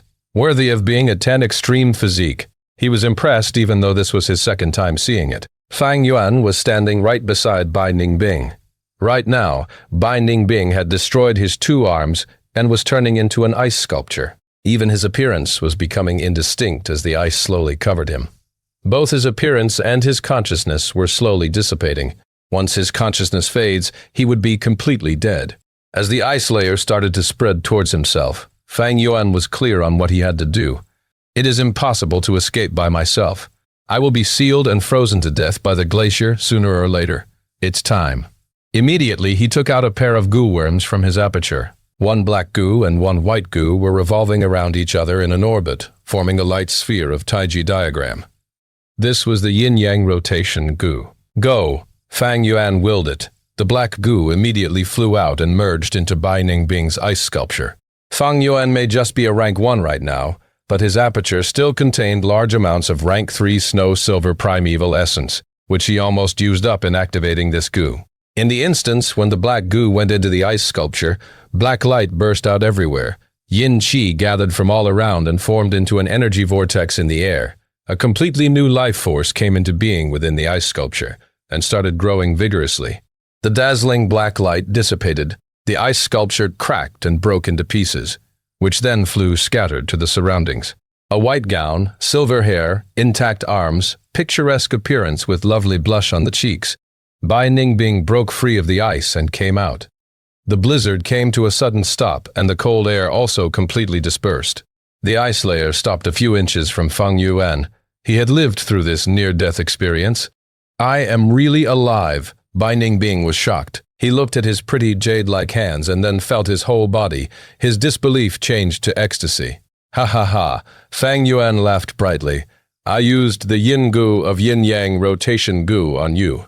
This gu can change yang to yin and give you a complete transformation. It is a rank 4 healing gu and has the effect of bringing the dead to life. It has a weak point though, and that is the gu master's aptitude will be lowered by 10% once it is used. Bai Ningbing possessed the 10 extreme physique, which was a 100% aptitude. Now his aptitude was lowered by 10% and was equal to Fang Yuan's 90% aptitude. This news to others might have been grievous, but to Bai Ningbing, it was joyous news. This feels great. My aptitude has been lowered. I no longer have the northern dark ice soul physique. Haha, what does it matter if I only have 90%? Bai Ningbing started laughing loudly. Fang Yuan, however, shook his head. It is very difficult to change the 10 extreme physiques, although this method lowered your aptitude. As you cultivate in the future, your aptitude will also recover until the day it turns into northern dark ice soul physique again. When that day comes, you will need to use this yang gu. It will turn you around again and lower your aptitude by 10%. Upon saying this, Fang Yuan put back the yang gu into his aperture in front of Bai Ningbing's dead straight gaze. Yin-yang rotation gu all come in pairs. You have already used that yin gu, so only the yang gu on me will have any effect on you. Don't even think of stealing it. I have already refined this yang gu. I can easily order it to self-destroy with just a thought, Fang Yuan explained. He only had rank 1 cultivation now, but Bai Ningbing was still a rank 3 gu master. Naturally, he needed some ways to stop Bai Ningbing from taking actions against him. I see, Fang Yuan, you really planned it all. Bai Ningbing heaved a long sigh. What do you want from me for that yang gu? Ha ha ha. Fang Yuan laughed for a good while, then turned serious. Qingmao Mountain has already turned into a desolate ice mountain. The 3 great clans, along with countless living beings, have all been frozen and will die within 3 to 5 days. Such a scene will definitely attract the attention and investigation of many forces. Moreover, that old man isn't dead and has sealed himself within the jade coffin, waiting to break out. We can't stay in Qingmao Mountain anymore. We need to leave. But look at me. I only have rank 1 cultivation now. I can't even take out my goo worms, much less leave by myself. Hence, I need to rely on your strength.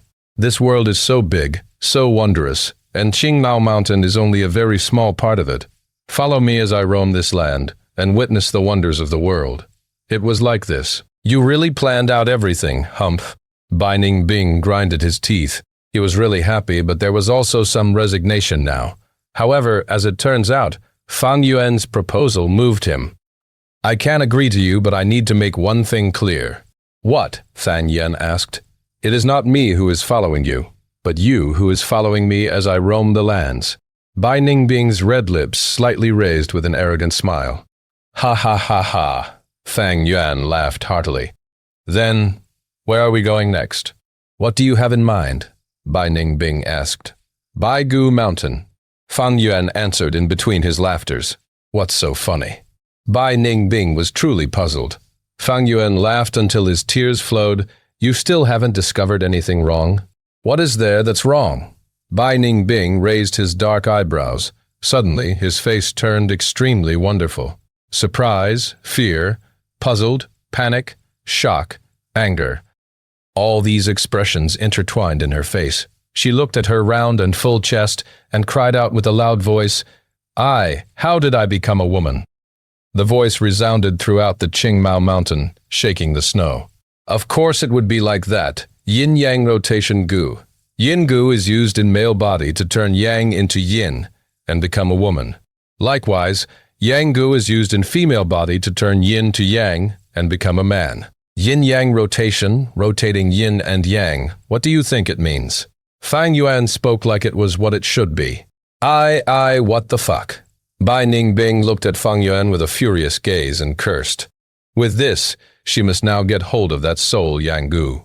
Brother Bai, calm yourself. Being able to live is the greatest fortune, Fang Yuan consoled her. Fortune, my ass. How about you try being a woman? Bai Ningbing's furious growl resounded within the snow-covered mountain and glaciers. 2 days later, the sun hung high in the sky. The ice was melting down, and a stream of clear water flowed through the ice mountain. Crackle, the silence of the surroundings was broken by the cracking of ice. A jade light burst out from within the ice and hovered in the air, turning into a jade coffin. The jade coffin exploded, and Lord Sky Crane gave a long cry upon regaining his freedom and seeing the daylight again. This life-retaining jade burial goo was a rank 5 goo and was very mysterious. As long as the goo master had one breath of life in him, it could suspend his life and delay the injuries. Not only this, but the jade coffin it formed was extremely strong and could even be considered a defensive weapon. "Goddamn thief," he cursed with a pained voice. Right now, he was both furious and impatient. Even after killing his lifetime enemy, the first Gen Gu Yu, he couldn't get the true Blood Sea inheritance. How was he going to answer his teacher when he returned? According to his memories, the ice layer where Fang Yuan was supposed to be was already cut open. If only he didn't get far. He patrolled the surroundings, hoping for a lucky break. He used his recon goo and discovered many life forces hanging on to their lives in the depths of the ice layers. Living beings were tenacious, and this tenacity could often bring about miracles. It had only been 2 days since this glacier covered these life forms, which was not enough to lead to their complete deaths. Found him. To think he was actually hiding here, the most dangerous area is the safest place, right? This guy is really crafty. Lord Sky Crane's whole body jolted and became indescribably happy upon this discovery. He rushed into the ice layer and soon fished out an ice chunk. Within the ice chunk, Fang Zhang's whole body was covered with a layer of moonlight from the moon raiment goo. He was already at the edge of death's door. Lord Sky Crane could swear he would never forget Fang Yuan's appearance in this life. However, he was a rank 5 expert, and after closely looking at Fang Zhang, he was immediately disappointed. This person isn't him, only their appearances are similar. He heaved a deep sigh before suddenly becoming stupefied. Wait a second, their appearances are so similar, which means they are extremely likely to be twins. If so, then he is closely related to that little thief. Lord Sky Crane's dim old eyes suddenly burst out with a sharp gaze. With a close relative on him, he could refine the kinship bloodworm. It was because of this rank 5 kinship bloodworm that he was able to locate the first Gen Gu Yu among this vast world and its diverse life forms. I haven't completely failed teacher's assignment. There is still some hope. This kid is my only hope. I must save him. Fang Zhang slowly opened his exhausted and heavy eyes. Where is this? His eyes were still hazy and he could only see a blurry figure before him. At the same time, his whole body felt weak, along with an intense headache. The last thing he recalled was the 3 clans competition, where iron-beak flying cranes covered the sky and everyone around him had fled. He had activated the moon raiment goo and resisted against the flying crane's attacks. As the battle continued, a flying crane broke through his barrier and pecked fiercely at his forehead. He had immediately lost consciousness, tumbling down the cliff. You are the elder standing on the crane? As he became clear on the identity of the person before him, Fang Zhang struggled to get up in shock, but fell down again before he could completely stand up. Kid, you are still thinking of escaping in front of me, Lord Sky Crane? Lord Sky Crane sneered. He sized up Fang Zhang once and said, You could say that I am even your lifesaver. If not for me, you would have already frozen to death. I advise you to not move around randomly. Don't blame me if you fall down. Fang Zhang looked beside him and immediately got a great shock. There were clouds moving all around him, and he was standing on the back of an enormous crane as it flew in the sky. You, who the hell are you? Where are you taking me to? Fang Zhang cried out in alarm. I am Lord Sky Crane, and we are heading to the Middle Continent. Middle Continent? Fang Zhang shouted in shock. Chapter 200. The raft overturns along the Yellow Dragon River. Translator, Skypharaoh. Editor, Skypharaoh Book 2. The demon leaves the mountain. The Yellow Dragon River is the 3rd river in the southern border. It is over 8,000 kilometers. It starts from Mount Huangguo and passes through mountains and hills like Mount Xuanming, Mount Guibei, Mount Xingmao, Mount Baigu, and Mount Leitzi, before finally flowing into the ocean. If the whole southern border was seen through a bird's-eye view, one could see the Yellow Dragon River forming a zigzag shape as it ran through over half of the southern border. Several waves roared as they turned over, the violent waves rolling in an imposing manner along the river. It bore through the crack between the shores, and fog was raised up into the blue sky. The Yellow Dragon River flowed rapidly and unceasingly. Many creatures lived in the river: fishes, turtles, snakes, clams, and other life forms. At this moment, there was a bamboo raft bobbing up and down with the waves. This green raft looked quite battered and seemed to be in need of repair. There was a simple and crude mast in the middle, with a shabby white sail hanging on it. A pile of goods were put around the mast to stabilize the center of the raft. The bamboo were tied with hemp ropes, and there were many loops around some areas. They were clearly hurriedly done as the raft sailed through the river. The bamboo raft flowed with the currents of the river, and every time the waves crashed onto it, the raft gave out a creaking noise which was far from reassuring. This bamboo raft, which looked like it could break apart at any moment, was carrying two youngsters. One had an ordinary face with black pupils and black hair, wearing a black gown. Another was a woman with the looks of an immortal fairy, blue pupils and silver hair, wearing a white gown. They were Fang Yuan and Bai Ningbing. After the battle at Qingmao Mountain, Bai Ningbing, self-exploding his northern dark ice soul physique, and sealed Lord Sky Crane for the moment, they used all their strength to break out of the ice, then cut off some Qingmao bamboos to make this raft before immediately hitting the road to flee. Fang Yuan's 1,000-li earth wolf spider was already dead, and ever since Bai Ningbing's white form immortal snake had flown out on its own, there had been no news from it. With no transportation worms, the two would definitely be caught by Lord Sky Crane if they were to move on land, as their speed would be too slow. Thus, Fang Yuan could only think of this method. Many tributaries of Yellow Dragon River flowed through Qingmao Mountain. Previously, the Rank 5 river Swallowing Toad had flowed with the main course of Yellow Dragon River and accidentally flowed to the foot of the Qingmao Mountain. The bamboo raft flowed through one of the tributaries to the main river course, and as it flowed with the river, its speed was naturally extremely fast. "It has been 5 days, it doesn't look like that old guy will come," Fang Yuan mumbled, as he stood on the bamboo raft and took a glance behind him. The bamboo raft's speed could definitely not match the Iron Beak Flying Crane King. But the Iron Beak Flying Crane King would definitely need to rest, and couldn't compare with the bamboo raft which continuously flowed with the river. And as more time went by, Fang Yuan became more assured. Moreover, Fang Yuan recalled that Lord Sky Crane had returned alone after killing the Guyu first head. The Iron Beak Flying Crane King was likely to be already dead. The raging waves of the river bombarded their ears. Bai Ningbing took a glance at Fang Yuan. She might not have understood the details in his words, but knew what he meant. She laughed loudly. "What are you so worried for? If that old geezer chases us, we will just fight to death. Fighting on this Yellow Dragon River will be extremely spectacular.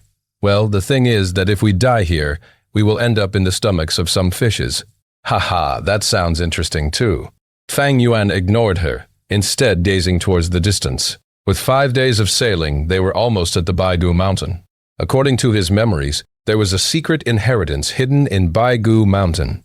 The inheritance was arranged by a rank 4 master of the righteous path, for someone fated to it. I haven't personally seen this inheritance in the Baigu Mountain, and have only heard about it, but it was rumored that this inheritance had some obstacles which required 2 people to coordinate to pass through. When Fang Yuan thought of this, he gave a casual glance towards Bai Ningbing. Although they were traveling together, it was only due to the situation and the pressure of a powerful enemy.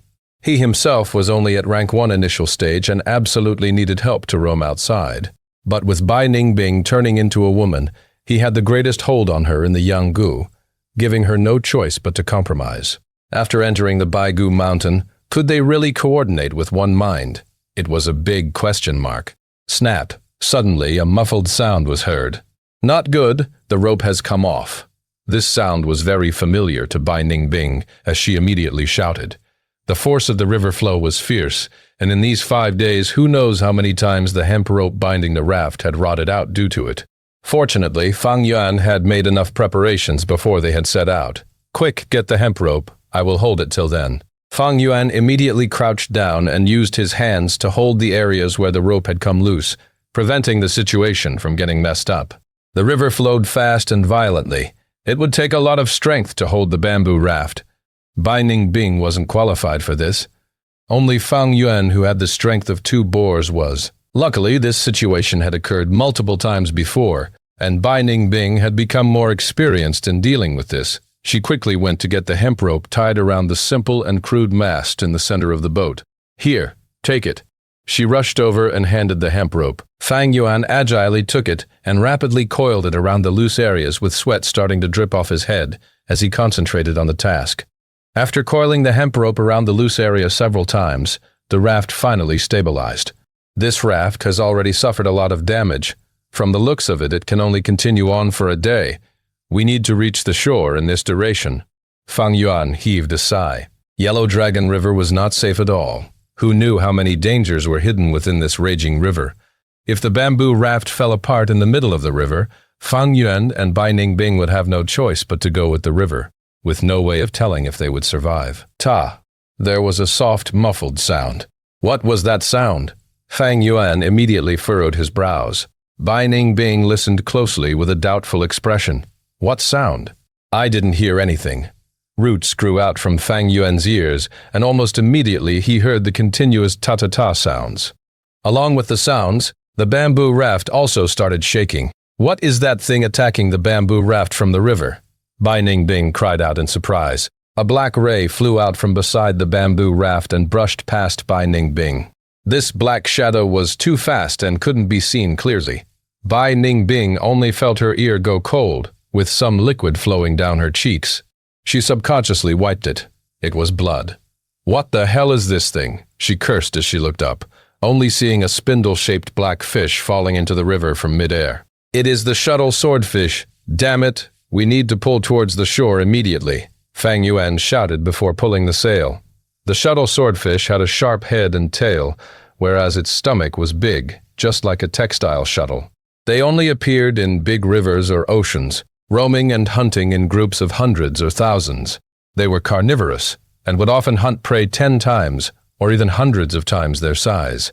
Whoosh! The shuttle swordfishes shot out of the river like black arrows. The bamboo raft shook violently as many of the shuttle swordfishes struck it. Fortunately, Qingmao bamboo was a top-grade bamboo. It was very strong and durable. But as the shuttle swordfishes kept on piercing the bamboo raft from below, the raft looked like it would fall apart at any moment. The sail was adjusted to borrow the force of the wind. Thus the raft leaned to a side and sailed quickly towards a riverbank. However, the group of shuttle swordfishes had no intention to give up. They scuttled beneath the river and attacked the raft violently. Crack! A Qingmao bamboo was split open, and a shuttle swordfish smashed upon the bamboo raft. Its momentum was already exhausted as it landed beside Bai Ningbing. Its head was like an auger, and scales tightly covered its whole body, shining with grim light. Bai Ningbing watched it struggling helplessly. After she had self-exploded, all the goo worms she possessed had been frozen to death, while the yin-yang rotation goo saved her, but it didn't have the ability to resurrect her goo worms. Crack, crack, crack. Following closely, other bamboos on the raft started snapping apart. It was outstanding enough that the bamboo raft could even endure the first wave of attacks, but it couldn't endure the second wave. The bamboo raft was damaged and was starting to sink under the river. Quick, quick, quick, Fang Yuan cursed as he protected the sail. If the sail was lost, the raft would lose the propulsive force. Fang Yuan and Bai Ningbing would fall into the river, their deaths being a sure thing. The shuttle swordfishes prepared to charge in for a third wave of attacks. Large numbers of the shuttle swordfishes shot out like arrows, breaking the bamboos and snapping the hemp ropes. The bamboo raft was breaking apart. Sky Canopy Goo. Fang Yuan forcefully activated the rank 3 goo, immediately causing the primeval essence in his aperture to decrease in a terrifying rate. This was still under the conditions of him having 90% A-grade aptitude, along with Heavenly Essence Treasure Lotus. A rank 1 initial stage's green-bronze primeval essence could hardly meet the requirements for the Sky Canopy Goo. Even if a white light armor took shape, it looked extremely weak and didn't exude the aura of a rank 3 goo. Bang, bang, bang. A series of dull thuds issued as the shuttle swordfishes struck against the white armor. They were unable to harm Fang Yuan. Bai Ningbing, however, was already injured and was frantically avoiding the shuttle swordfishes that shot towards the bamboo raft. At the same time, she stood behind Fang Yuan, relying on him to block off majority of the attacks. The situation was very critical. The sail was already covered with holes and the speed of the bamboo raft continued to decrease. There was less than 1/3 of the bamboo raft left, and it was already sinking down with the water surface reaching the ankles of Fang Yuan and Bai Ningbing. Damn it, a rank 5 goo master couldn't kill me, but I am going to die by this group of measly shuttle swordfishes instead. Bai Ningbing let out a deep sigh. With another wave of attacks, the bamboo raft would definitely sink, and they would surely die after falling into the river. However, the shuttle swordfishes were delaying their attacks, causing Bai Ningbing to hold her breath and watch tightly, seemingly on edge. We have reached the shore. The shuttle swordfishes won't swim in shallow water. Huff, we are safe for the time being. Fang Yuan let out a breath of turbid air. His whole body ached and was on the verge of giving out. He had almost no rest in the past few days, what with needing to control the sail and adjusting the direction of the raft from time to time. It had already taxed his body to the limits. Bai Ningbing also gasped in the cold air. Her white gown dyed with blood. There were many injuries on her body, but fortunately she had combat talent, and with full efforts on dodging along with the bamboo raft lowering the charging momentum of the shuttle swordfishes, she suffered only light injuries. Fang Yuan glanced at Bai Ningbing, and shortly after, intense pain traveled through his body. He was also injured, with the bleeding continuing even now. The primeval essence in his aperture had completely dried out within few minutes of using the sky canopy goo. Without its protection, his flesh body naturally couldn't resist the shuttle swordfishes. His original plan had been to sail for a day more. However, unexpected events can happen at any moment. Planning could never overtake the changes, and there was still some distance from Baigu Mountain. But Fang Yuan knew they had to pull toward the shore now. The sail was already useless. Fang Yuan had given all his efforts to steer the raft clear from the reefs, stranding towards a beach. The two splashed their way through the water and stepped on the soft beach. They had reached the shore. Bai Ningbing covered her wounds and sat down on her butt. Her face was pale. If this continues, I might die from excessive blood loss. Quick, bring out your healing goo. Fang Yuan gave a bitter smile. How could he pull a healing goo out of thin air? Chapter 201. Resting at the shallow beach while lending goo worms translator. Sky Pharaoh. Editor. Sky Pharaoh 5 days ago, Fang Yuan rebirthed at Qingmao Mountain. Back then, he worked together with Bai Ningbing in the Blood Barrier, and after his slaughter he obtained much post-battle loot. But these goo worms all had injuries in them. For the past 5 days, Fang Yuan had been floating around Jiang Mountain, so they lacked food and all died consecutively. For healing goo worms, Fang Yuan always lacked one, and he did not find one he liked either. A pity my goo worms all died in the self-detonation. Otherwise, I would not be injured to this extent. Bai Ningbing sighed towards the sky. But Fang Yuan laughed. Don't be too pessimistic. Not everything needs goo worms to be resolved. Oh? Bai Ningbing looked over with a questioning gaze. He saw Fang Yuan secretly activating his primeval essence, shooting something out of his mouth as a red light appeared. A flower goo, resembling a lantern rotating on its own and floating in mid-air. It was the Tusita flower. Fang Yuan willed, and the Tusita flower glowed in red as several objects flew out of it, while wrapped in bright red light. There were bandages, medicine cans, and small medicine bottles. Small medicine bottles contain powder that can disinfect and diminish inflammation. You just need to use a little. In the medicine cans, there is medicine paste that can stop bleeding and form clots. You should know how to use a bandage, right? Fang Yuan, on saying so, split these items into 2 and gave a portion to Bai Ningbing. These are all methods used by mortals, but I did learn about them in the academy. Bai Ningbing received them, pouting, "You sure planned ahead." Saying so, she then opened the large medicine can and a disgusting smell rushed up into her nose, causing her to jump back and scream, "Why is it so smelly?" Fang Yuan laughed, not replying. He took off his shirt, pouring the powder from the small medicine can, causing his wounds to feel a sharp burning pain like fire. Next, he opened the big medicine can, where inside was the mud-like medicine paste that was a blackish green and smelled horrible. But Fang Yuan was used to it in his previous life, not even flinching. He took out a handful of blackish green paste and spread it on his wounds, his actions being extremely refined. Next, he used the bandage and wrapped it many layers over the wound, quickly taking care of his injury. Because of the medicine paste, the injury area felt a cooling sensation, quickly replacing the fiery pain felt earlier. Your paste is quite useful. On one side, Bai Ningbing was still taking care of her injury as she gasped. Her robe was torn, and after applying the medicine, her breasts and nipples were almost exposed, but she did not have any reaction to it. While using the medicine, she even sighed. Sigh, thinking about it now, if only we had a healing goo, that would be great. Fang Yuan took a look at her before activating the Tusita flower and taking out 2 sets of clothes. He had prepared sufficiently, having intended to leave the village in the first place, so he bought many sets of clothing. Plus, Bai Ningbing and his age were quite close together. As they had similar body size, his clothes suited her well too. Take this. He handed a set of clothes to Bai Ningbing. Bai Ningbing took the clothing and chuckled, feeling slightly shocked. To think you prepared to this extent. Precaution averts perils on the safe side, Fang Yuan replied casually, taking off his remaining clothes and even his drenched socks into new sets. Immediately, with new clothing, he felt much better. Bai Ningbing also changed her clothes, throwing the torn white robe on the beach.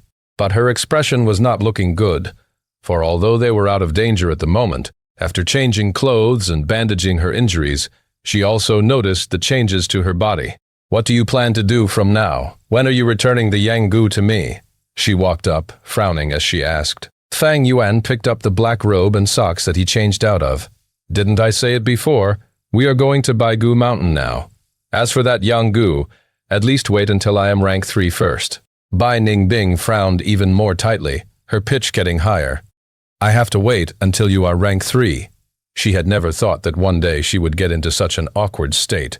A proper man, transformed into a woman. After the crisis of life and death was over, this strange sensation entered her mind. If possible, she did not want to endure it for even a second more.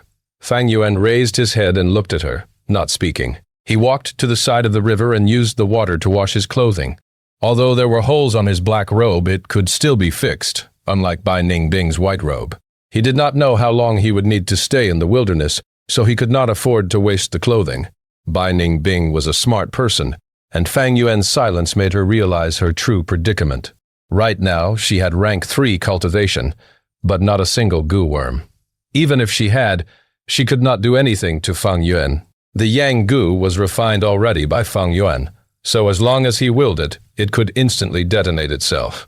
The yin-yang rotation Gu was a pair, and if it was destroyed, Bai Ningbing would never be able to return into being a male. Looking at Fang Yuan's back view, Bai Ningbing gritted her teeth, feeling extremely frustrated. To think that she, the Bai clan genius, had gotten into such a state, manipulated by others.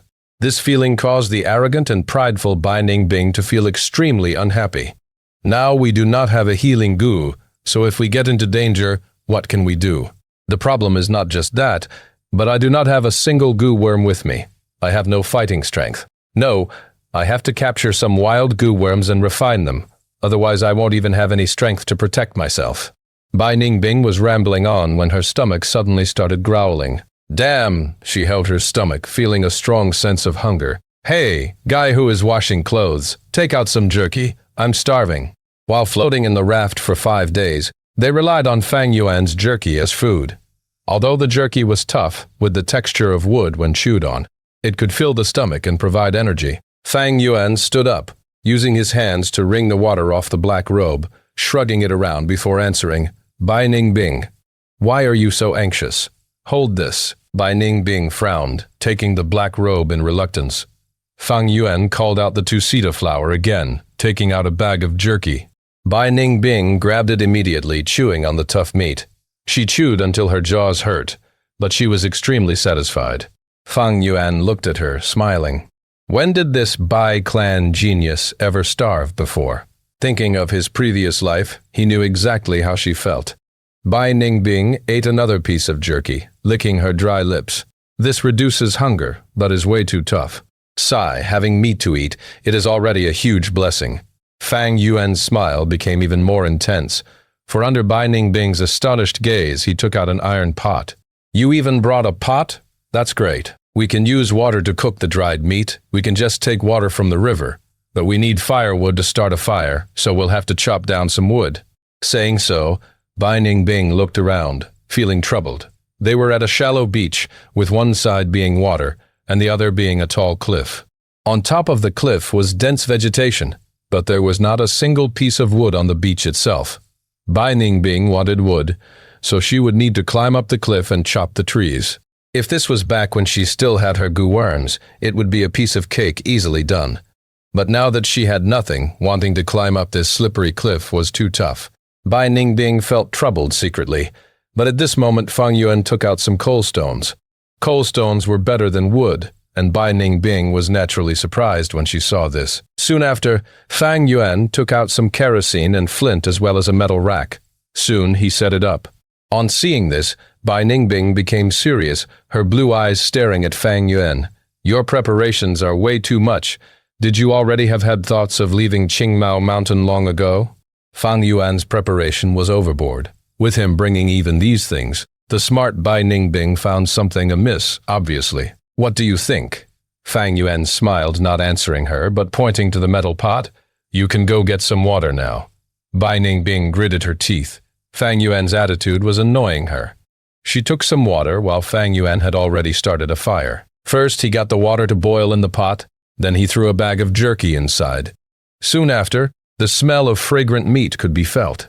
Bai Ningbing sniffed, subconsciously licking her lips.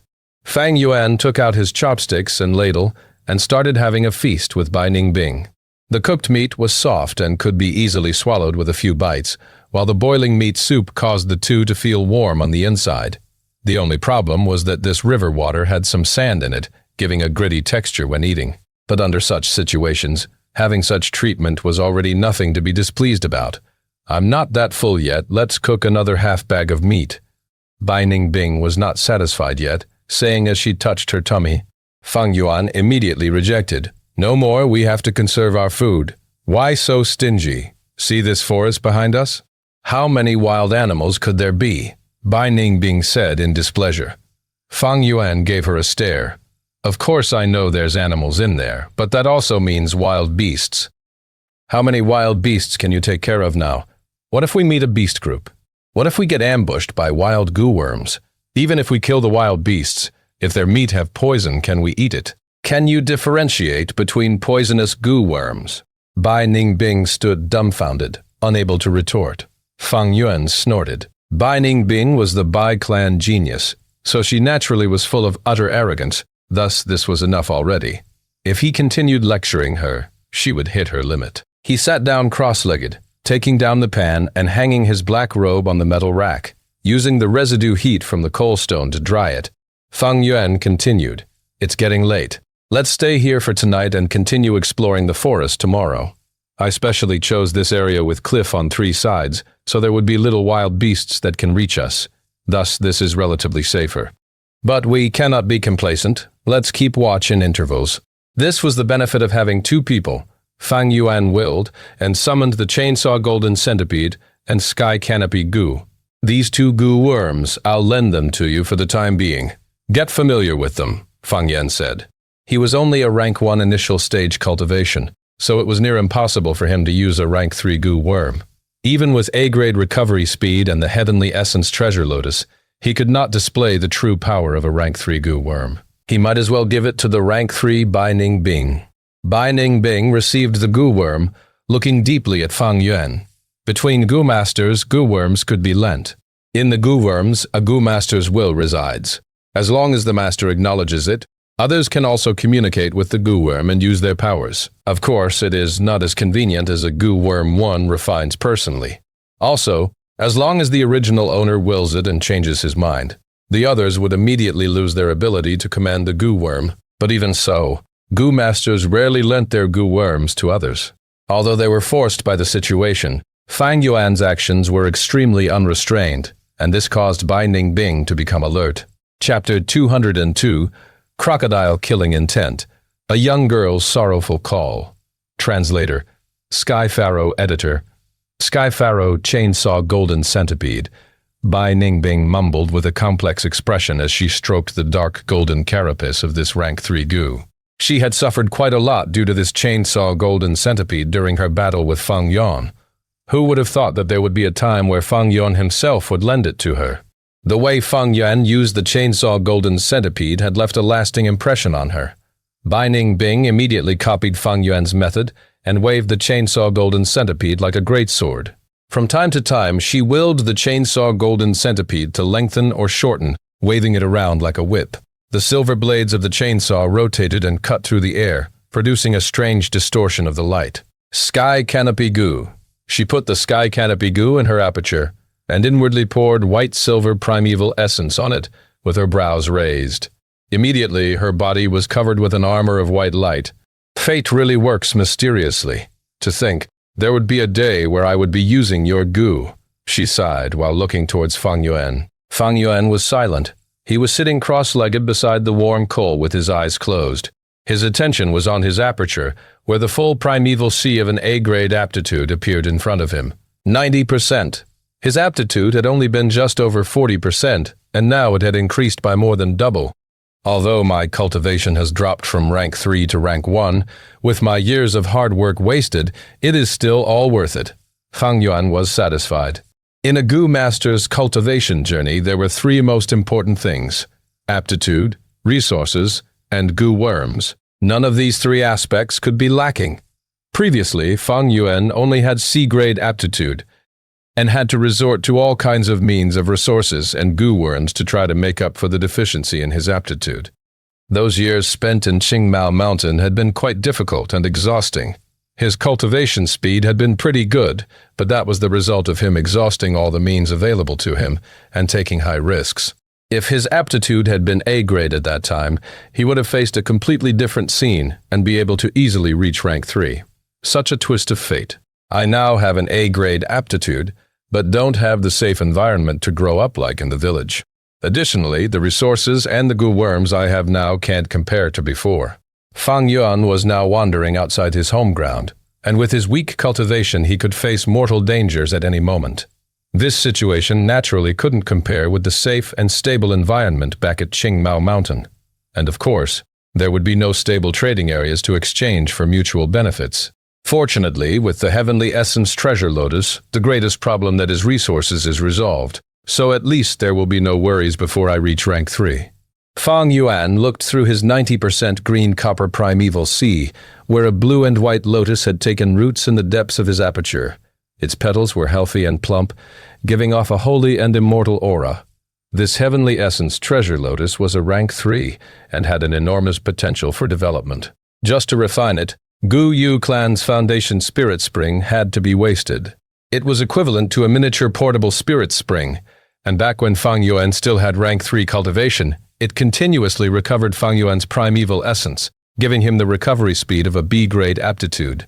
Rank 3 cultivation possessed white-silver primeval essence. Fang Yuan was now only a rank 1 initial stage with green copper primeval essence.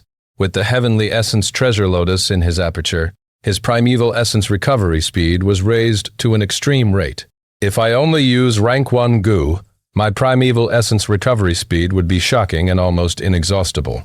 Using 1 or 2 rank 2 goo worms might cause the primeval sea to decrease, but the recovery speed would continuously balance it, causing it to be relatively stable.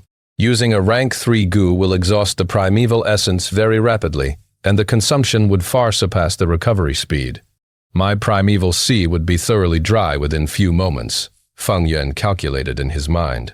After all, he now only possessed green copper primeval essence, and that too was the initial stage jade green primeval essence.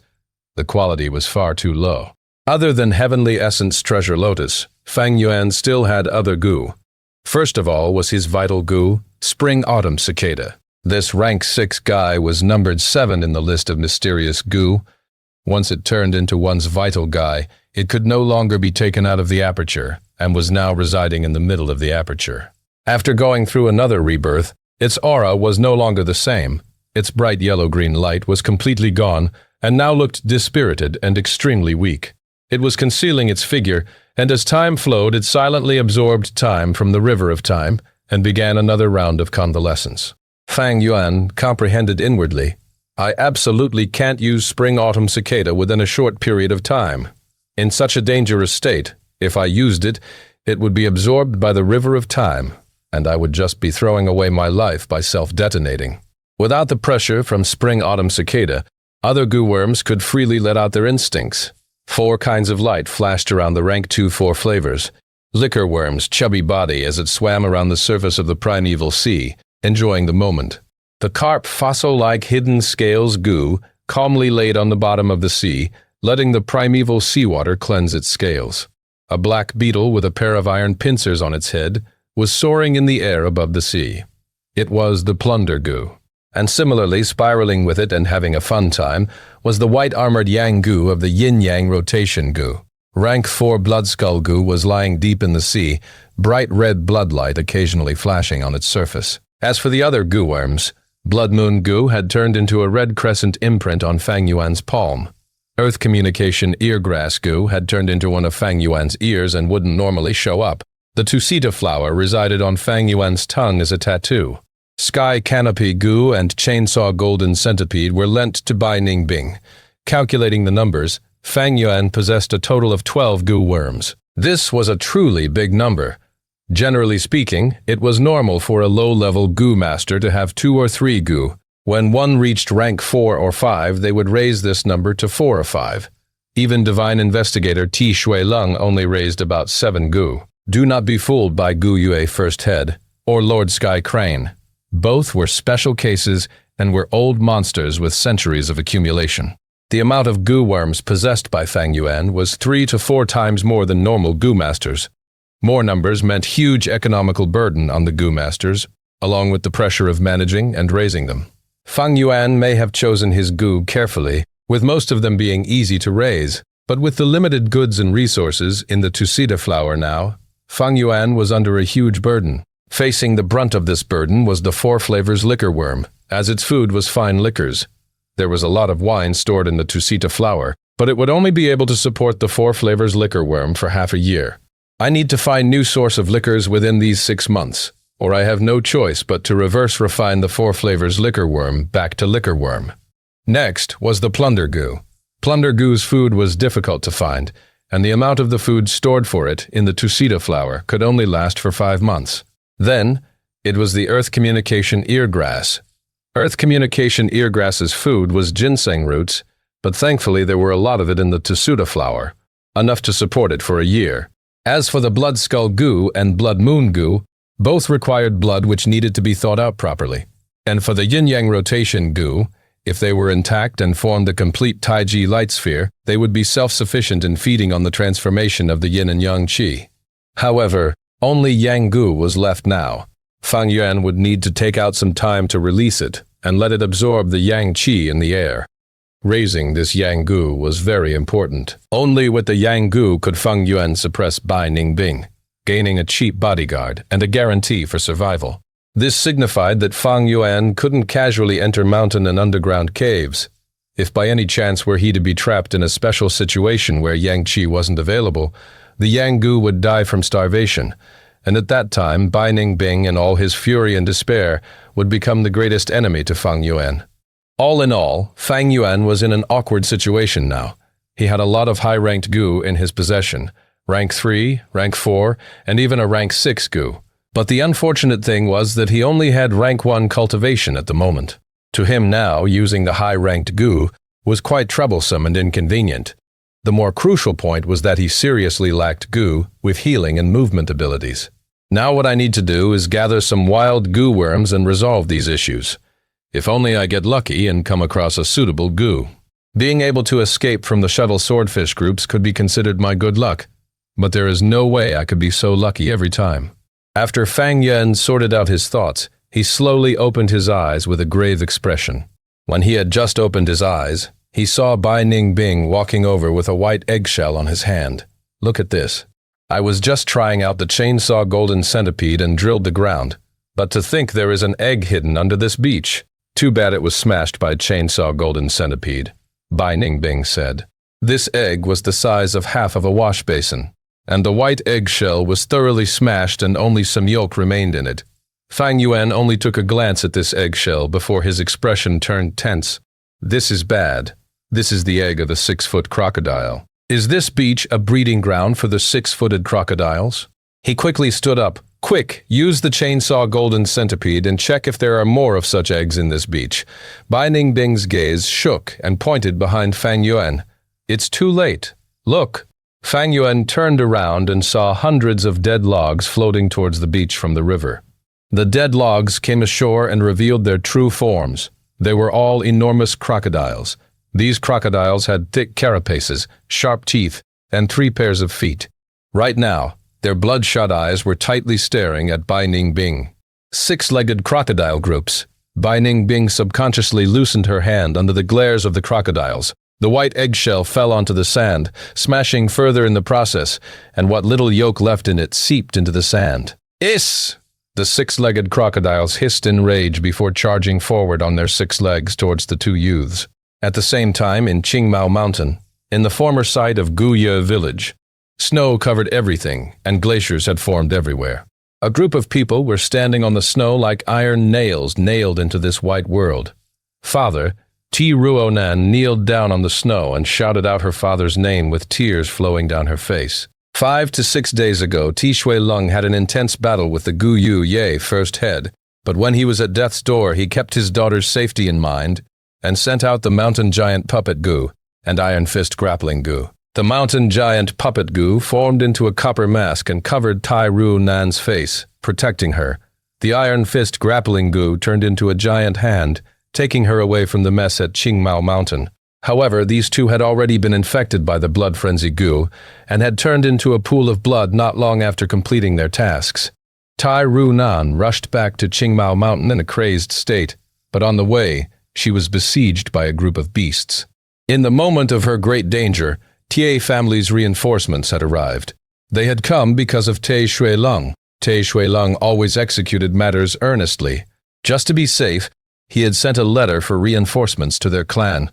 Tai Ruonan was able to rush here with the help of the reinforcements. However, the scene that appeared before her was a mountain filled with ice and snow, where all the living beings were frozen, and there were no traces of her father. She and the Tai family reinforcements searched for several days and nights before finally accepting the cruel reality. Divine Investigator had fallen. Her father had died. "Father!" Tai Ruonan cried out with a hoarse voice filled with extreme sorrow, like the wail of the wild goose. Chapter 203, each with their own objectives. Translator, Sky Pharaoh, Editor, Sky Pharaoh, Divine Investigator, died in battle. This is the glory of a man of the Tai family. Lady Ruonan, my condolences. A young Gu master behind her consoled. On the snowy grounds, Tia Ruonan kneeled as her crying voice became weaker, her shoulders shivering, and her fists tightly clenched as the snow melted in her hands into water. The young Gu master frowned, continuing, "Throughout the past few days we have scoured the entire battlefield. We saw some traces left behind, and it seems there were a few that managed to escape this battlefield. Divine Investigator's letter talked about the Blood Sea inheritance. I'm worried that the demonic Gu master who inherited the Blood Sea inheritance might be among these survivors." When Ti Ruonan heard this, she stopped crying. She stood up from the icy ground as the freezing winds blew, her haggard face showing determination. "The feud of killing my father is greater than anything. Whoever the killer is, I will definitely find out the truth." The young girl's voice was hoarse, but when she spoke, her gaze and tone became very determined. The young Gu master sighed. "Investigations definitely have to be done. Our Tai family people cannot die with injustice. But Lady Ruonan, you don't have to go. Before coming here, the clan leader already informed us to bring you back to the village safely." Tai Ruonan stared with wide-opened eyes. "What? Don't think of chasing me away." The young Gu master smiled, looking at the sky. In the azure sky there were several clouds floating. Tai Ruonan was about to argue some more, but suddenly her iris shrunk. "You." Before she finished, her eyes closed and she laid on the snow softly, falling asleep. "Guai Yi," the young Gu master called. "Here. I order your group to escort Lady Ruonan back safely." "Yes," Guai Yi hesitated. "Then what about you, young master?" "Me? I have to follow the Yellow Dragon River and chase after them." The young Gu master laughed arrogantly. The waters from the Yellow Dragon River raged on, and winds blew as several hundred 6-legged crocodiles ascended the beach, attacking Fang Yuan and Bai Ningbing. Damn, Bai Ningbing gritted her teeth, feeling a strong pressure in her heart. If it was before, This crocodile group was nothing to her. One ice blade storm, and they would be finished. But now she only had the sky canopy goo and chainsaw golden centipede, while also lacking the northern dark ice soul physique. Her blue irises quickly swept the environment, as Bai Ningbing scolded, "What a great place you chose. With 3 sides as cliffs, how can we escape? Why so frantic? It's only 100 beast group, not 1,001. Otherwise we would be dead meat. 100 beast group means we still have a chance of survival. We can kill them all." Fang Yuan quickly kept his clothes racks, metal pots, and retreated behind Bai Ningbing. Fang Yuan was extremely confident, causing Bai Ningbing's heart to feel slightly at ease. "What are you staring at? Go kill them!" Fang Yuan swept his gaze at her, urging, "Why else did I lend you goo worms? Don't forget I have the yang goo." Bastard. Bai Ningbing stared in rage, her heart burning as she cursed. No one knew if she was scolding the 6-legged crocodiles, Fang Yuan, or both. But no matter what, she held the chainsaw golden centipede and rushed up. Buzz, buzz, buzz. Razors rotated violently as the aggressiveness of a rank 3 goo worm appeared, causing the 6-legged crocodile to halt in their steps. A group of ugly maggots, Bai Ningbing chuckled, rushing up and slashing. A 6-legged crocodile was hit on its stomach, crying out as sparks flew, cut into 2 by the razors. Fresh blood spewed on Bai Ningbing's face and clothes as she felt the stimulation of blood and intention of battle appeared on her face. Swish, swish, swish. Chainsaw golden centipede hacked and slashed like a tornado passing through. 20 or so 6-legged crocodiles died in succession. The situation became better instantly, but Fang Yuan's expression grew dim, shouting loudly, "Avoid the 6-legged crocodile's back and attack their stomach." Ha ha ha, what an aggressive goo worm, much better than the ice blade goo. I like it. Bai Ningbing ignored him and laughed loudly. Even though she turned into a woman and was a jade beauty like an ice fairy, the moment she battled, her male instincts would cause her to turn into a battle maniac. But eventually, her attacks started to become slower and weaker. What's happening? Earlier, I could slash a 6-legged crocodile in half, but now, even after 3 hits, I can only severely injure it. Bai Ningbing raised the chainsaw golden centipede and looked, only to see that the razors were dented and the sharpness was greatly reduced. She was born smart, immediately thinking of Fang Yuan's advice, clicking her tongue. A large 6-legged crocodile rushed up to her and leapt. It opened its large, bloody mouth, covering Bai Ningbing with its shadow. "You are looking for death." Bai Ningbing moved her tiny body, raising the chainsaw golden centipede and slashing at the 6-legged crocodile's belly. Pew! After a light noise, the 6-legged crocodile's belly was cut open, forming a severe injury. This unlucky 6-legged crocodile was still in the air as a large amount of blood poured out from its wound, and its intestines fell out. With a plop, it landed on the beach, dyeing the sand red. Its body twitched a few times before it stopped moving completely. It was completely dead. So easy? Seeing such effectiveness, Bai Ningbing raised her eyebrows in shock. 6-legged crocodile's back was tough as armor, but comparatively its belly was very soft. The white belly was their weakness. With 500 years of experience, Fang Yuan was clear of such information. But Bai Ningbing was born on Qingmao Mountain, never being outside and only had narrow education, thus she did not know much. "Howl!" the crocodiles cried out. After tens of crocodiles were killed, the wild beasts were infuriated and started to turn wild under the threat of death. Countless red eyes stared at Bai Ningbing in hatred.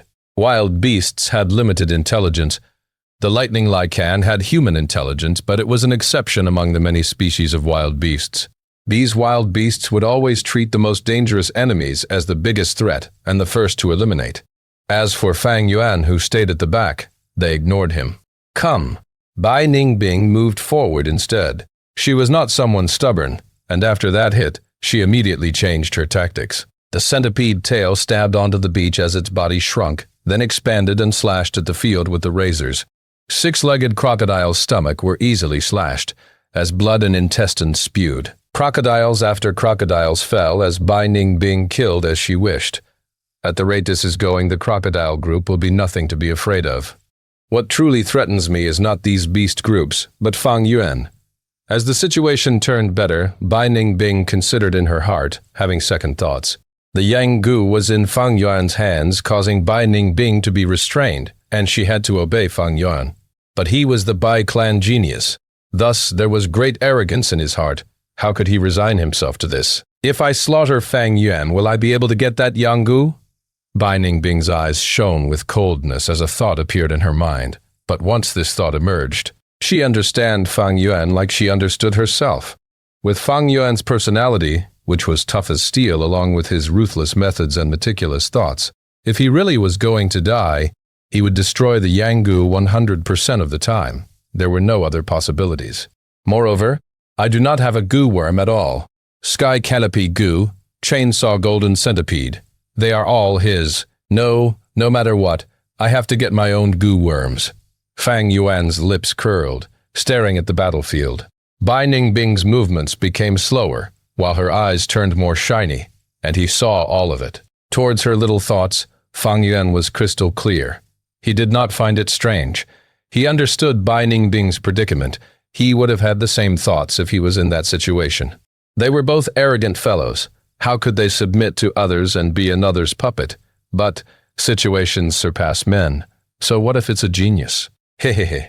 Fang Yuan laughed coldly in his heart. Fang Yuan was confident.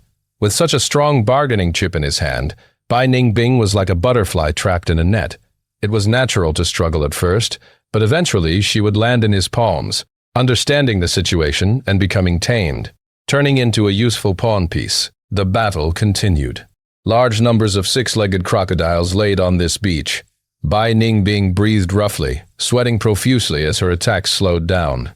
Out of stamina. Strength was always her weakness. When fighting Fang Yuan back then, many times did she have the disadvantage due to the strength of two boars.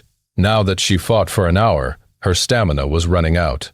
After all, they did not sleep for almost 5 days when floating on the bamboo raft, and even after the rest it was too short to recover. What caused her to be even more frustrated were those 2 lumps on her chest. Every time she moved, these 2 burdens moved along, causing her to feel very uncomfortable. Fang Yuan, are you not helping? She breathed roughly, calling. Saying so, she dodged the attack of a 6-legged crocodile narrowly, pressing on her weak knees and standing up. Fang Yuan said coldly, "Once I help, I will attract the attack of many 6-legged crocodiles. You want me to die? If I die, you will never get the Yang Gu." 3 6-legged crocodiles approached, and Bai Ningbing had no choice but to retreat. She was tired to the point of fainting as her stamina reached its limits, and she saw darkness in front of her. The Chainsaw Golden Centipede appeared even more heavy, constantly dragging her towards the ground. She gritted her teeth. "Fang Yuan, if I die, can you live? Rest assured, I am behind you." Fang Yuan rested his back on the cliff, as he willed, and a Blood Moon Gu flew out of his palm, flying towards Bai Ningbing. "Take it, and use it well." Blood Moon Gu originated from Moonlight Gu, so Bai Ningbing was very familiar with it. With just a few uses, she got used to it, and the bright red moonblades stabilized the situation. But good situations did not last, and although Bai Ningbing regained her footing, her primeval essence was starting to become insufficient. Chapter 204. Carapace Gu and Crocodile Strength Gu Translator, Sky Pharaoh Editor, Sky Pharaoh Ordinary Rank 3 Gu Masters to deal with beast groups. They have to employ kiting tactics. Using primeval stones to recover their primeval essence, Bai Ningbing's method of facing them head-on and lasting until now was already outstanding. If a Gu Master's primeval essence runs dry, their battle strength will drop down to rock bottom. Bai Ningbing started to look back at the cliff behind her, wondering if there was a way to escape. When she saw Fang Yuan's casual expression while he was leaning against the cliff, she flew into a rage, scolding, "Fang Yuan, I fight at the front lines, yet you watch the show behind me." Fang Yuan snorted. The former Northern Dark Ice Soul physique, the Grand Bai Ningbing, can't even deal with 100 beast group? Bai Ningbing was exasperated. "If you have the guts, then you go and fight." Fang Yuan laughed coldly. "If I had rank 3 cultivation, it is enough to eliminate all these 6-legged crocodiles. Why would I need you?" Bai Ningbing breathed loudly, smoke coming out of her pores. Fang Yuan said, seriously, "Bai Ningbing, I can tell you're used to fighting without restraint. You are a former Northern Dark Ice Soul physique, but now that you are A-grade with 90%, If you still keep fighting like that, your primeval essence will definitely be insufficient. An outstanding Gu master will use their primeval essence in the most efficient way, never wasting a drop. From now on, battle according to my instructions. Your fighting method is too crude. You have to be more meticulous now. Huh. Bai Ningbing's lips twitched. My battle method isn't meticulous enough? Do you know how many times the clan leader and elders praised me for being the #1 skillful fighter in Bai clan? What's there to compare with a bunch of scrubs? Listen closely. Bai Ningbing laughed coldly 3 times, but Fang Yuan continued talking. His voice entered Bai Ningbing's ears. At first she was indifferent, but eventually her expression changed. It went from disdain to seriousness, and finally turning grave. Fang Yuan's words hit the nail right on the head. There was profound meaning in every word, perfectly describing her inability. This was the collection of his 500 years of life, the essence left behind through the accumulation of time. How could it not let this youngster, naive and innocent, be extremely shocked? Fang Yuan lived for 500 years, so he was as sly as a fox. His experience was something not even first Gen Gu Yue or Sky Crane Lord could match with. These 2 old geezers lived for almost 1,000 years, but most of their life was spent in deep sleep, retaining that last breath of theirs. Their true living phase was merely 200 to 300 years at most. If it was any other time, Bai Ningbing, upon hearing Fang Yuan's advice, would merely take it as a joke. She was a proud, arrogant genius. Even if she was shocked, she would not follow suit. But now, facing the crocodile's pressure, her body could not help but execute what he said, and it showed an immediately effect. 6-legged crocodiles continued to die, but her situation improved by leaps and bounds. Her primeval essence and stamina were depleted, but once she started using them carefully and reduced her meaningless attacks while increasing her attack effectiveness, it caused her primeval essence and stamina to slowly recover amidst battle. 15 minutes later, after at least half the pack of 6-legged crocodiles were injured and over 200 corpses on the ground, they finally stopped attacking and started to retreat. Soon after, a large body appeared from under the water. It had 2 rows of sharp, blade-like teeth. Its yellow, vertical pupils reflected Bai Ningbing's body as it emitted a cold-killing intent. This was the 6-legged crocodile king. 100 beast king level, Grand Crocodile King. Different from other 6-legged crocodiles, this crocodile king was larger like a yak, and it did not stand on 6 legs, but only moved with its 2 hind legs. It walked like humans, with a back as thick as a bear and a scaly tail dragging a line across the beach. The other 4 feet that were free were in a claw shape, resembling 4 arms. They were thick, and the muscles were tough as rocks. Bai Ningbing could not help but laugh bitterly. If she was fighting this 100-beast king alone, she could win. But now that she had undergone an intense battle and there was little primeval essence and stamina left in her, she could not deal with this 100-beast king, who was in perfect condition. But at this time, Fang Yuan's voice came from behind her. Catch! A blue and white light entered her aperture, turning into a lotus and rooting deep into her aperture sea. Immediately, her primeval sea level started rising. Bai Ningbing was surprised and overjoyed. What goo is this? Heavenly Essence Treasure Lotus, Fang Yuan said. So this is the Heavenly Essence Treasure Lotus. No wonder first Gen Guye wanted it. Bai Ningbing sighed again, then scolded. You have such a goo. Why didn't you lend it to me earlier? Fang Yuan chuckled, talking while minding his own business. Thankfully, this is only a 100-beast king. Remember, its weakness is that white skin near the chest. Saying so, his body faded like ripples on the water's surface, and he slowly vanished. He activated the stealth scale goo. Scheming and cunning, Bai Ningbing scolded, before focusing her gaze on the Grand Crocodile King, only to see that on its chest there was indeed a white skin, but it was only face-sized, and was protected by its 4 limbs. How could she strike that area easily? Howl! The Grand Crocodile King growled, before rushing at Bai Ningbing. Bai Ningbing could only rely on herself, and roll around desperately, evading the hits and flicking her wrist at the same time. Chainsaw Golden Centipede smashed on the Grand Crocodile King's back. Sparks flew as the Chainsaw Golden Centipede was rebounded, almost causing Bai Ningbing to trip from the impact. There was a white scratch on the Grand Crocodile King's back armor, but other than that it was unfazed. Howl! It swung its tail, and winds flew. Bai Ningbing only saw a black whip approaching, thick, large and long. She could not evade it, so she was only able to activate the sky canopy goo. With a bang, she was sent flying, landing tens of meters away. Afterwards, she slammed on the tough, sturdy cliff walls. Bai Ningbing was in so much pain until she drew a deep breath. Sky Canopy Goo is a rank 3 goo, having great defense, but it could not reduce the force from impacts. Bam bam bam, the Grand Crocodile King's thick, strong legs left a strong imprint on the beach as it charged towards Bai Ningbing. Bai Ningbing's eyes shone. Seeing the Grand Crocodile King's attack, she did not move. The Grand Crocodile King came crashing with its imposing aura, flashing its claws. If it was any other person, they would be scared shitless or run away in fear. But Bai Ningbing was, after all, Bai Ningbing, possessing an iron will. 20 steps, 15 steps, 10 steps, 5 steps. Seeing the Grand Crocodile King was near, at the final moment Bai Ningbing leapt. Bam! She narrowly evaded the Grand Crocodile King, and the latter crashed into the cliff walls, as large amount of debris fell and buried it. A beast is a beast after all. Bai Ningbing laughed loudly, about to chase after it, but suddenly thought of something, and stopped. The next moment, the Grand Crocodile King's tail swept and sent the debris flying all over the place. Bai Ningbing observed silently, and a moment later the Crocodile King finally got free. It was in a desperate state. Half its teeth were broken and blood flowed out of its nostrils. Its golden pupils also turned red. It growled furiously at the sky and lowered its body, rushing towards Bai Ningbing at an even faster speed.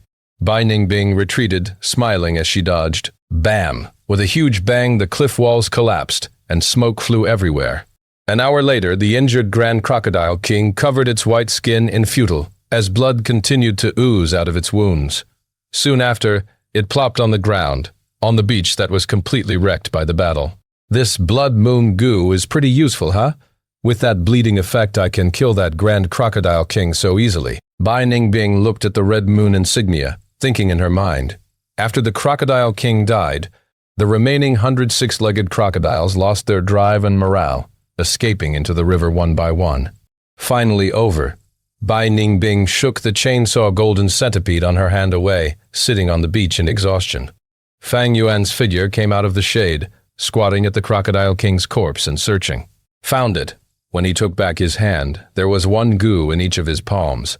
Bai Ningbing, seeing this, breathed heavily in anger. She fought so intensely with the Crocodile King, finally killing it and chasing the crocodile group away. But the unscathed Fang Yuan came out to collect the battle rewards instead. Fang Yuan took a close look. These two goo, one was almost dying, but still struggling. It had a turtle shell around palm size, but its protruding surface was covered in crocodile scales, the carapace goo. Another was uninjured, but was not moving at all, letting Fang Yuan squish it with his fingers, the crocodile strength goo. It was very small, smaller than a finger. It was like a mini crocodile with head, body, and tail, but did not have any legs. Both the carapace goo and the crocodile strength goo were rank 2 goo worms. Normally, 100 Beast Kings have rank 2 goo living in them. In the 1000 Beast King there was rank 3, and in the Myriad Beast King there was rank 4, as I expected. Fang Yuan, seeing the 2 goo, did not feel strange. He was experienced, and after observing the battle, he had seen through the Crocodile King's abilities. Immediately, he leaked a little of the Spring Autumn Cicada's aura, and refined these 2 goo with his primeval essence instantly. The carapace goo flew to Fang Yuan's back, forming a large-scale insignia, like a tattoo. It extended from Fang Yuan's shoulder to his waist, covering his entire back. As with the name, it was a goo that could enhance the defense of a goo master's back. Crocodile strength goo turned into a dim yellow light, entering Fang Yuan's aperture. It was similar to the black and white boar goo, able to increase the goo master's strength permanently by the strength of a crocodile. It had high market value, normally a precious goo worm without any available in the market. This again instantly refining a goo worm.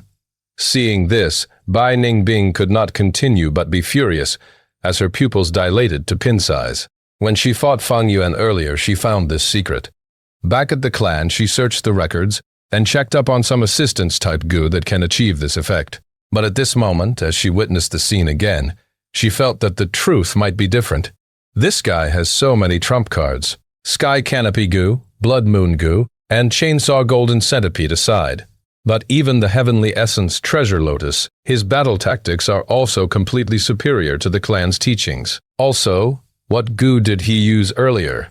Thinking of this, a cold chill went down Bai Ningbing's spine.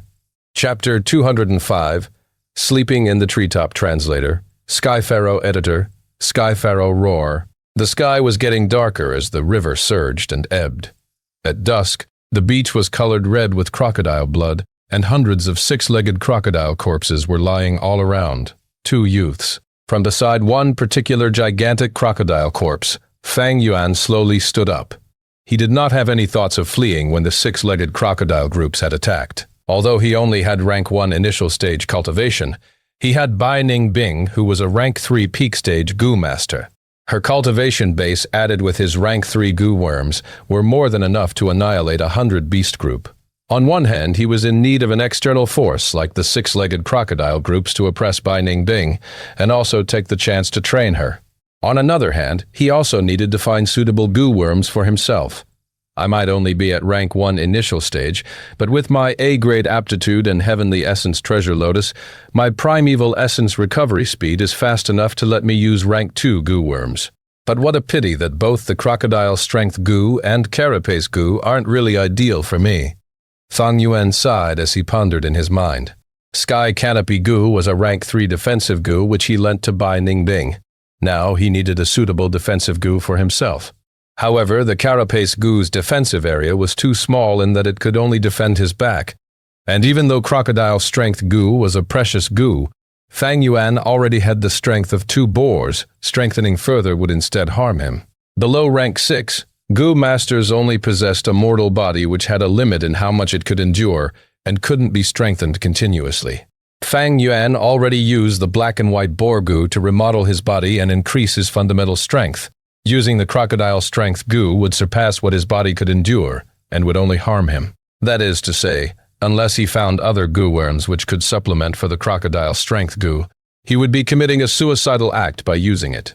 In the inheritance inside Baigoo Mountain, there is a jade bone goo which can increase the strength of the goo master's bones.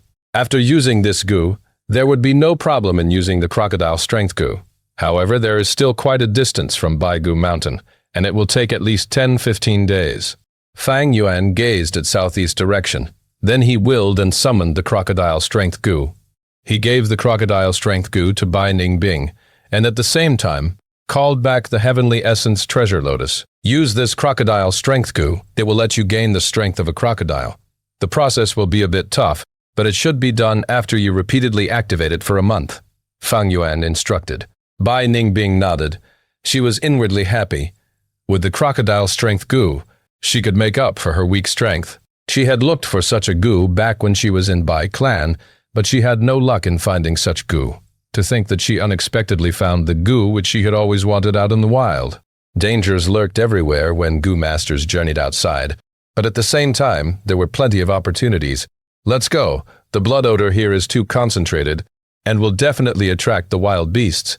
The cliff is also almost collapsed. It will be dangerous to camp here. Bai Ningbing approved of Fang Yuan's proposal. But before leaving, Fang Yuan gathered as much of the crocodile blood and flesh as he could, and stored them in the Tusita flower. Crocodile Strength goo's food was crocodile flesh, and the fresh crocodile blood could be used to feed the Blood Skull goo and Blood Moon goo. The sun had already completely disappeared into the horizon, and the night fell. Numerous stars could be vaguely seen in the sky. The cliff had collapsed by the Grand Crocodile King's attack, becoming easier to climb. After Fang Yuan and Bai Ningbing climbed the cliff, a dense jungle welcomed them. The jungle seemed to continue on and on, touching the shadows of the faraway mountains. Furthermore, the depths of the jungle were covered in deep darkness, concealing unknown dangers and beasts. Chichi-ho, a series of odd noises sounding like the cries of birds or the howling of the apes, resounded in the two youths' ears. The two glanced at each other, realizing that the dangers lurked everywhere in the jungle. More so during the nighttime where there were scarce light. The jungle became more dangerous than during daytime. They had no other choices, however. Let's go, Fang Yuan hinted at Bai Ningbing. Bai Ningbing grinded her teeth, but she had no choice other than to drag her extremely tired body and walk in front, opening a path for Fang Yuan. The trees in this jungle were at least 4 meters tall, and being close to the river, the air was filled with moisture, and the soil was much softer than normal soil. Under this warm and moist atmosphere, moss grew wildly, spreading over the ground, rocks, and tree trunks. The darkness deepened and the chillness increased as the deeper they went into the jungle. Fang Yuan was still in a better condition. Bai Ningbing, however, shivered from cold. She had just engaged in an intense battle, and her whole body was soaked with sweat. Right now, as the chill invaded her body, she naturally felt much more cold. "Hey, how about making a fire and warming ourselves first?" Bai Ningbing spoke while scouting in front. Her voice echoed within the jungle, making the quietness of the jungle even more prominent. "Warm ourselves? Ha ha," Fang Yuan laughed. "Don't you feel that this jungle is too quiet? Let's stop and check the trees in front." Bai Ningbing slowed down her steps and concentrated. The trees in front of them were short and thick, with twisted roots that spread over on the ground. The ends of the branches all grew out into vines like green pythons, either coiling around each other or dropping down into the ground. The tip of the vines were like Venus flytrap or like mussels with open shells, quietly waiting for the prey. Beast trap tree. Bai Ningbing thought of what he had learned in the academy and recognized this tree. This tree was carnivorous, and the ends of its branches had softened down to become vines with only 2 leaves on the ends. The leaves were wide and big and would normally remain open like a giant open mouth. However, once a prey walks close, the vines would shoot like a snake and the leaves would snap shut, swallowing the prey. Afterward, the tree would secrete acidic liquid and melt down the prey over the course of tens of days or even months, before absorbing it. Bai Ningbing counted the amount of beast trap trees in front of him. There were at least 30 to 40. There were some distance between each trees upon which grew ordinary trees. This is the area of beast trap trees. No wonder it was so quiet with no signs of any living creatures. But it isn't a problem. I can forcefully open up a path with a rank 3 gu, Bai Ningbing said. Fang Yuan, however, shook his head. "We need a safe campsite right now, and from how I see it, this area of beast trap trees looks pretty good. We might not necessarily find a safer place to spend the night in this dense jungle if we charge through this area." Bai Ningbing couldn't help opening up her eyes wide when she heard what was said. "In this place, these beast trap trees are safer." Fang Yuan glanced at her but didn't explain. Instead, he turned around and walked back through the way they had come. Bai Ningbing grinded her teeth. Yang Gu was with Fang Yuan, so she had no choice but to follow Fang Yuan back to the beach. Fang Yuan chose 2 sturdy crocodile corpses and opened up their cut bellies. He removed the internal organs and cleaned it thoroughly before dragging the corpses back to the jungle. "You are actually thinking of?" Bai Ningbing was smart, and as she saw this, she already could vaguely guess Fang Yuan's motive. She couldn't help but be amazed by Fang Yuan's creativity. Humans are above all creatures, having unbound wisdom. Thinking up odd ways to survive is normal. "We will sleep inside these today," Fang Yuan said, and after explaining what to do, he entered inside a crocodile belly. The next moment, he rolled inside and got closer to a beast trap tree in the 6-legged crocodile's body. Swish! The nearest vine pounced, as swift as the wind. The huge opened 2 leaves, swallowed the whole crocodile corpse in one bite, and then firmly closed together. Following next, the vines twisted and gently supported the heavy leaves to the treetop. "Go to sleep. We still need to continue on our journey tomorrow." The leaves on the treetop shook for a moment before Fang Yuan's voice traveled out. Bai Ningbing was dumbstruck on the spot, watching this scene with open mouth. She came to her senses only after a long while. The darkness completely enveloped the land, and the night wind gently blew and passed through the jungle, producing sounds like that of a sob. Bai Ningbing clenched her teeth, and just like how Fang Yuan demonstrated, she drilled into the crocodile belly and rolled towards a beast trap tree. Almost immediately, she felt the attack of an external force, causing the whole crocodile body to shake for a while. After the shaking, she sensed herself slowly rising up. Finally, the force lifting her stopped. Bai Ningbing was lying inside the crocodile's belly, and the crocodile belly was lying flat inside the leaves. She gazed outside, and her sight passed through the small crack in the closed leaves, landing upon the many stars in the sky. The surroundings were extremely quiet, and the stars were shining brightly like mischievous kids winking at her. "The sky is filled with stars. Our luck is good. The weather is going to be good tomorrow." Fang Yuan's voice came from outside. Bai Ningbing didn't reply. She moved her body to get into a more comfortable position. However, she still felt cold due to the ice-cold crocodile body. At this moment, she got a whiff of a fragrant scent. Bai Ningbing wasn't surprised, as Fang Yuan had already explained this to her. This was the acidic liquid being released by the beast trap tree. However, this acidic liquid would need at least 3 months to melt the crocodile body. Hence, hiding inside the crocodile body was very safe for the moment. Oh right, I better use the crocodile strength goo first, and then sleep, Bai Ningbing thought inwardly, but her eyelids seemed to be as heavy as a mountain, gradually shutting close. The next moment, she was in a deep sleep. She was too tired. First, it was continuously drifting for 5 days and 5 nights. Then it was the intense battle with the crocodile groups. And in the battle, she had surpassed her physical limits and unearthed a part of her potential. Maybe it was because she had turned into a female. The pressure from Fang Yuan, intentionally or otherwise, it made her exhausted in both body and mind. Fang Yuan, however, wasn't asleep. From within the crocodile body, he called out the Tusita flower and took out some cotton clothes and cloak. He then divided these into 2 parts, one part for a cushion under his body. Although he tossed around, this layer of preparation immediately brought him some warmth. Under the cage of the leaves, the crocodile body changed into a pleasant hotbed. Fang Yuan still had some energy left. He closed his eyes and fell into meditation, using his primeval essence to nurture his aperture. He might have no liquor worm to upgrade his primeval essence, but with the assistance of Heavenly Essence Treasure Lotus and his A-grade aptitude, the amount of time he could nurture his aperture increased by a great amount. The primeval sea was turbulent, rising and falling as its waves cleansed the aperture walls. Every time the primeval essence was consumed, it would be immediately replenished. Even continuing to nurture the aperture for a whole night wouldn't be able to exhaust the primeval essence. However, Fang Yuan did not do such a thing, for nurturing the aperture couldn't replace sleep. He stopped cultivating after midnight and went to sleep. He was a light sleeper and was able to hear the vague sounds of the wind and the howling of beasts in his sleep. Many wild beasts were attracted to the odor of the blood in the beach and trudged through the jungle towards it. And when they passed through this area of trees, they were captured by the beast trap trees. Chapter 206, Becoming the Leader Translator. Sky Pharaoh Editor. Sky Pharaoh, the sun hung brightly in the blue skies and white clouds. Sunlight shone on the land as Yellow Dragon River flowed, with a dense forest beside the river, forming an ocean of greenery. On the beast trap tree's crown, vines hung as 8 or 9 leaves formed a cage like a gathering of seashells standing tall. Suddenly, among one of the cages, there was intense shaking. Pew! A bright red moon blade shot out from there, tearing the leaves apart. A young girl in light-colored clothing, shrouded in a white-colored armor on her body, emerged from the leaf cage. She was agile, her feet landing on some branches on the trees, moving quickly as she jumped down, eventually landing safely on the ground. It was Bai Ningbing. Throughout the process, the beast trap tree did not move, as if it was dead.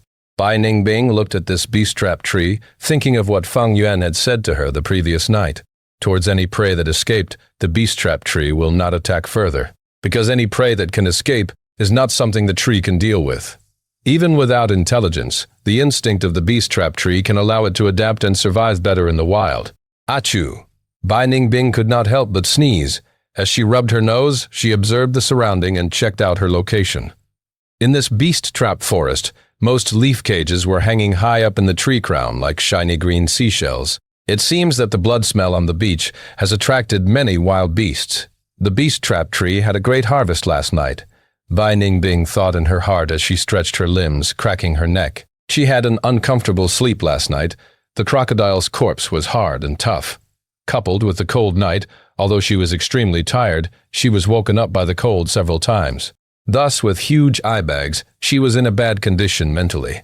But after cultivating for a while, her stamina had recovered by more than half. At this moment, she was standing in an area with sunlight, using the sunlight to dispel the coldness in her body. Bai Ningbing, let me out. A voice was heard, none other than Fang Yuan. He did not need to use the earth-hearing communication graphs to notice the commotion. Bai Ningbing glanced at another beast trap tree. On this tree crown, the leaf cage that had captured Fang Yuan was still at the same spot. She laughed inwardly, not replying, instead closing her eyes and resting while bathing in the sunlight, delaying on purpose. 15 minutes later, she shot out a blood-colored moonblade, cutting the vines apart. The seashell-like leaves scattered on the ground as they tore and dispersed.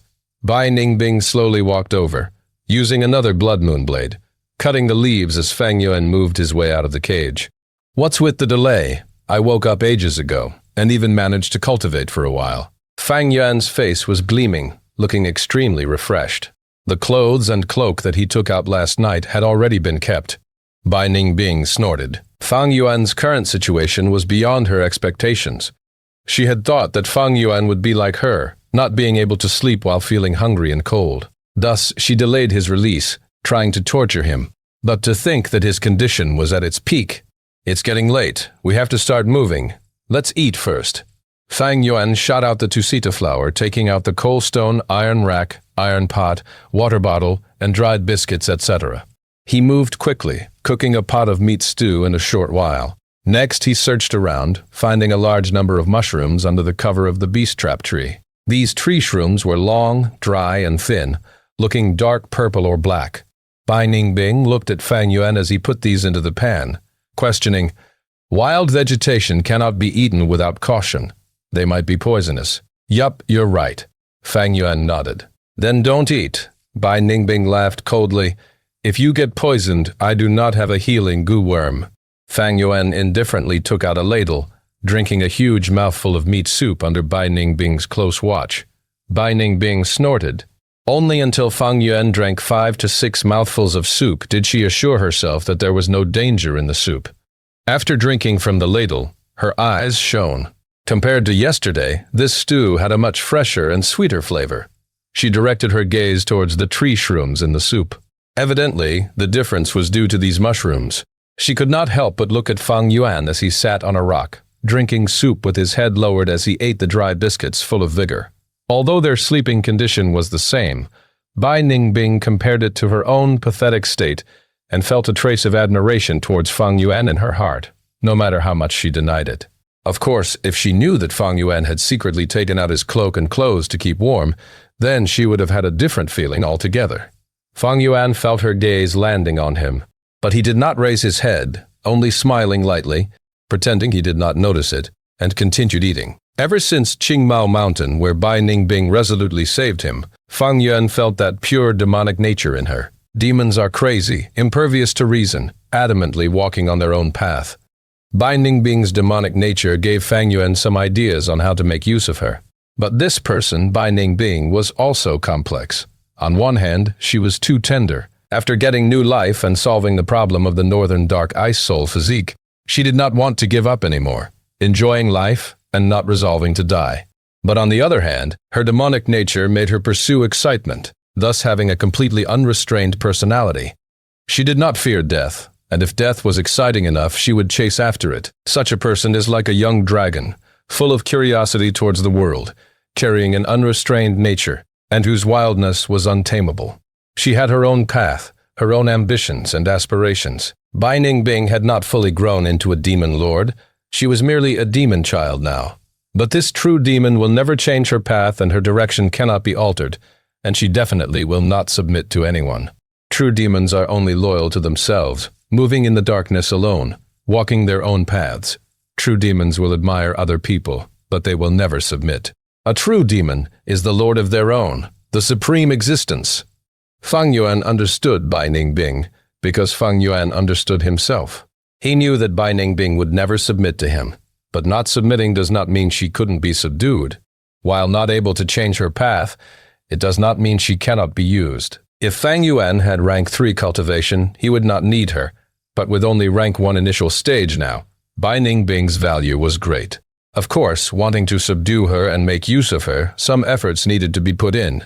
Bai Ningbing was smart and arrogant, and could not be forced. Only through some small matters or external influence to exert pressure on her can she slowly be tamed. Secretly taking out clothes to keep warm was not because Fang Yuan is petty. Earlier, Bai Ningbing purposely delayed the time, and Fang Yuan did not pursue it. It is not because he is magnanimous. To subdue Bai Ningbing, I need to spend a lot of time. But I'm in no rush. Let's take it slow. I need time to recover my cultivation. After the 2 ate, it was near noon already. On the ground, there were footprints of wild beasts all over. The two continued moving as Bai Ningbing paved the way towards the southeast direction.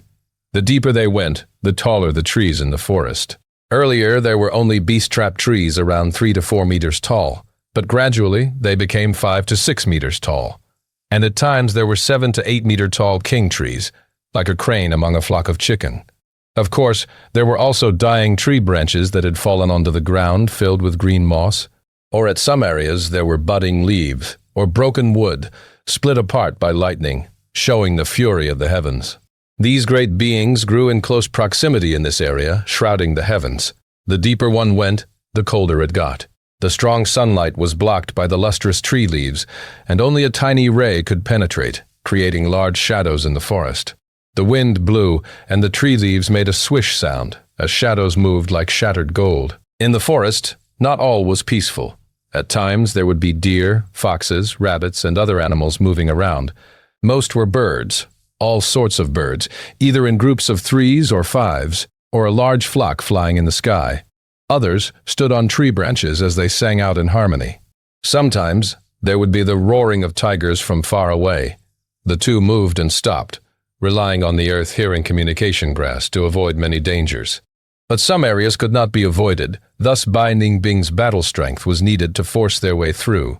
Rank 3 cultivation is already sufficient to deal with problems in the wild. Night descended again, and Fang Yuan found a safe camping spot. It was a stone hill. Bai Ningbing was extremely tired, falling asleep immediately even on the rough, sharp rocks. On the second day when she woke up, her body ached all over, and even her head could not rotate properly, having gotten a stiff neck.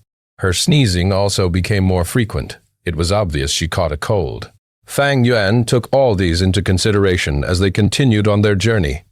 They moved extremely slowly because there was no movement-type goo to travel.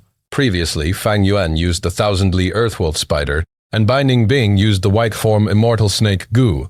Both were mobile goo that were rank 5. Unfortunately, one died and the other escaped. But Fang Yuan was not in a hurry. His cultivation was weak and he needed time to cultivate. Every time there was a break when they traveled in the day, even during rest he would grab every second to cultivate. At night, he would cultivate into late night. A few days later, Bai Ningbing got sick, catching a cold. Her head hurt and her battle strength fell rapidly, also getting a fever. Fang Yuan had to stop and use the medicine in the Cicada flower on her, as well as some medical paste to apply on her body. Although they were burning on the skin, they helped to remove the chill in her body. Only after resting for 6 days did Bai Ningbing recover. This illness was a huge lesson to her. During the period, she was drowsy and barely had any strength in her body, not even able to apply the paste herself. It was Fang Yuan who helped her. If not for Fang Yuan, I'd be in a critical position this time. After Bai Ningbing recovered, she sighed inwardly. Not matter how much she did not want to agree with it, it was the truth. In the past, her tone was tough and was very aggressive, but after this matter, she became much quieter, often keeping silent. At times, she could go for half a day without speaking. The less she spoke, the more Fang Yuan led and his authority rose. This way, he slowly became the leader among the two. Chapter 207. Swan Yen Divine Pheasant Translator, Sky Pharaoh Editor, Sky Pharaoh. Time passed quickly. Half a month later, Bai Ningbing grew thinner, but her body radiated a strong elite aura. Her concentration was better, and her blue eyes shone with brilliance as she observed around. Undeniably, she had adjusted to this primal life, and learnt much from this experience. Fang Yuan knew. Although Bai Ningbing was solemn, it does not mean she admitted defeat. Her heart was motivated to learn seriously and try hard to adapt. At times, she would refute some of Fang Yuan's ideas, and although they were still rather shallow, she had gone past her initial naivety. Fang Yuan could feel Bai Ningbing improving by the day. But this situation was not unexpected. To subdue Bai Ningbing, it was not easy. Any true demon would have the spirits to resist greatly. Under the blazing sun, the two hid in the shaded forest as they carefully observed the mountain valley. In the valley, there was a huge crocodile, sleeping peacefully, a lava crocodile, the size of 3 elephants placed together. Its body was covered in dark red scales, and its 4 thick, strong legs support its humongous body. A crocodile tail glowed in a metallic luster as it reached almost 10 meters tall. Most importantly, on its back, there are 2 lumps, like 2 mini volcanoes. As it breathed, 2 columns of black smoke rose from the lumps, varying in intensity. This lava crocodile is a 1,000-beast king. To eliminate it, the risk is too great. Bai Ningbing stared with wariness.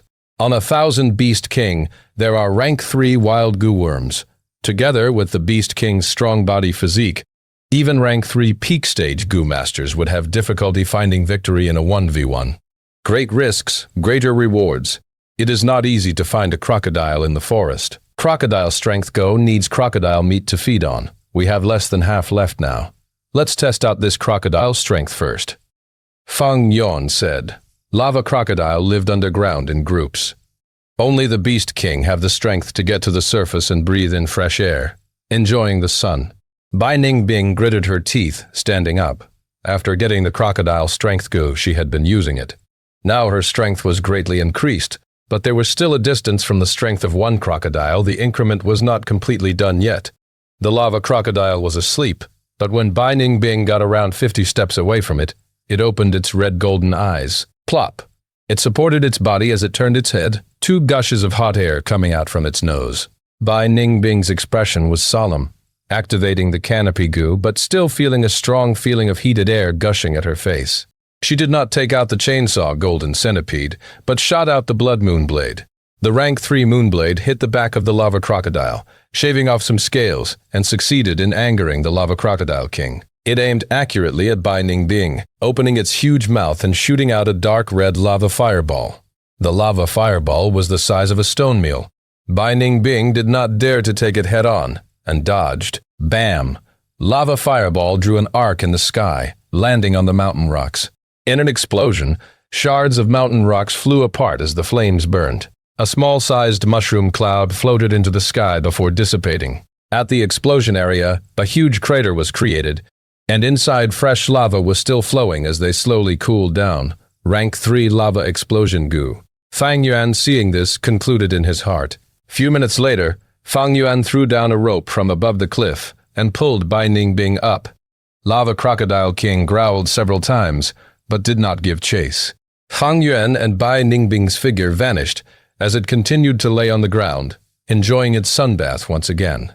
This is because Bai Ningbing's attacks were merely probing. The Lava Crocodile King did not find her a threat, only thinking that she was an intruding wild beast, thus chasing her away. This is a Lava Crocodile King, with 3 goo worms inside it. 1 lava explosion goo, 1 flame stomach goo, and 1 accumulating ash goo. All 3 are rank 3 goo worms. Covering attack, defense, and healing, all 3 basic aspects are assured. Leaving the valley, Fang Yuan concluded what he observed. Bai Ningbing frowned deeply. She herself had probed earlier, and knew that to kill this crocodile king, it was extremely difficult, and was near impossible. Never mind that lava explosion goo. Even the flame stomach goo's defense cannot be broken by blood moon goo. Only the chainsaw golden centipede can do it when it gets close. But if we really did that to destroy the flame stomach, the centipede would be crippled as well. These days, after using it to kill enemies, the razors were already in bad shape. Plus, even if we break the defenses, there is still the accumulating ash goo that can heal the Crocodile King. Its stamina is definitely greater than both of us combined. In a battle of attrition, we would definitely lose. Most importantly, it can burrow underground and go back to its nest. We cannot stop it from leaving. Bai Ningbing said. Fang Yuan nodded. Your analysis is right, but I want to kill it even more now. Since ash goo that eats ashes as food, it is easy to feed. It is also very suitable as our healing goo worm. Although the goo worm is good, we need to live to enjoy it. Although you have the yang goo, don't think of manipulating me, ordering me to risk my life in such a combat, Bai Ningbing snorted. We cannot fight it head-on, but we can use intelligence. Never mind about other wild beasts, but this lava crocodile king, we can use it to attract other beast kings and cause them to fight among themselves, and then reap the rewards from it, Fang Yuan said as he did not wish to give up due to difficulty. Creating a miracle out of the impossible, it was his favorite thing to do. If it was any other wild beast, unless they just migrated and arrived, they would have their respective territories. Among themselves, they would know each other's existence and would not cause any infighting. But the Lava Crocodile King was different. It normally lived underground, and sometimes came to the surface to breathe fresh air, like the fish deep in the sea, jumping out of the surface of the water. Their existence was not known by other beast kings. They are like illegal immigrants. Unless it was a beast king like the lightning lichen, most did not have high intelligence. Once a beast king is lured over, they would feel threatened by one another and begin an intense battle. Once they both got injured, Fang Yuan and Bai Ningbing would be able to rob the owner when his house is on fire. Fang Yuan's words caused Bai Ningbing's eyes to shine. She nodded. We do not have a movement-type goo, thus this plan is risky. But compared to fighting the Lava Crocodile King head-on, we have greater hopes of success. We can give this a try. Like human society among wild beasts, they each have their own territories. Stronger beast kings led beast groups and occupied areas with abundant resources. Just like how a human clan would occupy a spirit spring. Among forces, they would have interactions, and as long as they ventured into other areas, they would have some findings. The next 5 days, Bai and Fang used the lava crocodile as the focal point as they searched around. The northwest direction which they came from did not need more scouting. Looping around the valley, towards the southeast direction, they found a white ape gang. The leader was an old white ape, a 1,000-beast king. A white ape's speed was fast, and if it was lured, the two would definitely get caught up and be surrounded. Thus, they had to give up their plans here. At the southwest direction it was a rotting swamp. The smell was overbearing. This is the world of the poison. The poisonous snake lay below the roots of the tree, as fist-sized poisonous bees flew around in groups, and large spiders' webs had black spiders around the size of a face. From the center of the swamp, there was frogs screeching. Fang Yuan deduced that it was a healing goo that was the lord of this swamp, poison-swallowing toad. It was rank 4, having a small body and fed on poison as food. If a goo master is poisoned, activating it to absorb the poison would result in a healing effect. Its speed was bad, but entering the deep parts of the swamp and luring it out is harder. Fang Yuan and Bai Ningbing did not have any healing goo. If they were bitten by a poisonous creature, it would result in much trouble. Furthermore, finding a tiny poison-swallowing frog in a large swamp was extremely difficult. The two finally moved towards the northeast direction, finding a beehive as huge as a house. Inside, there was a large number of a terrifying insect group, the frenzy needlebee. These bees were even greater trouble. Frenzy needlebee, once becoming a goo, had the ability to penetrate all things. That is to say, even with Bai Ningbing's sky canopy goo protection, it would be pierced by the rank 3 frenzy needles. The winds howled in the night. Winds blew into the mountain caves as the campfire flickered in response. This was a small mound, and a cave was found inside. This cave did not have an optimum location. First, it did not face against the wind, thus winds blew into the cave and caused it to be very moist. Next, the top was not covered, like a well as the stars in the skies could be seen. Fang Yuan and Bai Ningbing were solemn, sitting around the fire. Fang Yuan was expressionless while Bai Ningbing sighed in disappointment. These few days we explored the surroundings completely. Although your idea is great, we have no suitable targets. It seems we can only give up on the Lava Crocodile King. Plans are made by men, but success is decided by the heavens. We have insufficient strength. Thus, we can only rely on luck for some things. Never mind, I still wanted to raise the crocodile strength goo, but it seems we cannot kill the Lava Crocodile King. Tomorrow we will set off and continued towards Baigu Mountain. Fang Yuan nodded helplessly. But at this time, suddenly from the outside, the Lava Crocodile King's furious growls could be heard. What happened? It is that Lava Crocodile King. The two made eye contact as they left the cave, looking towards a faraway place, only to see that in the valley rainbow colors were shining as the flames burnt brightly, giving off an imposing aura. In the brilliant rainbow light, a pheasant as large as a mountain showed its body. Its crown shone like gold, erecting highly. The feathers on its body shone in all colors, changing all the time and giving an out-of-this-world brilliance. Oh no, it is the Xuanyuan divine pheasant, a myriad beast king-level bird. The Lava Crocodile King is done for, Fang Yuan said immediately. Xuanyuan divine pheasant? Bai Ningbing was perturbed. This is a lone traveling myriad beast king, able to fly in the skies, only landing to find food. Divine pheasant is low in numbers. They have all sorts of rainbow goo in their bodies. Once they battle, the skies would be filled with rainbow lights, shining in 5 to 7 different lights. Sigh, we can't get the lava crocodile king anymore. Let's hurry in. This divine pheasant is extremely sharp-eyed like an eagle. If it finds us and comes for the killing, we would be in great trouble. Saying so, Fang Yuan retreated into the cave. Bai Ningbing bit her lips as she followed closely behind. Chapter 208, Escape Translator, Sky Pharaoh Editor. Sky Pharaoh, an hour later, the lava crocodile king cried out one last time before it went silent. Soon after, Bai Ningbing and Fang Yuan heard the sound of the Xuanyuan divine pheasant pecking its food. But Xuanyuan divine pheasant's appetite was huge, and one lava crocodile king could not satisfy its hunger. This night, Fang Yuan and Bai Ningbing did not sleep.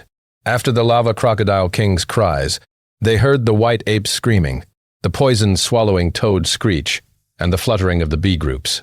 Most importantly, there was the Xuanyuan divine pheasant's loud cry. Only until evening did the Xuanyuan divine pheasant fly into the skies, drawing a rainbow behind its path. Seeing the trail of the rainbow disappearing in the sky, Fang Yuan and Bai Ningbing finally dared to walk out of the cave. The two came to the original valley. The valley was completely wrecked, half destroyed.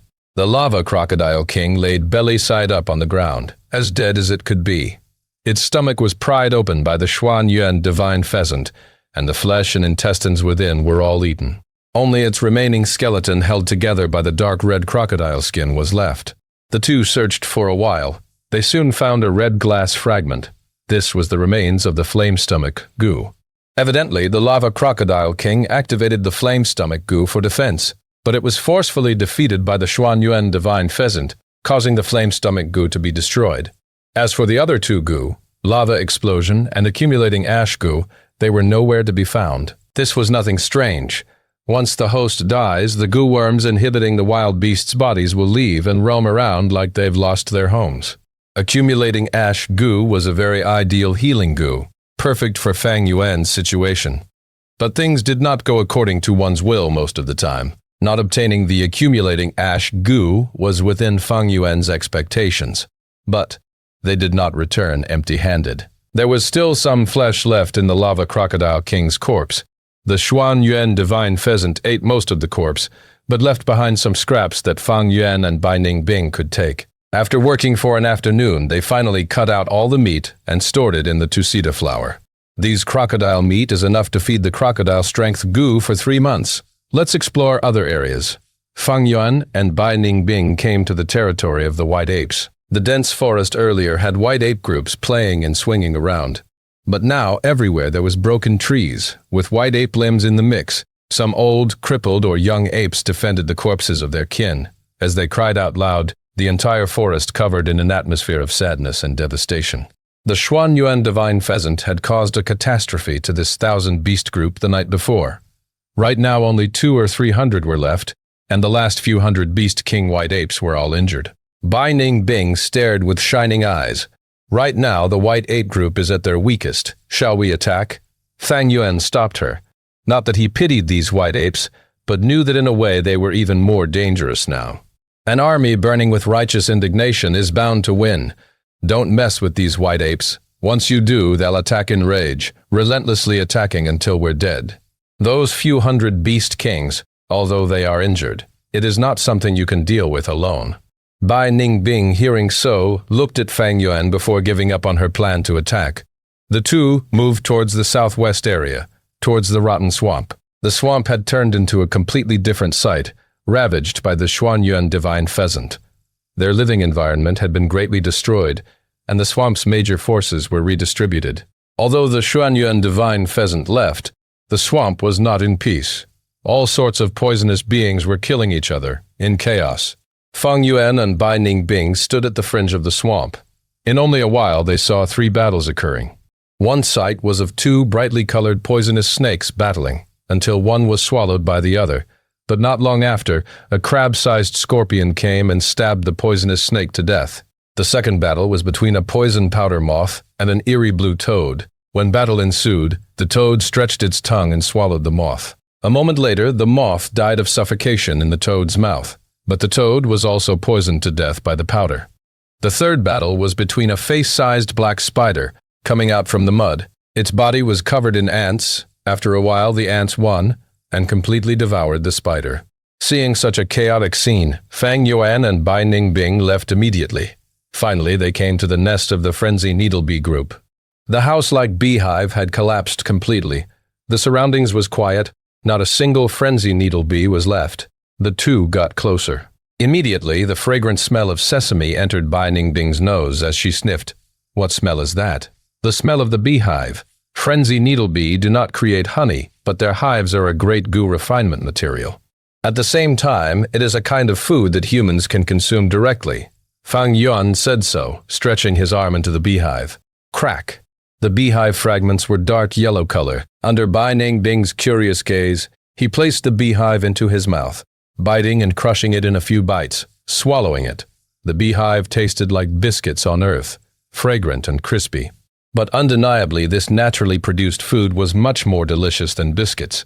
It carried a light sweetness, not oily at all, but instead having a refreshing flavor. Good taste. Bai Ningbing also took a piece to eat, and after consuming it, she felt her mouth salivating. The sweet flavor caused her frowning eyebrows to ease subconsciously. Our salted meat and dry biscuits are finishing. We should collect some beehives and store it in your Tucida flower, Bai Ningbing suggested. Fang Yuan looked at the sky, his expression slightly worried. I have the same thought, but we have to move quickly. You're worried that the blood smell of the lava crocodile king, as well as the white ape's corpse, will attract new wild beasts? Rest easy, there is no wind today. Wild beasts will not be attracted over, at least not in the meantime. During this period, we can collect to our heart's content, Bai Ningbing laughed. Fang Yuan shook his head, about to speak when suddenly his expression changed. Buzz, buzz, buzz. The sound of bees buzzing and flying entered their ears. Bai Ningbing looked at the sky immediately, only to see a thick cloud formed by numerous Frenzy Needlebees attacking towards them. The Frenzy Needle Beehive, although destroyed by Xuan Yuan Divine Pheasant, and the most delicious piece of the beehive at the center was eaten, the Frenzy Needlebees were not reduced much in numbers. Frenzy Needlebees could not cause damage to the Xuan Yuan Divine Pheasant, so after the latter ate enough, it did not waste extra energy in exterminating these insignificant things. Frenzy Needlebee Group's house was destroyed, and because they had low intelligence, they started attacking the Xuan Yuan Divine Pheasant. But once the Xuan Yuan Divine Pheasant flew high into the sky, they no longer had the strength to pursue them, and were unable to continue chasing. Thus they could only return to their hive and reconstruct their houses.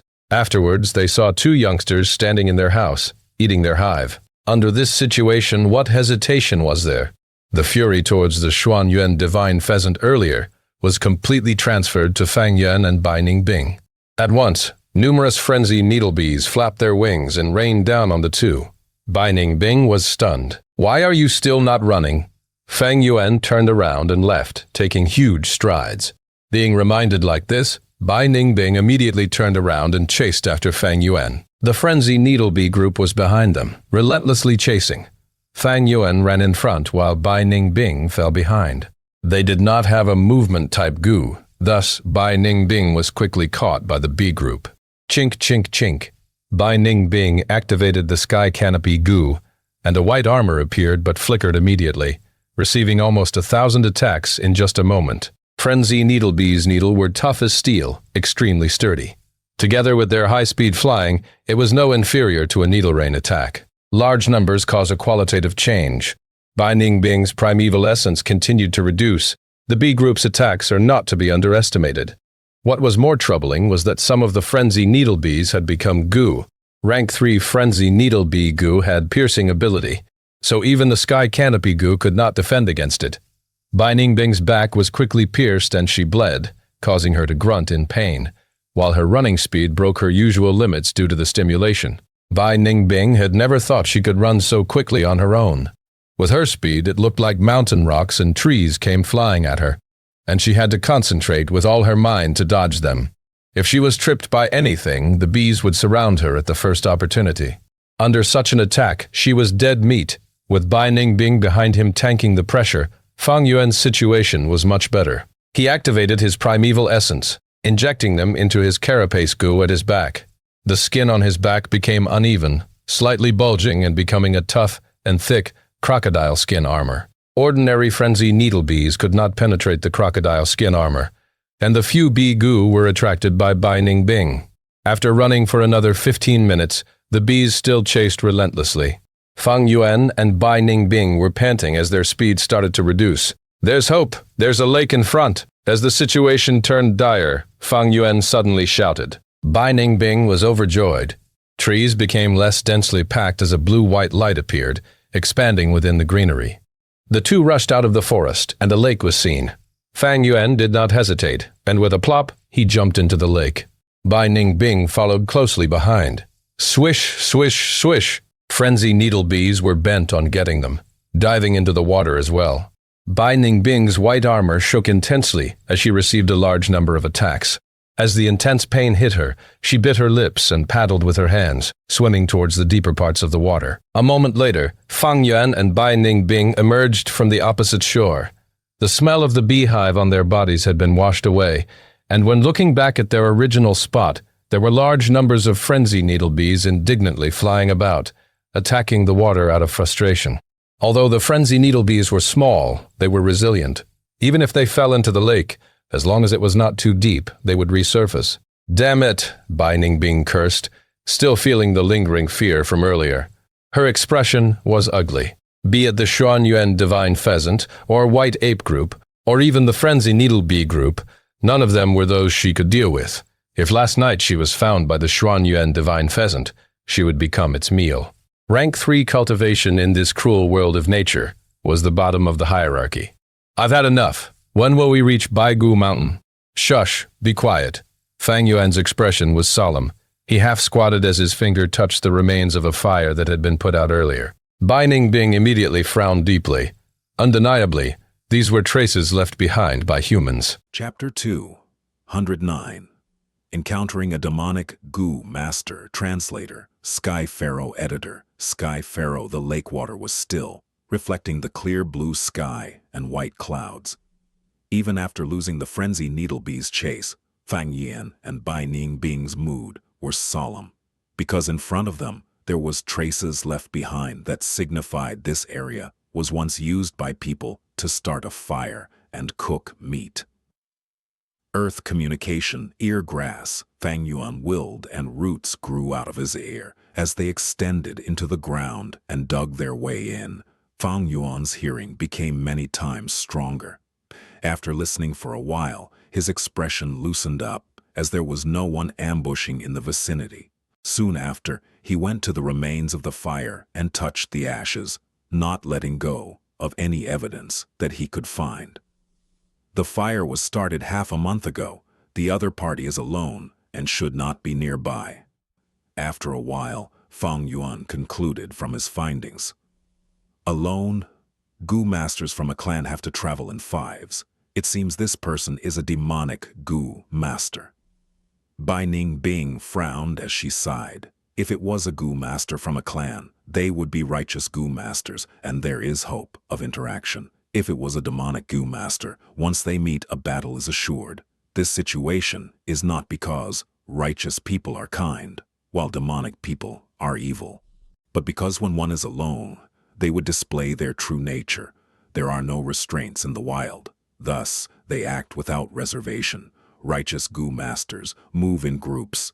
When they handle matters, they will think about the opinions of the people with them. Thus, they would act more closely to society's norm. Demonic Gu masters often moved alone and were very vigilant, having a strong instinct towards danger. Without anyone to rely on, they would always act to determine and ensure their own safety. This was not good news to Fang Yuan and Bai Ningbing. When meeting righteous clan-based Gu masters, they could avoid battle. But if they met a demonic Gu master, there would definitely fight, unless they displayed sufficient strength that would cause the demonic Gu master to shrink in fear and suspicion. Unfortunately, Gu masters that could roam around these wilderness alone have around rank 4 cultivation and special methods of their own.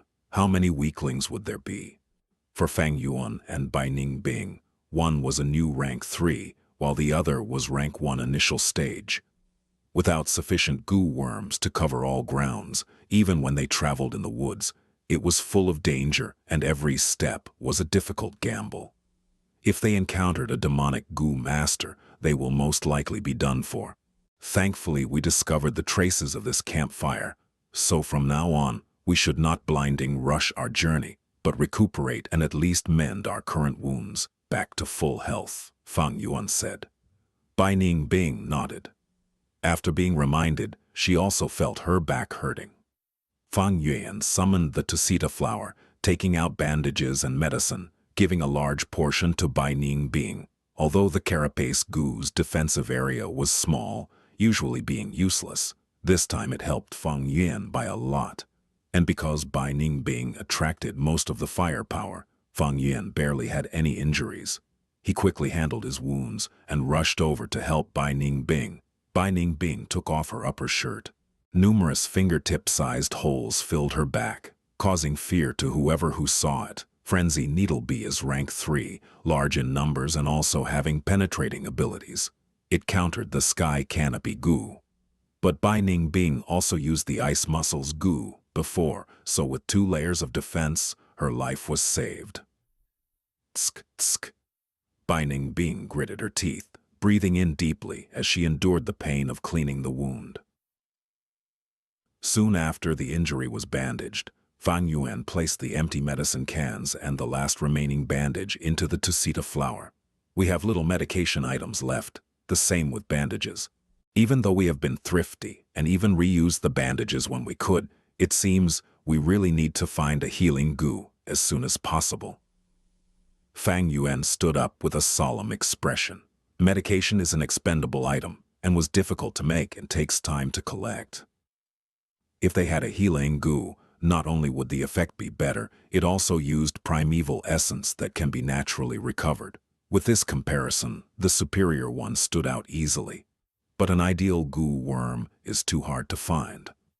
The truth is, within this half a month, they encountered many chances, but they either had insufficient strength or it was an inappropriate environment, lacking proper preparations to capture the goo. We have to get a healing goo. But before that, I have a problem here, Bai Ningbing suddenly said. What problem? Fang Yuan raised his eyebrows. Bai Ningbing was naked above, and she turned over and pointed to her chest. Hey, these 2 lumps of meat, they are in the way. When I run, they will jump all over the place, and even in battle, they are a burden. I want to slice them off, but I'm worried the injury would be too severe. Without a healing goo worm, I might get into even more trouble. She was the Bai clan genius, focused on cultivation. She barely knew anything outside of it, thus having even less concern towards females. Even though Bai Ningbing had turned into a girl, she had lived as a guy for her entire life. Thus, she didn't care in her mind and did not treat this body as anything sacred. After all, she knew that the yang gu in Fang Yuan's possession could give her back the body of a male anyway. Thus, Bai Ningbing had never thought of herself as a girl. Fang Yuan stared at her emotionlessly. There will be too many problems with slicing them off. You can wrap them up. Wrap what? Bai Ningbing asked. Use the bandage to wrap around your bosom and treat them like an injury. Then they will be fixed in place, Fang Yuan said. Bai Ningbing's expression was helpless and anguished, sighing. Sigh. That's the best I can do now.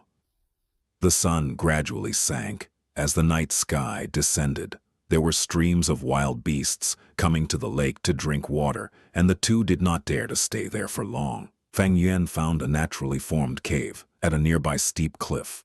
Although it was slightly cramped, it was safe.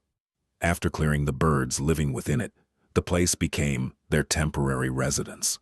Few days later, Bai Ningbing's injuries recovered mostly. The 2 continued on their journey towards Baigu Mountain. But considering that mysterious demonic Gu master, on this trip, Fang Yuan was extra cautious, constantly stopping and using the earth communication ear grass to check the surroundings. On the 2nd day of their journey, their cautiousness reaped them good rewards. He found burnt wood under a tree, evidently caused by the demonic Gu master. On the 3rd day, they examined traces of an intense battle near a stream. The corpse of a large green python lay there, the meat fully eaten by wild beasts, leaving behind only a skeleton. The ground was full of its scales, and the stream even moved in a new path after many trees were broken and chopped down. Fang Yuan observed for a while, his tone relaxing. That demonic Gu master once fought an intense battle here with the Green Python. This is 100 Beast King Green Python. To undergo such a fight, it seems that this demonic Gu master also has rank 3 cultivation.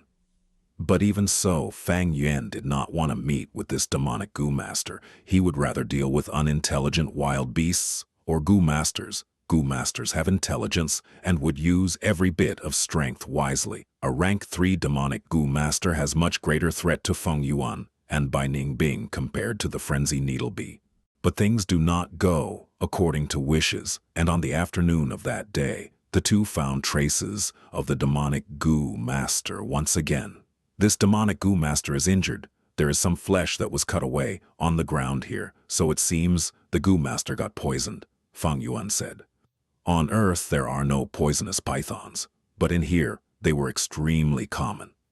Upon hearing so, Bai Ningbing's eyes shone brightly. Undeniably this was good news. The weaker the demonic Gu master, the more advantageous it is for them. For the next few days, the trace left behind by the demonic Gu master increased. With his 500 years of experience, Fang Yuan deduced that they were getting closer towards the injured demonic Gu master. Be extra careful. I can deduce that this Gu master's injury is getting more severe, and the green python's poison has severely infected his/her body. But because of this, a demonic Gu master's attitude would easily become more extreme. Fang Yuan reminded Bai Ningbing.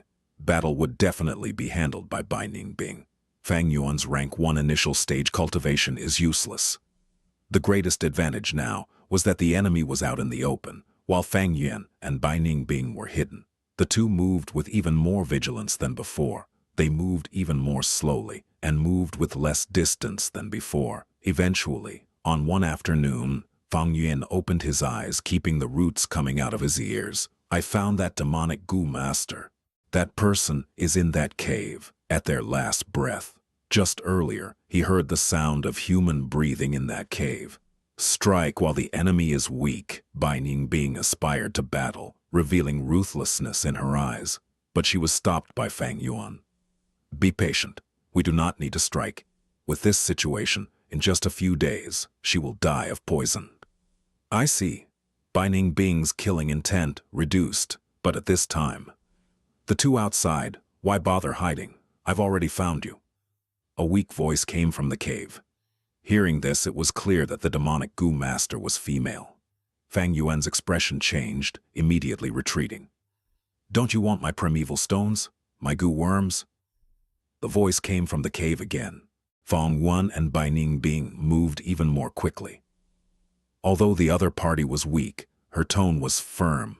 There was definitely some traps put in place that allowed her to be fearless. Moreover, no one is foolish enough to risk it out with a dying person.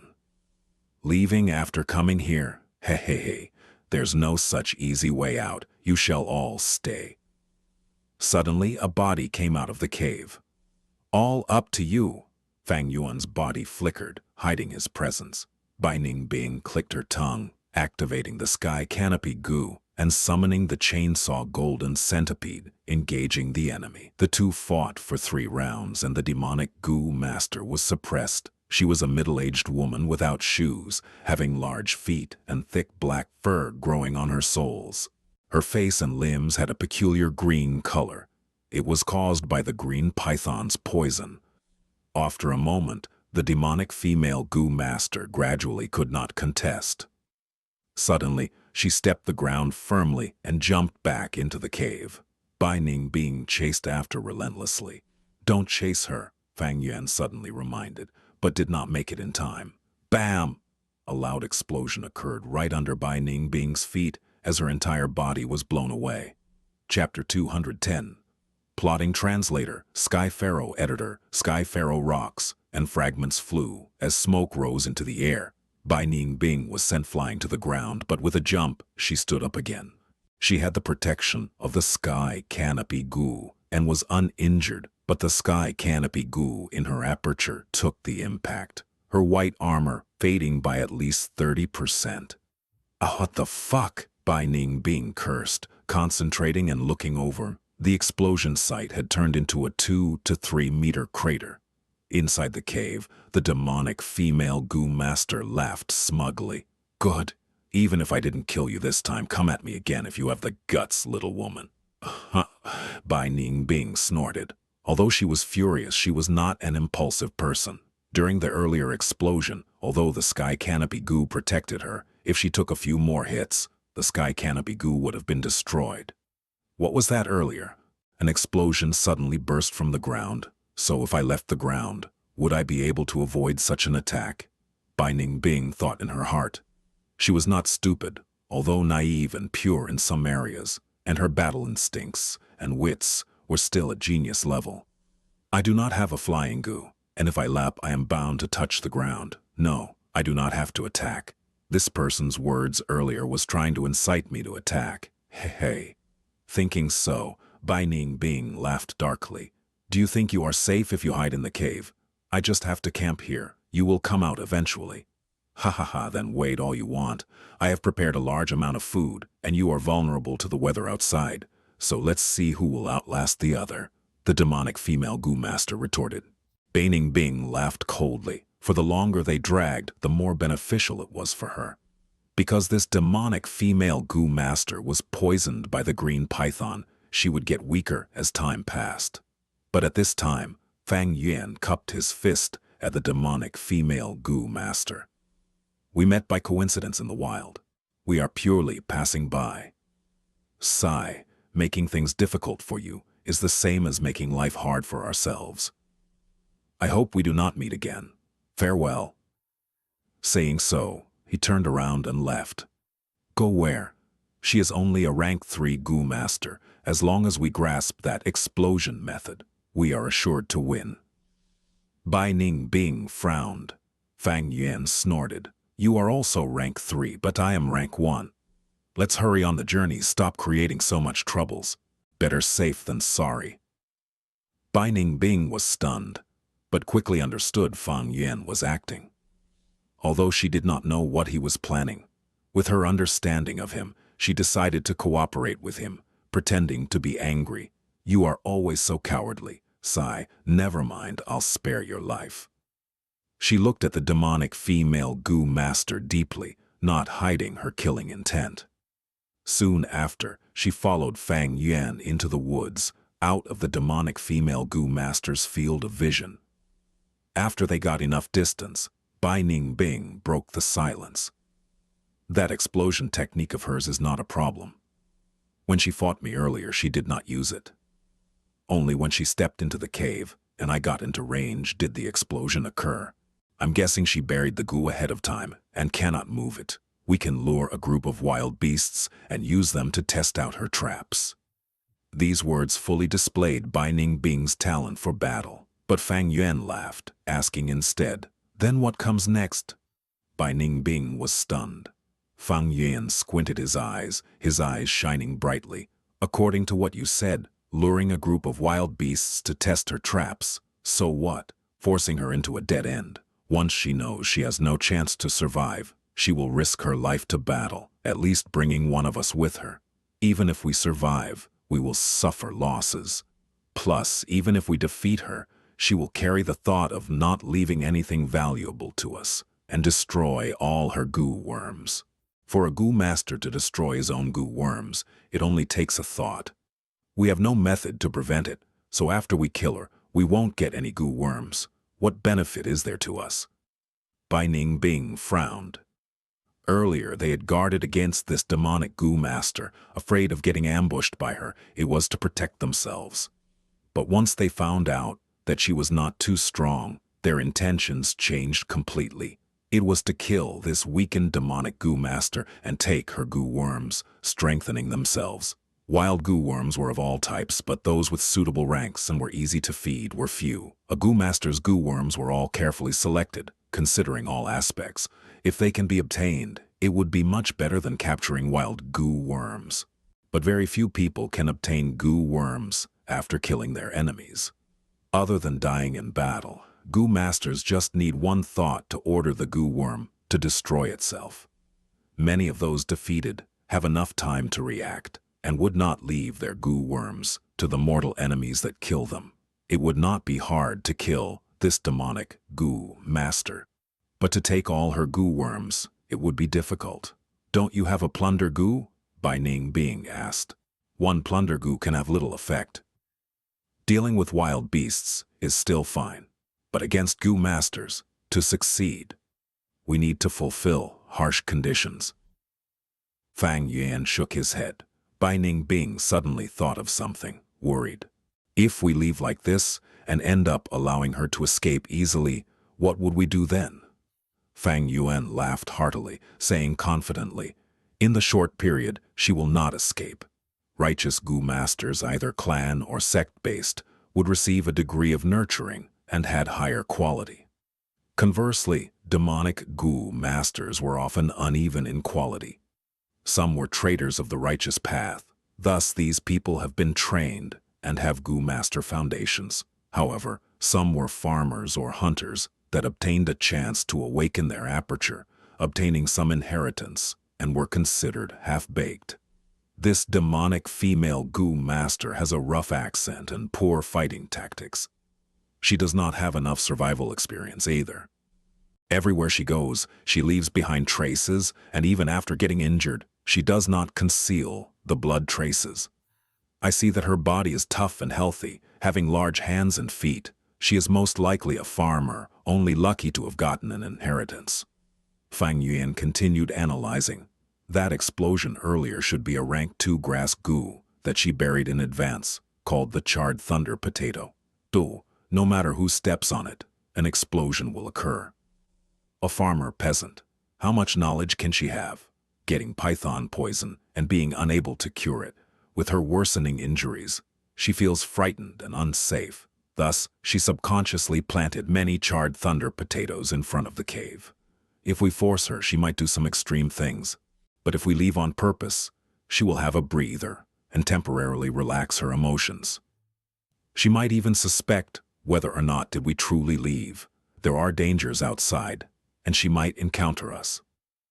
Meanwhile, those charred thunder potatoes give her the greatest assurance. Thus, in this short period, she is not going to leave. Bai Ning Bing was expressionless, listening quietly. As much as she denied it, she had to agree with Fang Yuan's analysis. What he said made sense, almost like he could see the events before him. She could not compare to him. You analyzed well, but she has poison on her. There is no way to drag. She will eventually leave the cave, Bai Ning Bing retorted. Fang Yuan nodded, pointing at his right ear. Thus, we have to surveil her. His earth communication ear, grass goo, although only rank 2, had much greater range than most rank 3 goo worms. Bai Ning Bing shook her head. Your decision has problems too.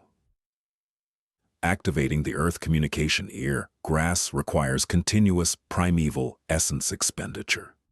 Even if you have the heavenly essence treasure lotus and can recover primeval essence quickly, one person's effort is ultimately limited. You have to rest and sleep. You can't be checking on her all the time, right? Facing this suspicion, Fang Yuan rolled his eyes. How come you're becoming stupid? There is one of her and 2 of us. Goo worms could be lent, so they could use the earth communication ear, grass goo, interchangeably, in intervals. Bai Ning Bing's expression froze, shame flashing across her eyes. Fuck, such a simple issue. How could I not think of it? She gritted her teeth, begrudging her own lowly mistake. Fang Yuan laughed secretly. The root of the matter was that Bai Ning Bing did not want Fang Yuan to suppress her. Thus, she subconsciously wanted to retort Fang Yuan as much as she could, instead causing her to lose her bearings instead. Fang Yuan was happy to see such retorts, for each time Bai Ning Bing failed, it would cause her to be subdued further. This submission is negligible, but it was a subtle influence, and even Bai Ning Bing herself could not detect it. One day when she finally realizes it, she would already be under Fang Yuan's rule. To Fang Yuan, this demonic female goo master was only one target, while Bai Ning Bing was the second target. Chen Kuei-hua was shell-shocked. She was originally a farmer, and one day when plowing the fields, she fell into a cave. In the cave, she found a corpse and became a Goo Master after receiving the inheritance out of the blue. Goo Master. Chen Kuei-hua never thought that one day she would become one of the esteemed Lord Goo Masters herself. But after a short happiness, disaster ensued. A mountain leopard as large as a buffalo assaulted her village with green winds surrounding its body. The entire village was wiped out, and she was chased by the mountain leopard, but managed to escape due to her goo worms. After roaming the wilderness for half a year, her goo worms died out one by one, and finally, she encountered a large python. Although she killed it, she was also poisoned as a result, and today, she met 2 Goo Masters. This was the 3rd time she met Goo Masters. The first 2 taught her a painful lesson, letting her learn how to protect herself, but she was still a half-baked Goo Master, severely lacking foundations. Thinking of the earlier battle, she panicked. She was not the girl's match. Luckily, she had buried many charred thunder potatoes earlier, and thankfully, the male was meek and cowardly, choosing to leave. Chen Kuei-hua saw their bodies vanish into the forest and breathed a sigh of relief, but she was not certain that they had truly left. Her investigative goo worm could allow her to see everything within 350 steps. The clarity was as if they are right in front of her, but she did not have X-ray vision. I'll wait a few days. I'll go out after 3 days, Chen Kuei-hua thought to herself. At this point, she had already learned to be vigilant and patient. Chapter 2. 111. Road Translator, Chibi General, Editor, Chibi General. High in the sky, the winds roared. Die! Lord Sky Crane screamed, using his remaining strength to turn into a white light, crashing towards first-generation Su Yue. You're too naive to think of killing me. Bloodwhite opened his mouth, his fangs exposed as he charged ahead. Bam! A large explosion occurred, the impact pushing the 2 away by a long distance. Both were injured. As long as the mountain remains, water continues to flow. Junior brother, remember today's grudge. I will repay it someday.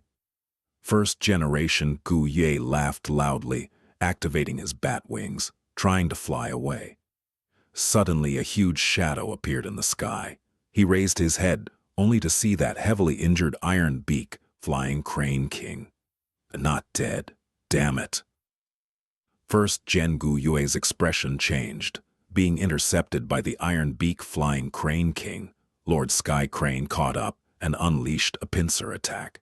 Eventually, the flying Crane King's corpse fell to the ground, while Bloodwhite was completely destroyed. Lord Sky Crane grabbed first-generation Gu Yue's head. Floating in mid-air, after his gaze was scattered for a while, he finally regained his concentration. He raised his head and laughed 3 times, and then started crying. After venting his emotions, he flew towards Qingmao Mountain, but was suppressed by Bai Ning Bing's self-detonation, forcing him to use the life-burial Jade Gu after he broke out of the ice. He frantically searched around, but only found Fang Zheng, who was at his dying breath from under the ice. The images on the wall showed this scene truthfully. What happened next will be skipped. It is the scenery along the path Lord Sky Crane traveled. Immortal Crane Sect is one of the oldest sects in the Middle Continent. In practice, when a person in the sect who goes out for an emergency mission, they would bring along a goo worm that will record the process. Regardless of whether the mission succeeds, the Goo Master will return to the mountain and report the results, and the sect will evaluate the assessment based on the events that were recorded. Lord Sky Crane, although a sect elder, was also not freed from this rule. However, he was too senior in authority, and barely any Goo Masters had the qualification to assess him in the sect. Not even the current Immortal Crane Sect leader could. But at this point, the elderly sitting in front of Lord Sky Crane was not an ordinary person. Supreme Elder of Feng Yang, rank 6 Goo Master, titled Winged Crane Flying Immortal. He was wearing a white robe with a black belt, sitting on a futon with wide sleeves. His face looked like a youngster, smooth as jade. His eyebrows were green and long, extending to his waist. His eerie dark eyes stared at the scene in the wall, and then slowly retracted his gaze.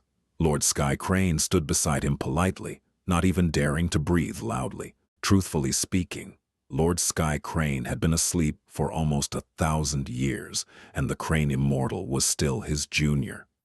However, seniority was not determined by age, but by strength. Lord Sky Crane was rank 5, and although he was only a rank away from He Feng Yang, this distance was like an entire world apart, the difference between heaven and earth. Rank 5 are mortals, rank 6 are immortals. Lord Sky Crane, He Feng Yang spoke slowly, his voice as soothing as the calm river water. I am here, Lord Sky Crane quickly replied. Although you killed our sex traitor this time, you did not manage to retrieve the Bloodskull Jew. Instead, you were suppressed and toyed around by 2 juniors. In the room, He Feng Yang's voice reverbed. Lord Sky Crane's head was hung even lower, showing signs of shame. However, one of them is the Northern Dark Isis Soul physique. No surprise you got suppressed. What's fortunate is that you tried to make amendments later. Let me ask you, the young man that you brought back, is he really the twin of the young man in the video? He Feng Yang asked. I've already investigated, it is so. The one that escaped is his older brother Fang Yuan. The one captured is the younger brother Fang Sheng. What's stranger is, these two are not on good terms. When I showed him the video of his brother slaughtering their clansmen, he hated his brother so much he would kill him on the spot. Lord Sky Crane laughed eerily. He Feng Yang nodded. It seems you have a plan, but do you have enough time? Lord Sky Crane's expression changed, his face turning solemn. Supreme Elder is right. My lifespan is at its limit. I'm about to die, with only a few days left to live. Even the life burial Jade Gu cannot change my fate. His situation can only be resolved by finding a lifespan Gu to solve the root problem. But lifespan Gu is hard to find. There are a few in Immortal Crane sect, but they are not for him. They are held in the hands of the sect leader and some supreme elders. Thus, I have given up my lifetime saving and Gu worms earlier to exchange for a spirit incubating flea. I've brought Fang Cheng into our sect and made him my pupil. Afterwards I will teach him and refine the bloodkin worm. I will then incite him to kill his brother and retrieve the Bloodskull Gu for our Immortal Crane sect. Lord Sky Crane said. He Feng Yang raised his eyebrows. It sounds like you are confident of your plans, but will that Fang Zheng really be manipulated by you? Although he had good talent, he is after all a kid. After I die and store my soul in the spirit incubating flea, I will accompany him to grow and advise him in cultivation. The road has already been paved for him. All he has to do is to walk. Saying so, Lord Sky Crane kneeled on the ground, begging, Please give me another chance, Supreme Elder. He Feng Yang was solemn before saying, Never mind. This might be your last attempt anyway. Thank you, Elder. Thank you, Elder. Lord Sky Crane was overjoyed. Go, I await your good news. Within 20 years I will attain success. Lord Sky Crane was excited, and his tone was trembling as he made his way out. Southern borders, Wancheng Mountain, Tai Clan City. The tall, thick black rock walls extended thousands of li. Tai Clan City was built at the upper half of the mountain. Many rock houses, steel towers, lined up and extended to the mountain peak. The sunlight shone down on people who moved about in the city. Carriages, horses, and crowds, showing off a scene of prosperity. Now, Clan Leader Pavilion is situated at the mountain peak, heavily defended, and have little people moving around. Patrolling groups take turns, and the Gu Masters are all vigilant, with not a hint of slack. On top of the Clan Leader Pavilion, 2 people were standing. A middle-aged man with a face cold as steel, with some warmth in his eyes. Beside him was a young girl, having a sad but determined gaze. It was Tie Ruonan. You've only been back for a few days, right? This is the 19th time you are asking me. I am extremely upset by your father's death. You lost your mother early, and now your father too. But you must remember, you have me, your uncle. You are my niece. I will not put you in danger. Tai Clan Leader sighed. Tai Ruonan's eyes were shining, staring straight at Tai Clan Leader. Uncle, do you know? Although Father passed away, I feel happy for him amidst my sadness. Father has spent his life eliminating evil, punishing crime. He did it. Even with his injuries, he did not back down. He walked on his path and finished it with resolution, and now it is time for me to do the same. Tai clan leader was stunned. This moment he could see Tie Xie Lang's shadow in Tie Ruonan. So similar these eyes, this gaze. In his recollection, he seemed to have returned to his younger days, with Tie Xie Lang by his side, staring at the demon's suppression tower at the peak of the mountain, saying with determination, "I will bring down all crime in this world and fill the world with justice and love, locking all demonic goo masters in the demon suppression tower, even if I have to fill it up." The oath back then was still echoing in his ears. But his friend is no longer around. Seeing the two images overlap, Tai clan leader shook his head, dispelling the memories. He looked at the adamant Ti Ruonan with an admiring, loving, worried, and encouraging gaze. "The path that you chose is not an easy one." TRN did not answer, but looked at the mountain peak. On Wancheng Mountain's peak area, there is a majestic steel tower. Its aura was overwhelming, like it is holding up the heavens, stepping on the mountains. The white clouds surround it like a mist, causing others to see it in a foggy image, adding a hint of mystery to the tower. This tower is not only famous in the southern borders, but also famous all over the world. Even in Middle Continent, many people know of it.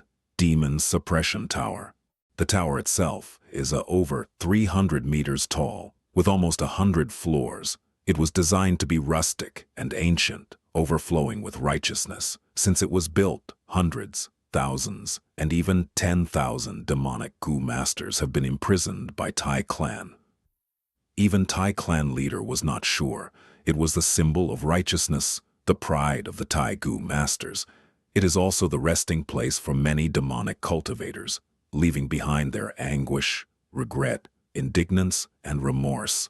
Demonic goo masters pale when talking about it, and righteous goo masters dance in pride when speaking of it. Tai Ruonan opened her mouth, her tone determined, like she was talking to Tai clan leader, and also herself. Wancheng Mountain Peak has a demon suppression tower. My heart also has a demon suppression tower. This path, Father could not finish walking on it. I will walk it for him. I can't hold on much longer. Chen Kuihua felt her head spinning, feeling sick and wanting to vomit at times. But she had nothing to vomit, and her body felt weak as a sense of lethargy hit her. Her plan too was hold on for 3 days, but a day had passed, and she knew she was too optimistic. The danger the python poison caused her was worsening. She knew she was being forced into a dead end. She needed to find a healing goo worm as soon as possible. God damn it! If not for those two bastards, I might have caught a wild goo and cured my poison already. She felt uneasy after getting poisoned. She had been trying to find a healing goo, but amidst the large forest filled with danger, she did not have any catching methods and have made any progress. Bai Ningbing raised her dagger, cutting towards her right ear. "Hold it!" Fang Yuan stretched out his arm, grabbing Bai Ningbing's limb. The sharp knife was only a millimeter away from her right ear. To use the earth-hearing ear grass, one needed to cut off their right ear and replace it. It was just an ear, nothing much, especially compared to the rewards. Bai Ningbing did not feel any hesitation. Demonic cultivators were ruthless in nature, ruthless to others, and even more to themselves. Only people like who can give up what is needed and can have a great achievement.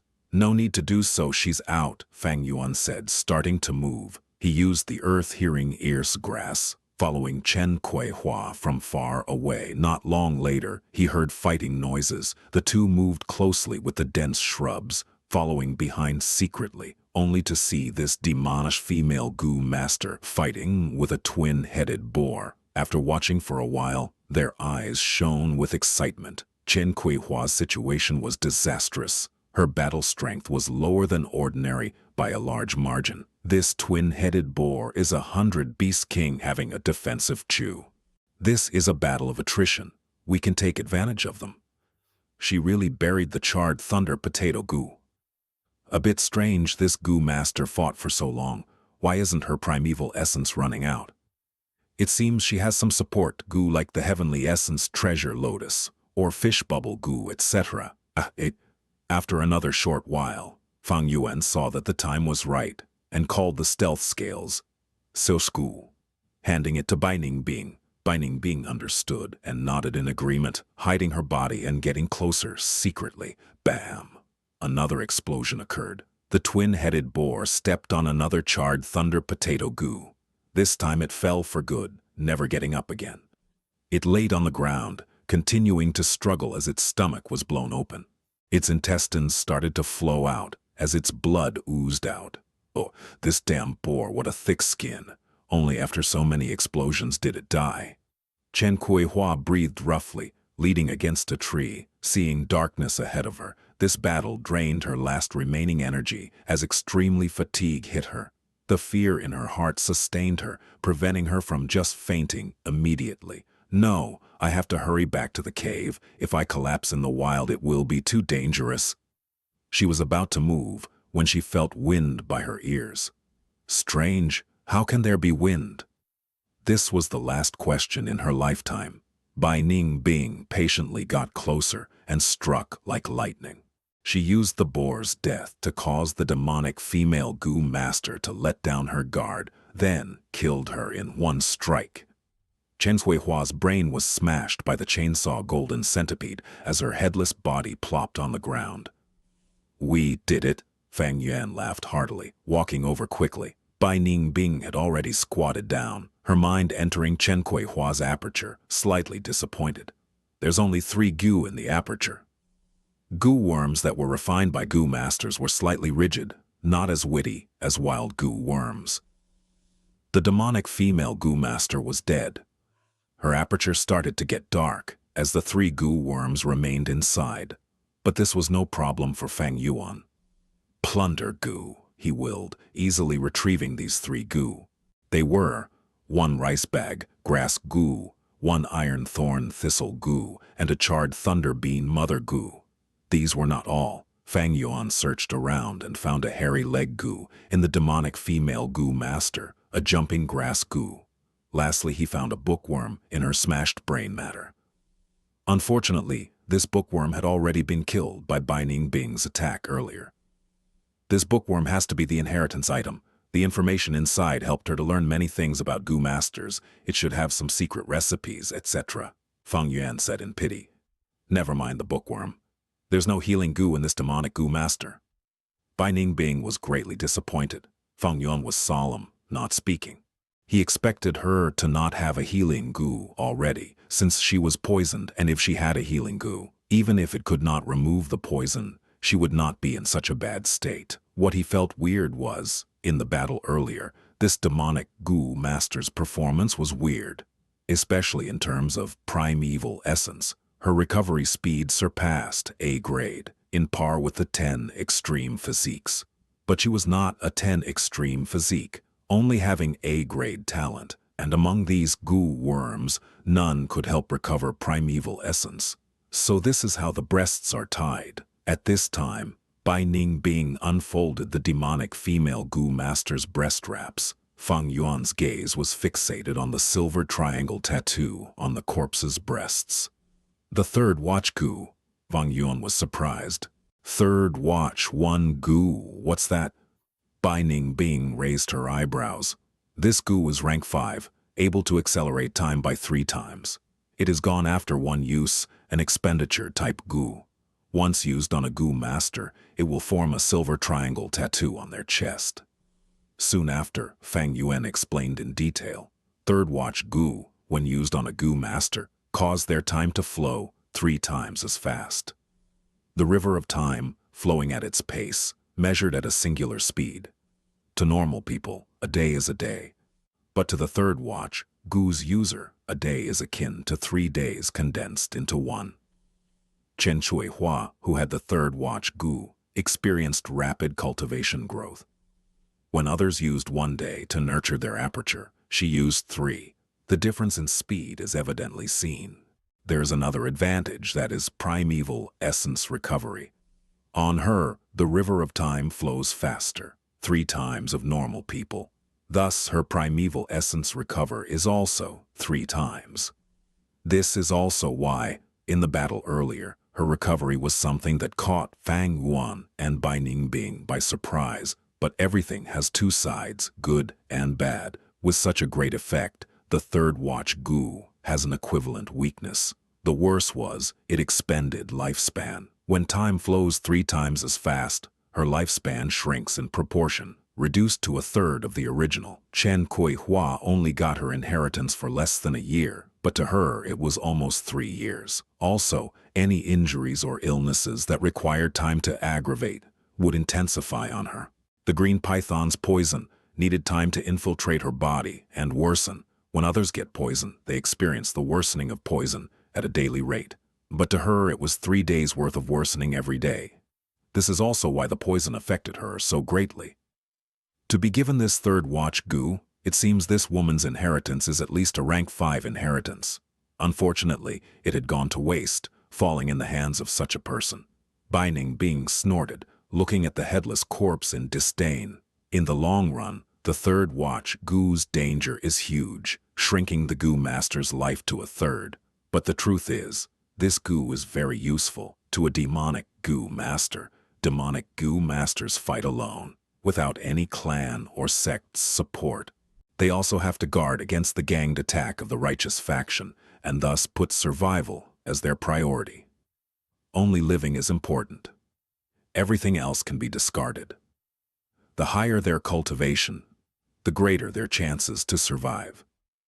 Third watch Gu can condense a Gu Master's life, displaying their full potential at once, like the sakura blossoms or fireworks, short-lived but brilliance. But without the third watch Gu, the sakura's buds won't grow in time, and would have been uprooted already. This is nothing strange. Those who use the third watch Gu are all courageous and forward-looking people, but this woman had a different personality, weak and meek, like dragging and have no courage to move ahead. Thus, she ended up like this. It is life. Fang Yuan gave the corpse a final look before concluding. Bai Ningbing's expression was ugly. Without a healing Gu, what outcome would they face? This demonic female Gu Master was the best example. Would this be her future as well? Fang Yuan laughed instead, patting her shoulders, consoling. The paths in this world are carved out by humans. Everyone has their own paths. No matter how wide others' path is, it might not suit you. We are both walking on our own paths. What is there to worry? Hearing so, Bai Ningbing's expression froze, before lightening up, nodding. You are right. Fang Yuan squinted, gazing at the dense forest ahead. After killing this demonic Gu Master and obtaining her Gu worms, his strength increased tremendously. But he knows that he lacked a healing Gu and did not place his hopes in his luck. From now on, he might get a healing Gu, or be like this demonic female Gu Master, not getting anything even until death. Or the next moment he might get trampled by wild beasts and die, ending his ambitions. But so what? Stepping on his path and continuing forward, that is all there is to do. Chapter 2, 112, Monkey Brain Delicacy. Translator, Chibi General. Editor, Chibi General. Swish, swish, swish. In the aperture, waves of primeval essence ebb and flow, rushing towards the surrounding aperture walls. The sea was jade green, crashing continuously. It was rank 1 initial stage primeval essence. Rank 1, GU Masters have green copper primeval essence, initial stage being jade. Middle stage is pale green. Upper stage is dark green, and peak stage is black green. The surrounding aperture walls were shining brightly. Under the attack of the jade green waves, his foundation was slowly built up. Afterwards, the white light burst and dimmed. White light condensed with each other, forming a waterish light ripple. At this point, the aperture light wall turned into a water wall. Finally, from rank 1 initial stage to middle stage, a light excitement emerged in Fang Yuan's heart.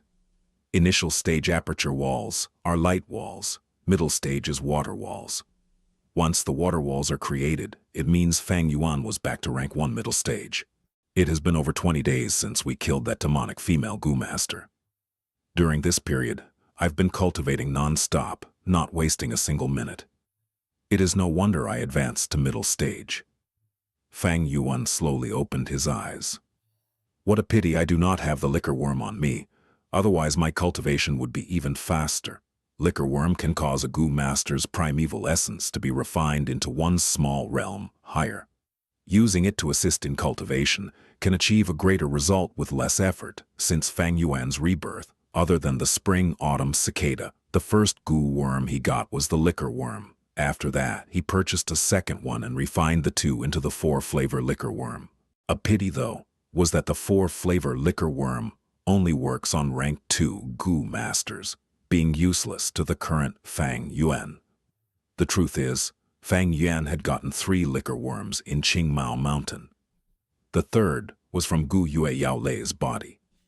This liquor worm was kept in Fang Yuan's hands, but after the Tai father and daughter came, to prevent himself from getting exposed and being worried about Tsie Leng's investigative methods, he destroyed the liquor worm along with his other loots. After it happened, whether it was the right move or not, since Fang Yuan did it, he had no regrets. Even though now, if he had kept the liquor worm, it would be used to him, but at least, during that time, it did not allow the Tai father and daughter to investigate the matter on Gu Yue Yao Lei. If I reverse refine the 4-flavor liquor worm, I can get the rank 1 liquor worm, but there are many requirements to reverse refine. I cannot fulfill the conditions. Goo masters nurture goo, use goo, refine goo. For refining goo, it is split into fusion and reverse refinement. Fusion is to turn low-rank goo worms into a higher rank. Reverse is the opposite. To reverse refine the 4-flavor liquor worm, there are many ways. Using the prodigal son goo will obtain 2 rank 1 liquor worms. Using the revert goo, only 1 liquor worm is obtained. The butterfly transformation goo will get the eerie key butterfly. Using the unpredictable goo, what goo is obtained will be unknown, possibly something new altogether. For Fang Yuan, the best case was the prodigal son goo. But prodigal goo was rarer than the liquor worm and was hard to obtain. Best case scenario was revert goo. Using revert goo, although he will lose a liquor worm, Fang Yuan would not hesitate to do it. Retaining the 4-flavor liquor worm and wait for rank 2 cultivation that is under a safe environment. Now that Fang Yuan was in danger all the time, everything he does has to be for survival. The higher his cultivation rose, higher the chances to live. Cheap, cheap, cheap. Outside the cave, monkeys' screeches and footsteps could be heard. Fang Yuan's ears twitched. He was familiar with the owner of the footsteps. As expected, not long after, Bai Ningbing appeared. Her entire body was covered in a layer of thorn clothing. This special clothing is completely made of green vines and black sharp thorns, giving Bai Ningbing defense and also used for attacking purposes. To those fighting barehanded, these thorns that were as sturdy as steel would leave a lasting impression on them. This thistle shirt was formed by the iron thorn thistle goo. After killing the demonic female goo master, Bai Ningbing wanted this rank 3 grass goo, requesting for it and refining it as her life-bound goo. So troublesome. Every time I leave and return, I have to be so careful of those charred thunder potatoes. Can't you bury less of them? She said as she begrudged, staring at the ground below her, jumping around as she avoided some pitfalls. Better to be safe than sorry. Fang Yuan replied lightly, turning his gaze towards Bai Ningbing's waist. On her waist was a string of monkeys. These monkeys were tiny. The largest was merely arm length. They had round heads and thick, black monkey hair, smooth and shiny. What was most prominent was the tree leaves growing on their waists. These green leaves formed a circle, linked together around the monkey's hip bone and butt, like a grass skirt. These were the grass skirt monkeys. The grass skirt monkeys were delicious, being the source of food for Fang Yuan and Bai Ningbing these days. These captured grass skirt monkeys were aware of their outcomes, struggling intensely, but to no avail. The entire cave reverbed with their cries and horrified screams. It was lunchtime. Grill them. I am a little hungry. Bai Ningbing rubbed her tummy, throwing the tied grass skirt monkeys on the ground. Let me prepare them first.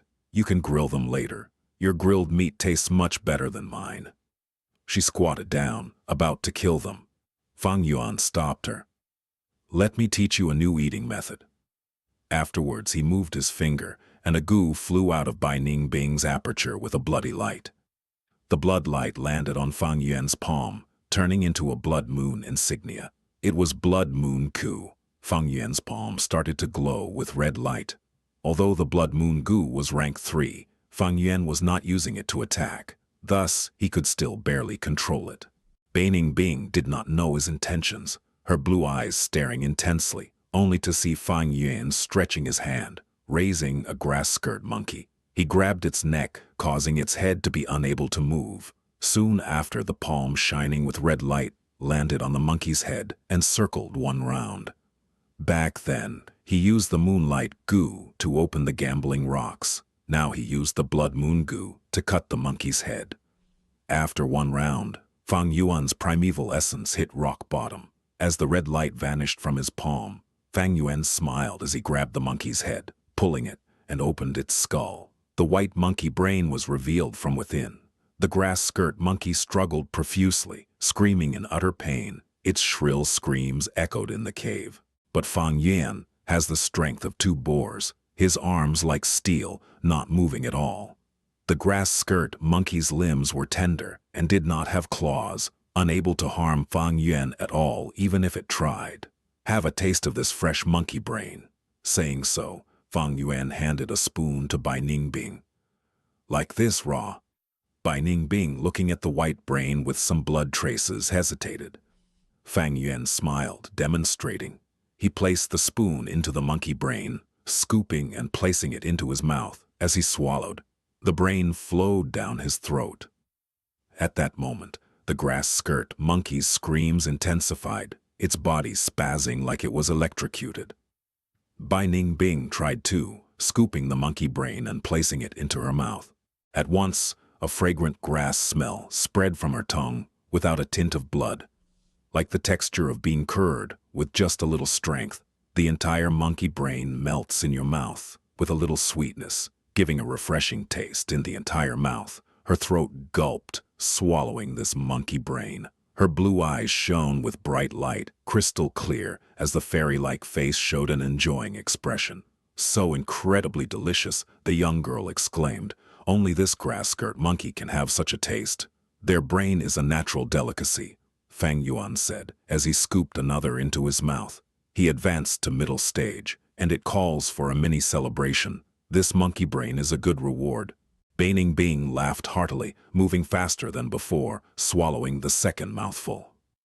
This grass skirt monkey, whose skull was cut open after a temporary madness, was at death's door. Its bright, jewel-like eyes had already turned dim. Other grass skirt monkeys, seeing their companion's state, struggling like crazy trying to escape. Under the restraint of the ropes, their struggles were futile, only allowing them to roll around on the ground. Eating this monkey brain feels like eating ice cream on Earth. The two worked together and very quickly finished this monkey brain. One more. Bai Ningbing did not have enough, licking her lips and waving the spoon, demanding. Fang Yuan's primeval essence had recovered to 90% already. He did the same thing and cut open another skull. At once, the two continued their meal, satisfied. In the cave, the echoes of the screaming grass skirt monkeys were shrill and painfully heard. After eating the monkey brains, they grilled the monkey meat. The monkey meat of the grass skirt monkey were fresh and succulent, especially their breast meat. The entire taste was like fish grilled on bamboo leaves. Rice bag grass, Fang Yuan willed, and a green light shot out of his aperture. The light landed on the ground, growing green buds. In a few breaths' time, the bud grew into leaves, and the leaves expanded, turning into vines. The vines extended, and after covering 10 meters, a few branches grew large leaves. These leaves looked like buckets. Firstly, only a finger could fit. But eventually, it became fist size, bowl size, and finally ripe, Bai Ning Bing meticulously plucked a leaf. Opening the leaves at the top, rice could be seen inside, large plump kernels, perfectly white. Bai Ning Bing raised her head and opened her mouth, pouring a mouthful of rice into her mouth. After chewing, she ate some monkey meat to add some flavor. Eating till full is satisfaction, she exclaimed. How are those grass-skirt monkeys? Fang Yuan asked. Bai Ning Bing's mind came back. No issue if we do not enter that forest deeply. But once we do, 3 monkey kings show up. The wine you want to get is at the most central area of the forest. It will not be easy to obtain. Chapter 213. Pitfall. Translator, Chibi General Editor. Chibi General. In this world, humans weren't the only ones who knew how to brew wines. The earliest records of wine came from the legend of Rensu. Renzu's 2 eyes turned into his eldest son, Verdant Great Sun, and daughter, Desolate Ancient Moon. Verdant Great Sun was always with Desolate Ancient Moon, and this close association created feelings towards his own sister. However, Desolate Ancient Moon refused his wooing. Verdant Great Sun was annoyed because of this, and knew he needed some help. Thus, he asked the Wisdom Gu. At first, the Wisdom Gu ignored him and avoided him as much as it could. But Verdant Great Sun kept on persevering, and the Wisdom Gu couldn't endure this annoyance anymore, so it told him a way. In the east dwells a group of honey peach monkeys. Drink the wine brewed by them, and come find me. Thus, Verdant Great Sun went to the east and drank the wine. The wine brewed by the honey peach monkeys was fruit wine, and ever since Verdant Great Sun drank the wine and returned, his face had a rosy flush. He smacked his lips as he recalled the taste. So wine is sweet. The Wisdom Gu smiled and said, In the west lies a group of psychic monkeys. Go taste the wine brewed by them. The wine brewed by psychic monkeys was bitter wine. Verdant Great Sun went to the west and drank the wine. Since then, his tongue had a yellowish-brown hue to it. He recalled the taste with a bitter expression. So wine can also be bitter. Wisdom Gu said to him again, Wine is both bitter and sweet. Love is the same, and human lives are even more so. At the north dwells a group of Vajra monkeys. They also brew wine. Go taste it. The Vajra monkeys brewed strong wine. Verdant Great Sun enjoyed this wine very much and drank till he was dead drunk. He felt this wine was really to his taste and wanted to drink even more after getting drunk. He drank from the bowl at first before trying to drink it directly from the wine jar. Finally, he started throwing up. The wine started showing its effects, making him feel an unbearable pain. He felt the insides of his body was on fire, as if lava was flowing through them. It's too hot, he screamed. All the fire flowed in reverse towards his head, and his hair started burning. From then on, his hair burned endlessly, like fire. When Verdant Great Sun woke up, he saw the Wisdom Gu looking at him. What did you think of the strong wine? The Wisdom Gu asked. Verdant Great Sun heaved a sigh. I understand now. No matter how good the wine is, you will vomit it out if you drink too much. Everything should be taken with moderation. The Wisdom Gu laughed out loudly. In the north dwells a group of Skywater monkeys. Their wine is also quite good. Go taste it. Skywater monkey's wine was clear wine and was completely opposite of the strong wine. Verdant Great Sun lightly tasted the wine, and the moment he did so, he completely forgot all his worries and felt like he was floating in the air, with a hazy and intoxicated look in his eyes. The Wisdom Gu again asked him about his experience. He lightly waved his hands. Having known the joys of wine, I will not pass it on to those who are sober. The Wisdom Gu chuckled and left quietly. Thus, humans weren't the first species to brew wine. Rather, it was the monkeys who were ahead of the humans. Ordinary monkey groups all knew how to brew wine.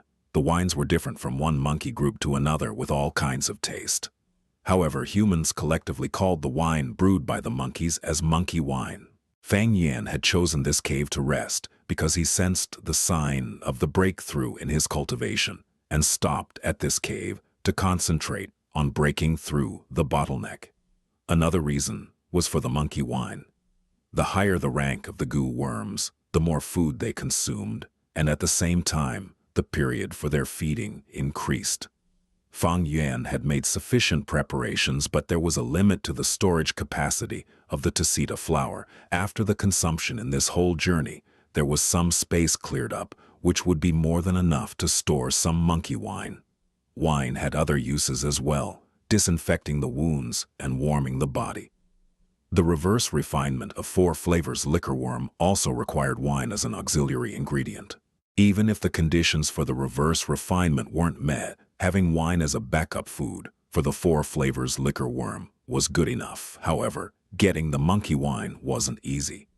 This grass skirt monkey groups were 100 beasts group, but their scale was close to that of the 1,000 beasts group and had 300 beast monkey kings. Monkeys were a united bunch and faced their enemies in groups. Bai Ningbing might be a rank 3 peak stage goo master, but she was alone, and trying to brute force her way through would only lead to disaster. And although Fang Yuan had advanced to rank 1 middle stage, the amount of help his advancement could give was next to nothing in this situation.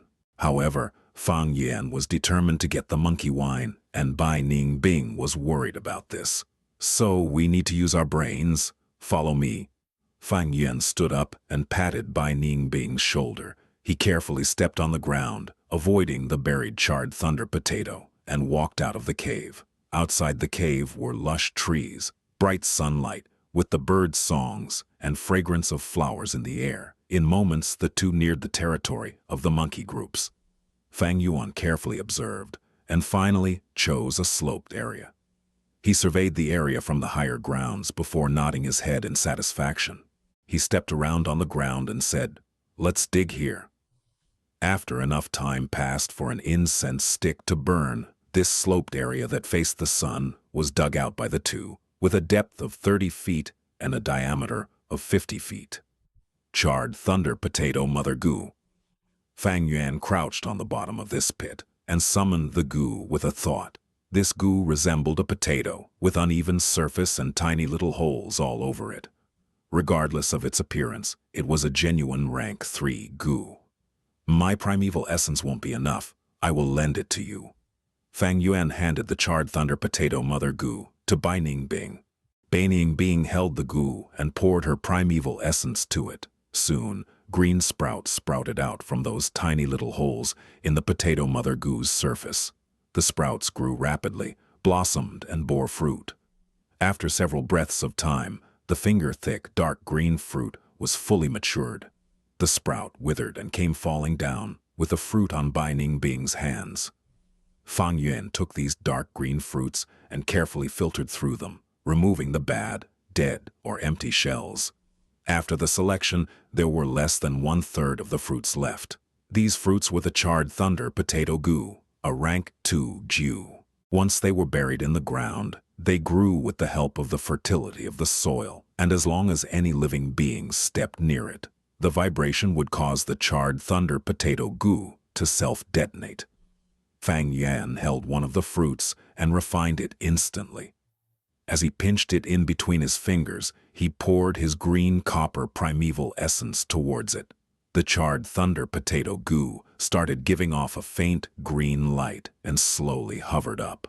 With a shift of his mind, the charred thunder potato goo quickly drilled into the ground. Fang Yuan deliberately buried it deep on the ground, stopping only when the potato goo was buried an arm's length into the ground.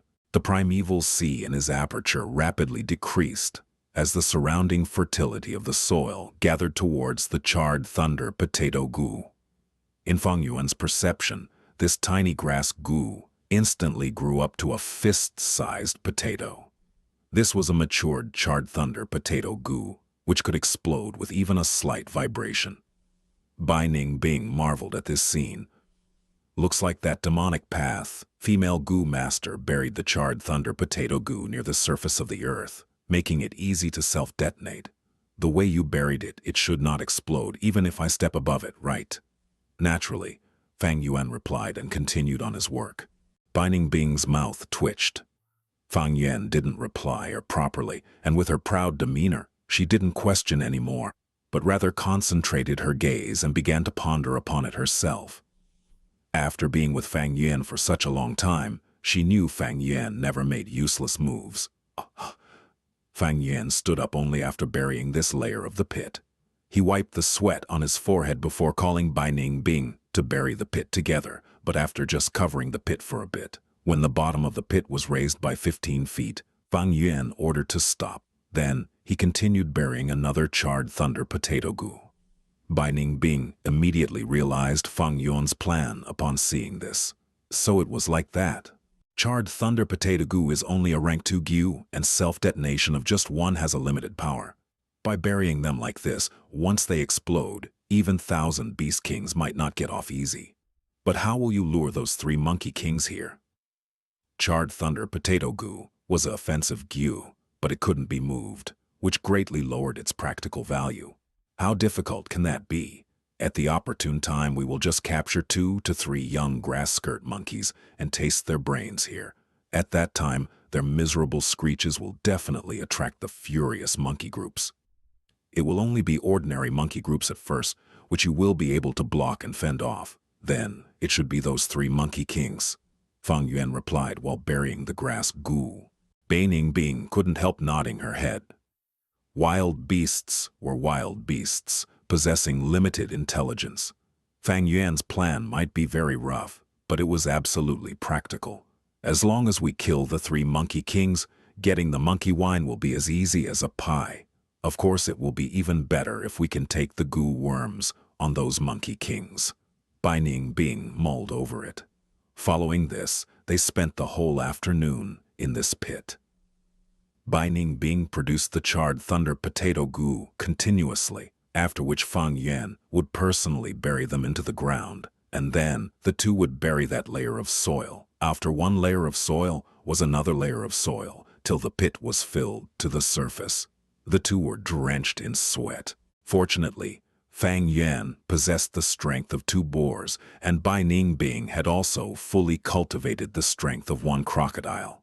However, the next day, Fang Yuan wasn't showing any signs of stopping and continued to dig out another pit. Bai Ningbing was puzzled by it. Fang Yuan replied, "Just 1 pit isn't enough of a guarantee. There should always be backup plans. Being a bit more prepared is always a good thing." Like this, in the following 3 days, Bai Ningbing finally became aware of Fang Yuan's close to perverted cautiousness.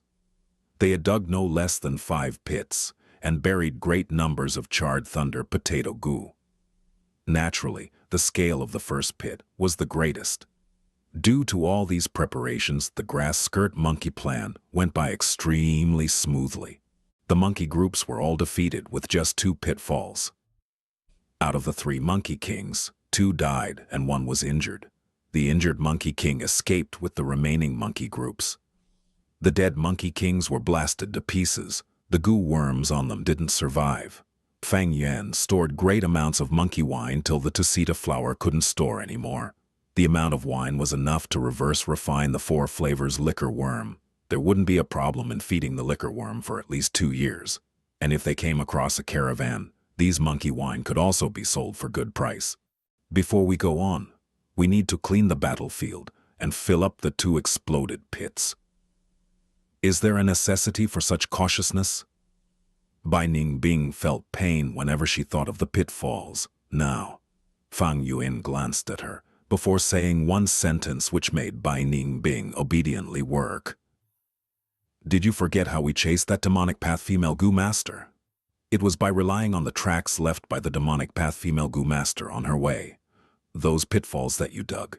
Don't end up burying yourself with it. Chapter 2, 114. Boom. Translator, Chibi General. Editor, Chibi General. Baigu Mountain, I am finally here. Fang Yuan sighed as he stared at the white mountain from a slope. Bai Ningbing was beside him, standing silently. The 2 were in rags with tiredness, showing all over their faces. Just earlier, they had escaped from the Steel Rage Boars family of 5. Steel Rage Boars were a peculiar beast group, having small numbers and moved around in families of less than 10 members. but any mature steel rage boars were at least 100 Beast King. In the family of 5 that was chasing after Fang Yuan and Bai Ningbing, Grandpa Boar was 1,000 Beast King, while Daddy Boar and Mother Boar were 100 Beast Kings, and even their son and daughter had rank 1 goo worms in them. It has been 5 days since they stole the monkey wine. After a long and arduous journey, Baigu Mountain was finally in reach. The southern border was full of mountains. Ordinary hills were not called mountains. Only when they were at least 10,000 feet can they be qualified to be called a mountain. Bai Ningbing stood on the slope, staring at the faraway mountain. This was her first time seeing Baigu Mountain. There were many hills surrounding the Qingmao Mountain, but this Baigu Mountain was like a solitary general, rising high above the ground, while the surroundings were flat and the scenery around it was deathly white. This white was not the snow-like white, but more of a bone-white color. Baigu Mountain, as the name implied, every rock on the mountain were made of bones. People called it bone rocks. Baigu Mountain was not an absolute dead area. There were many special vegetation and large numbers of bone beasts living here. At the same time, there were many bone-type wild goo worms. Bai Ningbing looked and looked, frowning. Any tall mountain and long river were the condensation ground of primeval essence. Baigu Mountain was uninhabited, a completely wild mountain. There were many wild beasts, goo worms, and fatal plants. This is such a dangerous place, yet Fang Yuan insists on entering the mountain. What intentions does he have? Or rather, what thing was there that deeply attracted him? Fang Yuan was flipping through his memories at this moment. Baigu Mountain was still a wild mountain now, without any human inhabitants. But this situation will change completely 10 years later. A large-size village will move their base here and develop. This clan was named Bai, the Bai Village. In the future, with Baigu Mountain as their center, they would become the overlord of the surrounding 1,000 miles of land. What Fang Yuan remembers most clearly is not the rise of the Bai Village's power, because in this world, a single person's strength can be above a group's. Rather, he was thinking of a pair of twins in the Bai Village, Bai Shang and Bai Hua. This pair of siblings discovered a cave by accident during a test at Baigu Mountain's back area when they were 18. In this cave, they activated an inheritance. It was a complete inheritance of a rank 4 righteous Goo Master. This Goo Master's name was unknown, only his title was left behind. Flesh Bone Lord, Bai Shang and Bai Hua benefited greatly from this and became the twin stars of the righteous path after getting the inheritance. 100 years later, they both rose to rank 5, taking over Bai Village. The strength of 2 rank 5 Goo Masters pushed the clan's strength to an apex. The Goo Worms in a complete inheritance would cover all 6 aspects of attack, healing, defense, movement, storage, and investigation. After getting this inheritance, I will be able to hold my own and have the ability to advance or retreat. Earlier, when Fang Yuan and Bai Ningbing escaped from Qingmao Mountain, their Giyu worms were not well-rounded because of their low cultivation. They were like a boat moving against the tides, moving up the cliff. With just a little bad luck, they would be in danger. After a tough struggle, their chance came, and they killed a heavily injured demonic female Goo Master. By taking her Goo, which included the rice bag Goo and jumping grass Goo, they could barely get by. But they still had weaknesses. Not only due to the lack of healing Goo, but also because of their low cultivation. Even if Fang Yuan advanced to rank 1 middle stage, so what? Green Copper Primeval Essence was still Green Copper Primeval Essence. What he was relying on now was his A-grade talent and the Heavenly Essence Treasure Lotus recovery speed to sustain his consumption. But to be strict, his battle strength was negligible. If not for Bai Ningbing, he might have died to the crocodiles during the battle on the beach. He was able to get this far due to Bai Ningbing, but relying on others could never compare to relying on oneself. If I can get the Baigu Mountain inheritance, many problems would be easily resolved, Fang Yuan thought to himself. Firstly, it was the Jade Bones goo. With this goo, the bones in his body would cast away the brittleness of mortal bones and become more firm and tougher. His current body can only sustain the strength of 2 boars, but after he used the Jade Bones goo, he would be able to add the strength of a crocodile on top of this. After that was a healing goo. Fang Yuan remembered this inheritance has a very famous rank, 3 healing goo, flesh white bones. In his previous life, it was received by Bai Hua, causing her to become a famous healing goo master. Finally, it was the one Fang Yuan, ranked as the most important, bone-flesh unity goo. This goo was the bone-flesh lord's innovation, the only one in the world. This goo's incredible usage riled up many large forces in the southern borders in his previous life. If goo worms were to be classified according to their use, they could be divided into 7 categories: attack, defense, healing, investigation, storage, movement, and cultivation. Liquor worm, 4-flavor liquor worm, man-beast burial goo, relic goo, or heavenly essence treasure lotus. They were all under cultivation category, and this bone-flesh unity goo was a mystical goo under the cultivation category. Similar to yin-yang rotation goo, it was a pair of goo, used on 2 goo masters.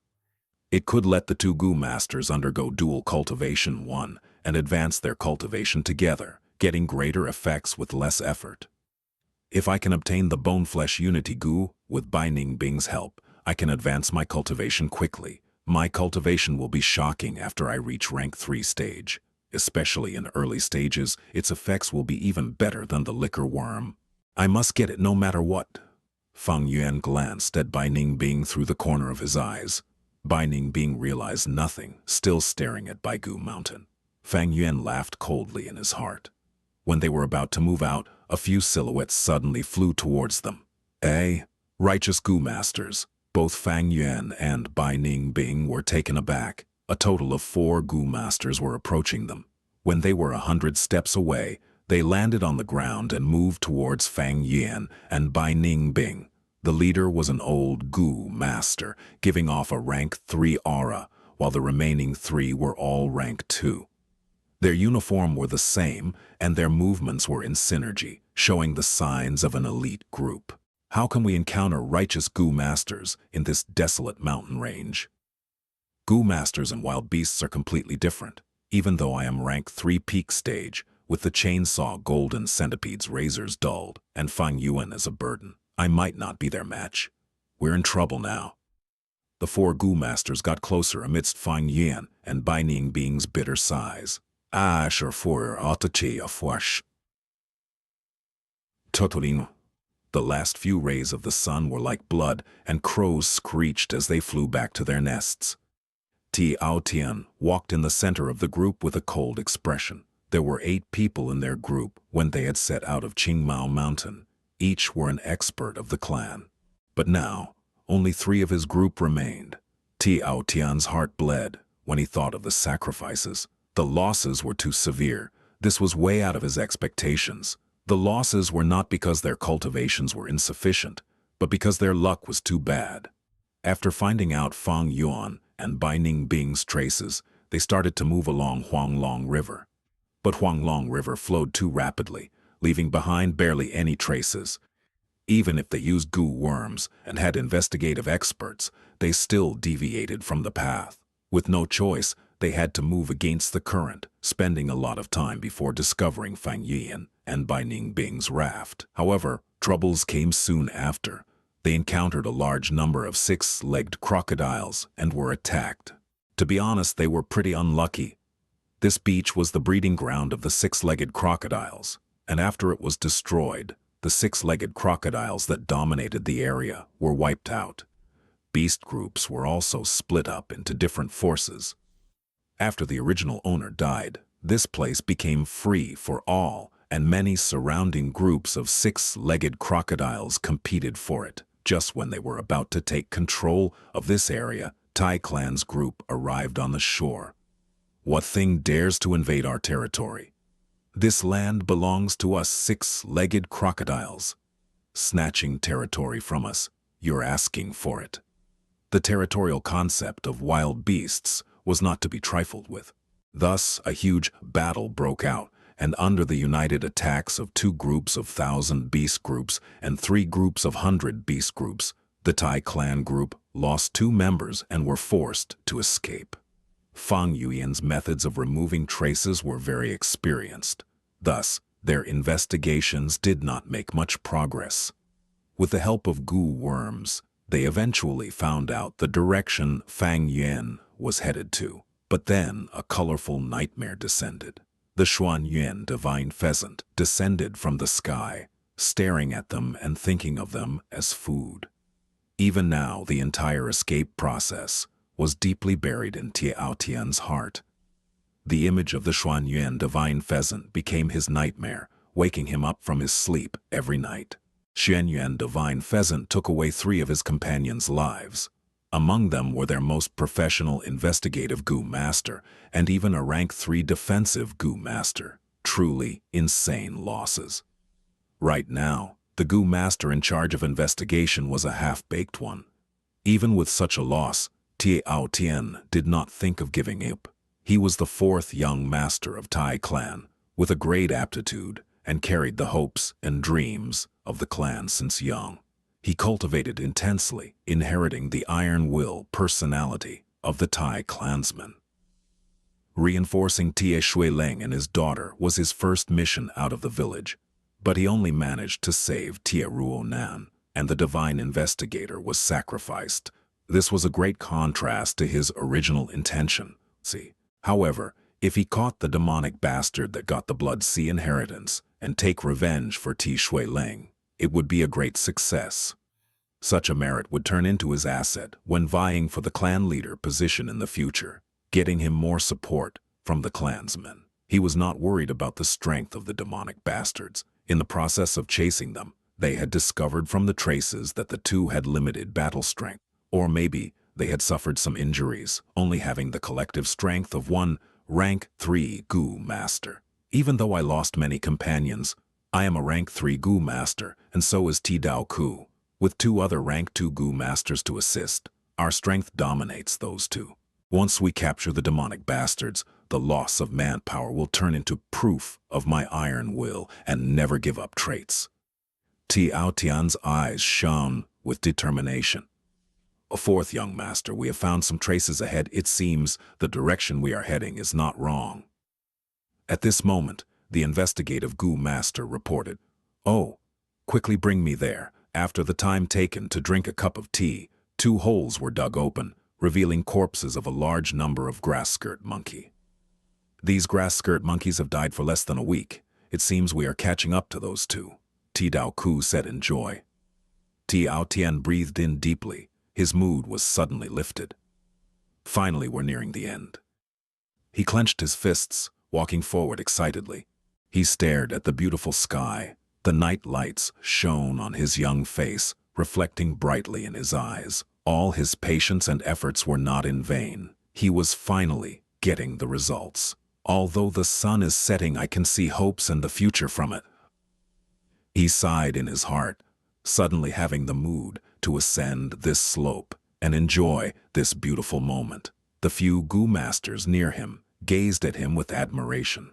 4th young master is indeed 4th young master. On this journey, we had thought of giving up, but 4th young master persevered alone, and now he is about to get the fruits of his labor. In 4th young master, I can see the clan's hopes and a bright future ahead. I swear I will only follow 4th young master in this life. They stared in daze at Tiao Tian ascending the slope. They could almost see the scene where one day Tiao Tian ascends to the position of the clan leader. But at the next moment, an intense explosion occurred. Boom! Chapter 2, 115. Fang Yuan sheds tears. Translator, Chibi General Editor. Chibi General Bai Mo Xing was already 68 years old. He should have retired already at this age. However, Bai clan was in a rough situation these few years, and as an important clan elder and the uncle of the clan leader, he, who had always been working hard and doing his best, couldn't abandon the clan. Now, during this crucial moment of his clan's fate, he undertook the orders to leave the mountain. But during the journey, he accidentally sensed the aura of two Gu masters. Were they demonic Gu masters? This trip was very important to Bai Clan, and there could be no mistakes. Thus, he immediately led his group and approached the source of the aura. Two youngsters? He was shocked when he saw Fang Yuan and Bai Ningbing. His gaze paused on Bai Ningbing first. Bai Ningbing looked frosty, and her blue eyes gave off cold light as she stared fearlessly at Bai Moxing, revealing her rank 3 aura. So young and already a rank 3, a genius. Not only Bai Moxing, the other three in his group also had such thoughts. After seeing Bai Ningbing, at once 4 pairs of eyes were fixated on Bai Ningbing. Bai Ningbing had transformed into a girl. Her beautiful features gave off a cool aura, causing her to appear like a snow fairy. Her pearl-like brilliance that couldn't be concealed by her tattered clothes portrayed her firm personality, causing others to love yet pity her. Compared to her, Fang Yuan's presence was much dimmer. He had an ordinary look, with cultivation of merely rank 1. Many gazes swept through him and went back to Bai Ningbing. Fang Yuan liked this. The less attention he receives, the better. Bai Moxing, however, was different. His gaze quickly turned towards Fang Yuan. Bai Ningbing was protecting Fang Yuan, and her stance showed that she would not give up without a fight. And Fang Yuan had a calm look, even though he was hiding behind her. To be closely protected by this young genius girl, this young man seems to be the leader of the two. Who is he? Bai Moxing was, after all, very experienced. His discerning skills were very accurate. He had thought they were two demonic Gu masters, but now his heart wavered. Seeing Bai Ningbing and Fang Yuan's appearance, as well as their righteous Gu masters' clothing, they seemed more like young masters in distress. If they are demonic Gu masters, just kill them, but if they are young masters from other clans, we have to watch out. If we cause the forces behind them to take revenge on our Bai clan, I, Bai Moxing, will become the clan's sinner. But thankfully our side is stronger than them, thus the situation is under control. Bai Moxing was still thinking when Fang Yuan suddenly took a step forward. He cupped his fists. I am Gu Yue Fangsheng, young master of Qingmao Mountain's Gu Yue clan. My respects to senior. Qingmao Mountain? Gu Yue clan young master? The people were bewildered. Bai Ningbing was also shocked, but she lowered her head so as to cover her gaze from giving them off. She knew that Fang Yuan was starting to cook up a story again. The enemy was stronger than them, thus they had to rely on wits to get out of their predicament. She clearly understood the situation. The rapport they had built up these few days caused her to move one small step back towards Fang Yuan's side. She continued staring at them angrily, like a close bodyguard who was not afraid of dying. Young lad, you are lying. Qingmao Mountain has long been destroyed. You think I don't know that? Bai Moxing shouted with a cold expression. Fang Yuan smiled bitterly, waving his hands. Exactly because Qingmao Mountain is destroyed, I ended up here. Could I be so presumptuous as to ask for senior's name? Bai Moxing hesitated, but a young man beside him quickly spoke. Then listen closely. We are the elites of Bai Clan, and this is our Bai Clan's #1 elder, also my uncle, Lord Bai Moxing. Bai Moxing really wanted to strangle this nephew to death. This secret operation by Bai Clan this time was on a large scale, but their true intentions were unknown to those who were not higher-ups. Thus, these people were completely in the dark. On the surface, they were out hunting to temper the young master's bravery. But their true motive was to find the spirit spring in Baigu Mountain and start their wild beasts extermination operation. But there's no way they can guess it. Bai Moxing calmed down as he looked at Fang Yuan and Bai Ningbing. As expected, it was Bai Clan. Fang Yuan laughed coldly in his heart. He had already guessed the situation from these 4 Gu masters' appearance. Bai Clan's spirit spring was drying out. They needed to find a new one and relocate their clan. The act of relocating a clan was very important, and many preparatory work went into it, and secrecy was also one of them. Otherwise, once the enemy forces found out, they could disrupt their plans and caused the entire Bai clan to fall into danger of getting wiped out. What Fang Yuan had not expected was the Bai clan leader planning so far ahead, starting the preparations 10 years earlier, sending these clansmen to Baigu Mountain occasionally to carry out their scouting. There were indeed reasons beyond luck in Bai clan's eventual prosperity. The appearance of Bai clan Gu masters was a surprise to Fang Yuan, and this would have a great impact on his following actions. On the surface, however, Fang Yuan smiled and cupped his fists. "Oh, so you are from Bai clan, a fellow clan from righteous faction. Nice to meet all of you." He then turned to Bai Ningbing and said, "Ningbing, stay down. We are safe." Bai clan does not have demonic Gu masters. Bai Ningbing felt goosebumps all over her body when she heard Fang Yuan speak in such a gentle manner. She held in her disgust and withdrew her battle intent, taking another step back while still remaining silent. This act caused the 4 opposing Gu masters to sigh in relief. After all, she was a rank 3 Gu master. "So her name is Ningbing." Bai Moxing's nephew repeated the name in his heart, his expression slightly dazed. Bai Moxing narrowed his eyes and probed. "It sounds like Junior Gu Ye has met some demonic Gu masters along the way." "Yes, my heart still palpitates when I think about it." Fang Yuan patted his chest with fear in his eyes. But luckily the clan leader and a few clan elders came in time and killed that rank 3 Gu master. Clan leader and elders. Bai Moxing's heart jumped as he quickly followed up. "Don't tell me your clan leader and elders are nearby?" Fang Yuan shook his head, sighing. "We got lost from the main team." Bai Moxing's heart eased, but Fang Yuan's next sentence caused him to be alert again. "But I believe that before long we will regroup again, because our destination this time is Baigu Mountain." Bai Moxing was nervous. "Baigu Mountain? Why are you all coming to Baigu Mountain?" Fang Yuan hesitated and didn't speak up. Bai Moxing snorted while a bad feeling emerged in his heart. Now that Qingmao Mountain was destroyed, what would the remains of the Gu Yue clan do? Obviously finding a new location and rebuild their home. Don't tell me they chose Baigu Mountain too. Damn it. In an instant, Bai Moxing's heart surged with killing intent. If his guess was correct, then Qingmao Mountain's main team was his Bai clan's enemy. But he soon contained his killing intent. He was old and was no longer as impulsive as back when he was young. When an elder handled matters, stability was their main priority. He calmed down and thought about it. Even if he killed these 2 immediately, it might not salvage the situation. Killing these 2 would not stop the remaining Qingmao Mountain inhabitants from coming.